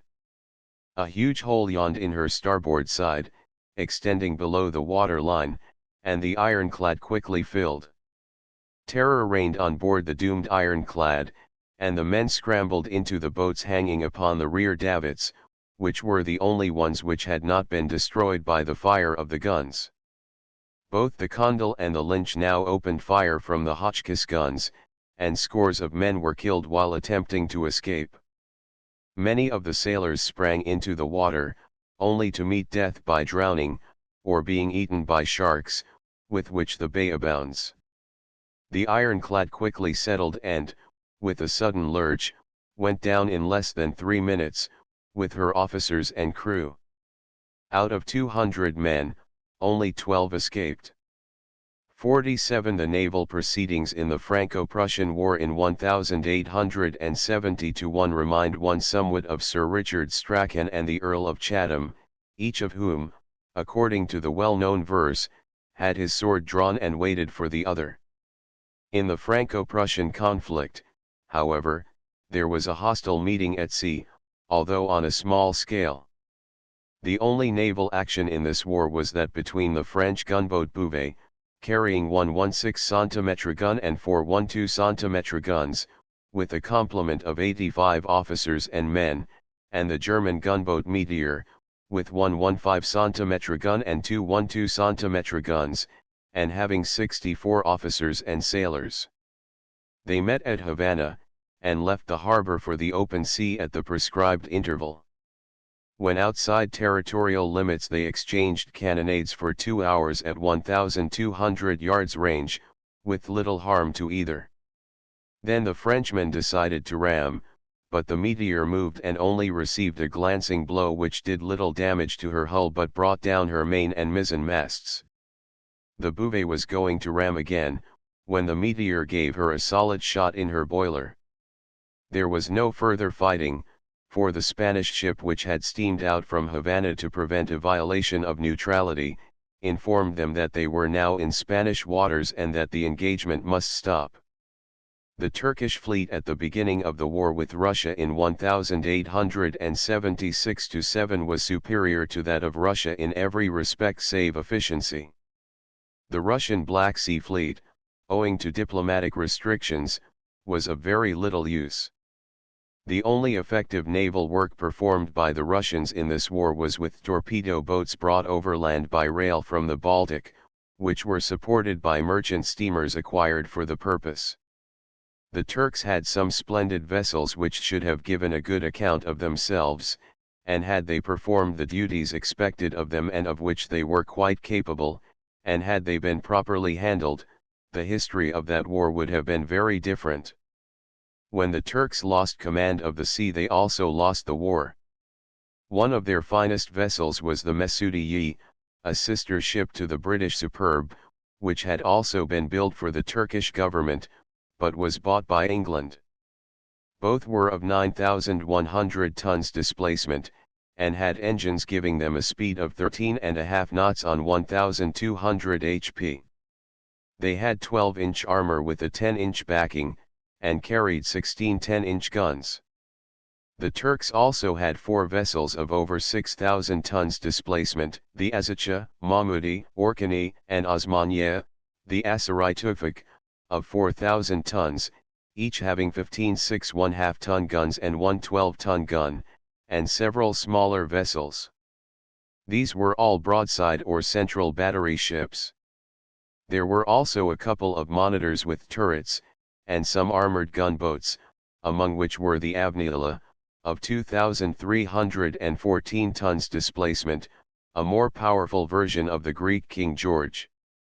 Some of the ships had officers trained in the English Navy, and there were also a few English officers serving with the Turkish fleet. The vessels on which these officers were engaged were managed as warships should be, but those which were left to the tender mercies of the Turkish officers were sadly neglected, and discipline on board was conspicuous by its absence. This was one reason why the Russians were successful so frequently in their surprise attacks. Then, when they were disagreeably aroused to the presence of the enemy, the Turks usually distinguished themselves by shooting very wildly and widely, and before they knew what they were about, the Russians had dashed in and torpedoed the Turkish ship.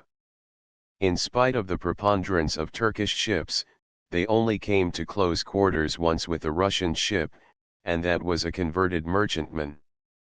It is probably a good thing for the Turks that the Russian naval force was so weak, for had it been stronger the Russians would not have hesitated to attack the Turks, and when the attack was over there would probably have been a repetition of the story of the Battle of Sinope and the destruction of the Ottoman fleet which preceded the Crimean War.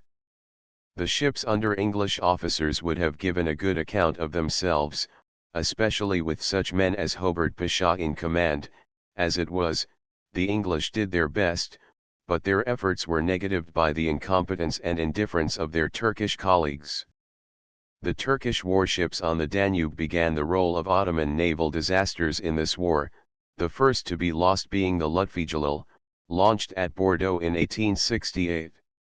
She was engaged with the Russian battery at Braila, during the attack on the Turkish squadron, and the engagement was proceeding fiercely when a shell struck the vessel and blew her up. As torpedoes and mines were also being employed by the Russians, her destruction has sometimes been ascribed to one of these. The Russians seem to have had very little difficulty in approaching the Turkish ships, owing to the neglectful way in which the sentries kept a lookout, and their daring was certainly rewarded by a remarkable series of successes in which the luck was unquestionably on their side. Thus at the attack on the Sea-Fi the latter's turret guns missed fire 3 times, and the Russians got so near that they blew a hole in her by pushing a Whitehead torpedo under her stern, and exploded another near her bows in order to hasten her disappearance beneath the waters of the Black Sea. Possibly one reason why the Turks generally missed the Russian torpedo boats when they aimed at them was that there were no quick firers, as the term is now understood, and that the Turks had nothing between the clumsy and heavy 40-pounders and the Gatlings, and had no guns to meet the torpedo attacks, even when they did sight the approaching torpedo boats. Another reason why they failed to prevent the attacks by gunfire was the great difficulty of training heavy guns upon small fast-moving boats no bigger than steam launches upon the dark and inclement nights which were usually chosen for the enterprises.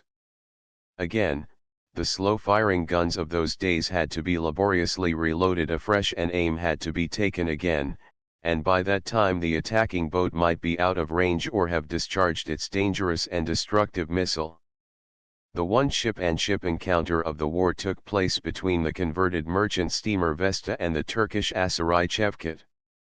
The latter gave chase and steadily overhauled the other until those on the Vesta began to expect that another few minutes would see her career brought to an end by the warship overtaking and ramming her.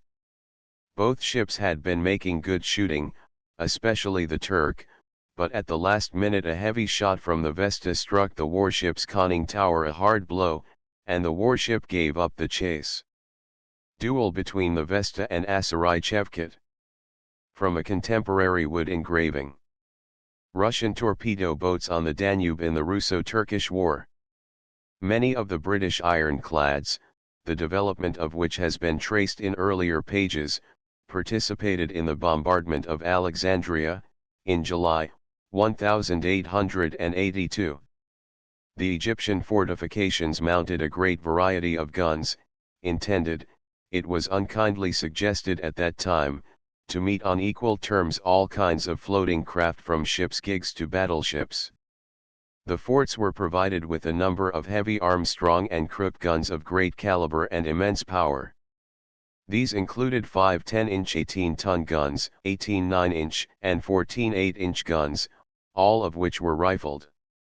The majority of the guns in the forts were indifferently mounted, to a large extent through carelessness in the work, and some of the latest pattern had been so recently delivered that there was no time, as time is reckoned in the East where a few months seldom matter, to mount them at all. No doubt they had been intended to supersede the old, small, smooth-bore guns of which the forts had enough and to spare, there being no fewer than 211 of them, but as this work had not been done, the Egyptian gunners had to make shift as best they could with the guns in position. There were also 38 mortars.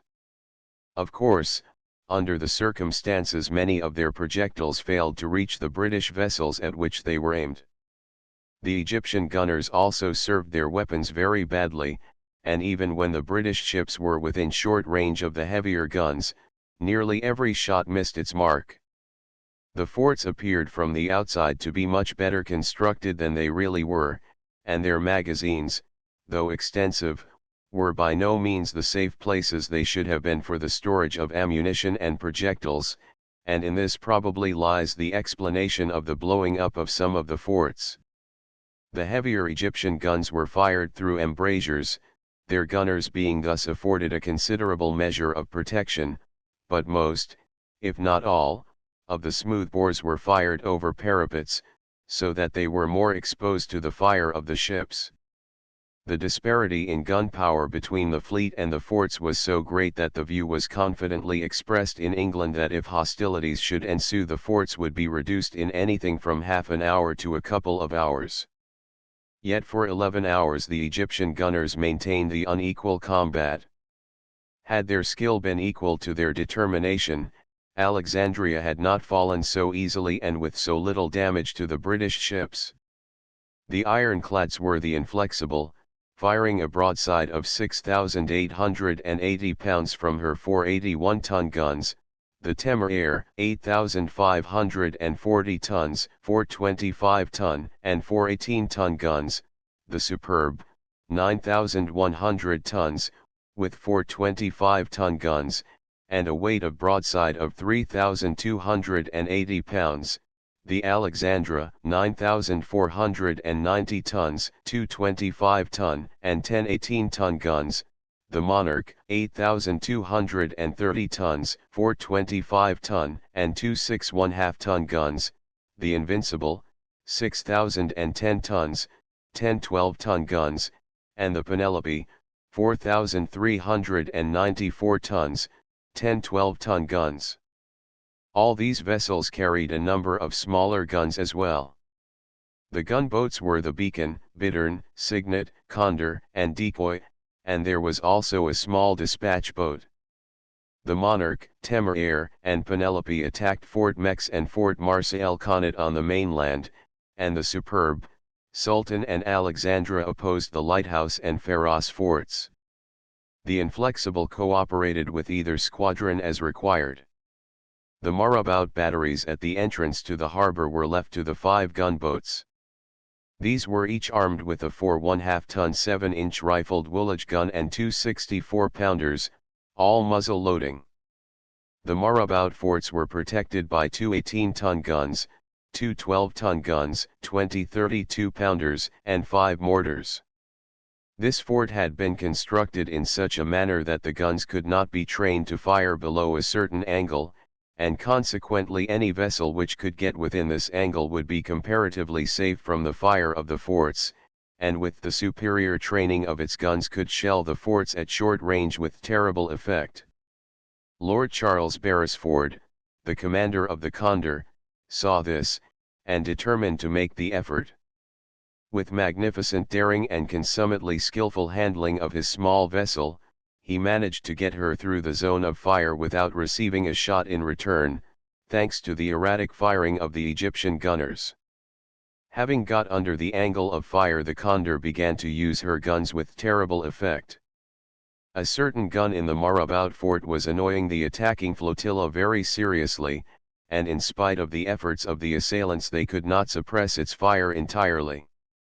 One man at this gun proved that he was an excellent marksman and sent several shells dangerously close to the ships. The story goes that this particularly obnoxious Egyptian gunner was noticed by Lord Charles Beresford, who ordered his own best gunner to knock over the Egyptian gun. This was no sooner ordered than done, but the Egyptians worked hard and mounted the gun again, and once more the Egyptian gunner was seen to be in charge of the piece. "Hit that gunner," Lord Charles commanded. "Yes, sir." "Where shall I hit him?" the gunner asked. "Hit him in the eye," was the reply of the future admiral. "Which eye, sir?" asked the gunner. But before the commander could indicate any preference as to the particular Egyptian optic which should be hit with an explosive shell, the gunner had fired, and the shot took off the man's head. The Condor maintained her duel with the forts for an hour and was not hit seriously once. Almost single-handed she silenced the great guns of the Marabout fort, and afterwards aided the Bittern and Signet to suppress the other guns. Little wonder was it that when she afterwards passed the Invincible she was rewarded with the splendid compliment, "Well done, Condor." The crews of the large warships cheered her as she passed them, and her own crew returned the compliment, not forgetting cheers for their popular commander and groans for Arabi Pasha. Meanwhile the Inflexible, with her terrible 81-ton guns, was steadily if slowly firing at the mechs and lighthouse forts. The guns of one turret sent shell after shell into one of the forts, and those of the other turret were directed upon the other fort. The heavy rumbling of her immense shells contrasted curiously with the scream of the lighter shells of the smaller guns. Her enormous projectiles, weighing about 1,700 pounds each, fired with terrible precision, blew the face of Fort Ada to pieces, and aided in reducing the lighthouse fort. The bombardment was a repetition of the old story of fixed shore fortifications being assailed by a mobile and powerful fleet. As usual, the fleet could maneuver to its own best advantage for shelling an enemy and upsetting his aim. The fleet itself, however, did not escape entirely without injury. A shell entered the captain's cabin of the Alexandra and burst, doing considerable damage to the contents of the apartment, but singularly little injury to the ship. The Alexandra's armor was pierced several times, but none of the projectiles succeeded in getting through the backing, and a portion of her smokestack was shot away. Altogether she was struck 25 times. Most of the other attacking vessels also bore marks of the engagement, but in no instance was the injury inflicted serious. Much of the damage was sustained aloft, thus showing that the Egyptian gunners had for the most part aimed too high. Some of their shells, also, failed to explode, and on the whole the firing from the forts was badly directed. The British had 5 men killed and 28 wounded. The losses of the Egyptians were never known accurately, but must have been very great, for the British shells which did not hit the forts found their billets in the town behind and, exploding, added to the terror and death roll among the natives who had not already fled. A correspondent who visited the forts immediately after the bombardment wrote, "One is amazed at the destruction accomplished which was not visible from the sea, and at the bravery of the Arab gunners in remaining at their posts so long. The number and variety of their guns are surprising, and the stock of projectiles and ammunition is immense. If they had had more men and been well commanded, the fleet would have had a very warm reception.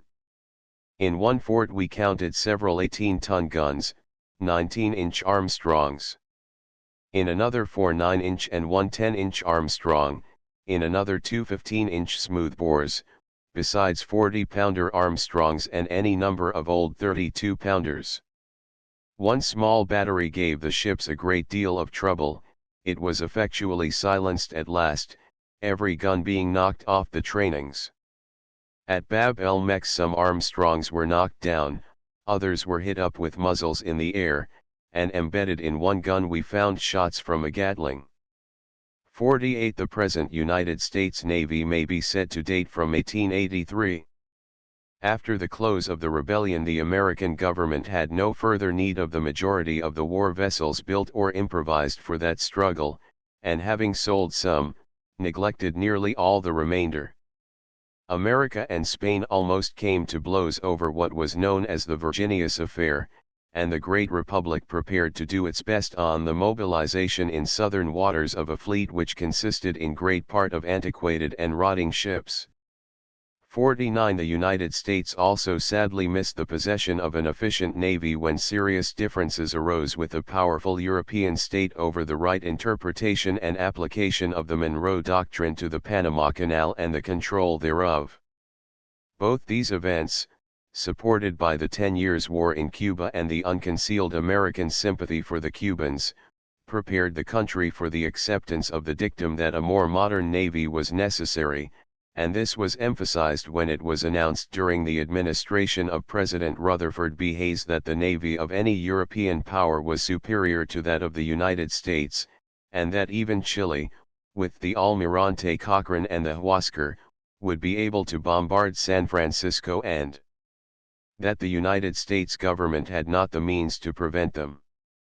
In order to appreciate the enormous progress which the United States have made as a naval power in the past 30 years, one must turn to the American Navy list for 1879, and compare it with the present equipment in the matter of ships and personnel, which places the United States in the position of being the second naval power of the world, second, indeed, only to Great Britain, and with resources for the production of warships of the latest design and the highest fighting capacity scarcely if at all inferior to those of the United Kingdom itself. In 1879 there were 5 steam vessels classed as first rates, which had been built 25 years before and were then obsolete and practically useless as men of war, 27 second rates, of which 3 lay on the stocks, rotten and worthless, 7 were in ordinary unfit for repair, and only 9 were actually in condition for sea duty, 29 third-rate steam vessels, of which 15 only were available for naval purposes, 6 fourth-rate steam vessels, none of which was of account as a warship, 22 sailing vessels, but 5 of which could even navigate the sea, 24 ironclads, 14 of which were ready for effective service, and 2 torpedo vessels, one of which was described as rather heavy for a torpedo vessel, not working so handily as is desirable for that purpose, and the other, known as the Alarm, was in the experimental stage. In the entire Navy there was not a single high-power, long-range rifled gun. Of the bravery of the American sailors of whatever rank there has never been any question, but the methods of selecting them seem to have been as peculiar as the British methods of corruption in the old days, when it was possible for an infant in arms to be on the payroll of a British ship when he had never so much as seen the sea, to say nothing of never having been on board the vessel of which he was nominally a midshipman. The following racy account 50, which illustrates the American system of the past better than any lengthy description could do, of the examination of midshipman Joseph Tatnall, a relative of the famous American officer of blood is thicker than water fame, will be read with interest in this connection. Commodore, Mr. Tatnall, what would be your course, supposing you were off a lee shore, the wind blowing a gale, both anchors and your rudder gone, all your canvas carried away, and your ship scudding rapidly towards the breakers? Tatnall, I cannot conceive, sir, that such a combination of disasters could possibly befall a ship in one voyage. Commodore, tut, tut, young gentleman, we must have your opinion supposing such a case to have actually occurred. Tatnall, well, sir, sails all carried away, do you say, sir? Commodore, all every rag.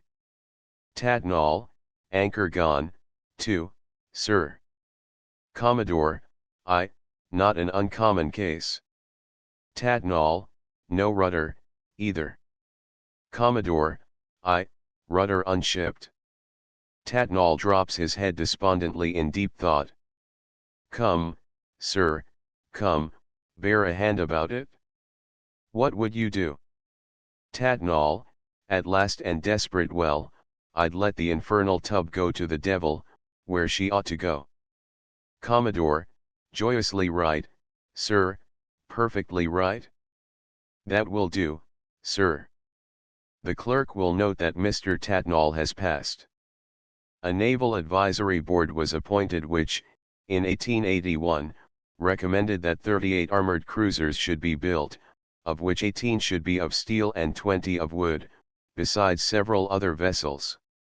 An influential minority of the board objected to steel lest it should be imported instead of being manufactured in the United States. But in 1882 a House of Representatives committee decided upon steel, not only as the best but as the only proper material for the construction of war vessels. The committee, cautious but determined, recommended the building of 2 15-knot cruisers, 4 14-knot cruisers, and 1 steel ram. The advisory board desired 5 rams, but one was tried as an experiment.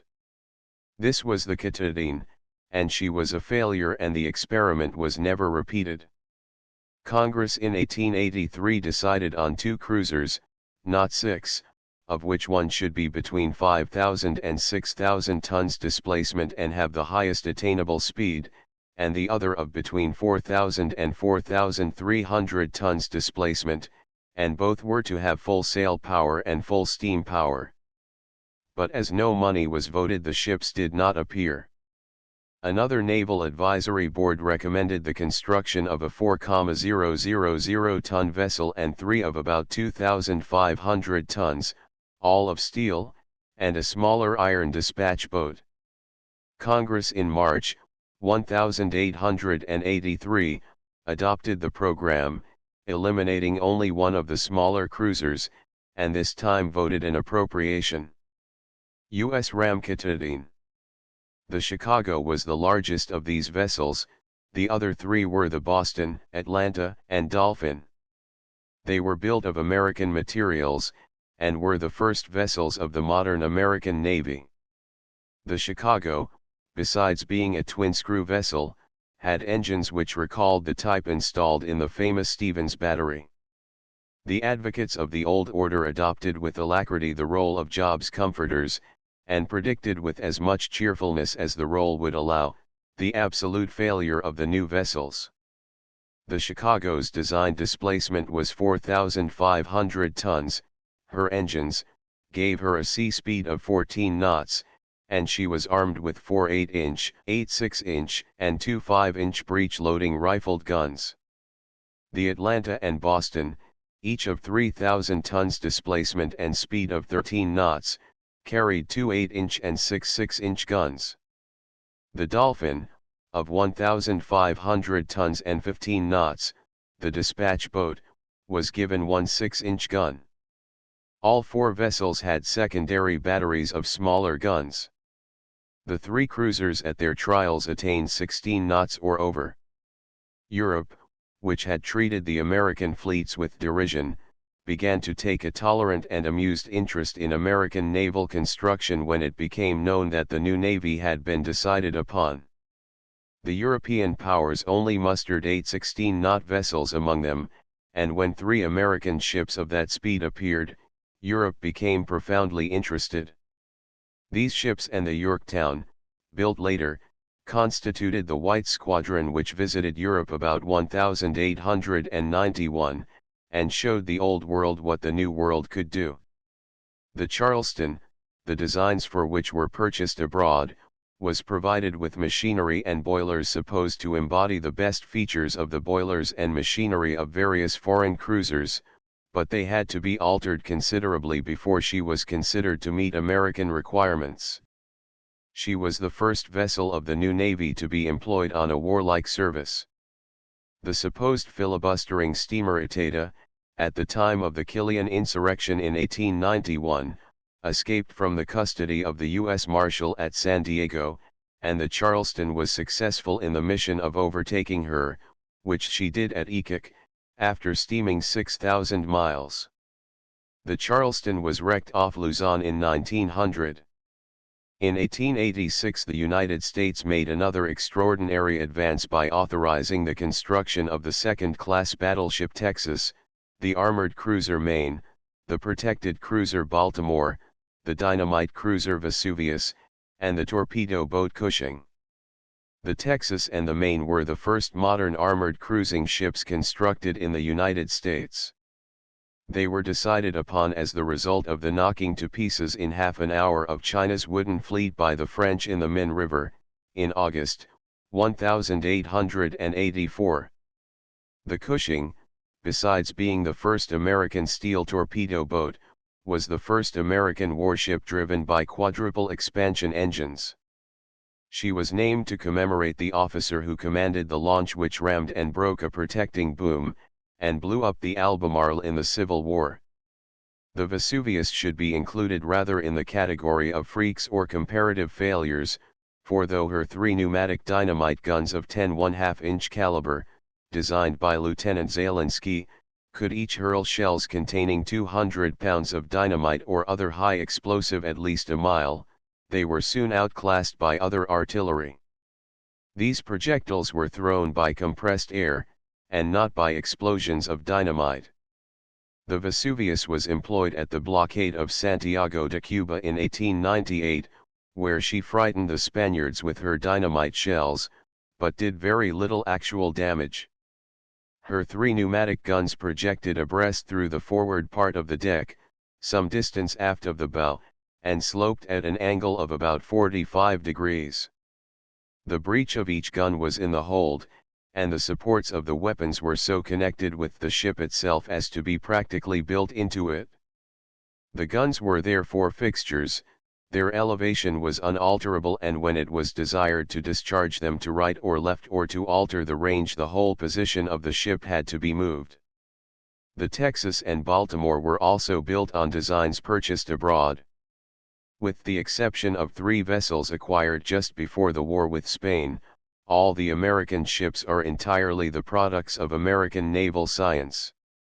The first triple-screw warships were the Columbia, a very handsome ship, sometimes called the Gem of the Ocean, and her sister, the Minneapolis.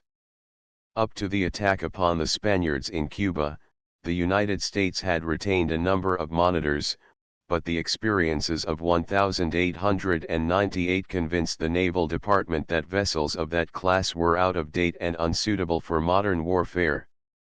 The U.S. dynamite gunboat Vesuvius. The Maine entering Havana Harbor. Although the American vessels were built in the United States, the compound armor for the turrets had to be imported at first, and it was not for some years that American-made armor was available for the Navy. 4 battleships were launched in the early 90s, and with the Texas comprised the American battleship force in the war with Spain in 1898. The Americans showed their inventiveness in the matter of their warships, and not being content always to follow the lead of other nations, and being convinced that they could not make more or greater mistakes than some European naval architects had perpetrated, produced some remarkable vessels. They were the first to try the superposed turrets, or one turret placed on top of another. The Kearsarge and Kentucky were thus equipped, but the experiment did not give the results anticipated, and was not repeated. But the Americans had shown that the guns of one turret could fire over another turret, and some of the latest and most powerful ships of the superdreadnought types have their turrets arranged so that this may be done. The Maine, really an armored cruiser, but described as a second-class battleship, was sent to Havana for political reasons in January, 1898, and was blown up at her moorings on the evening of the 15th of the following month, 266 lives being lost. The explosion was attributed to the Spaniards, but this has been questioned, as an examination of the wreck, completed in the summer of 1911, was stated to have revealed that the cause of the disaster was the explosion of the vessel's magazines, but a later examination is said to have shown that the explosion was external. War between the two countries was now regarded as inevitable, and both made preparations for the struggle, Spain in that lazy and incompetent fashion which assured her defeat in advance, and the United States with as much thoroughness and care as the time allowed. The resources of the latter country were far superior to those of her opponent, but Spain by no means made the best of what she had. The American naval preparations were well conceived and as well carried out. The most notable exploit in this work was the remarkable voyage of the battleship Oregon from Bremerton, Washington, to San Francisco, and thence at her utmost speed round Cape Horn to Key West. It was the first time any steam warship had essayed such a feat, and that an American ship should have accomplished it was a feather in the American cap. 2 or 3 foreign-built warships were acquired, but the European powers were friendly to Spain rather than to the United States in the war, and the latter acquired 97 merchant steamers to act as auxiliaries to its fighting fleet, and distributed among them no fewer than 576 guns in order that they might take part in the fighting if circumstances required. In the Pacific the American preparations were no less extensive than in the Atlantic. The first of the great naval battles of the war was that of Manila Bay. Admiral Dewey's flagship was the protected cruiser Olympia, 5,800 tons displacement, launched at San Francisco in 1892, and having 4 8-inch and 10 5-inch quick-firers, 14 6-pounders, and 10 smaller guns. With her were the protected cruisers Baltimore 4,600 tons, Raleigh, 3,217 tons, Boston, 3,000 tons, all heavily armed for their size, and a couple of gunboats. The Spanish naval force consisted of the steel cruiser Reina Cristina, 3,520 tons, built at Ferrol in 1886, and carrying 6 6.2-inch Hontoria guns, 2 2.7-inch, and 3 2.2-inch quick-firers, and 10 smaller guns, a wooden cruiser, the Castillo, 3,342 tons, built at Cadiz in 1881, and armed with 4 5.9-inch groups, and 16 quick-firers of various sizes, 2 steel gunboats of English build and 1,045 tons, and some smaller Spanish-built gunboats and a number of torpedo boats. The shore fortifications had also been strengthened by the addition of a few heavy guns. Though there was not a great deal of difference between the Spanish and American fleets at Manila, according to a comparative statement issued by the American Navy Department, the difference was on the side of the Americans, but with the land forces as well the advantage on paper lay with the Spaniards. The only instructions to Admiral Dewey were to capture or destroy the Spanish fleet. This, as it happened, was not a difficult task, for the Spanish vessels were in a deplorable condition of inefficiency, and the best that the Spanish admiral could do was to get his ships under the protection of the forts and keep them there. Not finding the Spanish ships at Subic Bay, the Americans entered Manila Bay to look for them, heedless of the mines supposed to be strewn about the channel, but choosing a dark night illumined only by the flashes of lightning from the thunder clouds, as though the very elements were desirous of taking part in the coming struggle and were flashing their signals preparatory to the discharge of the sky's artillery. The American ships showed no light other than that at the stern of each vessel but the last, to enable that behind to follow in line. The defenders sighted them and opened fire, but the ships never paused, firing upon the batteries as they passed. The Spanish admiral, who, conscious of the condition of his ships, knew that his command was doomed before ever a shot had been fired, estimated his available tonnage at 10,111 as against the American 21,410 tons, his HP at 11,200, as against 49,290, his guns at 76, as against the American 163, but he had a slight superiority in the number of men. After day broke the Spaniards opened the battle, the batteries of Cavite and Manila starting the firing and being supported by the Spanish vessels. The Concord sent 2 shells at the Manila battery by way of reply, but the rest of the ships steadily steamed towards the Spanish ships, and it was not until the Olympia was within 5,600 yards of the ships that Dewey gave permission for the Americans to fire. "You may fire when you're ready, Gridley," Admiral Dewey said in his imperturbable way. A second later, and one of the Olympia's forward guns had answered the Spanish challenge. The American ships passed parallel to the Spaniards, and one after another concentrated its fire upon the Reina Cristina, the best ship the enemy possessed, and only fired upon the others when the cruiser was out of range. The Spanish admiral essayed to attack the Americans by advancing against them with his one good fighting ship, thinking that possibly at closer quarters he might be able to meet his opponents with a better chance of inflicting damage. For bravery and audacity the feat ranks high in the annals of naval combats. But the chance he hoped for was never allowed him. A shell penetrated the Reina Cristina near the bow's end, exploding, set her on fire. Almost at the same time a heavy projectile crashed into her stern and an 8-inch shell entered the hole thus made and exploded, setting her on fire at that end also, and damaging her engines. She retreated under as heavy a fire as a modern warship could withstand and yet keep afloat. Of her crew of 493 men, but 160, of whom 90 were wounded, answered to the roll call after the battle. 3 times the Americans passed up and down before the Spanish ships, gradually decreasing the range to 2,600 yards. Ship after ship was disabled. Some took refuge behind the Cavite arsenal and were sunk by the Spaniards rather than be allowed to fall into the Americans' possession.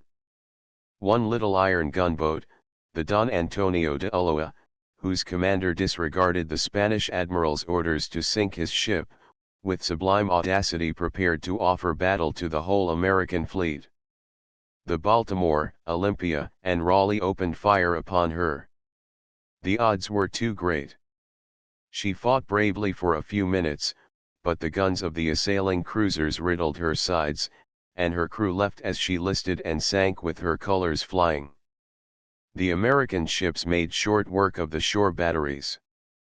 The Americans in the Battle of Manila Bay had 7 men wounded, while the injury to the vessels was trivial. The Spaniards lost 10 ships and had 381 men killed, and the wounded numbered hundreds more. Determined to make no mistakes, the Americans took the Spanish fleet in the Atlantic at its strength on paper, ignoring the rumors of its neglect and inefficiency, and prepared to meet it accordingly. Spain possessed 5 armored cruisers and a battleship, which were admitted by the Americans to be equal to America's 6 best ships, a few other vessels, and some torpedo boat destroyers. The real state of the Spanish ships is best revealed by Admiral Cervera himself. In one letter he wrote, "The Colon has not received her big guns, the Carlos V has not been delivered, and her 10 centimeters artillery is not yet mounted, the Pelayo is not ready for want of finishing her redoubt, and, I believe, her secondary battery, the Victoria has no artillery, and of the Numancia we had better not speak." 51. In another letter he complained of the absence of plans and of the supplies he had asked for not being forthcoming. "The Colon has not yet her big guns, and I asked for the bad ones if there were no others. The 14 centimeters ammunition, with the exception of about 300 shots, is bad. The defective guns of the Vizcaya and Oquendo have not been changed. The cartridge cases of the Colon cannot be recharged. We have not a single Bustamante torpedo. The repairs of the servomotors of the Infanta Maria Teresa and the Vizcaya were only made after they had left Spain." And after his defeat at Santiago, when asked where were certain large guns which should have been on his ships, he answered that he supposed they were in the pockets of certain officials in Spain. Spanish battleship Pelayo. Photograph by Marius Barr, Toulon. On May 19, the Spanish fleet entered Santiago, after having crawled across the Atlantic to Curaçao, much to the relief of the Americans, who wondered where the fleet was and feared lest it should attack New York or some other wealthy Atlantic port. Once the fleet was inside, a strict blockade was maintained to see that it did not get out unnoticed. But the venture had to be made sooner or later. The fleet under my command offers the news, as a 4th of July present, of the destruction of the whole of Admiral Cervera's fleet. Not one escaped. This was the message Admiral Sampson dispatched on July 3 to the Secretary of the Navy at Washington. The situation had become a question of days when the Spanish fleet should find itself exposed to the fire of the American forces ashore. While his ships, in spite of their condition, were yet able to offer fight, Admiral Cervera decided on making a desperate sortie, or attempt to escape. It was the forlornest of forlorn hopes at best, for he had nowhere to flee to with any hope of reaching a place of safety, and turn which way he would.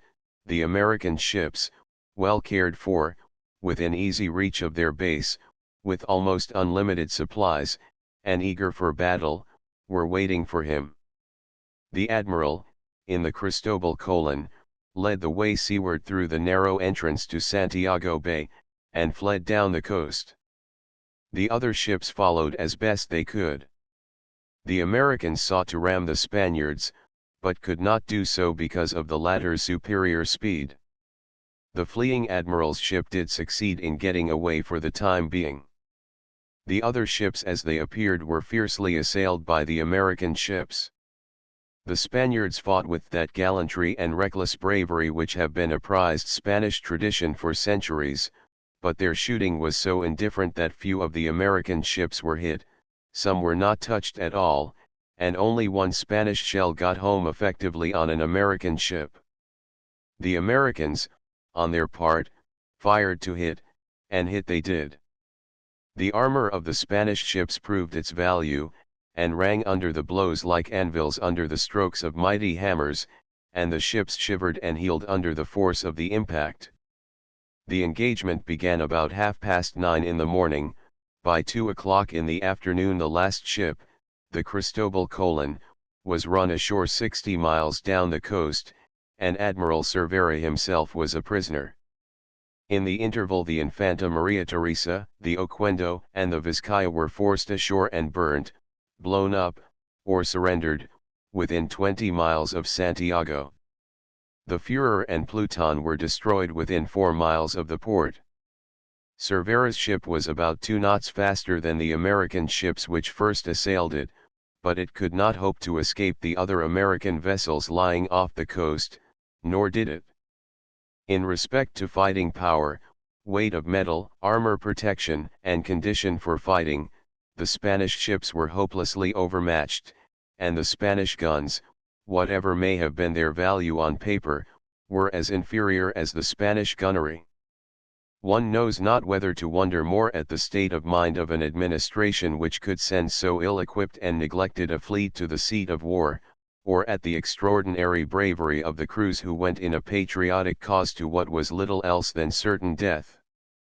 The indifferent shooting which the Spaniards displayed in the Santiago affair, from first to last, prompted Captain, afterwards Admiral, Robley D. Evans, otherwise Fighting Bob, to declare that they couldn't hit a thing but the ocean when they missed his ship with unfailing regularity. U.S. Battleship Texas. U.S. Battleship Iowa. When the Cristobal Colon appeared, the Indiana headed close inshore to get within short range. The Spaniard fired her 11-inch Hontoria gun and missed. The American ship replied with her 13-inch guns, and then discharged every weapon she could bring to bear upon her ill-fated antagonist, one shell exploding on the Spanish cruiser's deck. The Iowa and Texas took up the attack upon the Cristobal Colon. The Indiana joined with the Brooklyn and Texas in smashing the Oquendo, which stranded on fire. The Vizcaya next appeared to run the gauntlet, with 2 destroyers close behind her. The destroyers tried to torpedo the Indiana, but the American ship's secondary battery soon accounted for them, one drifting ashore and blowing up. The Vizcaya was set on fire by the American shells, but was fought until she was no longer tenable before she was surrendered. The Ulate was also surrendered. The Cristobal Colon raced with the Brooklyn and Oregon for 3,000 yards, until she struck the rock's bow on and remained fast. The destruction in such short spaces of time of the Spanish fleets in the Pacific and then in the Atlantic, with such little injury to the American side, demonstrated most unmistakably the importance and power of the new American Navy. A few years later the famous cruise round the world was undertaken by an American fleet, and enabled the powers of the Old World to inspect some of the ships, and others of later date, which wrought such havoc. Yet such has been the progress of naval construction that not one of the ships which made the cruise is now included in the first rank of the American fighting line. After the Japanese had decided to adopt war vessels of the Western types, they ordered a number of vessels of various kinds from builders in the United Kingdom. Their first ironclad frigate was the Fuso, launched from the slip in Messrs. Samuda's yard at Poplar, from which the Thunderbolt, the first ironclad ever built for the British Navy, took the water. Another coincidence was that both the Thunderbolt and the Fuso were launched with every armor plate upon them. The Fuso had as her main deck battery, which was protected by armor 8 inches thick, 4 crypts long 23 centimeters breech-loading guns, each weighing 15¼ tons. On the upper deck were placed 2 long 17 centimeters crypt guns of 5½ tons each, but these were unprotected. The main deck battery projecting beyond the sides, permitted of a greater training to the guns.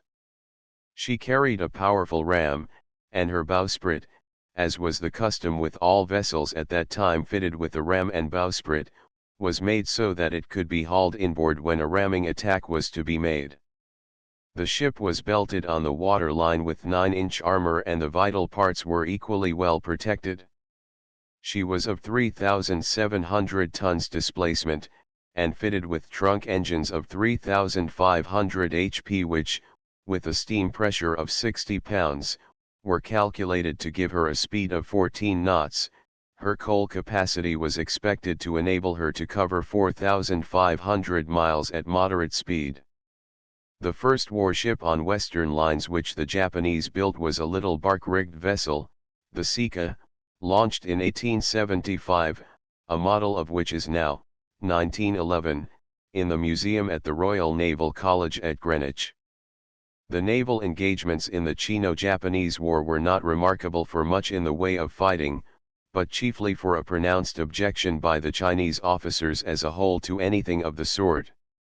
A few of them, Admiral Ting among the number, did their best, but they were so hindered by their colleagues' incompetence and cowardice that they never had a chance of success. Guns that had been neglected, and shells from which the powder had been extracted and its place filled with charcoal, are not the best weapons for warfare, and when to these are added coal that was not much use and ships that were not in fighting condition, it will be seen that the victory of the well-organized Japanese was a foregone conclusion.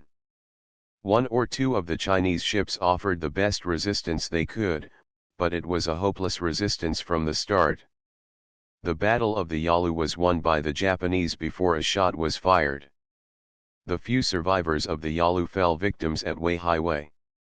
The training which a cavalry officer received in the Chinese army was not such as to fit him to command a fleet at sea, even of Chinese ships, but the former cavalryman who became commander of the Chinese fleet tried his utmost. His personal bravery was unquestioned, and he had preferred death to dishonor when he was found lifeless in the cabin of his beaten ship with a revolver by his side and a bullet through his brain. Disciplinarian he was not. It is recorded that like most Chin-A men he was an inveterate gambler, and that on one occasion when the fleet, as usual, was doing nothing, he found the time heavy on his hands, and when a visitor went on board the sentries were engaged in fan-tan in a secluded corner of the deck. The officers who should have been on duty were similarly engaged elsewhere, and the admiral himself was acting banker in that charming game with one or two other officers, and the sentry, who should have been on duty at the door of the admiral's cabin, joining wholeheartedly in the gamble. Of China's principal battleships, two fine vessels of 7,400 tons displacement, one the Chen Yun, surrendered at Wei Highway, and having been repaired, was taken to Japan and added to the navy of her captors, and the other was sunk by a Whitehead torpedo during a night attack by torpedo boats at Wei Highway. Similar fates befell a couple of armored cruisers, and of the 6 smaller cruisers which completed China's fleet at the Battle of the Yalu, 5 were sunk or wrecked, and 1 surrendered. 1 was raised and added to the Japanese navy. Some of the ships of which China was despoiled distinguished themselves in the Japanese attack upon the Russians at the Battle of Tsushima. The Battle of Tsushima, which ended Russia's naval pretensions in the war between that country and Japan a few years ago, is the only one in which modern ships and guns have been employed on both sides in anything approximating to equal terms.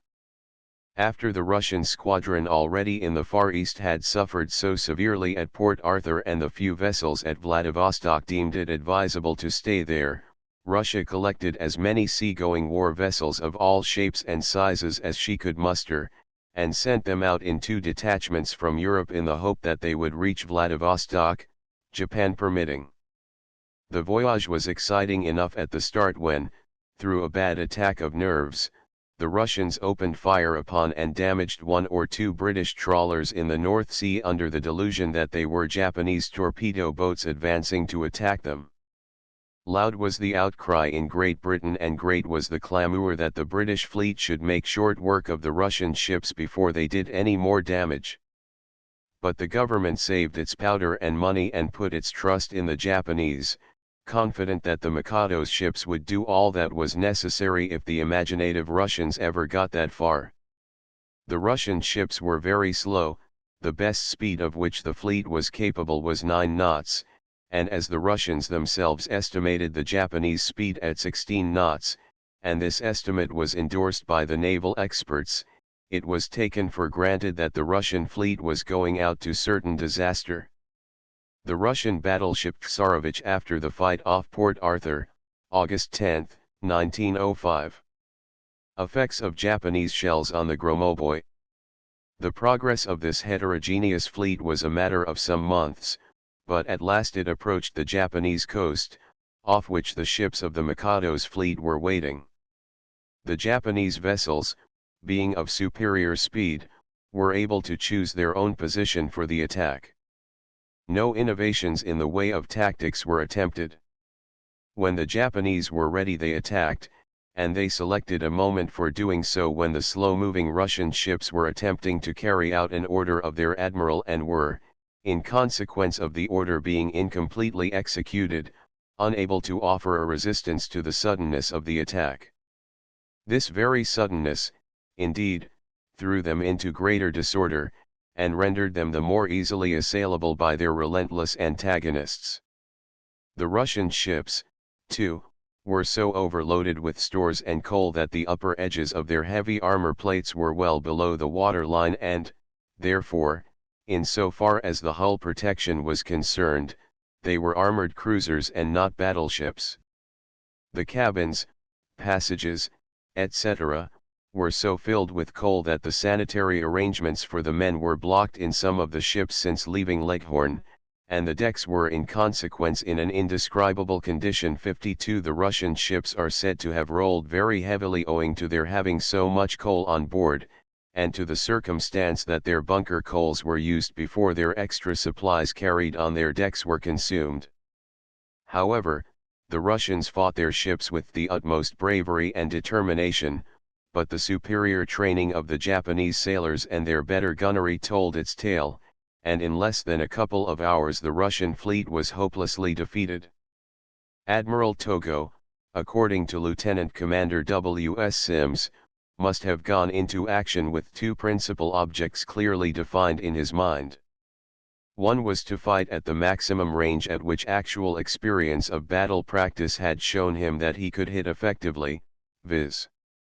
about 6,000 yards, and at which he knew the Russian fire would not be dangerous, and the other was to maneuver so as to maintain as exactly as possible that range upon the head of the enemy's column.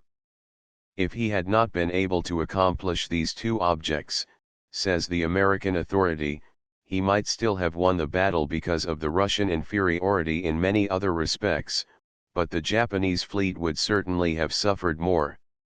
If the Russians had been able by superior speed to run into 1,800 yards range, the battle range of their choice, they would have made a large percentage of hits, and those hits would have been very effective, especially from their modern ships of French design, the Suvorov, Alexander III, Borodino, and Orel.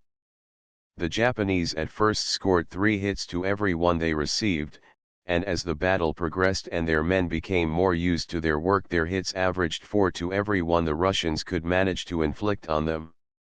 The accuracy of shooting at a greater distance than was formerly thought possible in an engagement showed the necessity of cultivating this branch of naval gunnery, and its value was demonstrated when the Japanese were able to concentrate the rapid fire of their best battleships upon the leading vessels of the Russian columns at such a range that the Russian fire was ineffective and wide of its intended mark. Most of the Japanese big guns had lengths equal to 35 or 40 times their calibers, and had already seen a great deal of hard work. This to a great extent may account for the Japanese not having hit oftener. The Japanese shooting in the later naval stages of the war, as compared with that in the naval attack on Port Arthur when the Russian squadron already in Far Eastern waters was crushed, is said to have shown a slight falling off. The value of superior speed, of accurate long-range firing, and of protective armor is the principal lesson of the Battle of Tsushima. The one gives choice of position and all its attendant advantages, the second enables an enemy to be partially crippled so that he can be attacked by torpedo boats and sunk or rendered helpless, or can be overtaken and assailed by a fast cruiser if an attempt be made to escape. The battle also demonstrated the value of uniformity in speed of the principal ships, or ships of the line, for the Japanese admiral, knowing that his 6 battleships had each a speed of about 20 knots, knew exactly the positions he could expect each one to maintain. He had also a number of first and second class armored cruisers, and his scouts were reinforced by some of the best vessels in the Japanese mercantile marine. The actual fighting resulted in the Osliabia being driven out of the fighting line in less than 30 minutes after the battle began, and in about an hour after the first shot, the gunfire to which she had been subjected had set her on fire and caused her to founder. The Nia Suvorov was obliged to leave the fighting line about 40 minutes after the battle commenced, both these ships being rendered ineffective before the Russians had traveled 5 miles. Becoming isolated from her consorts, the Suvorov was severely pounded. One of her masts and her 2 funnels were shot away, and a couple of torpedo boats attacked her and injured her below the water line, so that she soon had a heavy list, but her watertight bulkheads kept her afloat for a time. 2 Japanese destroyers then took charge of her and torpedoed her 3 times, inflicting such injuries that she soon went down. Shortly before this the Borodino received a shell in her magazine, which blew up and sent her to the bottom. The Orel surrendered after the battle, and presented an excellent object lesson of the service her armor had rendered her, for her partially protected and unprotected parts were wrecked by the Japanese gunfire, but not one of the shells had penetrated her heavy armor, though it bore ample evidence of the severity of the ordeal through which she had passed. Enough has been written to show that the range at which naval engagements have been fought since steel took the place of iron for guns and armor has steadily increased. The old practice of getting close to an enemy and blazing away as fast as the guns could be loaded, in the hope of smothering his fire and a certainty of hitting something sometimes, has become as extinct as the dodo. Guns are too powerful for anything of the sort to be attempted now, and the object at present is to hit at the longest range at which the guns are considered really effective. The dreadnought is the logical outcome. The Japanese battleship Asahi. The Russian battleship Navarin. Chapter 8 Battleships and Cruisers. There was no sudden change from iron to steel in the building of warships. Steel at first was very expensive, and by no means the perfect article that we know at the present day, besides which the supply was very restricted, and the Admiralty by using it in conjunction with iron was able to ascertain the extent to which it might ultimately be adopted. Thus, in one ship, steel was tried for the keel, in another for the protective deck, in another for facing armor, in another for the frames, and so on. The two screw propeller shafts of the Inflexible, for instance, were made of Whitworth compressed steel. They were 288 feet in length and weighed 63 tons. Had they been of wrought iron they would have weighed 97 tons. One of the earliest steel warships ever built, and certainly one of the smallest, was the Dutch gunboat Handig v. Lug, launched on the Thames in 1864. Commenting on this little gunboat, the Times said, "The general term gunboat conveys to our minds the image of a vessel built of sappy timbers and rotten planking, carrying two heavy shell guns on their low unprotected upper deck, fitted with 60 HP, nominal, engines, and averaging no more than 8 knots under the most favorable circumstances, a class of vessel that has figured for almost fabulous sums in our annual Navy estimates for repairs, etc., but, nevertheless, a class of craft that has left imperishable marks of its usefulness and power in many parts of the world, and more especially on the rivers and seaboard of India and China."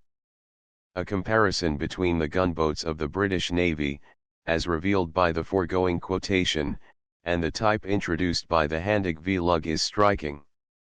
She was stated to be the first vessel of any class, built on this side of the Atlantic, to carry her armor on the deflective principle instead of offering vertical resistance to the impact of shot. She was constructed entirely of steel, her plates below the waterline being only 1/4 inch thick, but above the waterline they were 3/8 inch thick, and the dome or cupola in which her battery was placed was composed of plates of similar thickness.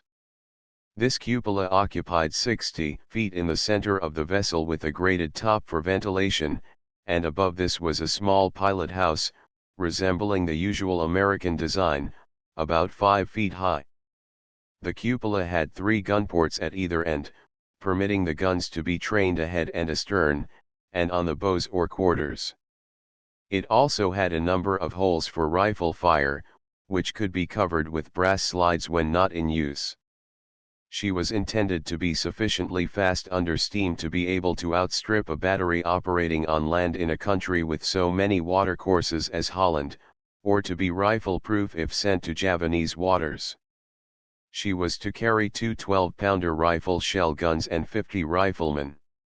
The length of this Hornet, as she was called, was 100 feet between perpendiculars, her beam was 17 feet, and her depth 6 feet 6 inches, and she drew only 3 feet of water. Her tonnage was 138 tons. In rough weather this little low ship made a speed of 10 knots on her trial trip, and being a twin-screw vessel the engines and ship were built by the Dudgeons. She was put through some tests in the presence of Admiralty representatives, and made a complete circle in 2 minutes 47 seconds, and another in 3 minutes, while in going ahead at full speed the course of the vessel was reversed by the altered action of the screws in 1 minute. The tests were held to prove the worth of the double or twin-screw principle for purposes of warfare, as it has been proved before for some time for purposes of commerce, for handiness of any vessel under steam power is equally valuable for both purposes, whether in avoiding the shoals of a tortuous shallow river or in flanking the shore battery of an enemy. 53 As steel is much stronger in proportion to its weight than iron, it followed that the adoption of steel for building warships meant a great saving in the weight of the hull. The weight thus gained could be utilized in 3 ways: by increasing the extent of the armor carried, by increasing the weight of the guns carried, or by a combination of the two. As steel was still further improved, it became possible to increase the size of the vessels, the power and weight of the engines and boilers, in which the power increased to a far greater proportion than the weight, the speed of the ships, the strength and extent of the armor carried, and the effectiveness of the guns. It permitted also of a destructive secondary armament. We have seen how from the old broadside ships of the Northumberland type came the central battery ships like the Hercules, the last of these being the Superb. Their armament also underwent a modernizing process as time went on, and many of these old ships, from the Warrior onwards, were equipped with both quick-firing and anti-torpedo boat guns, and were retained long after their fighting capacity had become a very doubtful quality, and their surrender to the tender mercies of the shipbreaker became imperative. Meanwhile, from the converted Royal Sovereign there descended a series of turret ships, some, like the Cerberus, Devastation, and Dreadnought, having 2 turrets on the center line of the ship, others, like the Rupert and Conqueror, having 1 turret only, others, like the Monarch, having 2 turrets in the center, and yet others having their turrets en echelon or placed diagonally, as in the Inflexible. The Colossus was an improved Inflexible, but of steel, and practically marked the end of the heavily armored vessels of this type. From the double turrets and the central battery ships we have the combination of the 2 in the Temeraire. The Colossus and the Edinburgh, which were begun in 1882 and completed in 1886, may be said to have inaugurated a new era in the building of the world's battleships. They were the first battleships to be built wholly of steel for the British Navy, and were asserted to be more powerful as fighting ships than any other ships in existence. This was due not only to the material of which they were constructed, but also to the fact that they were given breech-loading guns, Great Britain being the last of the great powers to dispense with the old-fashioned muzzle-loader. These ships were of much the same type as the Ajax and Inflexible, but their citadels were of greater length, they were of 14 knots speed. The Nile, launched in 1888, had a complete belt, and was the last low freeboard turret ship.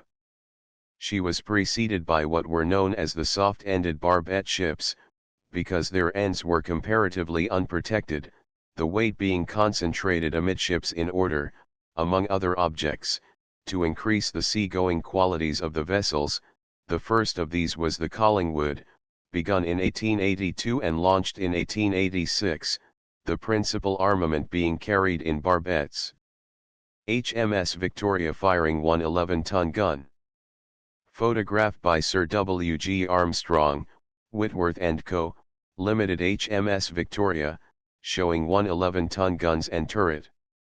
Photograph by Sir W. G. Armstrong, Whitworth & Co., Ltd. The Collingwood has been regarded as the pioneer vessel of the modern battleship, for it certainly was the first in which the real advantages of steel were displayed. On her was introduced the system of mounting 4 heavy guns in pairs on the middle line of the ship, not in turrets as in her predecessors carrying a few big guns, but in barbettes or fixed gun positions protected by heavy armor. The barbettes and turrets have been so modified in later ships that sometimes one term and sometimes the other is used by experts to denote the same design. The method of mounting the guns, as illustrated in the Collingwood, remained in vogue in the British Navy until it was supplemented by the dreadnoughts. The Collingwood's side armor was 18 inches in thickness, the armor of her bulkheads was 16 inches, that of the conning tower 12 inches, and that of her barbettes, in which her 4 12-inch 45-ton guns were mounted, was 11½ inches. She also carried 6 6-inch guns and several smaller guns. Her displacement was very little more than that of the Colossus, but she was 2 knots faster. Other vessels, described as sisters to the Collingwood, followed, but they were all rather larger, among them being the Camperdown, which had the misfortune to sink the Victoria during naval maneuvers in 1893 in the Mediterranean, when Admiral Sir George Tryon and nearly all the crew of his flagship went down with the vessel. The Victoria was a steel-armored first-class single-turreted battleship, and was built at Newcastle-on-Tyne in 1887. Her armor was from 18 to 16 inches thick, and there was a protective deck 3 inches thick. She had 2 sets of 3-stage expansion engines, and steam was generated in 8 steel boilers with 4 furnaces each, which were fired from 4 independent stoke holds. She was one of the 3 ships to be armed with 1 11-ton guns, of which she had 2 in a turret forward. One 29-ton gun was mounted aft to fire over the stern, and she also had 12 6-inch, 12 6-pounder quick firers, 12 3-pounder quick firers, 8 machine guns, and 4 torpedo tubes, 2 of which were submerged. Her displacement was 10,470 tons, length 340 feet, breadth 70 feet, and depth 27 feet 3 inches. The rapidity with which she heeled over and sank was supposed to be partly due to the weight of these enormous guns. Great things were expected from the type represented by the Benbow, launched in 1885, and completed 3 years later, which, next to the Inflexible which cost nearly £800,000, was the most expensive ship Britain had then built, and cost the country close upon £775,000. She was very heavily armed, as she carried 2 16.25-inch and 10 6-inch guns, all breech loaders, and was the first vessel to be given 5 torpedo tubes. This vessel may be said to have inaugurated the big gun era, notwithstanding that she came under the category of soft-ended ships. The last British single-turret ship was the Sanspareil, launched in 1887, and completed 2 years later, and in many respects a sister ship to the unfortunate Victoria. These 3 vessels did not give the satisfaction anticipated, and though various alterations were made in the Victoria, no great improvement was effected, and the results were not considered such as to justify the construction of any more like them. The Benbow's big guns were in barbettes, and those of the Sanspareil were in a turret. The Nile and Trafalgar, which were begun in 1886, were of 11,940 tons displacement, and were the largest ships up to then built for the Navy. Their heaviest guns, instead of being in barbettes, were placed in turrets. These vessels were exceedingly heavily armored, having a belt of steel no less than 20 inches thick, and above this was an armored redoubt, or citadel, protected by compound armor 18 inches in thickness for 141 feet along each side, the redoubt having parabolic ends of the same thickness of armor, enclosing the turret bases. Armor of equal thickness was placed on the turrets. The secondary armament, consisting of 4.7-inch quick-firing guns, was contained in an octagonal battery with steel sides 3 to 5 inches thick, placed between the turrets. These ships were 345 feet in length by 73 feet beam, and about 28 feet mean draft. The Royal Sovereign, launched in 1891 and completed the following year, introduced what is known as the high freeboard barbette type, and in 1893 there was completed the Hood, the last of the British turret ships. The Royal Sovereign was noteworthy for several reasons. A record for rapid building was established in her, for she was laid down in September, 1889, and was launched as early as February, 1891, a quicker piece of work for a vessel of her dimensions and the weight of material handled than had ever been accomplished. One novelty about her armament was that she carried as many as 8 Maxims. In her also the big 4 were 13.5-inch breech loaders, as against the 12-inch guns placed in her predecessors. These were mounted in pairs in barbettes. She also had 10 6-inch quick firers, 6 of which were behind shields and 4 in casemates, and 16 6-pounders, 12 3-pounders, and 3 torpedo tubes completed her weapons of offense. For the protection of the ship a belt of compound armor, 18 inches thick, extended along the waterline a sufficient distance to protect the bases of the barbettes. Across the ship at the top of the belt was a protective steel deck 8 inches thick, and this deck was continued at the level of the bottom of the belt to the extreme ends of the ship. Above the thick belt on the sides and protecting the ship as high as the main deck and from the fore to the after barbette was a belt of steel armor 4 inches thick, and above this, on the main deck, were the casemates enclosing the 6-inch quick firers. Altogether 8 of these vessels were built, the Hood being the only one of them to be given turrets instead of barbettes. Artillerists, however, were not to be beaten, and so far as steel armor and compound armor were concerned, the gun appeared once more to be obtaining the advantage. The Harvey process of strengthening the resisting powers of steel came to the rescue of the armor plate. The Renown, which has been called a halfway house between the Royal Sovereign and the Centurion, was the first warship in the British Navy to be given Harvey's steel armor, of which both her armored belt and her armored bulkheads were constructed. Whereas in the Royal Sovereign the thickest armor was 18 inches, that of the Renown was 10 inches, and yet the latter was declared to be the better protected. The extraordinary reduction in weight thus secured made possible the advent of the Majestic and Magnificent. These two vessels and the others of their class were as far in advance of the Royal Sovereign as the heavy ironclads were in front of the iron-plated ships. The side armor of the Majestic and Magnificent of Harvey's steel was carried to twice the height that was possible with the Royal Sovereign, and though it was only 9 inches thick it offered a resistance to penetration by hostile projectiles at least equal to that of the massive sides of the Royal Sovereign, and was far stronger than the ponderous iron masses piled upon the sides of the great turret ships of a few years earlier. HMS Majestic. Photograph by West End Sons, South Sea.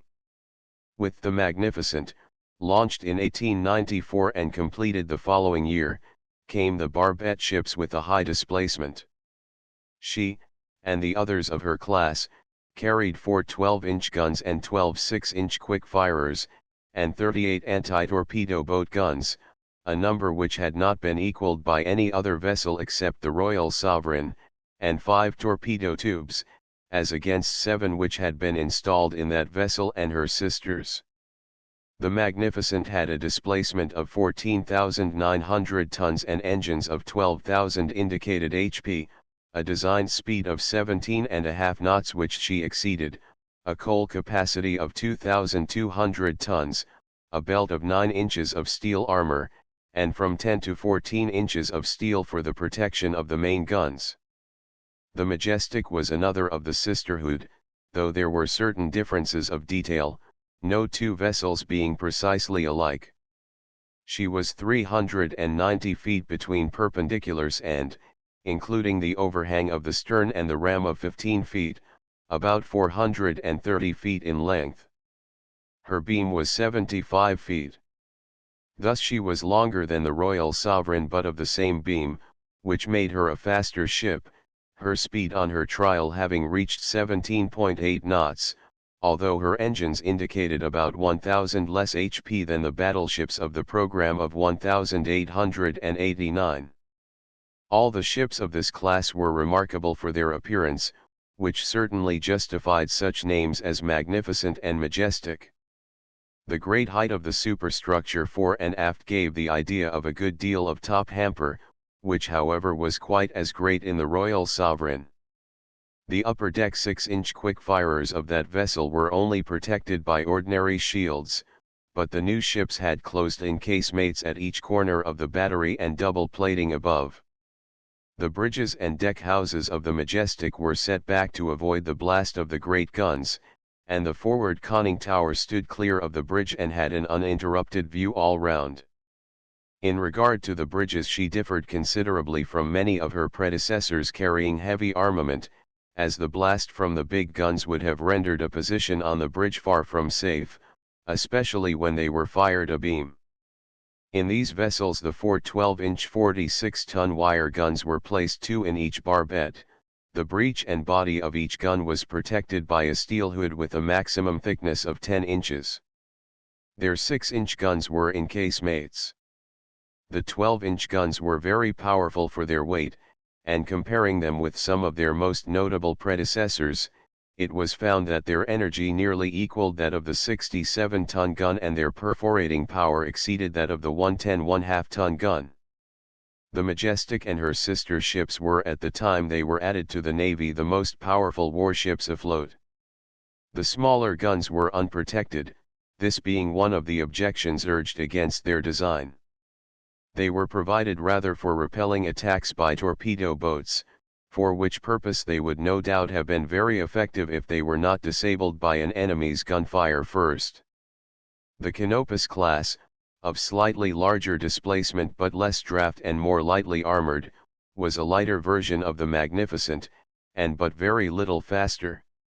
The next year, 1898, saw the launching of the Formidable, which carried the same powerful armament as the last two, but was considered to have it better protected, as her belt consisted of 9 inches of steel and her main guns were protected by steel armor 12 inches thick. The displacement and horsepower of the engines were greater, but there was little improvement in the matter of speed. This was remedied in the Duncan and her class. She was 405 feet in length and 75 feet 6 inches beam, being 5 feet longer and 6 inches wider than the Formidable, and of about the same draft, but her engines were of 18,000 HP indicated, giving her an estimated speed of 19 knots and an actual speed of over 20 knots on occasion. These two classes of vessels attracted more than usual public attention because of their cost, as although the cost of warships had been steadily increasing, the Formidables and the Duncans were the first in which the cost per ship exceeded £1,000,000. A somewhat smaller vessel followed in the Triumph, launched in 1903, which attained a speed of nearly 21 knots, and in which also the complete belt was revived. Her principal guns were 4 10-inch and 14 7.5-inch quick-firers, and she had also 24 anti-torpedo boat guns and 2 torpedo tubes. HMS King Edward VII. Photographed by the Carbonorico, Liverpool. HMS Lord Nelson. Photographed by Stephen Cribb, South Sea.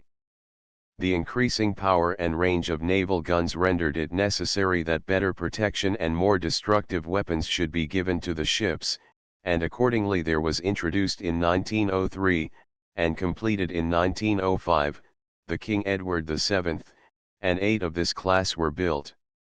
Their displacement was 16,350 tons, and in this respect they were the largest ships yet built for the Navy, but though they were shorter than the Triumph, they were of 2 feet greater draft.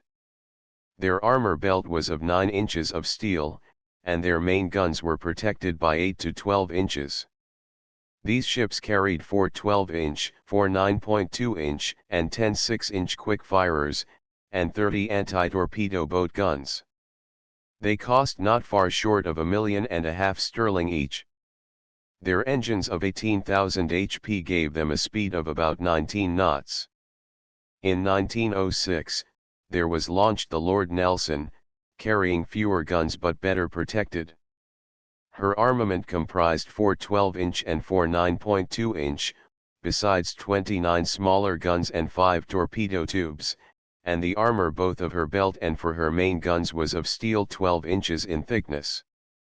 The King Edward VII and Lord Nelson were the finest examples of the types of battleships carrying 4 big guns and a powerful secondary armament. Both classes were provided with 4 12-inch guns, but the Lord Nelson and the Agamemnon marked an advance from the principle which had endured so long towards the principle of the all-big gun 1 caliber ship as exemplified in the Dreadnought.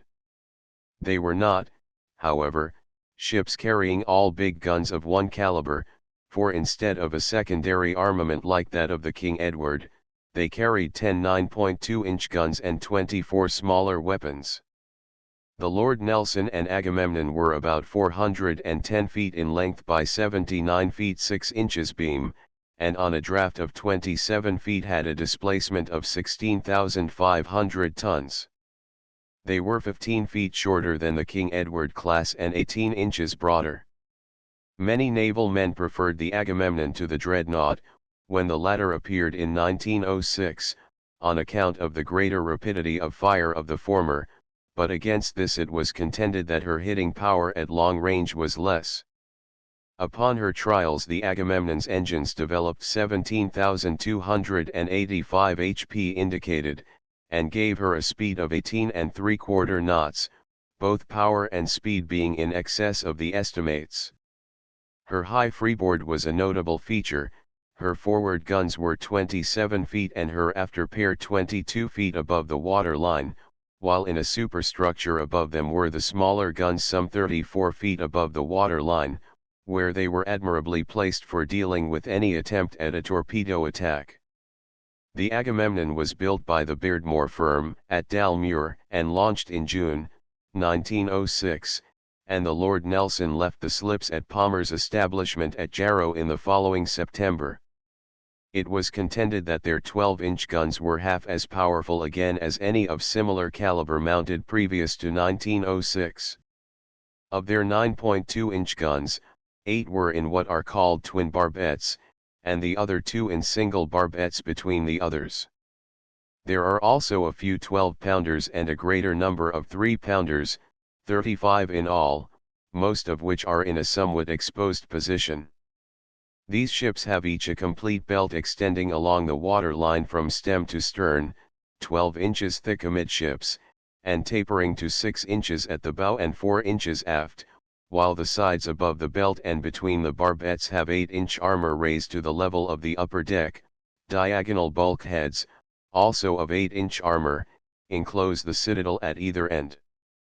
Yet that 8-inch armor was declared by Mr. Beardmore, when the ship was launched, to be more than equal in its power of resisting projectiles to the 12-inch armor of only 4 years earlier. In considering the development of the modern warship, attention naturally turns to the battleship, but it should be remembered that other vessels of scarcely less importance help to constitute the modern navy, the most notable being the cruisers of various classes, the destroyers and torpedo boats, and submarines. Broadly speaking, the cruiser of the present day is to the modern fleet what the frigate was to the line of battle ship in the days of the three-deckers. That is to say, she has to be the eyes of the fleet, able to show a good turn of speed, and capable of taking care of herself if need be. There the resemblance ends. The duties of the modern cruiser are multifarious. She has to be no less a commerce protector than a commerce destroyer, and while at one end of the scale she may be little more than a glorified gunboat, she may at the other end have to be able to take her place in the line of battle and help her more powerful sisters. Whatever her duties, speed is regarded as of great importance. The Iris, in 1878, attained a speed of 18½ knots, but more than 17 years elapsed before this speed was equaled by any of the cruisers. Her sister ship, the Mercury, covered nearly 18.9 knots, or close upon 22 miles an hour. In 1895 the cruisers Amphion and Arethusa proved themselves able to exceed their design speed of 17½ knots, and thence onwards the increase in speed has been continuous, until we have the Invincible in the British Navy capable of exceeding 29 knots under service conditions and in only moderately fine weather, and the Von der Ten, in the German Navy, possessing a speed of 28 knots under the most favorable conditions of weather and lightness of stores. At one time the German ship was asserted to be the fastest large cruiser afloat, but her supremacy, if it ever existed, in this respect was very short-lived. The Phaeton was one of the last class of cruisers to be given square sails. Her canvas certainly proved useful to her, for her machinery broke down during her commissioning trials preparatory to the Naval Review at Spithead in 1897, and had it not been for her sails she would have been totally disabled. The incident was seized upon by those who still favored the older methods which had done duty for so many hundreds of years, as an argument for the retention of sail power for the ships of the Royal Navy, and the modernists replied that such incidents were few and far between, and with the improvements in mechanism which science was continually making would become virtually impossible. Naval experts do not always agree as to the differences between a battleship and a cruiser. There are vessels in either category which could not possibly be placed in the other, but on the other hand there are some vessels that may be classed as either one or the other, and the types of the fast battleship and the armored cruiser have been approaching each other in late years in so many respects, that some cruisers are fit to take their place in the line of battle against all but the heaviest battleships, and the natural result has been the appearance of the latest type of warship, suitable for either duty, and known as the cruiser battleship. The German dreadnought cruiser von der Ten. Photograph by Stephen Cribb, South Sea. The Japanese, in their encounter with the Russian fleet, utilized cruisers against the Russian ships of the line, but whether they would have been able to do so had the Russian battleships been in as good condition as were those of their Oriental opponents is a point upon which opinions differ. The cruisers, like the latest Invincibles, have been given the armament of a battleship, but they have been less heavily protected in order to allow them superior speed.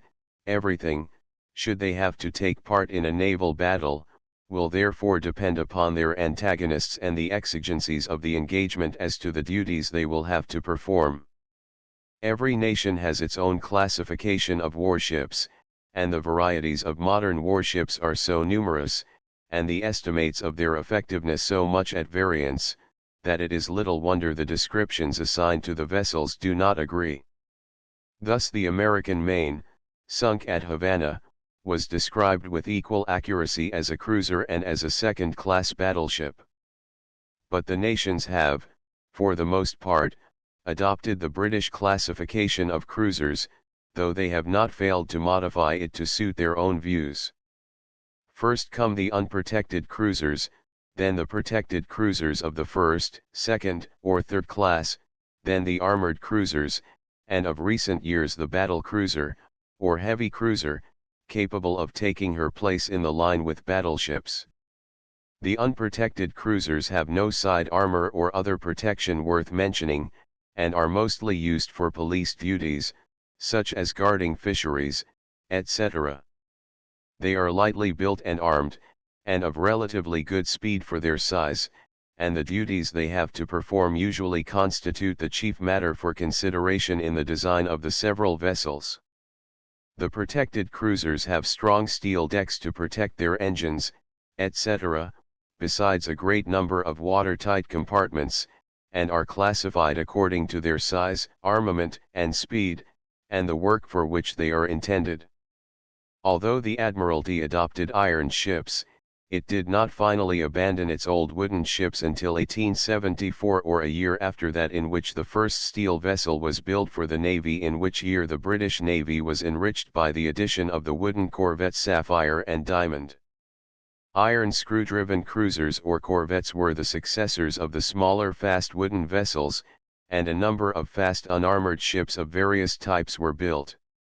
One of them, the Bacchante, had the honor of being selected for the cruise round the world of the present king, when he and his brother, the late Prince Albert Victor, joined the Navy as midshipmen. The Americans claim that these types of vessels were introduced by the Wampanoag, which was designed at the time of the American Civil War to chase Confederate commerce destroyers. The extraordinary reports published in the sensation-loving American papers, and duly copied and accepted as true by the British papers, as to the speed and capabilities of this vessel and others of her class, in 1866, induced the British government to decide on something similar, and, if possible, superior, and the inconstant was the result. She was 333 feet in length by 50 feet beam, and had a displacement of 5,782 tons on a draft of 23 feet. She was built of iron sheathed with wood and coppered, this arrangement enabling a light hull to be constructed which should take the strain of the machinery without being subject to the same working as a wooden ship would have had to endure on account of the greater elasticity of the material. The wood sheathing protected the iron, and also enabled the bottom to be covered with copper, or yellow metal as the composition was called, which was generally used for the purpose, in order to prevent barnacles, weeds, and other marine growths from accumulating upon the submerged portion of the hull and retarding the speed. Considering that barnacles and weeds will grow thus to a length of several inches, the extent to which the speed of a vessel will be hindered may be imagined. All unsheathed vessels, whether of wood or iron, were peculiarly liable to these growths, which are particularly luxuriant in tropical waters, and might have their speed reduced even as much as from 10 knots to 6 knots. The difficulty was to enable an iron ship to carry a skin of copper or yellow metal, the latter being mostly used in the mercantile marine, and the former for ships of war, private owners with their own money to spend being usually more economical than governments with the taxpayers' money behind them, and not hampered by the problems of making the ships pay commercially. The Inconstant was launched in November, 1868, and was followed in 1873 by the Shah, whose famous encounter with the Huascar was alluded to in the previous chapter. In 1879 the Comus class, usually called the C class, as their names began with that letter, and the Leander class were introduced, constructed partly of steel and partly of iron, their hulls being given a sheathing of wood. Their engines and boilers were given a protective steel deck over them 1½ inches thick, but otherwise they had little enough in the way of protection. The most famous of the former class was the Calliope, which, in March, 1889, made such a magnificently successful struggle against a hurricane, and fought her way from Samoa Harbor in the teeth of one of the most severe storms experienced in the Pacific. The consummate seamanship and cool daring displayed by Captain Kane in that struggle, lasting for hours, when 6 American and German gunboats in the harbor were wrecked, have made his feat memorable in the annals not only of the British Navy, but in the heroic records of the seamanship of all ages. It is no detraction from the merits of Captain Kane's exploit to say that credit is due also to the members of his crew, whatever their station, and not least to the unknown hero who was at the wheel in that battle between man's science and nature's force. All shared in the glory of the feat, from Captain Kane and his officers to the engineering staff who kept a set of unreliable engines going at a pressure they were never built to withstand, and to the half-naked coal trimmers in the bunkers and firemen in the stoke hold, who stuck to their work in the semi-darkness, knowing full well that in the case of failure on anyone else's part, or breakdown in the engines, they were doomed to die like rats in a trap. The incident directed attention to the splendid sea-going capacities of these vessels, and for many years afterwards the lines of the smaller cruisers bore a strong resemblance to those of the Calliope and her sisters. It was not, however, until 1883 that the first protected cruiser appeared. This was not built for the British Navy, but for a South American state, and under the name of the Esmeralda came from the slips at Ellswick. She had a complete protective deck, and not simply a protecting deck over her vital parts, engines capable of giving her a high speed, and a powerful armament. She was the pioneer vessel of her class. The British naval authorities, however, preferred the armored cruisers, and led the way in 1881 with the Imperieuse and Warspite, but soon abandoned this type and adopted the protected cruiser. These two vessels were each of 8,000 tons displacement, 315 feet in length, and had a partial belt of 10-inch armor along 140 feet on each side, transverse bulkheads 9 inches thick at each end of the belt, and a protective deck 1½ inches thick. They carried 4 9.2-inch guns in separate barbettes, one forward, one aft, and one on either side, besides 10 6-inch guns, 26 smaller and machine guns, and 6 torpedo tubes. Their hulls, which were of steel, were sheathed with wood and coppered. Russian cruiser Rurik. By permission of Messrs. Vickers, Limited, Russian cruiser Rossiya. Photographed by Stephen Cribb, South Sea. Other nations, notably France and Russia, adhered to the armored type, the former producing the Dupuis de Lomé, and the latter the Rossiya and Rurik. Both these vessels were built at St. Petersburg in 1896 and 1894 respectively, and must be distinguished from the present Russian cruisers bearing these names. The Rossiya was terribly knocked about in the war with Japan, but has survived it, thanks to her armor. She appeared at the Diamond Jubilee Review in 1897 at Spithead. The Rossiya and the present Rurik, the latter launched at Barrow in 1906, attracted attention on account of their speed, the former attaining 20¼ knots and the more modern boat nearly 21½ knots. Both were heavily armed, the latter especially so, being the only Russian cruiser to carry 4 10-inch guns. She has, besides, 8 8-inch guns, 24.7-inch quick-firers, 18 smaller quick-firers, and 2 torpedo tubes, and when she left the builders was one of the most formidable cruisers afloat. Accurate long-range shooting being indispensable, the Rurik is also fitted with a range-finding tower.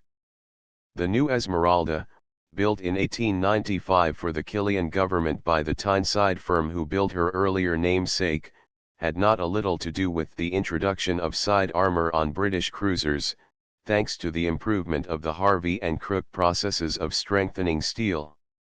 The Powerful, launched at Barrow in 1895, and the Terrible, launched at Glasgow the same year, were the largest protected cruisers afloat at that time, and will long be remembered by the public for the excellent service their crews rendered during the Boer War, and among naval architects and marine engineers and shipbuilders by reason of the bitter controversy that arose over their installation of 48 Belleville water tube boilers, they being the first cruisers in the British Navy in which these were carried. As a contrast to these two was the armoured cruiser Drake, begun in 1899 and completed in 1902, and at that time the largest of her class anywhere.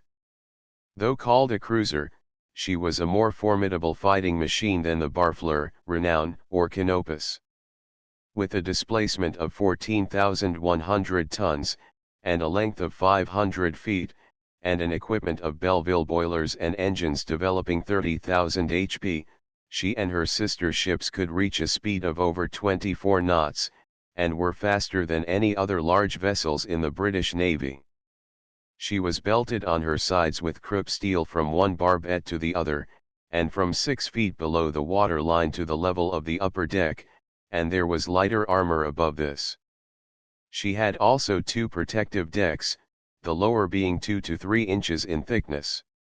Her 2 9.2-inch breech-loading guns were in barbettes, and she was given 16 6-inch, 14 3-inch, and 3 smaller guns, which, like the last 2 classes, were quick-firers, and 2 machine guns. The increase in gun power rendered necessary an addition to the protection of the vessels, and the Devonshire class of cruisers, which appeared early in the present century, were given 6 inches of armor instead of 4 inches. The ships of this class were tried for experimental purposes with 4 different types of water tube boilers in combination with cylindrical boilers. These fast armored cruisers were designed to replace the old protected cruisers, which were no longer equal to modern requirements, speed being now recognized as of very great importance. HMS Indomitable. Photographed by West End Sun, South Sea. HMS Liverpool. Photographed by E. Sankey, Barrow. It is not only in the larger ships, however, that examples of such extraordinary development are to be found. Progress is shown by the smaller vessels in no less degree. The continually changing conditions of commerce have necessitated as many changes in the construction and armament of vessels whose duty it would be in time of war to protect commerce at sea, or maintain order in estuaries and rivers. The Dartford, belonging to the town class of cruiser, may be regarded as one of the best existing specimens of the modern smaller cruiser. She is of 5,250 tons displacement, as compared with 4,800 tons in the Liverpool, one of the earliest of her class, the addition being largely required to carry an increase in her fighting power, as her armament includes 8 6-inch quick-firers, all well protected, and several smaller guns, as compared with 2 6-inch guns and 10 4-inch guns in her preceding sisters. The machinery is of the same type and power as that installed in the earlier town cruisers, and in view of the high efficiency of the Liverpool's engines at her speed trials, the Dartford was expected to attain a speed of 26 knots. Besides her coal bunkers at the sides, the Dartford has an armored deck of nickel steel, with sloping sides extending well below the water line. Her turbine machinery of 22,000 shaft HP is contained in 3 separate engine rooms, and there are 3 separate boiler rooms for her 12 water tube boilers.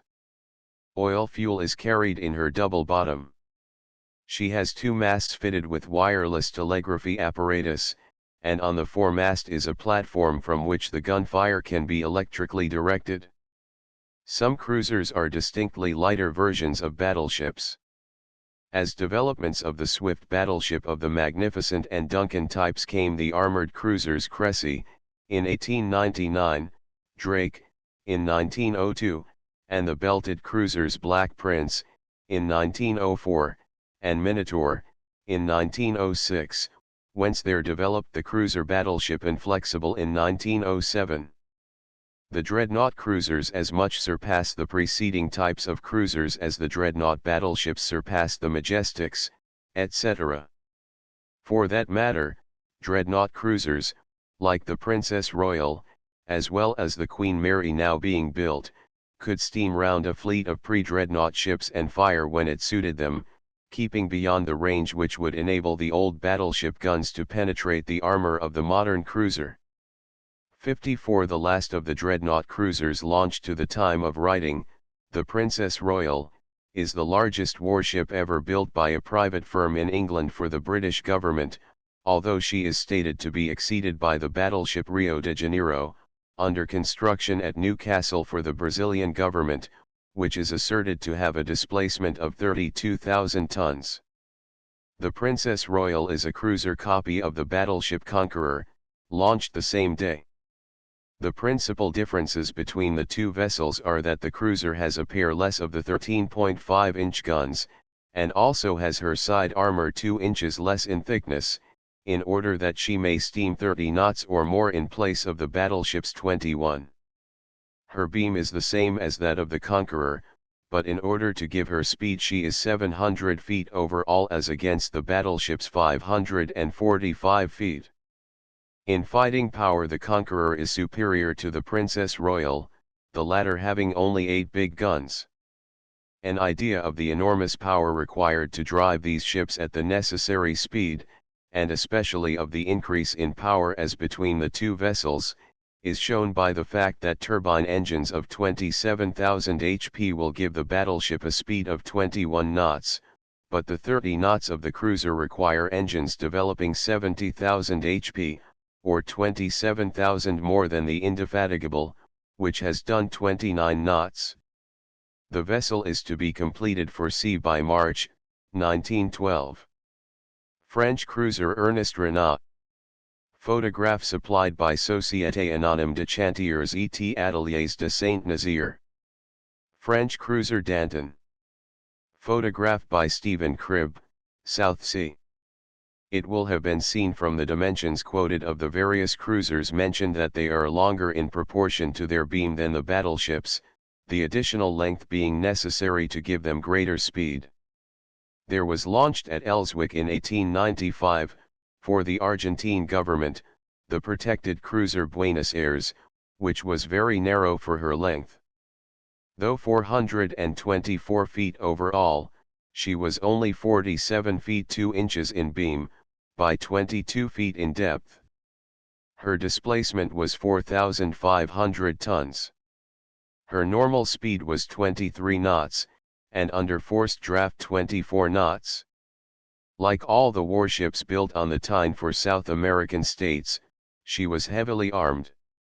One of the most heavily armed ships of her size early in the present century was the Japanese cruiser Tsushima, launched in 1902, but she has been surpassed by the later vessels of the Japanese Navy in speed, coal capacity, and armament, the latest, which are not yet completed, though only classed as protected cruisers of 4,035 tons, having a coal capacity of 750 to 1,000 tons, and carrying two 6-inch guns, 10 4.7-inch and two 3-inch guns, all quick firers, and two machine guns.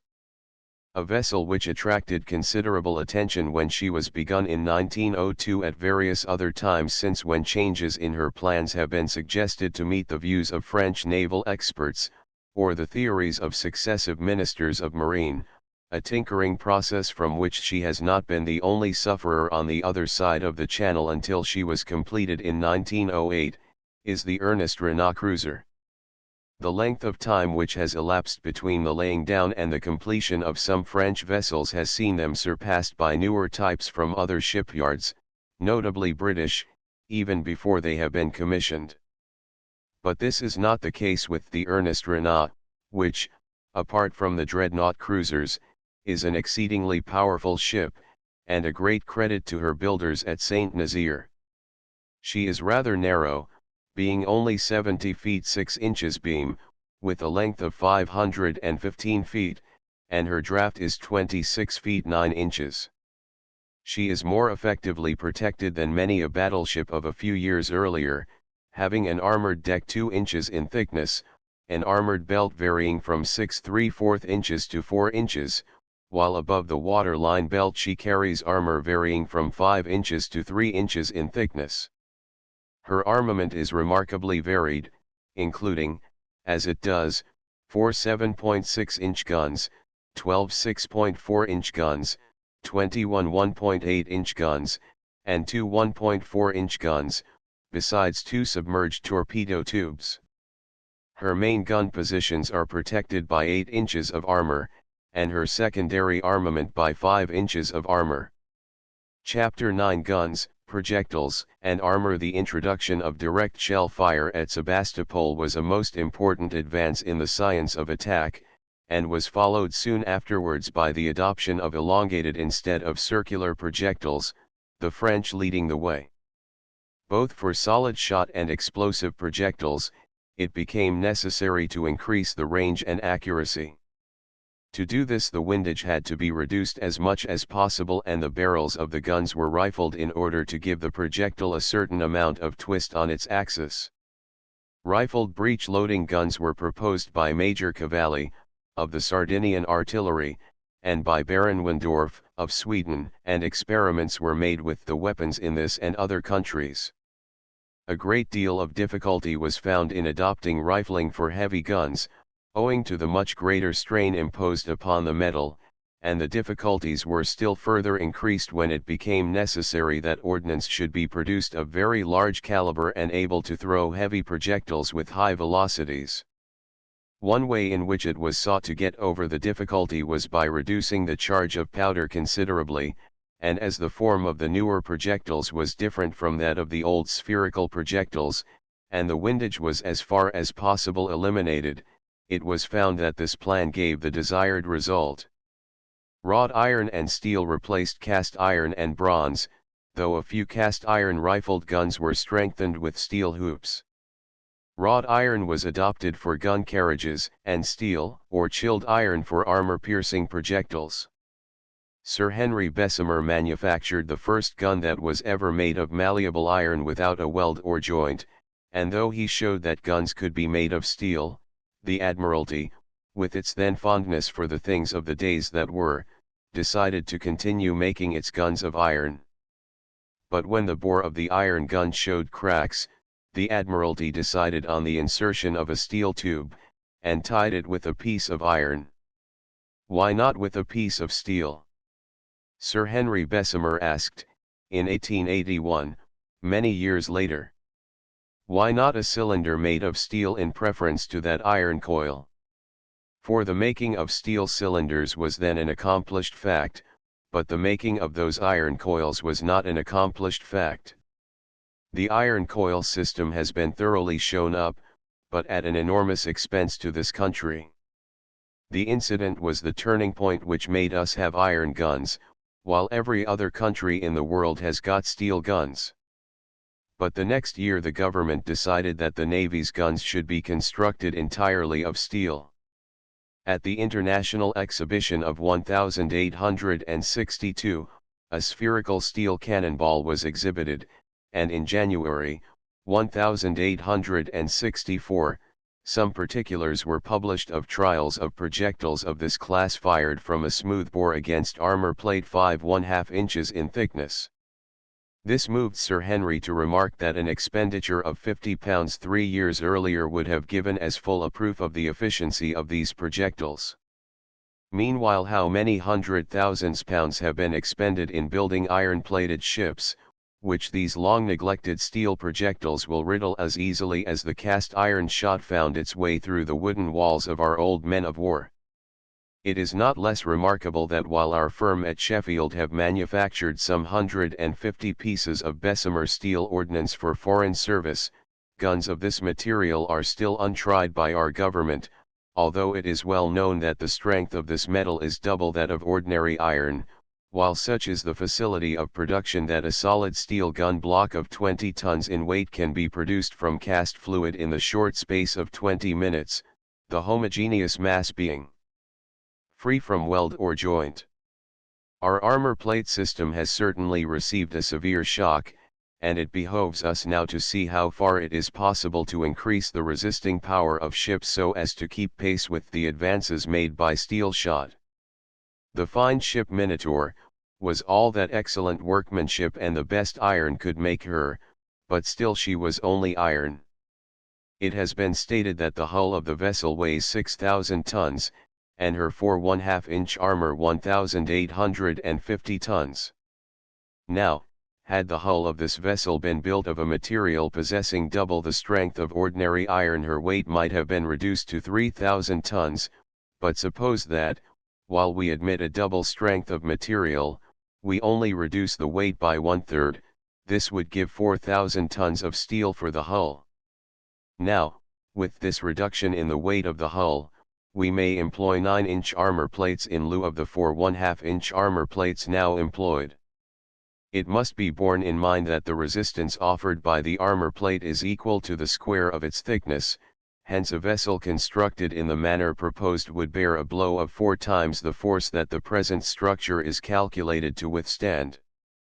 Thousands of Bessemer steel projectiles are now being made for Russia. Have we a single ship afloat that can keep out these simple round steel shots fired from a common smoothbore gun, if ever directed against us? 12½ PRQF 50 caliber gun and mounting.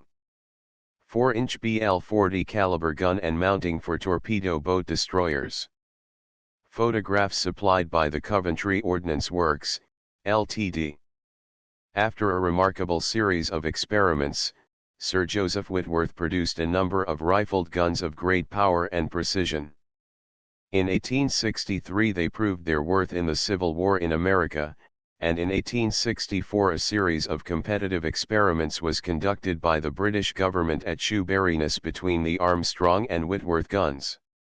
The Committee of Artillerists reported its inability to decide which was the better weapon, and the Whitworth gun was not then adopted by the government, though foreign nations bought them largely. 4 years later a Whitworth gun was produced which threw a 250 pounds projectile 11,243 yards, a range never before attained, and a 310 pounds projectile, 11,127 yards. Sir J. Whitworth also attempted to prove that a flat-headed projectile will penetrate armor plates even when striking obliquely. Like all inventors of war material of increased efficiency, he believed that the more destructive the weapons and explosives the more improbable would war become, until it should be rendered impossible. Were it not that the increased destructiveness of war must tend to shorten its duration and diminish its frequency, thus saving human life, the invention of my projectiles could hardly be justified, but believing in the really pacific influence of the most powerful means of defense, these long projectiles I call the anti-war shell. But Sir Joseph Whitworth was disappointed, and the millennium has not dawned yet. His own summary of what he accomplished, however, shows how one step after another has been taken in the production of weapon after weapon. The progress has been maintained by one inventor and scientist after another, until the remarkable guns with their 25 miles range which now are carried have been made possible. In 1857 I proved for the first time that a ship could be penetrated below the water line by a flat-headed rifled projectile. In 1860 I penetrated for the first time a 4½ inch armor plate with an 80 pounds flat-headed solid steel projectile.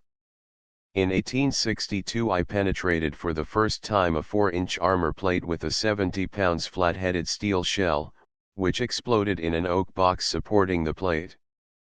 In 1870 I penetrated with a 9-inch bore gun 3 5-inch armor plates interlaminated with 2 5-inch layers of concrete. In 1872, with my 9-pounder breech-loading gun and a flat-headed steel projectile, I penetrated a 3-inch armor plate at an angle of 45 degrees. All these performances were the first of their kind and were made, with one exception, with flat-headed projectiles, which alone are capable of penetrating armor plates when impinging obliquely, and which alone can penetrate a ship below the water line. The Brazilian government began a series of experiments in 1871 which convinced them that better guns were produced in this country than on the continent. The Bessemer steel process was improved by Sir Joseph Whitworth for gun making, and having adopted breech-loading guns, he obtained results superior to those obtainable with any form of muzzle-loading weapon. The Brazilian government gave permission for him to offer to lend to the British Admiralty a 7-inch breech-loading steel gun he had made for the former, and a 35-ton muzzle-loading gun, in order that comparative tests might be made, but the British government declined. It had no love for breech-loaders. Having produced a type of gun capable, as he believed, of penetrating any armor then in existence, Sir Joseph Whitworth set about producing an armor plate which should be able to beat the gun. Using his compressed steel, he invented what he called impregnable armor plating, built in hexagonal sections, each of which was constructed of a series of concentric rings arranged round a central circular disc, this method preventing a crack caused by the impact of a projectile from passing beyond the ring in which it occurred. A Palliser shell of 259 pounds fired from a 9-inch gun with a charge of 50 pounds of pebble powder, which would have smashed an ordinary 12-inch iron armor plate, was itself smashed against this new armor, and the target itself was forced 18 inches back into the sand and was only slightly dented. A great deal of reliance was placed in America on the gun invented by Mr. Rodman, after whom it was named.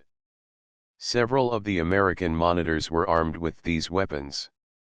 One, bought by the British government and tested at Shoeburyness, weighed 19 tons and had a smooth bore 15 inches in diameter, and fired a round shot of 453 pounds with a charge of 100 pounds of American powder. It pierced the 8-inch plates of the Warrior type of target, but as in other experiments it was less successful.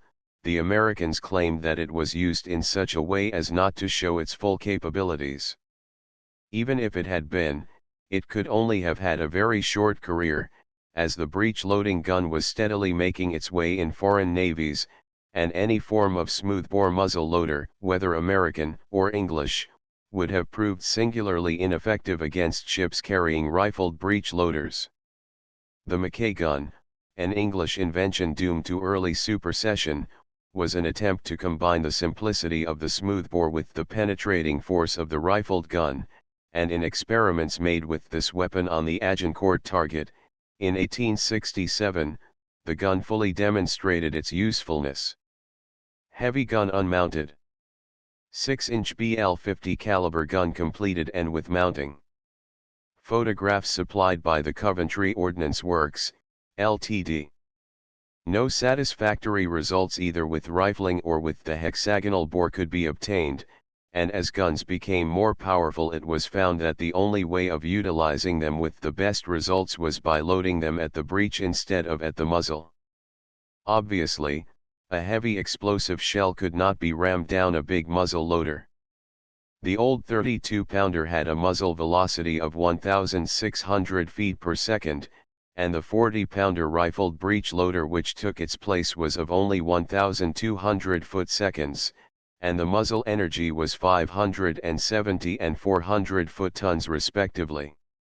Various methods were employed and were not by any means satisfactory, but when slower burning powders were introduced, the strain upon the gun was less sudden and more cumulative, so that the pressure upon the projectile was exerted to the full as long as it was within the gun, and it was then expelled at the muzzle with the greatest force obtainable. A great advance in naval gunnery was made with the appearance of the Armstrong breech loader. The first breech loader from this famous firm was a tube gun which was formed to admit of a breech block being dropped in to close the bore, and a screw attachment held it fast. From about 1860 the principal guns in use in the Navy of the Armstrong screw type were the 9-pounder weighing 6 cwt, the 12-pounder weighing 8 cwt, the 20-pounder of 16 cwt, the 40-pounder of 35 cwt, and the 7-inch gun, 99 1/2 cwt.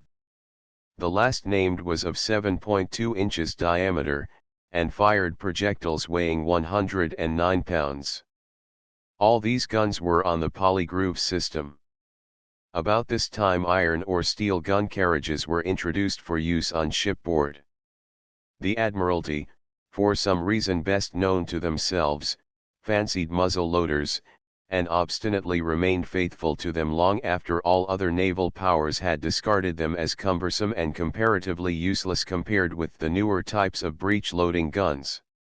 The newer muzzle loaders, however, were improvements on the old smoothbores, and were built on what is known as the Fraser system, and they were far larger than any which had been constructed before. The inner barrels of the Armstrong 12-inch, 9-inch, and 7-inch muzzle-loading guns were of tempered steel, with solid ends. These were strengthened with wrought iron coils shrunk on, the trunnion ring, breechpiece and cascable, which was screwed into the latter, were solid wrought iron forgings. The different parts were hooked together with shoulders and corresponding recesses, to prevent their separation. The muzzle loader of 64 pounds on Fraser's cheap construction plan consisted simply of a coiled iron tube, having the muzzle part double, but with a triple coil over the breech. The Armstrong big muzzle loading guns were formed with the Woolwich system of rifling or grooving, the projectiles being fitted with studs to correspond to the grooves. The muzzle loading guns varied from the 7-inch 7-ton gun to the 16-inch 80-ton gun. The 8-inch was 118 inches in length, the 9-inch 125 inches, and so on, up to the 16-inch gun, which was 288 inches in length. The last named took a charge of 450 pounds, and fired a projectile weighing 1,684 pounds with a muzzle velocity of 1,590 foot-seconds and a muzzle energy of 29,530 foot-tons, capable of penetrating at the muzzle between 24 and 25 inches of wrought iron. By 1877 the initial velocity of rifled projectiles had been increased from 1,600 to 2,100 foot-seconds, and the energies by nearly 75% or so, that a further reconstruction of artillery became compulsory. It was not until after 1881 that the Admiralty definitely adopted heavy breech-loading guns for its armed cruisers. Even as late as 1885 the squadron sent to sea, when it was feared that trouble with Russia was brewing, included 13 battleships, not one of which had a breech-loading gun of more than 6 inches diameter. As a contrast to this, all the heavy guns of the Russian ships were breech-loaders. What would have happened to the English ships had hostilities occurred, and had the Russian gunners been able to use their weapons properly, is best left to conjecture, but it might have proved a sorry day in the naval history of England. Even by 1894 muzzle loaders were still in use in the Navy. The Woolwich Armstrong breech-loading guns varied from 12-pounders of 3 inches to the 16.25-inch 111-ton gun, the length of which was equal to 30 calibers.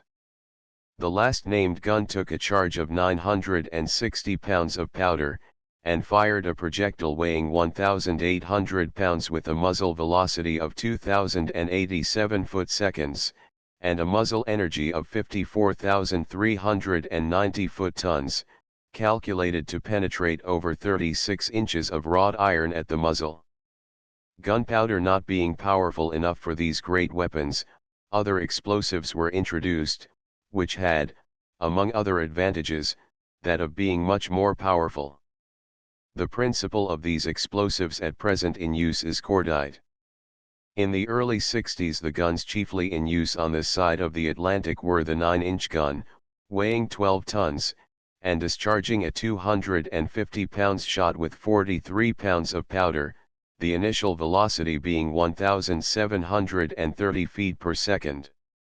The largest gun was the 23 1/2 tons, with a 12-inch diameter, its shot weighing 600 pounds and the charge of powder 70 pounds, and the muzzle velocity being 1,240 feet per second. The larger guns could not be worked without considerable improvements being made in the ships themselves. Greater height had to be given between the decks, and the distances between the guns had also to be increased, there being 25 feet between the center lines of the ports for the 12-ton guns, while the 23-ton guns required about 30 feet between the ports and between 8 and 9 feet between the deck and the underside of the beams supporting the deck above. To keep the portholes as small as possible, an arrangement was made whereby the gun should be pivoted near the muzzle. The later developments in naval artillery began with the 12-inch 46-ton wire gun, which was the chief weapon of the battleships between 1894 and 1897. This gun was 37 feet 1 inch in length, or 35.43 calibers, and threw an armor-piercing shell of 850 pounds with a charge of 167 1/2 pound of cordite. It had a muzzle penetration of 36.8 inches of wrought iron, and was in every respect as powerful as the 13 1/2 inch 67-ton gun, which it replaced. During 1898, the 12-inch wire gun, weighing about 50 tons, was introduced. The adoption of breech loading made possible a very rapid rate of firing, even with the heaviest guns. In 1881, the government, in reply to an invitation it issued for guns to meet certain requirements, received a number of replies from gun-making firms, as did also the French government at about the same time in reply to a similar invitation. These guns, which became known as quick-firing or rapid-firing guns, were comparatively small weapons, and the Armstrong Company at Elswick, having improved upon them with quick firers of 4.7 inches and 6 inches caliber, they were adopted throughout the Navy as the secondary armament. Their superiority over those they displaced was such that a battery's firing power was increased six-fold. An important trial took place on board the Hardy in 1887, when a 4.7 gun was mounted on a center pivot recoil mounting, the whole weighing 4 tons 12 cwt. This gun fired 10 rounds in less than 48 seconds. Compare this with the firing of the ordinary 5-inch breech-loading gun on the gunboat Mastiff, when 10 rounds took 6 minutes 16 seconds. In rifling some of the guns an increasing twist was given, while in others the twist was uniform throughout the bore. The object of the increasing twist was to lessen the strain upon the gun, as the rotary motion was not started when the projectile was first put into motion, but developed as it moved down the bore. The projectiles were provided with studs which fitted into the grooves. The breech-loading guns on the polygonal system of rifling fired projectiles which were coated with lead fixed on with zinc, so that the bore of the gun was not injured by the rush of gas past the projectile, as was the case in the rifled guns in which there was windage. Two systems of breech loading were designed by Sir W. Armstrong, one being the screw system and the other known as the wedge. The projectiles invented by Major Palliser were specially designed to penetrate iron armor. Cast iron was found to be smashed against armor, wrought iron was too soft to do any damage, and steel in those days was too expensive to be of use. Major Palliser solved the difficulty by making his projectiles of chilled iron, and giving them a cylindrical shape with the pointed or ogival head. Projectiles and charges used in the British Navy. Photograph by Stephen Cribb, South Sea. 1 projectile, 1625 BL, 1,800 pounds 9. Projectile, 75 BL, 200 pounds 17. Projectile, 4 inches, 25 pounds 2. Charge for 960 pounds powder. 10 charge for 77 1/2 pounds cordite. 18 4 inches. Cylinder. 3 projectile, 13 5 BL, 1,250 pounds 11. Projectile, 6 inches. BL, 100 pounds 19. Projectile, 12 pounder. 4 charge for 187 1/2 pounds cordite. 12 charge for 29 pounds 20. 12 pounder charge. 5 projectile, 12 inches. BL, 850 pounds 13. Projectile, 5 inches. BL, 50 pounds 21. 12 pounder case shot. 6 charge for 211 pounds cordite. 14 charge for 22. 12 8 CWT charge. 7 projectile, 9 2 BL, 380 pounds 15. Projectile, 4 7, 45 pounds 23. 6 cartridge. 8 charge for 103 pounds cordite. 16 4 7 cylinder for cartridge. 24 3 25. 1 1/4 lb cartridge. Experiments are often carried out to ascertain the resisting qualities of various combinations of armor offered to projectiles of varying weights and penetrative powers according to the distances at which they are fired. When iron was used for armor plating, targets were built in duplication of those provided for the armored ships. Both the Armstrong and Whitworth 70-pounders fired in the competition trials over 3,000 rounds, or 3 times the number assigned as the limit to the life of the old cast-iron smoothbore guns. Of course, the bigger the gun the shorter the life, as a rule. The French adopted for naval service 4 different patterns of heavy breech-loading rifled guns, all made of cast iron, and strengthened behind the trunnions with steel rings which were shrunk on.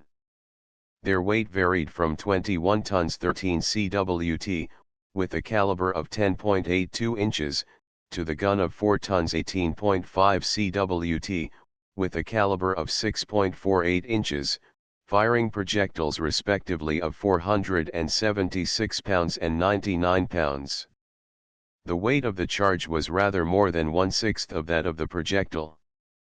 The guns were mounted on wrought iron carriages and slides constructed on the box girder system. As the powers possessed a great number of old smoothbore guns and rifled guns were expensive, several attempts at a compromise were made by lining the smoothbore guns and converting them into rifled guns, the lining being rifled according to whichever system the power owning the gun happened to prefer at the moment. The Dutch government is said to have set the example of national frugality in this respect.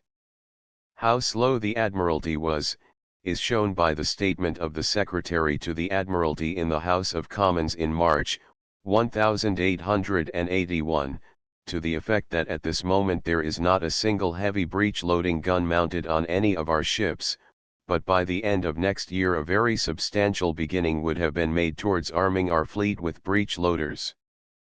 The Admiralty was driven to the step by the fact that a high velocity was now required for the projectile, that high velocity was only obtainable by a great length of gun, and that to load a gun over a certain length at the muzzle became impracticable under the ordinary conditions of mounting guns afloat. The government, it was contended, was now able to profit by the experience which foreign nations had gained, and intended to improve upon the guns which were in use abroad. But whatever may have been the official view, the fact remains that the Admiralty was years behind other nations, that Woolwich, in spite of official claims, discovered nothing that had not been known to be possible a decade earlier at least, and that the Navy was armed with out-of-date muzzle loaders. Fortunate it no doubt was for this country that it had no wars in which its Navy could be tested against a Navy armed with breech loaders. In the matter of armor this country owes a debt of gratitude to Sir John Brown, who made the Atlas Works at Sheffield famous throughout the world for the excellence of the armor plates produced there. Indeed, the records of what he has accomplished seem to indicate that his rule was to surpass whatever his rivals produced, and never to forget that he might be able to learn something from others.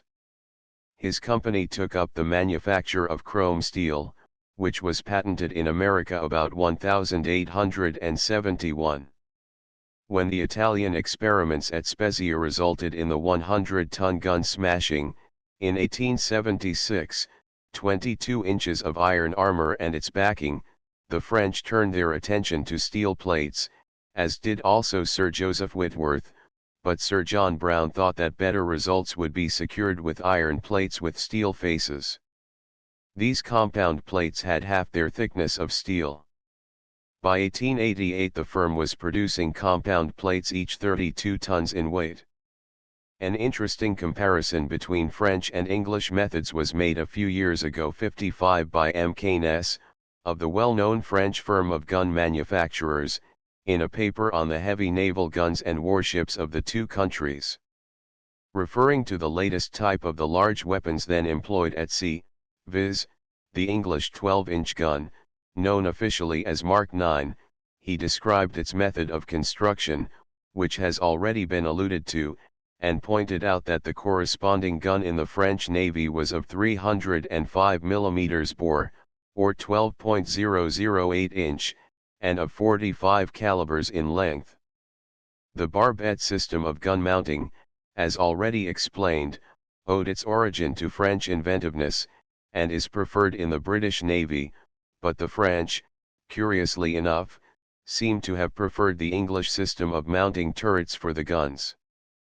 The turrets themselves, however, differed from those of the English pattern, the French idea being to make them oval and smaller, so as to offer the narrowest possible target, and this theory was carried into practice even at the expense of the interior roominess. The limited dimensions, however, made it no easy task for artillerists to arrange conveniently inside the turrets all the machinery required, and M. Keynes avowed a preference for the English practice of allowing the designer plenty of weight and room inside the turrets or barbettes. There were also structural differences in the methods of the two countries of arranging the armor, and it was claimed that the French oval form, with the other characteristics, had, among other advantages, that of distributing the blows of the projectiles over a greater weight of armor. Another important difference lay also in the method of working the guns. It has been the custom for many years in the British Navy to take up the recoil of the guns by hydraulic buffers, and to use hydraulic pressure to run out the guns again. The French introduced springs, which were compressed by the force of the recoil. Again, hydraulic appliances are preferred in the British Navy for training and elevating the guns, but our neighbors across the Channel prefer electricity. The latter has been tried in the British Navy, the most notable example being one of the super dreadnoughts, but the experiment has by no means given satisfaction.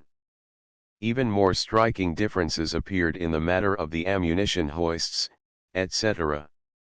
The French battleships, M. Keynes said, were equipped with hoists leading direct from the magazines to the guns, and there was the drawback that the guns had to be returned to a certain position to be reloaded, and the muzzle had to be depressed a few degrees below the horizontal to facilitate the loading, the projectile being pushed home with the rammer by the gun crew, whose strength was assisted by a compressed spring.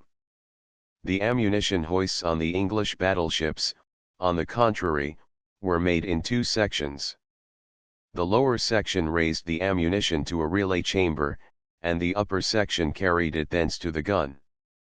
This method is held to allow of more rapid firing, as a large supply of ammunition can be placed, prior to an action, in the relay chamber, and the store there, as fast as it is drawn upon, can be replenished from the magazines. It has also been held that in case of a shell bursting in the turret the danger to the magazine would be less, and in M. Keynes' opinion the English method is superior to that of the French. Another matter in which he considered the English to have an advantage was in the manner of loading the guns. How this was done on the French battleships has just been explained. The English gun crews could load the guns at any elevation. The ammunition was carried up in a curved hoist, so that it could be delivered at any point desired, and was pushed home by a hydraulic rammer moving with the gun. By permission of Messrs. Vickers, Sons and Maxim, Limited 12-inch breech mechanism, closed. 12-inch breech mechanism, open. Interior of a barbette, showing 12-inch gun, HMS Caesar. Photograph by Gale and Polden, Aldershot. Time brings strange revenges. At one period the French were the leading nation in the world in the matter of naval construction, and the English were content to copy the French designs. But in later years England has taken the lead, and not only France but the other maritime powers of the world have been glad to sit at the feet of Britannia and accept the instruction she has been able to impart. Some of these pupils, if pupils they be, have proved themselves exceedingly apt copyists and improvers, and are inclined to think that their own creations are every whit as good as anything this country can produce. The superiority of the British methods alluded to by the famous French gunmaker were not lost upon French naval architects, and in some of the latest French battleships these methods have been copied. The rapidity of the fire of the big guns would thus, it was expected, be raised to 2 rounds a minute. Electricity, however, has been retained, as the French consider it to be better than hydraulic machinery for the loading of the guns and movement of the turrets, and more easy of repair in case of damage under hostile fire. The size and weight of the pieces forming the breech mechanism of the modern guns of large caliber made compulsory the adoption of mechanical means for loading them. There was also the further advantage that machinery was less likely to make mistakes, or to suffer from the accidents which are bound to disable some of the crew in a naval engagement. In some of the earlier battleships, in which the large muzzle-loading guns were fitted, the charge was raised to the gun mouth by machinery worked by hand power, and after it had been rammed home by the crew the projectile was inserted and rammed home also, obviously an impossible arrangement when it was sought to introduce rifled explosive shells. When guns were made too large to be withdrawn into the turrets to be loaded, they were loaded by being depressed so that their muzzles just entered a specially cut orifice in the deck in front of the turret, and the loading crew were able to do their work in safety. The drawback to this system was that the gun had to be brought back to the same position for loading, then revolved with its turret once more to the direction in which it was to be discharged, and aimed afresh before its missile could be sent at its mark. The chief advantage of this system was that the gun required a smaller, and consequently less weighty, turret for the protection of its crew. The introduction of the breech loader enabled the guns to be loaded in greater security, with greater speed, and without interfering with the aim or training of the gun, thereby rendering a more rapid fire possible. Ammunition hoists brought the charge and projectiles right into the turret or barbette more expeditiously and with greater precision than the best drilled crew, and the men had simply to load the weapon and fire it. The human element came in here, however, in all its uncertainty, and, in spite of the greatest possible care, accidents occurred. A charge or a shell was dropped or caused to explode in some way, and disastrous were the results. Again, the necessity for the mechanical appliances caused them to be forthcoming. The projectiles and charges for fighting purposes, which naval strategists declared to be necessary in ever-increasing size and weight, and the greater rapidity of fire which was demanded, made it impossible for dependence on hand power to be retained. After various experiments, both steam power and electricity being tried, hydraulic power was introduced, and has proved more suitable for the purpose than any other method. Now the heaviest projectiles, weighing half a ton or more, are lifted with the greatest ease and exactness to the required position by hydraulic power, are pushed into their places by the same power which does a like office for the charge of explosive, closes and fixes the breech, and does not desist until its task is finished. In the latest appliances, the machinery is made interlocking, so that, at least in the system introduced lately by Messrs. Vickers, no one operation connected with loading the gun can be performed until its immediate predecessor has been accomplished. With a view to securing more rapid and accurate fire, this firm has introduced a modification of the breech mechanism by what is known as a pure couple. The hydraulic breech mechanisms just alluded to are used for the largest guns, such as the 12-inch weapons, and have also been installed on the Japanese ships for the 10-inch guns. The guns can be loaded at the required angle of elevation, the advantage claimed for this being that the sight can be kept on the target all the time. The pressure to which guns are subjected when the charge explodes is enormous. One reason why they do not burst is that they have not time to do so. How rapidly the pressure arises against the sides of the gun and then against the projectile to expel it from the bore, was shown by experiments which Sir Andrew Noble conducted some time ago with a 6-inch gun of 100 calibers length of bore. Practically instantaneously with the ignition of the charge, that is to say in about the 400th part of a second, a maximum pressure against the interior of the gun of 22 tons per square inch was reached, but this declined to about 13 tons per square inch in about the 1200th part of a second more. But by that time the projectile had left the gun, and was rushing, faster than the eye could follow it, towards its mark. The English 12-inch, Mark 9, gun consists of a steel tube, wound practically from end to end with layer after layer of steel ribbon or wire of very great tensile strength. This tube is known as the A-tube, and may be called the hollow heart of the gun.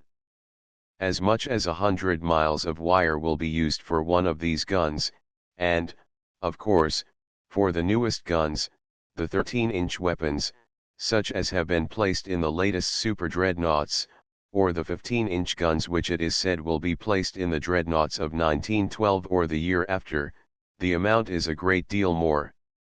The greatest thickness of layers is placed round the breech of the gun, where the strain is most severe, and each succeeding layer is wound on with increasing tension, though to the ordinary observer the first layer seems to fit so tightly that nothing could be tighter, but the gun makers know better. All along the chase or forepart of the tube another tube, called the B-tube, is shrunk on to ensure that it shall be the tightest fit possible. Then, over a portion of the B-tube, and also over a portion of the winding, that part of the gun known as the breech jacket is shrunk. Apparently everything is so strongly fixed together that nothing can cause the parts to separate, but the gun makers know this is not so, for into this jacket a bush is screwed to prevent any movement of the A-tube, so far as the jacket is concerned. The A-tube itself contains a thin steel inner tube inserted from the breech and fixed in position by the breech bush. It is this inmost tube which has to bear the wear and tear caused by the firing, and suffers from erosion, due to the gases generated by the explosion of the charges, and has to be replaced by a new tube when it is no longer fit for service. The 12-inch guns of HMS Neptune. Photograph by Stephen Cribb, South Sea.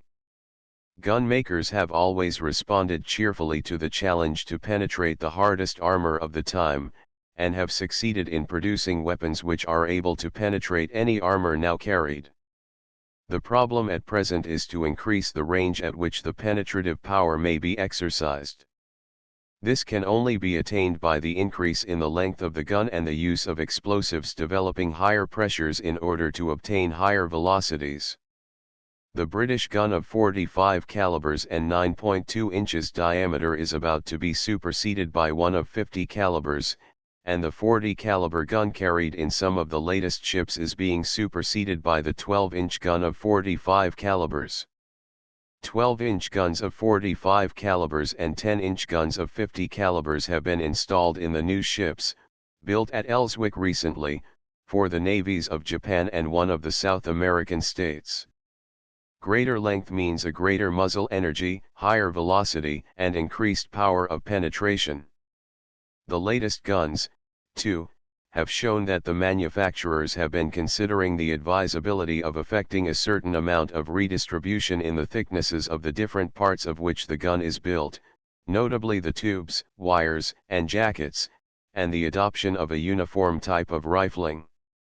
The theory was that the rifling should be increased as the grooves passed down the tube, so that a gradually increasing twist should be given to the projectile, but it is now held that no advantage is obtained by this method, whatever may have been the case in the past, and that the uniform rifling will give better results as to accuracy, muzzle energy, and velocity, and inflict no greater strain upon the gun or shorten the life of its tube. The trials already made have shown that uniform rifling for modern high-velocity guns has resulted in giving greater range and greater accuracy in shooting. The war between France and Germany in 1871 brought machine guns into notice. Great things were expected by the French of the mitrailleuse, and some of the patriotic Paris newspapers at the time published glowing prophecies of the number of Germans each gun could be depended upon to kill in a few minutes, with the result that, according to their calculations, there would be no Germans left after a few days to continue the war. But events turned out otherwise, the mitrailleuse failed, and the Germans were victorious. This machine gun was very defective, and served to advertise by contrast the Gatling, Nordenfeldt, Gardner, and Maxim automatic guns, named after their respective inventors. Of these the Maxim has been so improved that it is considered to be superior to any of the others. The machine guns fire, according to the number of their barrels and their caliber, from 400 to 600 or more shots per minute, at a range equal to that of the best infantry rifle, and can be sighted with deadly accuracy. Chapter X Warships of the 20th century. Two classes of vessels stand forward prominently as the products of the 20th century. One is the dreadnought, or all-big gun 1 caliber type of battleship, the other is the submarine. The fact that both are the result of the slow developments of centuries does not render them the less the products of the last few years. Both are untried in battle, and they are regarded as preparing the way for the introduction respectively of surface and underwater warships, the power of which is conjecturable only. Associated with both is the torpedo.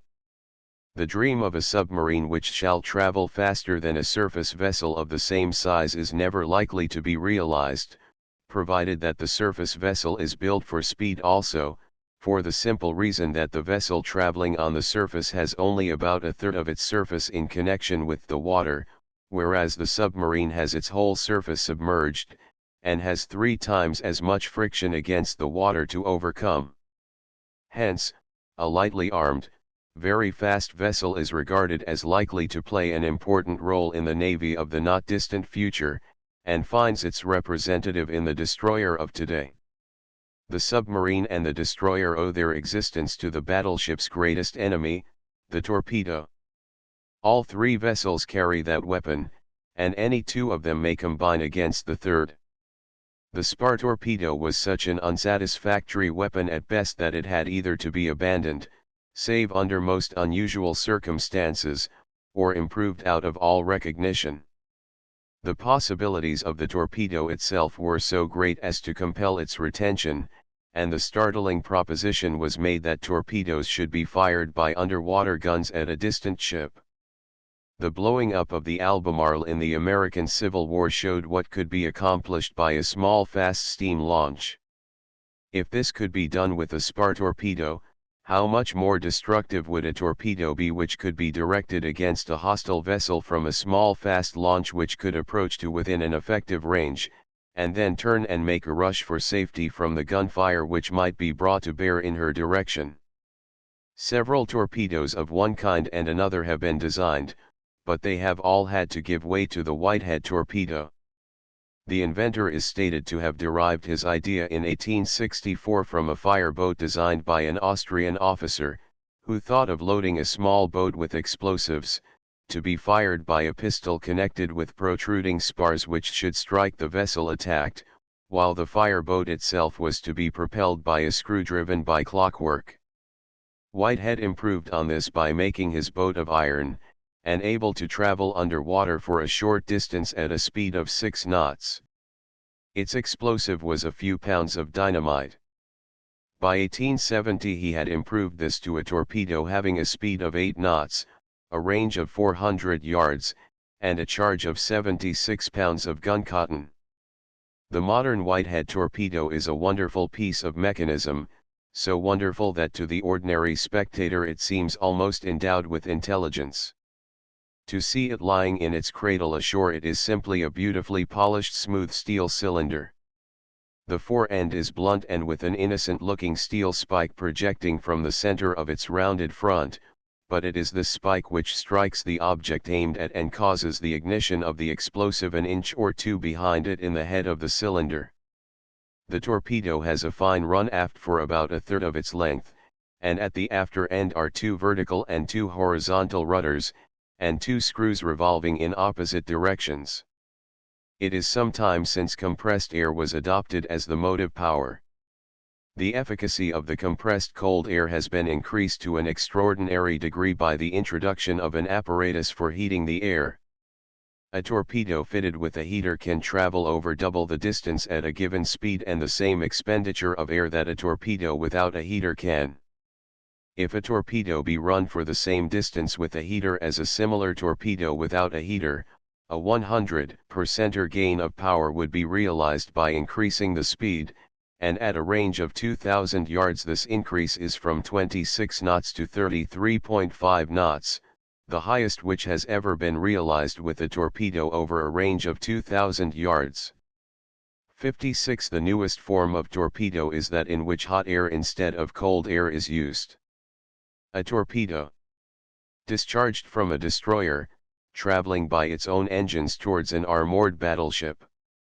In the case of the latest pattern 18-inch Whitehead torpedo, a speed of 28 knots for 2,000 yards, or 34½ knots for 1,000 yards when using the ordinary cold air, has been obtained. For longer distances, such as 3,000 and 4,000 yards, the speed is proportionately less, falling to about 20 knots for the 4,000 yards range. When using the heater, the same torpedo maintains a speed of over 40 knots for 1,000 yards, 37 knots for 2,000 yards, 30 knots for 3,000 yards, and 27 knots for 4,000 yards. The speeds are quite extraordinary, as they represent exactly 100% or more power from the engines, and it is further pointed out that the heater is extremely small, simple, and burns any ordinary lamp oil, and is capable of being fitted to practically any existing type of torpedo. The Admiralty has never been slow to adopt improvements in the torpedo armament of the fleet, and for years Great Britain has led in the matter of submarine tubes for firing torpedoes. 57. The explosive carried, usually gun cotton, weighs 200 pounds. An ingenious arrangement of gyroscope, valve, and pendulum causes the torpedo to remain at the required depth, and to return to it if it should be diverted from it. There have been several attempts to solve the problem of directing torpedoes by means of wireless telegraphy. The great drawback, however, has been that the receiving apparatus which the torpedo had to carry was outside it and must appear above the surface of the water, and was, therefore, liable to be sighted and shot away. The same objection has been raised to the equipment of submersible torpedo boats with wireless.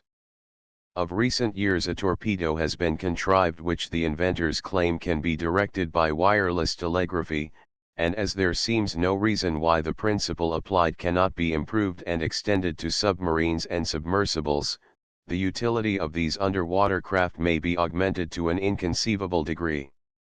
The actinaut is the name of the torpedo, and the jet of salt water which it ejects serves not only to indicate the position of the torpedo, but is an indestructible receiver for the electric waves. 58 Submarine warfare and exploration are no new ideas, but in the past as in the present, the great difficulties have been to ensure the provision of sufficient power for rapid propulsion, and to keep the air pure enough for the crew to breathe for a long journey underwater. Efforts at submarine warfare seem to have been made many centuries ago, but none of the contrivances then used had any fighting value, and were more interesting as freaks than in any other capacity. It is unnecessary to attempt even to summarize all the schemes which early and late inventors evolved to render possible underwater attacks upon an enemy's fleet. The problem was as fascinating 700 or 800 years ago as at the present time. Most of the alleged medieval inventions probably never got beyond the imaginative or paper stage, and however wonderful the inventor's theories or written descriptions may have been, even when embellished with weird illustrations showing the contrivance at the bottom of the sea, it is not recorded that any of the submarines achieved any actual success whatever.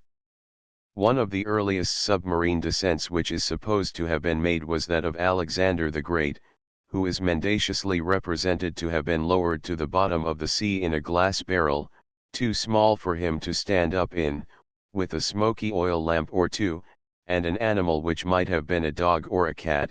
It is difficult to say which the artist intended, for company, the circumstances being such that he could not have failed to be asphyxiated in a very short space of time. It appears, too, that he wore a crown and his royal robes on that occasion, so that he evidently visited Neptune in state. As early as the year 1190 a man is said to have constructed a diving boat of leather. Numerous suggestions were made to enable men to go underwater in order to bore holes through the sides of an enemy's ships, which, considering the thickness of the planks, must have been a somewhat laborious undertaking. The Barbary corsairs are stated to have used some sort of submarine explosive against the ships of their opponents, but this explosive or combustible was most likely Greek fire. William Bourne, who served in Queen Elizabeth's navy, is said to have had a submarine boat which could have been made useful, but there are no records in existence to show that the experiment ever took place. An interesting feature of the suggestion was that he proposed to sink or raise the vessel by admitting and expelling water. About the middle of the 17th century, a Dutchman is said to have invented a boat which travelled underwater from Westminster to Greenwich, and it is even asserted that it carried passengers, in addition to 12 men at the oars, and that the air in the interior of this vessel was purified by a chemical liquor. A royal warrant, dated June 29, 1626, ordered the delivery of 360 forged iron cases with fireworks, 50 water mines, 290 water petards, and 2 boats to conduct them underwater, 4 HM special service to go with the fleet. 2 worthy friars of the Order of Minims turned from their spiritual contemplations to devise a submarine, and they appear to have been the first to suggest that it should be built with both ends alike, and pointed so that it could move either end foremost. It was to be given wheels to move along the sea floor, and to be propelled by oars. It was even to carry guns, to be fired through holes in the side. Another inventor in the 17th century waxed so enthusiastic over his submarine, that, besides pointing out its advantages in all manner of possible and impossible circumstances in time of war, he represented that it should be used for submarine hunting parties, who might have great sport shooting the fish as the boat went along. A Frenchman named de Sun, built in 1663, at Rotterdam, a vessel about 72 feet in length, circular, and running to a cone at each end, by which he promised, but did not perform, great things. A few years later a boat was designed by the Abbé Borelli to travel underwater, his idea being that the boat should rise or sink according to the amount of water admitted through holes in the hull to skins provided for the purpose. Bushnell, an American inventor, had a vessel he called the Turtle, which seems to have been shaped more like an egg. It floated at the surface of the water with the pointed end downward, and had a small screw propeller, jutting out at one side. On the opposite side of the body of the vessel was a magazine containing about 150 pounds of powder. This magazine was detachable from the inside of the ship, and was fastened by a rope to a powerful screw which the inventor intended to drive into the hold of the opposing warship, and then make the best of his way to safety, leaving the magazine attached to the screw. He was more anxious to find someone to make the attack on the British ships than to do it himself. The Holland submarine. The Gaubet submarine. Probably the first really successfully designed submarine was that of Robert Fulton, the American, who submitted his plans of the Nautilus to the French Directory in 1797. His first boat was tried experimentally on the Seine in 1800. His next boat had iron ribs, and was copper-sheathed, and was shaped like a very long egg. It was fitted with a small hinged mast and a batwing sail, so that it could be used for surface navigation if necessary. He made a few descents in the Seine with success, but at no time stayed under water more than 20 minutes. Still, the experiment was held to be sufficiently promising for the boat to be tried at Brest, where he failed in his attempts to do any damage to the English ships of war. A preliminary experiment, before that against the English, was successful. On the British side, a so-called catamaran was contrived, by which it was intended to blow up the French ships at Boulogne. The catamaran consisted of a framework in which one man should sit immersed up to his armpits, and should paddle himself along under cover of darkness, and tow a floating box of powder to be exploded by clockwork in so many minutes, this affording him time to paddle away in safety. This floating mine or torpedo was to be fastened under the counter of the wooden man of war. Fulton is supposed to have had a hand in this, but the attack when it was made ended in an absolute failure, the catamarans making the attack being mostly blown up, while those vessels against which it was directed suffered no harm whatever. Upon his return to America, Fulton constructed a submersible called the Mute, which was to fire Columbiads, or underwater guns. Her inventor died during the course of her trials, which, however, did not reveal anything to show that the boat would have been other than an absolute failure as a warship. Though the British and the French naval authorities were strongly opposed to submarine warfare for a variety of reasons, American inventors continued their experiments. A diving boat passed under the British 74-gun ship Ramillies 3 times, and at last got close under the vessel, and tried to fasten a clockwork mine to it by means of a screw after the plan Bushnell adopted, but the screw broke. Other attempts were made, and as there were then no means of discovering when a submarine attack was intended, the British officer in command placed a number of American prisoners on board his ships and notified the American government that if any of the ships were blown up, the American prisoners as well as the crew would go with it. What was known as an American torpedo pilot was really a large boat covered from end to end with a curved iron deck, above which was a small pilot house or lookout chamber, which also served as a ventilator. The boat was propelled by paddle wheels, and traveled so low in the water as to be practically awash, and towed a mine behind her. Some of these mines or torpedoes contained as much as 6 barrels of gunpowder. An Englishman named Johnson designed a submarine or diving boat in which he was to have rescued the ex-Emperor Napoleon from St. Helena, but Napoleon's death intervened. Various inventions were tried at one time and another, and the misfortune is that in many cases the first experiment proved to be the last, for the contrivances were the inventor's coffins. Some of these fatalities were unquestionably due to the submarines being made to descend too low, when they gave way under the enormous pressure of the water.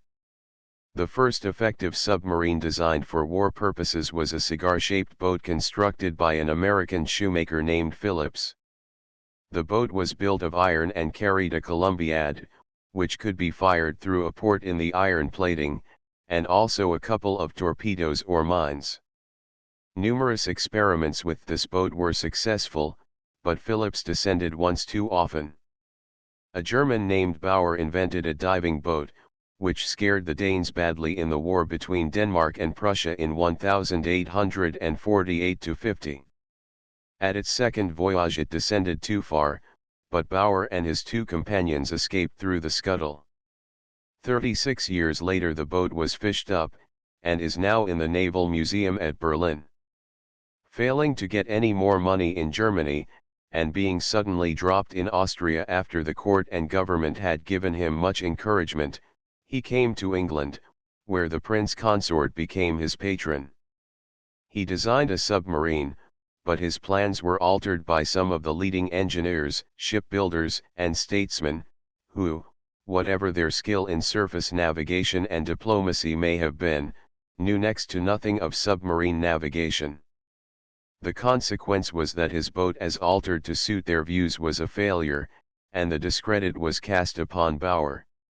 Still believing that he was right, he betook himself to the United States, but the American government, probably finding that the local supply of inventors and submarines was a long way in excess of the demand, turned a deaf ear to all his suggestions.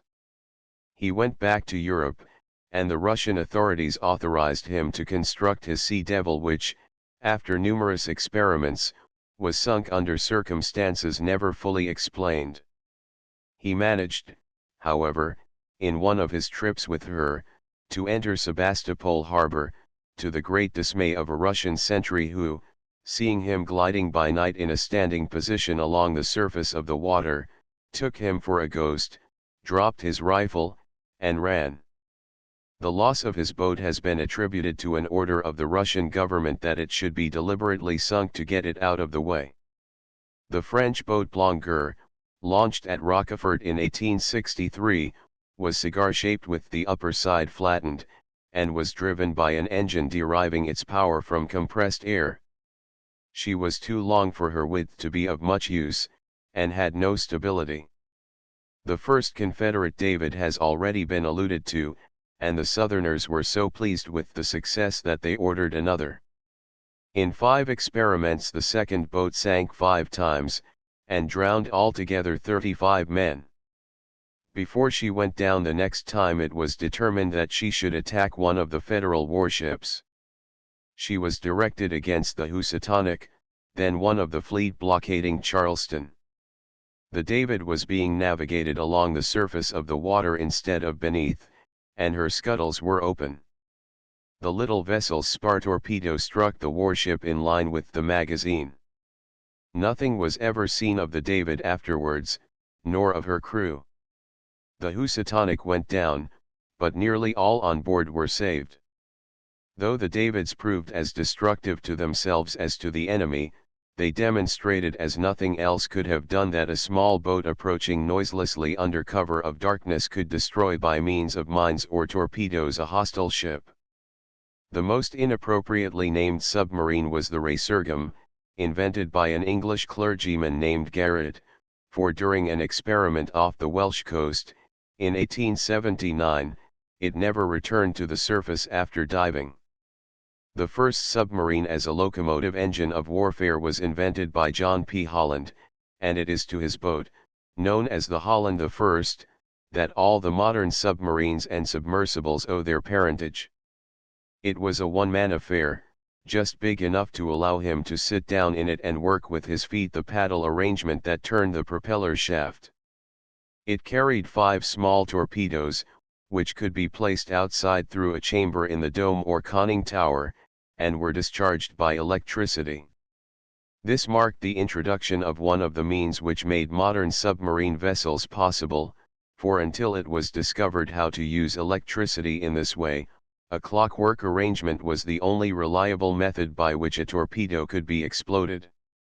The application of electricity rendered it possible to eject the torpedo a considerable distance from the ship, comparatively speaking, and by means of connecting wires discharge it when thought advisable.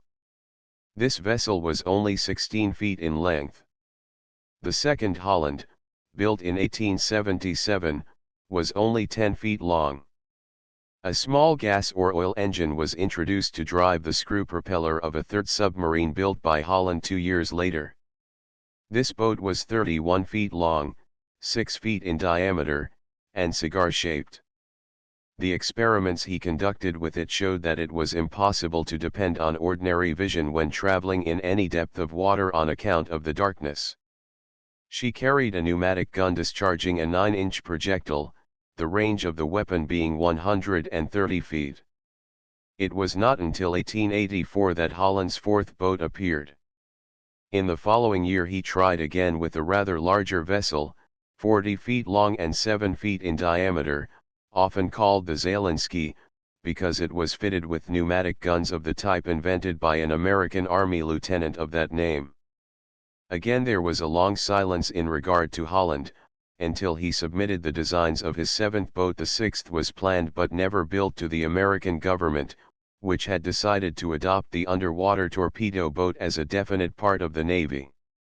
The Holland the seventh, as designed and launched, was to be 85 feet long, of 100 tons displacement, and to carry 3 torpedo tubes and 2 steel armored gun turrets. The Holland Company had meanwhile designed a vessel they considered much superior, and the government consented to adopt it in place of number 7. She was something like a porpoise, and above a semi-cylindrical hull carried a flat-sided superstructure, which has been one of the distinguishing features of the Holland type of submarines from that day to this. Her aerial torpedo was to carry 100 pounds of gun cotton. After discharging it she was to dive, approach the vessel she sought to destroy, and fire her Whitehead torpedo. If this missed, she was to go under the vessel and discharge her after submarine gun immediately after passing underneath. The Holland was altered and improved, and when the French announced that they had become possessed of types of submarines and submersibles upon which dependence could be placed in time of war for destroying an enemy's vessels, the British Admiralty abandoned the attitude of skepticism and watchfulness combined it had maintained for so long, and ordered 5 boats from the Holland Company for experimental purposes. The experiments which were made with these boats resulted in the government becoming possessors of what were known as the A class of submarine. British submarine A-13. Photograph by E. Sankey, Barrow. British submarine C-22. Photograph by E. Sankey, Barrow. Very little has been revealed of the details of modern submarines, for if there is one subject more than another upon which the admiralties of the world are agreed, it is that they should not let one another know the secrets of the mechanism of these underwater craft. That, at least, is the theory, but it is very questionable if all the governments are not quite well informed as to the constructional details of each other's submarines, and probably know almost as much about them as they do about their own. The experiments at Barrow and elsewhere with the Holland boats and their successors have been responsible for the introduction of several classes of submarines, every one of which embodies improvements upon its predecessor. The 5 boats built for Great Britain at Barrow, in 1902, were 63 feet 4 inches in length by 11 feet 9 inches breadth, by 12 feet 1 inch depth, and had a surface speed of 10 knots and a submerged speed of 7 knots. The A-class, which appeared in 1902, began with a vessel of 180 tons displacement, and 100 feet in length by 12 feet 8 inches beam. Larger vessels of this class were built from 1904 to 1907 of 204 tons displacement, but varying considerably in dimensions. The B-class of 313-ton submerged displacement was introduced in 1903-4. These vessels were 135 feet by 13 feet 6 inches, and had a cruising speed of 14 knots and a submerged speed of 9 knots. The C-class, which resembled the B-class in many particulars, appeared in 1906-7, as did also the D-class, but the latter were of 500-ton submerged displacement and of 15 knots cruising speed. The 5 boats built on the Holland designs were each propelled by a 4-cylinder 190 HP petrol engine besides an electrical engine of 70 HP. The armament was an 18-inch torpedo tube in the bow, and each carried 5 torpedoes. These vessels were divided into 7 compartments. The deck was 31 feet 4 inches by 4 feet 5 inches. There were 2 diving rudders at the stern, and the conning tower, of 32 inches diameter, was formed of 4-inch armor. The A-type, the first of which sank in March, 1904, off Spithead, had a 12-cylinder 600 HP gasoline engine. The B-type had engines of 850 HP, and could carry 15 tons of fuel structurally, and were provided with a forward superstructure. The D-type have heavy oil engines, and can carry 15 tons of fuel. Yet another and more advanced type of submarine is stated to be under consideration and possibly under construction. It is to be larger, according to report, than any existing submarine, and is to carry a gun, which it will come to the surface to discharge. Is this to be the forerunner of a new cruiser, to be equally at home and equally dreaded, whether it be operating at the surface or beneath the waves, advancing stealthily upon its foe? The Japanese, when they decided upon importing some submarines from this country, had 2 specially built at Barrow. It was not thought advisable to send them under their own power, or in tow of tugs, to the Far East, so a special vessel was built for their accommodation. For 2/3 of her length her main deck could be removed and her bottom was constructed to permit of the 2 submarines lying side by side. In order to get them on board, this steamer, which was called the Transporter, was sunk in dock at Liverpool, the submarines were floated into place and the water was pumped from the dock, and, of course, from the steamer also. As it subsided, the submarines were carefully adjusted in their cradles, and when this work had been completed, the Transporter with her strange cargo returned to Barrow in order to be prepared for the voyage to Japan. Submarine D1, with wireless telegraph mast. Photograph by Stephen Cribb, South Sea. Launch of U.S. submarine Narwhal. Photograph supplied by the Four River Shipbuilding Co. French Submarine X. Photograph by Stephen Cribb, South Sea. It is necessary, however, to consider what other nations have done in connection with the submarine, long before the Holland was adopted by the British Admiralty. A Swedish inventor, Dr. Nordenfeldt, who had given a great deal of attention to the subject, was attracted by Mr. Garrett's method of what was called bottling up the steam engine, so as to permit of the vessel diving under water. The first Nordenfeldt was cigar-shaped and 64 feet long, and was remarkable in one respect, for she was the first to carry a tube for discharging Whitehead torpedoes. She underwent in the presence of royalty a fairly successful trial on the first day, and was ultimately purchased by the Greek government. In 1887 Dr. Nordenfeldt and Mr. Garrett designed boats with screws placed on top, for regulating the ascent and descent, and the torpedo tube of each was carried at the outside of the bow instead of inside. One of these boats was taken by Mr. Garrett to Constantinople, where she was put through numerous evolutions in the presence of the Sultan himself and the greater part of the population of that city. The engineer and Mr. Garrett understood their work perfectly, but the same could not be said for the Turkish crew who were told off to be drilled in its manipulation.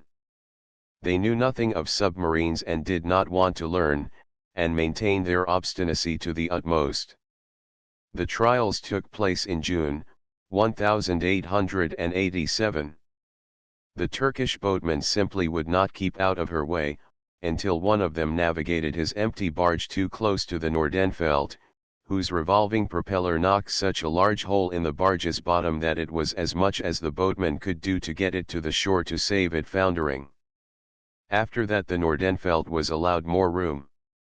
The first time, so far as navigation was concerned, she was tried, she was a success, but directly her stability was altered by the discharge of her Whitehead torpedo from the bows, her trim was changed very materially, and it was even thought possible that she might go down stern first. However, the Turks bought her and added her to the collection of naval purchases of which they could make little use. A later submarine was built by Nordenfeldt, but proved no more stable, horizontally, than the other. It was purchased by the Russian government, and was lost on the way to the Baltic. The French have seemed to find an extraordinary fascination in submarine navigation. It was very great before Jules Verne published his fascinating romance, 20,000 Leagues Under the Sea, and became even more enthusiastic than ever. Of the early French experiments it is not necessary to say much. One of the first of the reliable French submarines was the Gaubet, 10 feet in length, 6 feet high and 3 feet wide.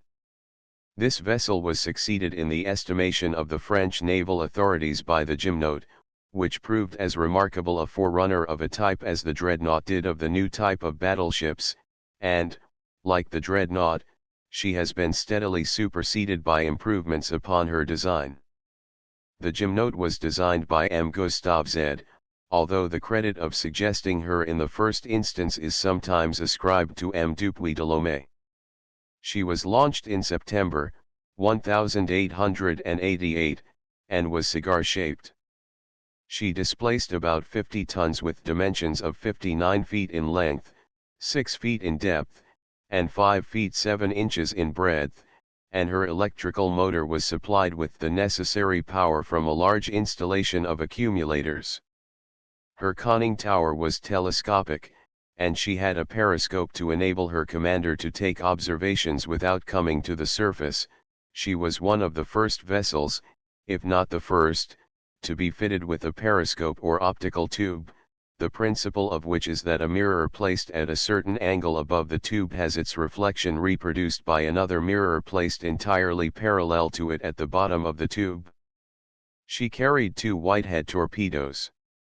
MZ planned another submarine which was launched in June, 1893, and its electrical installation nearly poisoned its crew owing to the fumes given off. Another Gaubet followed, but was so slow that the government rejected her. Since then, especially in the last few years, the French government has gone in for a singular variety of these vessels. Some of them have undergone marvelous tests with conspicuous success. But none have attempted such a feat as 2 British submarines have accomplished, viz., from England to Hong Kong. They were towed part of the way, and escorted all of it, but their own power was not allowed to be idle. The Transporter. Photograph supplied by Messrs. Vickers, Limited, U.S. Gunboat Paducah. Photograph supplied by the Gas Engine and Power Co. It is now attempted to propel French submarines by diesel engines for surface work, and by electric motors for underwater work. The result of the experiment is not known at the time of writing. The Russian government is said to favor submarines of the Lake pattern, so named after its American inventor, of which a great deal is thought, and America is said to have adopted both Holland and Lake submarines. One Lake boat was provided with wheels, and went on a submarine motor tour along the New England coasts, and Mr. Lake finally offered to demonstrate the usefulness of his vessel by finding and cutting the cables of the mines protecting one of the American ports. This was more than the American government could allow, so he had a cable laid across a harbor mouth, and having found it, severed it. The Italian authorities have modified the Holland and French plans to suit their own ideas, and though their boats are said to have given excellent results, singularly little is known about them. All makes of submarines and submersibles have to return to the surface at fairly frequent intervals to renew the supply of fresh air, and have to approach it at even more frequent intervals in order that the navigating officer may see what are his surroundings at the surface, and, in time of war, whether it would be safe for him to bring his vessel up. The difficulty of finding his way about without revealing his whereabouts by exposing the periscope to view is one of the greatest the commander of a submarine has to meet, but it would be futile to say that the ingenuity of scientific inventors will not overcome even this difficulty. Torpedo boats and destroyers. When the Iris was given a speed of 18½ knots, many declared that the limit in speed, with a due regard to safety, had been attained. Much the same was said when Mr. Thornycroft brought out the Lightning in 1876, the first real torpedo boat ever built for the British Navy, which had a speed of 18½ knots. Now, however, the speed has been more than doubled, and the sea-going qualities of the vessels are so much better that there is scarcely room for comparison. In 1873 the same firm built for the Norwegian government a small steamboat intended to be employed in torpedo work only. The Lightning was 87 feet overall, with a displacement on her trials of 28½ tons, now torpedo boats are 100 feet or so longer. The earliest European torpedo boat. Built for the Norwegian government in 1873. Speed 18 knots. Photograph supplied by Messrs. J. Thornycroft & Co., Limited. First British torpedo boat, Lightning. Speed 18 knots. Built in 1876. Photograph supplied by Messrs. J. Thornycroft & Co., Limited. HM torpedo boat No. 79, built in 1886. Photograph by Stephen Cribb, South Sea. HMS Vulcan. Photograph by E. Sankey, Barrow. A small torpedo boat built for the Russian government by Messrs. Yarrow, in 1879, was considered to be the most formidable vessel of her class afloat. Her speed was 22 knots, and on 10 tons of coal it was estimated that she would be able to steam 800 miles at a speed of 10 to 12 knots. Her stem was formed to be a sharp ram, and from the conning tower to the stem she had a hood over her deck to throw off the water she might take over her bows. The 2 launching tubes for her Whitehead torpedoes were on either side of the bows. The theory was that the first torpedo should break through the nets or other guards, and that the second torpedo, discharged a few seconds later, should pass through the gap thus made in the ship's defense and attack the hull itself. A comparatively recent invention is a contrivance to be carried on the nose of the torpedo to cut through the net. Torpedo boats had to have their parent ship, or ship to which they could go for any repairs to be made when at sea. The parent ship was necessarily a floating torpedo boat factory, and, if the torpedo boat were not too large, could hoist her on board and repair her as effectually as if she were in dry dock or on the slips ashore, and lower her again to the water when the work was finished. The Vulcan, of 6,620 tons displacement, was launched in 1889 to undertake these duties, and also act as a laboratory in connection with the mining service.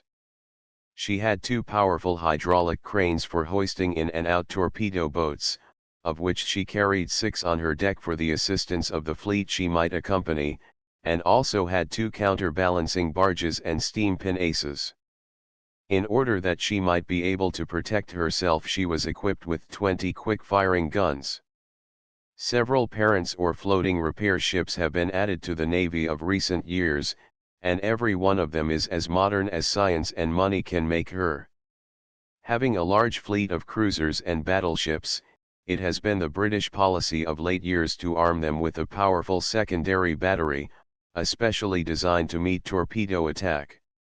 It is not touching upon international or diplomatic questions to state that the very preponderance of the British fleet has rendered the risk of invasion of these islands exceedingly small, and the resources of this country have been, and are, so vast, that the much debated two-power standard, in spite of the numerous and contradictory estimates of comparative naval strength based upon it, has, on the whole, been maintained. If the theoretical British frontier be the coastline of a possible opponent, it is evident that vessels which can steam to an enemy's coasts and destroy his torpedo boats there are of greater use than the torpedo boats which can only operate along the coastline, or venture to cross the seas in fine weather. This has been set forth as one reason why the British Admiralty of recent years has preferred destroyers to the smaller vessels. The introduction of rapid-firing guns of great power and range is claimed by some naval authorities to have reduced very materially the effectiveness of the torpedo boat. Its speed has been doubled in a few years, but it is contended that with the improvement in guns this has been more than neutralized by the greater size it has been necessary to give the torpedo boats in order to provide sufficient space for the machinery and retain the vessel's sea-going qualities, as the increased size renders the vessel easier to hit. It must be remembered, moreover, that the anti-torpedo boat armament of a modern warship can fire as many as 100 shots a minute, or several times as many as when torpedo boats were added to the world's fleets. High-speed sea-going torpedo boat or gunboat, propelled by internal combustion engines. Speed 23 knots. Photograph supplied by Messrs. Yarrow & Co., Limited, U.S. Destroyer Lawrence. Photograph supplied by the Four River Shipbuilding Co. Some of the continental powers have been quick to appreciate the value of the torpedo boat as propelled by internal combustion engines, among the most noteworthy examples being those built and engined by Yarrow for the Austrian government. The E, for instance, is 60 feet in length by 9 feet beam, and has a draft of 2 feet 8 inches. She has 3 screws, and her 5 sets of these engines give her a speed of 22 1/4 knots, in spite of her diminutive size, and her radius of action at 11 knots is 3 times what would be obtainable with vessels of the same size propelled by steam. Another, of the same length, has attained a speed, when light, of 25 1/2 knots, and of 24 knots with a load of 3 tons, and her radius of action at full speed is 250 miles. A somewhat larger vessel from the same makers is 100 feet in length, with a beam of 13 feet 6 inches, and her internal combustion engines give her a speed of 23 1/2 knots. The advantages, and they are very great, claimed for all boats propelled by powerful engines of this type over those propelled by steam engines, are that as the vessels have no funnels there can be no flaming from funnels, with its risk of betrayal of the vessel's whereabouts, that only half the engine room staff is required, and that the range of action is 3 times what it would be under steam. The development of the torpedo boat as a means of offense soon made it necessary for a means to be devised of defeating them. The torpedo gunboat was accordingly designed, the idea being that it should be able not only to act as a small cruiser, scout or gunboat, but by reason of its superior size, armament, and sea-going qualities should hold the torpedo boats in check. One of the earliest of these was the French bomb launched in 1885. She was of 395 tons displacement, and was intended to have a speed of 18 knots, but being lightly constructed, proved a slow boat whenever there was the suspicion of a sea on.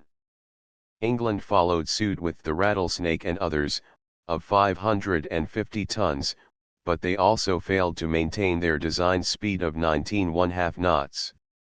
Improved gunboats followed, which, however, were not considered to be equal to the duties required of them, especially as by 1902 torpedo boats were built to travel at a speed which would leave the gunboats far behind.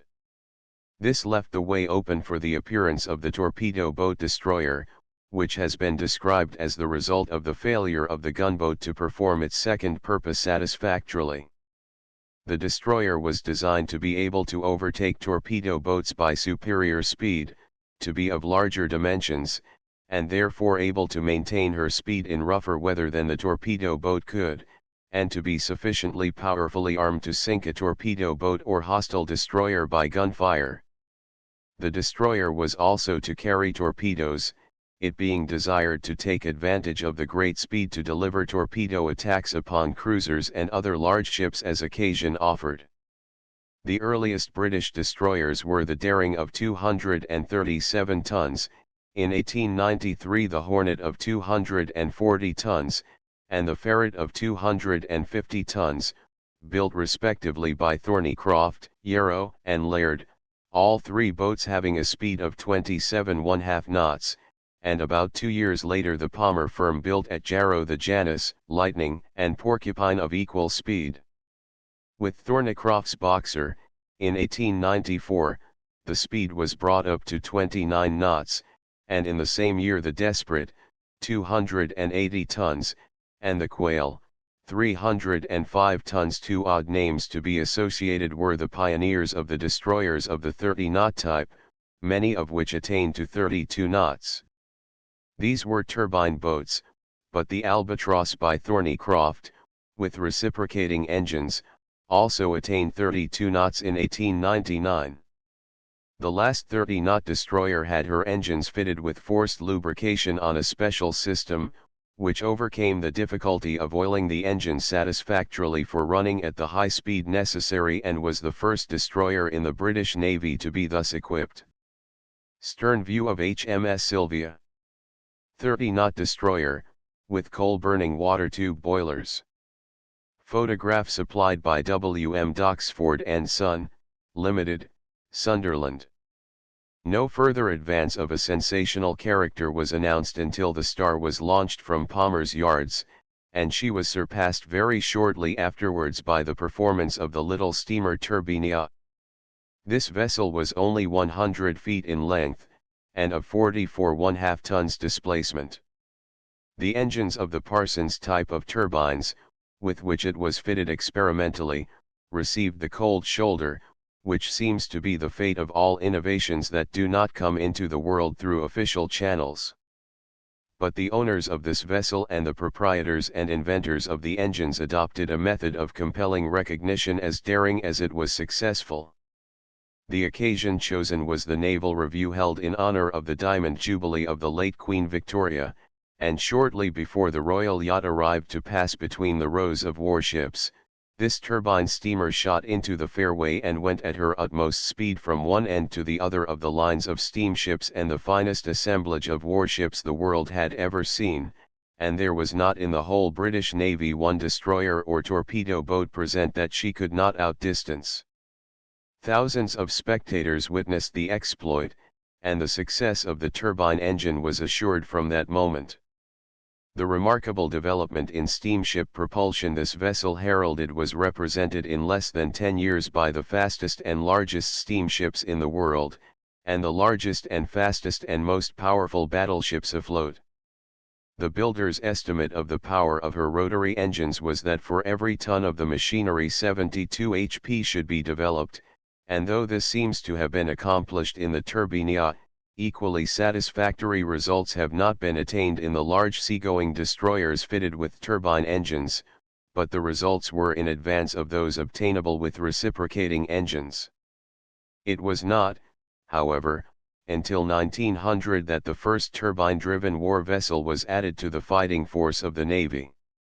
The Admiralty had not been idle, and as the result of numerous tests and inquiries made the great experiment which brought about the revolution in the propulsion of the world's fighting ships.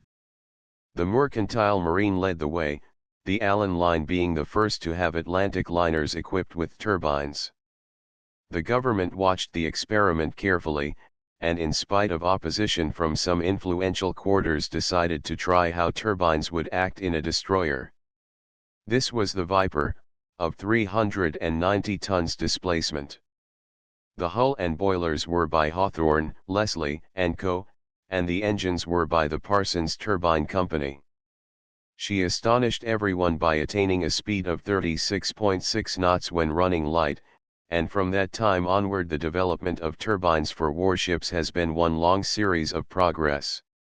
The destroyers of the River class, begun in 1903 and completed in 1906, had displacements varying from 540 to 590 tons, but the speed of all of them was about 25½ knots.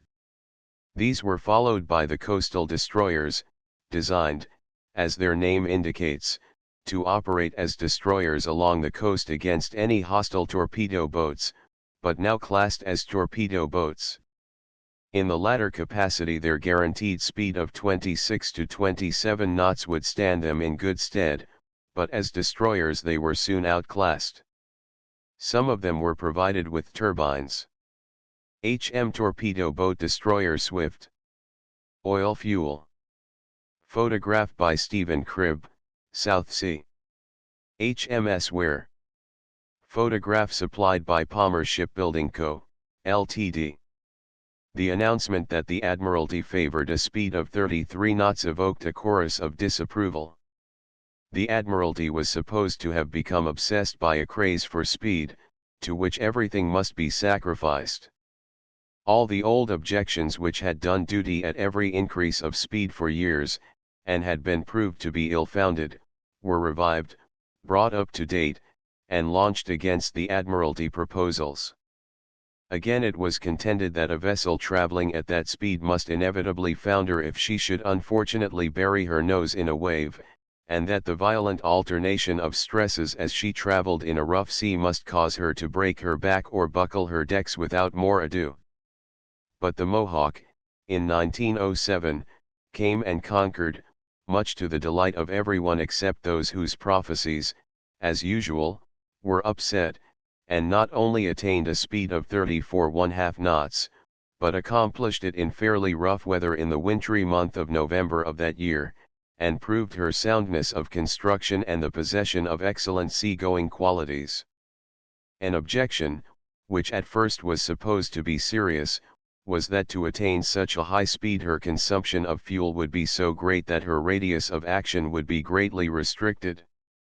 The contract under which the Mohawk was built by White, at Cowes, contained the stipulation that she should maintain a speed of 33 knots for 6 hours. At her trials, however, she averaged 34½ knots. Her consumption of oil fuel on this occasion was 64¼ tons, and as she is fitted to carry 148 tons, her radius of action at this enormous speed is 435 knots, and at 14 knots, which is known now as the cruising speed, she is estimated to cover 1,500 miles. Though 270 feet in length, she is only 25 feet beam. She is constructed entirely of high tensile steel, the tensile strength ranging from 37 to 40 tons per square inch. Her 3-screw propellers are driven by turbine engines, and it has been found that with oil fuel she can attain her full speed in less time than would be possible were her furnaces fed with coal. Her armament consists of 3 12-pounder rifled quick-firing breech-loading guns, 2 of which are forward and 1 aft, and 2 revolving tubes on deck for firing 18-inch torpedoes. Another of the class, Thornycroft's Tartar, made 35.678 knots on the measured course, an almost equal speed on the 6 hours run, while the highest speed she showed was 37.037 knots, thereby establishing a world's record. The same year saw the launch of the Swift, at Birkenhead. She has a displacement of 1,800 tons, and is the largest and fastest destroyer yet constructed. She is of a special type, a class by herself. Her turbine engines of 30,000 indicated HP give her a speed of 36 knots, and for armament she carries 4 4-inch guns and 2 torpedo tubes. Not far behind her in dimensions and speed is the Japanese Keifu, but a Russian destroyer building at the Putilov yard in Russia is to be of 1,300 tons, but with engines as powerful as those of the Swift, is expected to prove fully as fast, if not faster. The ocean-going destroyers, built in 1909, have displacements varying from 880 to 1,000 tons, and a speed of from 33 to 34 knots, a typical example being the Maori, built by Denny at Dumbarton. The new naval force for the Australian Commonwealth includes some very fine destroyers, among which may be mentioned the Yara. A tendency has been manifest in some of the later destroyers to provide better all-round fighting and sea-going qualities than were possible in vessels like the Swift, in which speed was all important. The Beagle and Acorn are considered to be good representatives of the compromise. The bunker capacity of destroyers being very limited, and their consumption of fuel large, it is evident that the scope of their operations must be considerably restricted. At no time is it possible for them to be more than 14 days away from their coal base. In case of necessity they might coal at sea, if coal store ships accompany the fleet to which they are attached. The adoption of oil fuel, which can be stored in the double bottom, may increase the range at which these vessels can operate, and if, as is expected in the near future, destroyers driven by internal combustion engines are adopted, their range of action will prove more extensive still. HM Torpedo Boat Destroyer Tartar. Turbine-driven, speed 35 knots. Photograph supplied by Messrs. J. Thornycroft & Co., Limited. HM Torpedo Boat Destroyer Maori. Photograph supplied by W. Denny and Brothers, Dumbarton. German and British rivalry in the production of faster destroyers and torpedo boats has resulted in the production of two types, each peculiarly suitable to the country to which it belongs. The British vessels have been designed rather for the offensive, on the principle perhaps that the truest defense is the swiftest attack, while the German boats have become torpedo boats rather than destroyers, and though capable of performing the duties of both roles, are considered by British experts to be less destroyers than the British boats, which are admittedly destroyers first and torpedo boats afterwards. By 1909 the tonnage of the British destroyers had reached 950 tons, the speed being 27 knots. In that year, too, the Admiralty standardized its vessels instead of leaving the contractors to design their own craft. Oil fuel was tried in the small boats of these classes in the British Navy in 1904 and for 3 years subsequently, but was dropped, only to be taken up again in 1909, in which year Germany also experimented in this direction. The armament of the British and German ships shows that the destroyers of the latter are meant to be torpedo boat destroyers, though it is contended that they could be more heavily and effectively armed still than they are without interfering with their sea-going qualities and speed. The British boats have probably the greater gun power, while the German torpedo boats have the better torpedo power. The Scouts were a class introduced early in the present century, intended to combine the advantages of a fast gunboat with the speed of a small cruiser and the activity of a commerce destroyer. One of the best examples is the Adventure, launched in 1904, of 2,940 tons, whose engines of close upon 16,000 HP under forced draft give her a speed of 25.4 knots. She is, moreover, powerfully armed for a vessel of her lightness and speed, as she has 10 12-pounders and 8 3-pounders. The Americans in 1907 brought out the remarkable scout cruiser Salem, built by the Four River Company. She was a 24-knot vessel, and though only of 4,640 tons displacement fully loaded, was given a freeboard of 34 feet at the stem, 19 feet 8 1/4 inches amidships, and 21 feet 6 inches at the stern, or higher than that of any vessel then in the American Navy, in order to give her excellent seagoing qualities in all weathers, and a wide range of stability. She was built of steel throughout, carried 2 torpedo tubes, and is heavily armed. The crushing defeat of the Russians by the Japanese in both the naval engagements of the war was brought about by the superior long-range firing of the Japanese, whose big guns played havoc with the Russian vessels. The Battle of Tsushima resulted in the all-big gun 1 caliber battleship of high speed. How this came about has been admirably demonstrated by Lieutenant Commander Sims, of the United States Navy, and Chief of the American Naval Artillery Department, in a remarkable report on the battle and its influence on shipbuilding. "Experiments have shown," he wrote, "that it is exceedingly difficult to hit an enemy at long range when the range is changing rapidly. This is, of course, not true at short range, but at long ranges half the danger spaces those at which the gun sights must be set in order to hit are so small, say 50 yards. The bearing of these facts on naval tactics is very important, since it means that, generally speaking, you cannot make many hits at long range while you are maneuvering. Conversely, you will not receive many hits at such a time, because, when at short ranges, the most dangerous position in which a ship can place itself is end-on to the enemy. It is usually assumed that this is equally true at all ranges, but this is not the case, provided the rate of change in fire is rapid. From the point of view of the theory of gunfire alone, it would be unwise to think of building a man of war of any type having more than one caliber of gun in her main battery.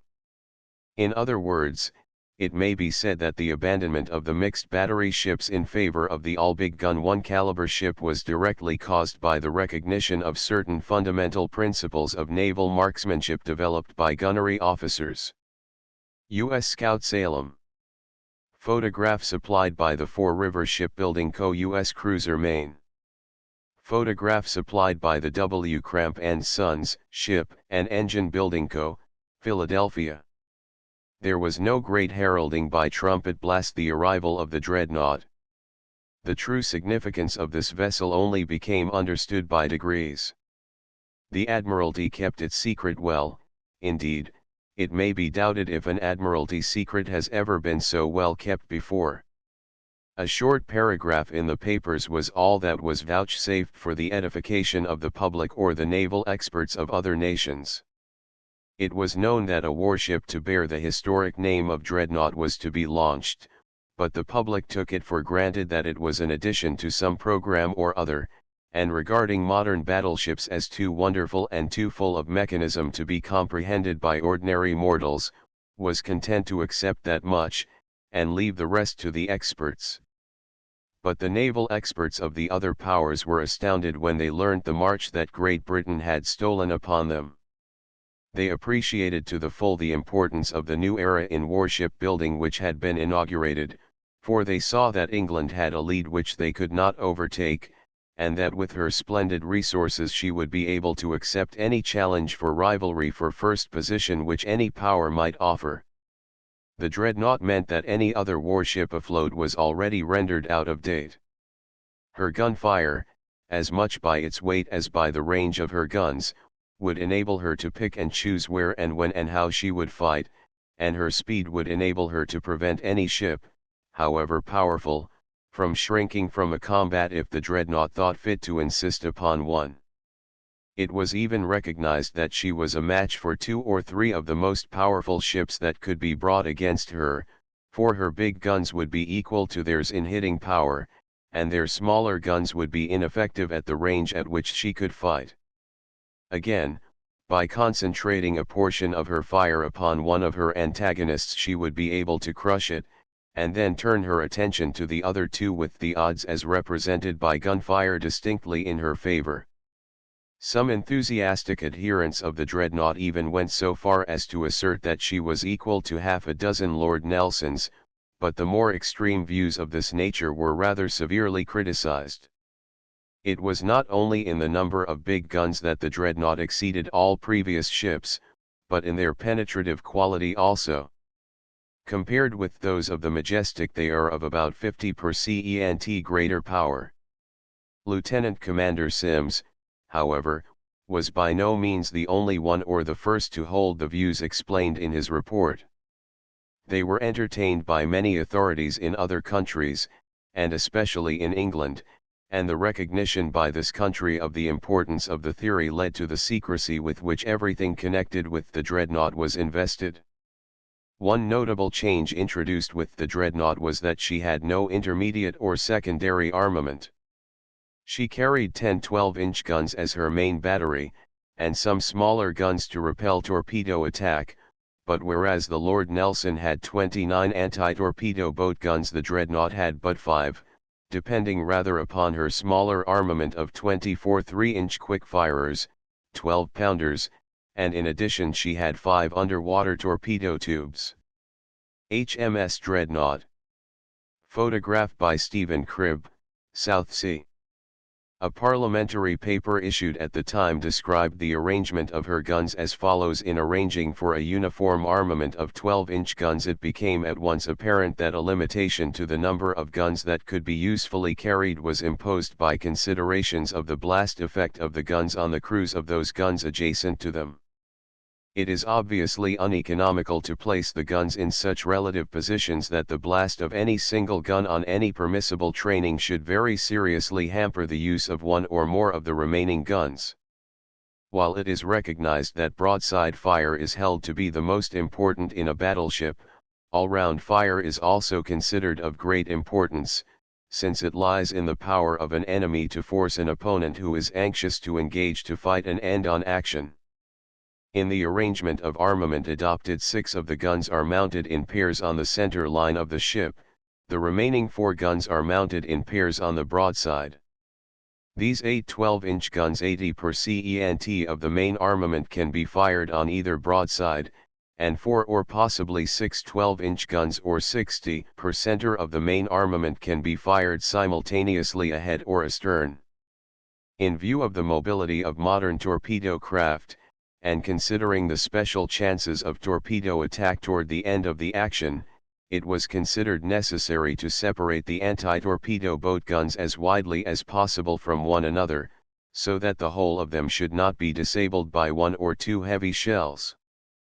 This consideration led the committee to recommend the numerous and yet widely distributed armament of 12-pounder quick-firing guns of a new design and greater power than those hitherto carried for use against torpedo craft. In order to give the ship sea-going qualities and to increase the command of her forward guns, a forecastle is provided, giving the ship a freeboard forward of 28 feet, a higher freeboard than has been given to any modern battleship. The main armored belt has a maximum thickness of 11 inches, tapering to 6 inches at the forward and 4 inches at the after extremity of the vessel. The redoubt armor varies in thickness from 11 inches to 8 inches. The turrets and fore conning tower are 11 inches thick, and the after conning tower is 8 inches thick. The protective deck varies from 1 3/4 inches to 2 3/4 inches in thickness. Special attention has been given to safeguarding the ship from destruction by underwater explosion. All the main transverse bulkheads below the main deck, which will be 9 feet above the water line, are unpierced except for the purpose of leading pipes or wires conveying power. Lifts and other special arrangements are provided and give access to various compartments. Mobility of force is of prime necessity in war. The greater the mobility, the greater the chance of obtaining a strategic advantage. This mobility is represented by speed and fuel endurance. Superior speed also gives the power of choosing the range. To gain this advantage, the speed designed for the Dreadnought is 21 knots. Turbines were decided upon because it was held that their adoption conferred certain advantages which more than counterbalanced their disadvantages. Compared with reciprocating engines, they were said to be lighter, to have a less number of working parts, to work more smoothly and be more easily manipulated, and to be less liable to breakdown. They were claimed also to show a saving in coal consumption at high powers, and to require less boiler room space and a smaller number of engineers to look after them. Another important consideration was that turbines could be placed lower in the ship. The point which chiefly occupied the committee was the question of providing sufficient stopping and turning power for quick and easy maneuvering. A series of experiments with pairs of sister ships, fitted respectively with reciprocating and turbine engines, and also at the Admiralty experimental works at Haslar, influenced the Admiralty in their decision in favor of turbines.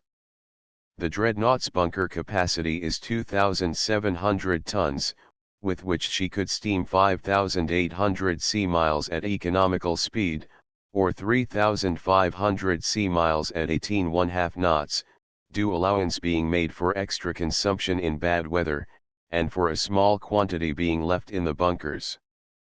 Oil fuel was not taken into account in estimating the ship's radius of action, but a considerable quantity was arranged for and would, of course, greatly increase her effectiveness in this respect.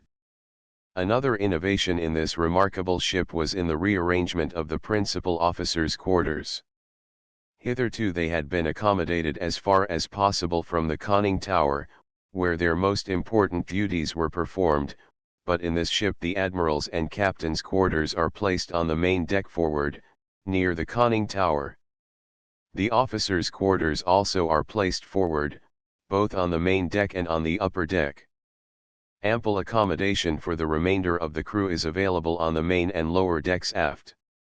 Space does not permit, and to attempt it would be out of place in a book of this character, which does not profess to do more than indicate the general lines upon which the world's warships have developed of a detailed account of all the ships which have followed the dreadnought. Some idea of the wonderful progress that has been made may be obtained from a comparison of the dreadnought herself and one of her latest successors, the battleship Orion, in the matter of armament. The dreadnought could fire on the broadside 8 guns of 12-inch caliber, throwing projectiles of 850 pounds weight, her weight of broadside being 6,800 pounds. The Orion has 10 guns on the broadside having a caliber of 13½ inches, and throwing projectiles of 1,250 pounds in weight, the weight of broadside being 12,500 pounds. Now, if we take the ships intended to be able to take their place in the line of battle since 1906, we find the evidence of development to be equally startling. The dimensions of the Lord Nelson and Agamemnon have already been referred to, and are of exceptional interest in this connection as showing the type of vessel the dreadnought superseded. This vessel herself was exceeded slightly in displacement by the Bellerophon, Temeraire, and Superbe, which had 16 anti-torpedo boat 4-inch guns, as against the 27 12-pounders of the dreadnought. The St. Vincent, completed in 1909, and her sisters the Vanguard and Collingwood, completed in 1910, are 500 feet in length by 84 feet beam, and have a displacement of 19,250 tons, and engines of 25,400 HP.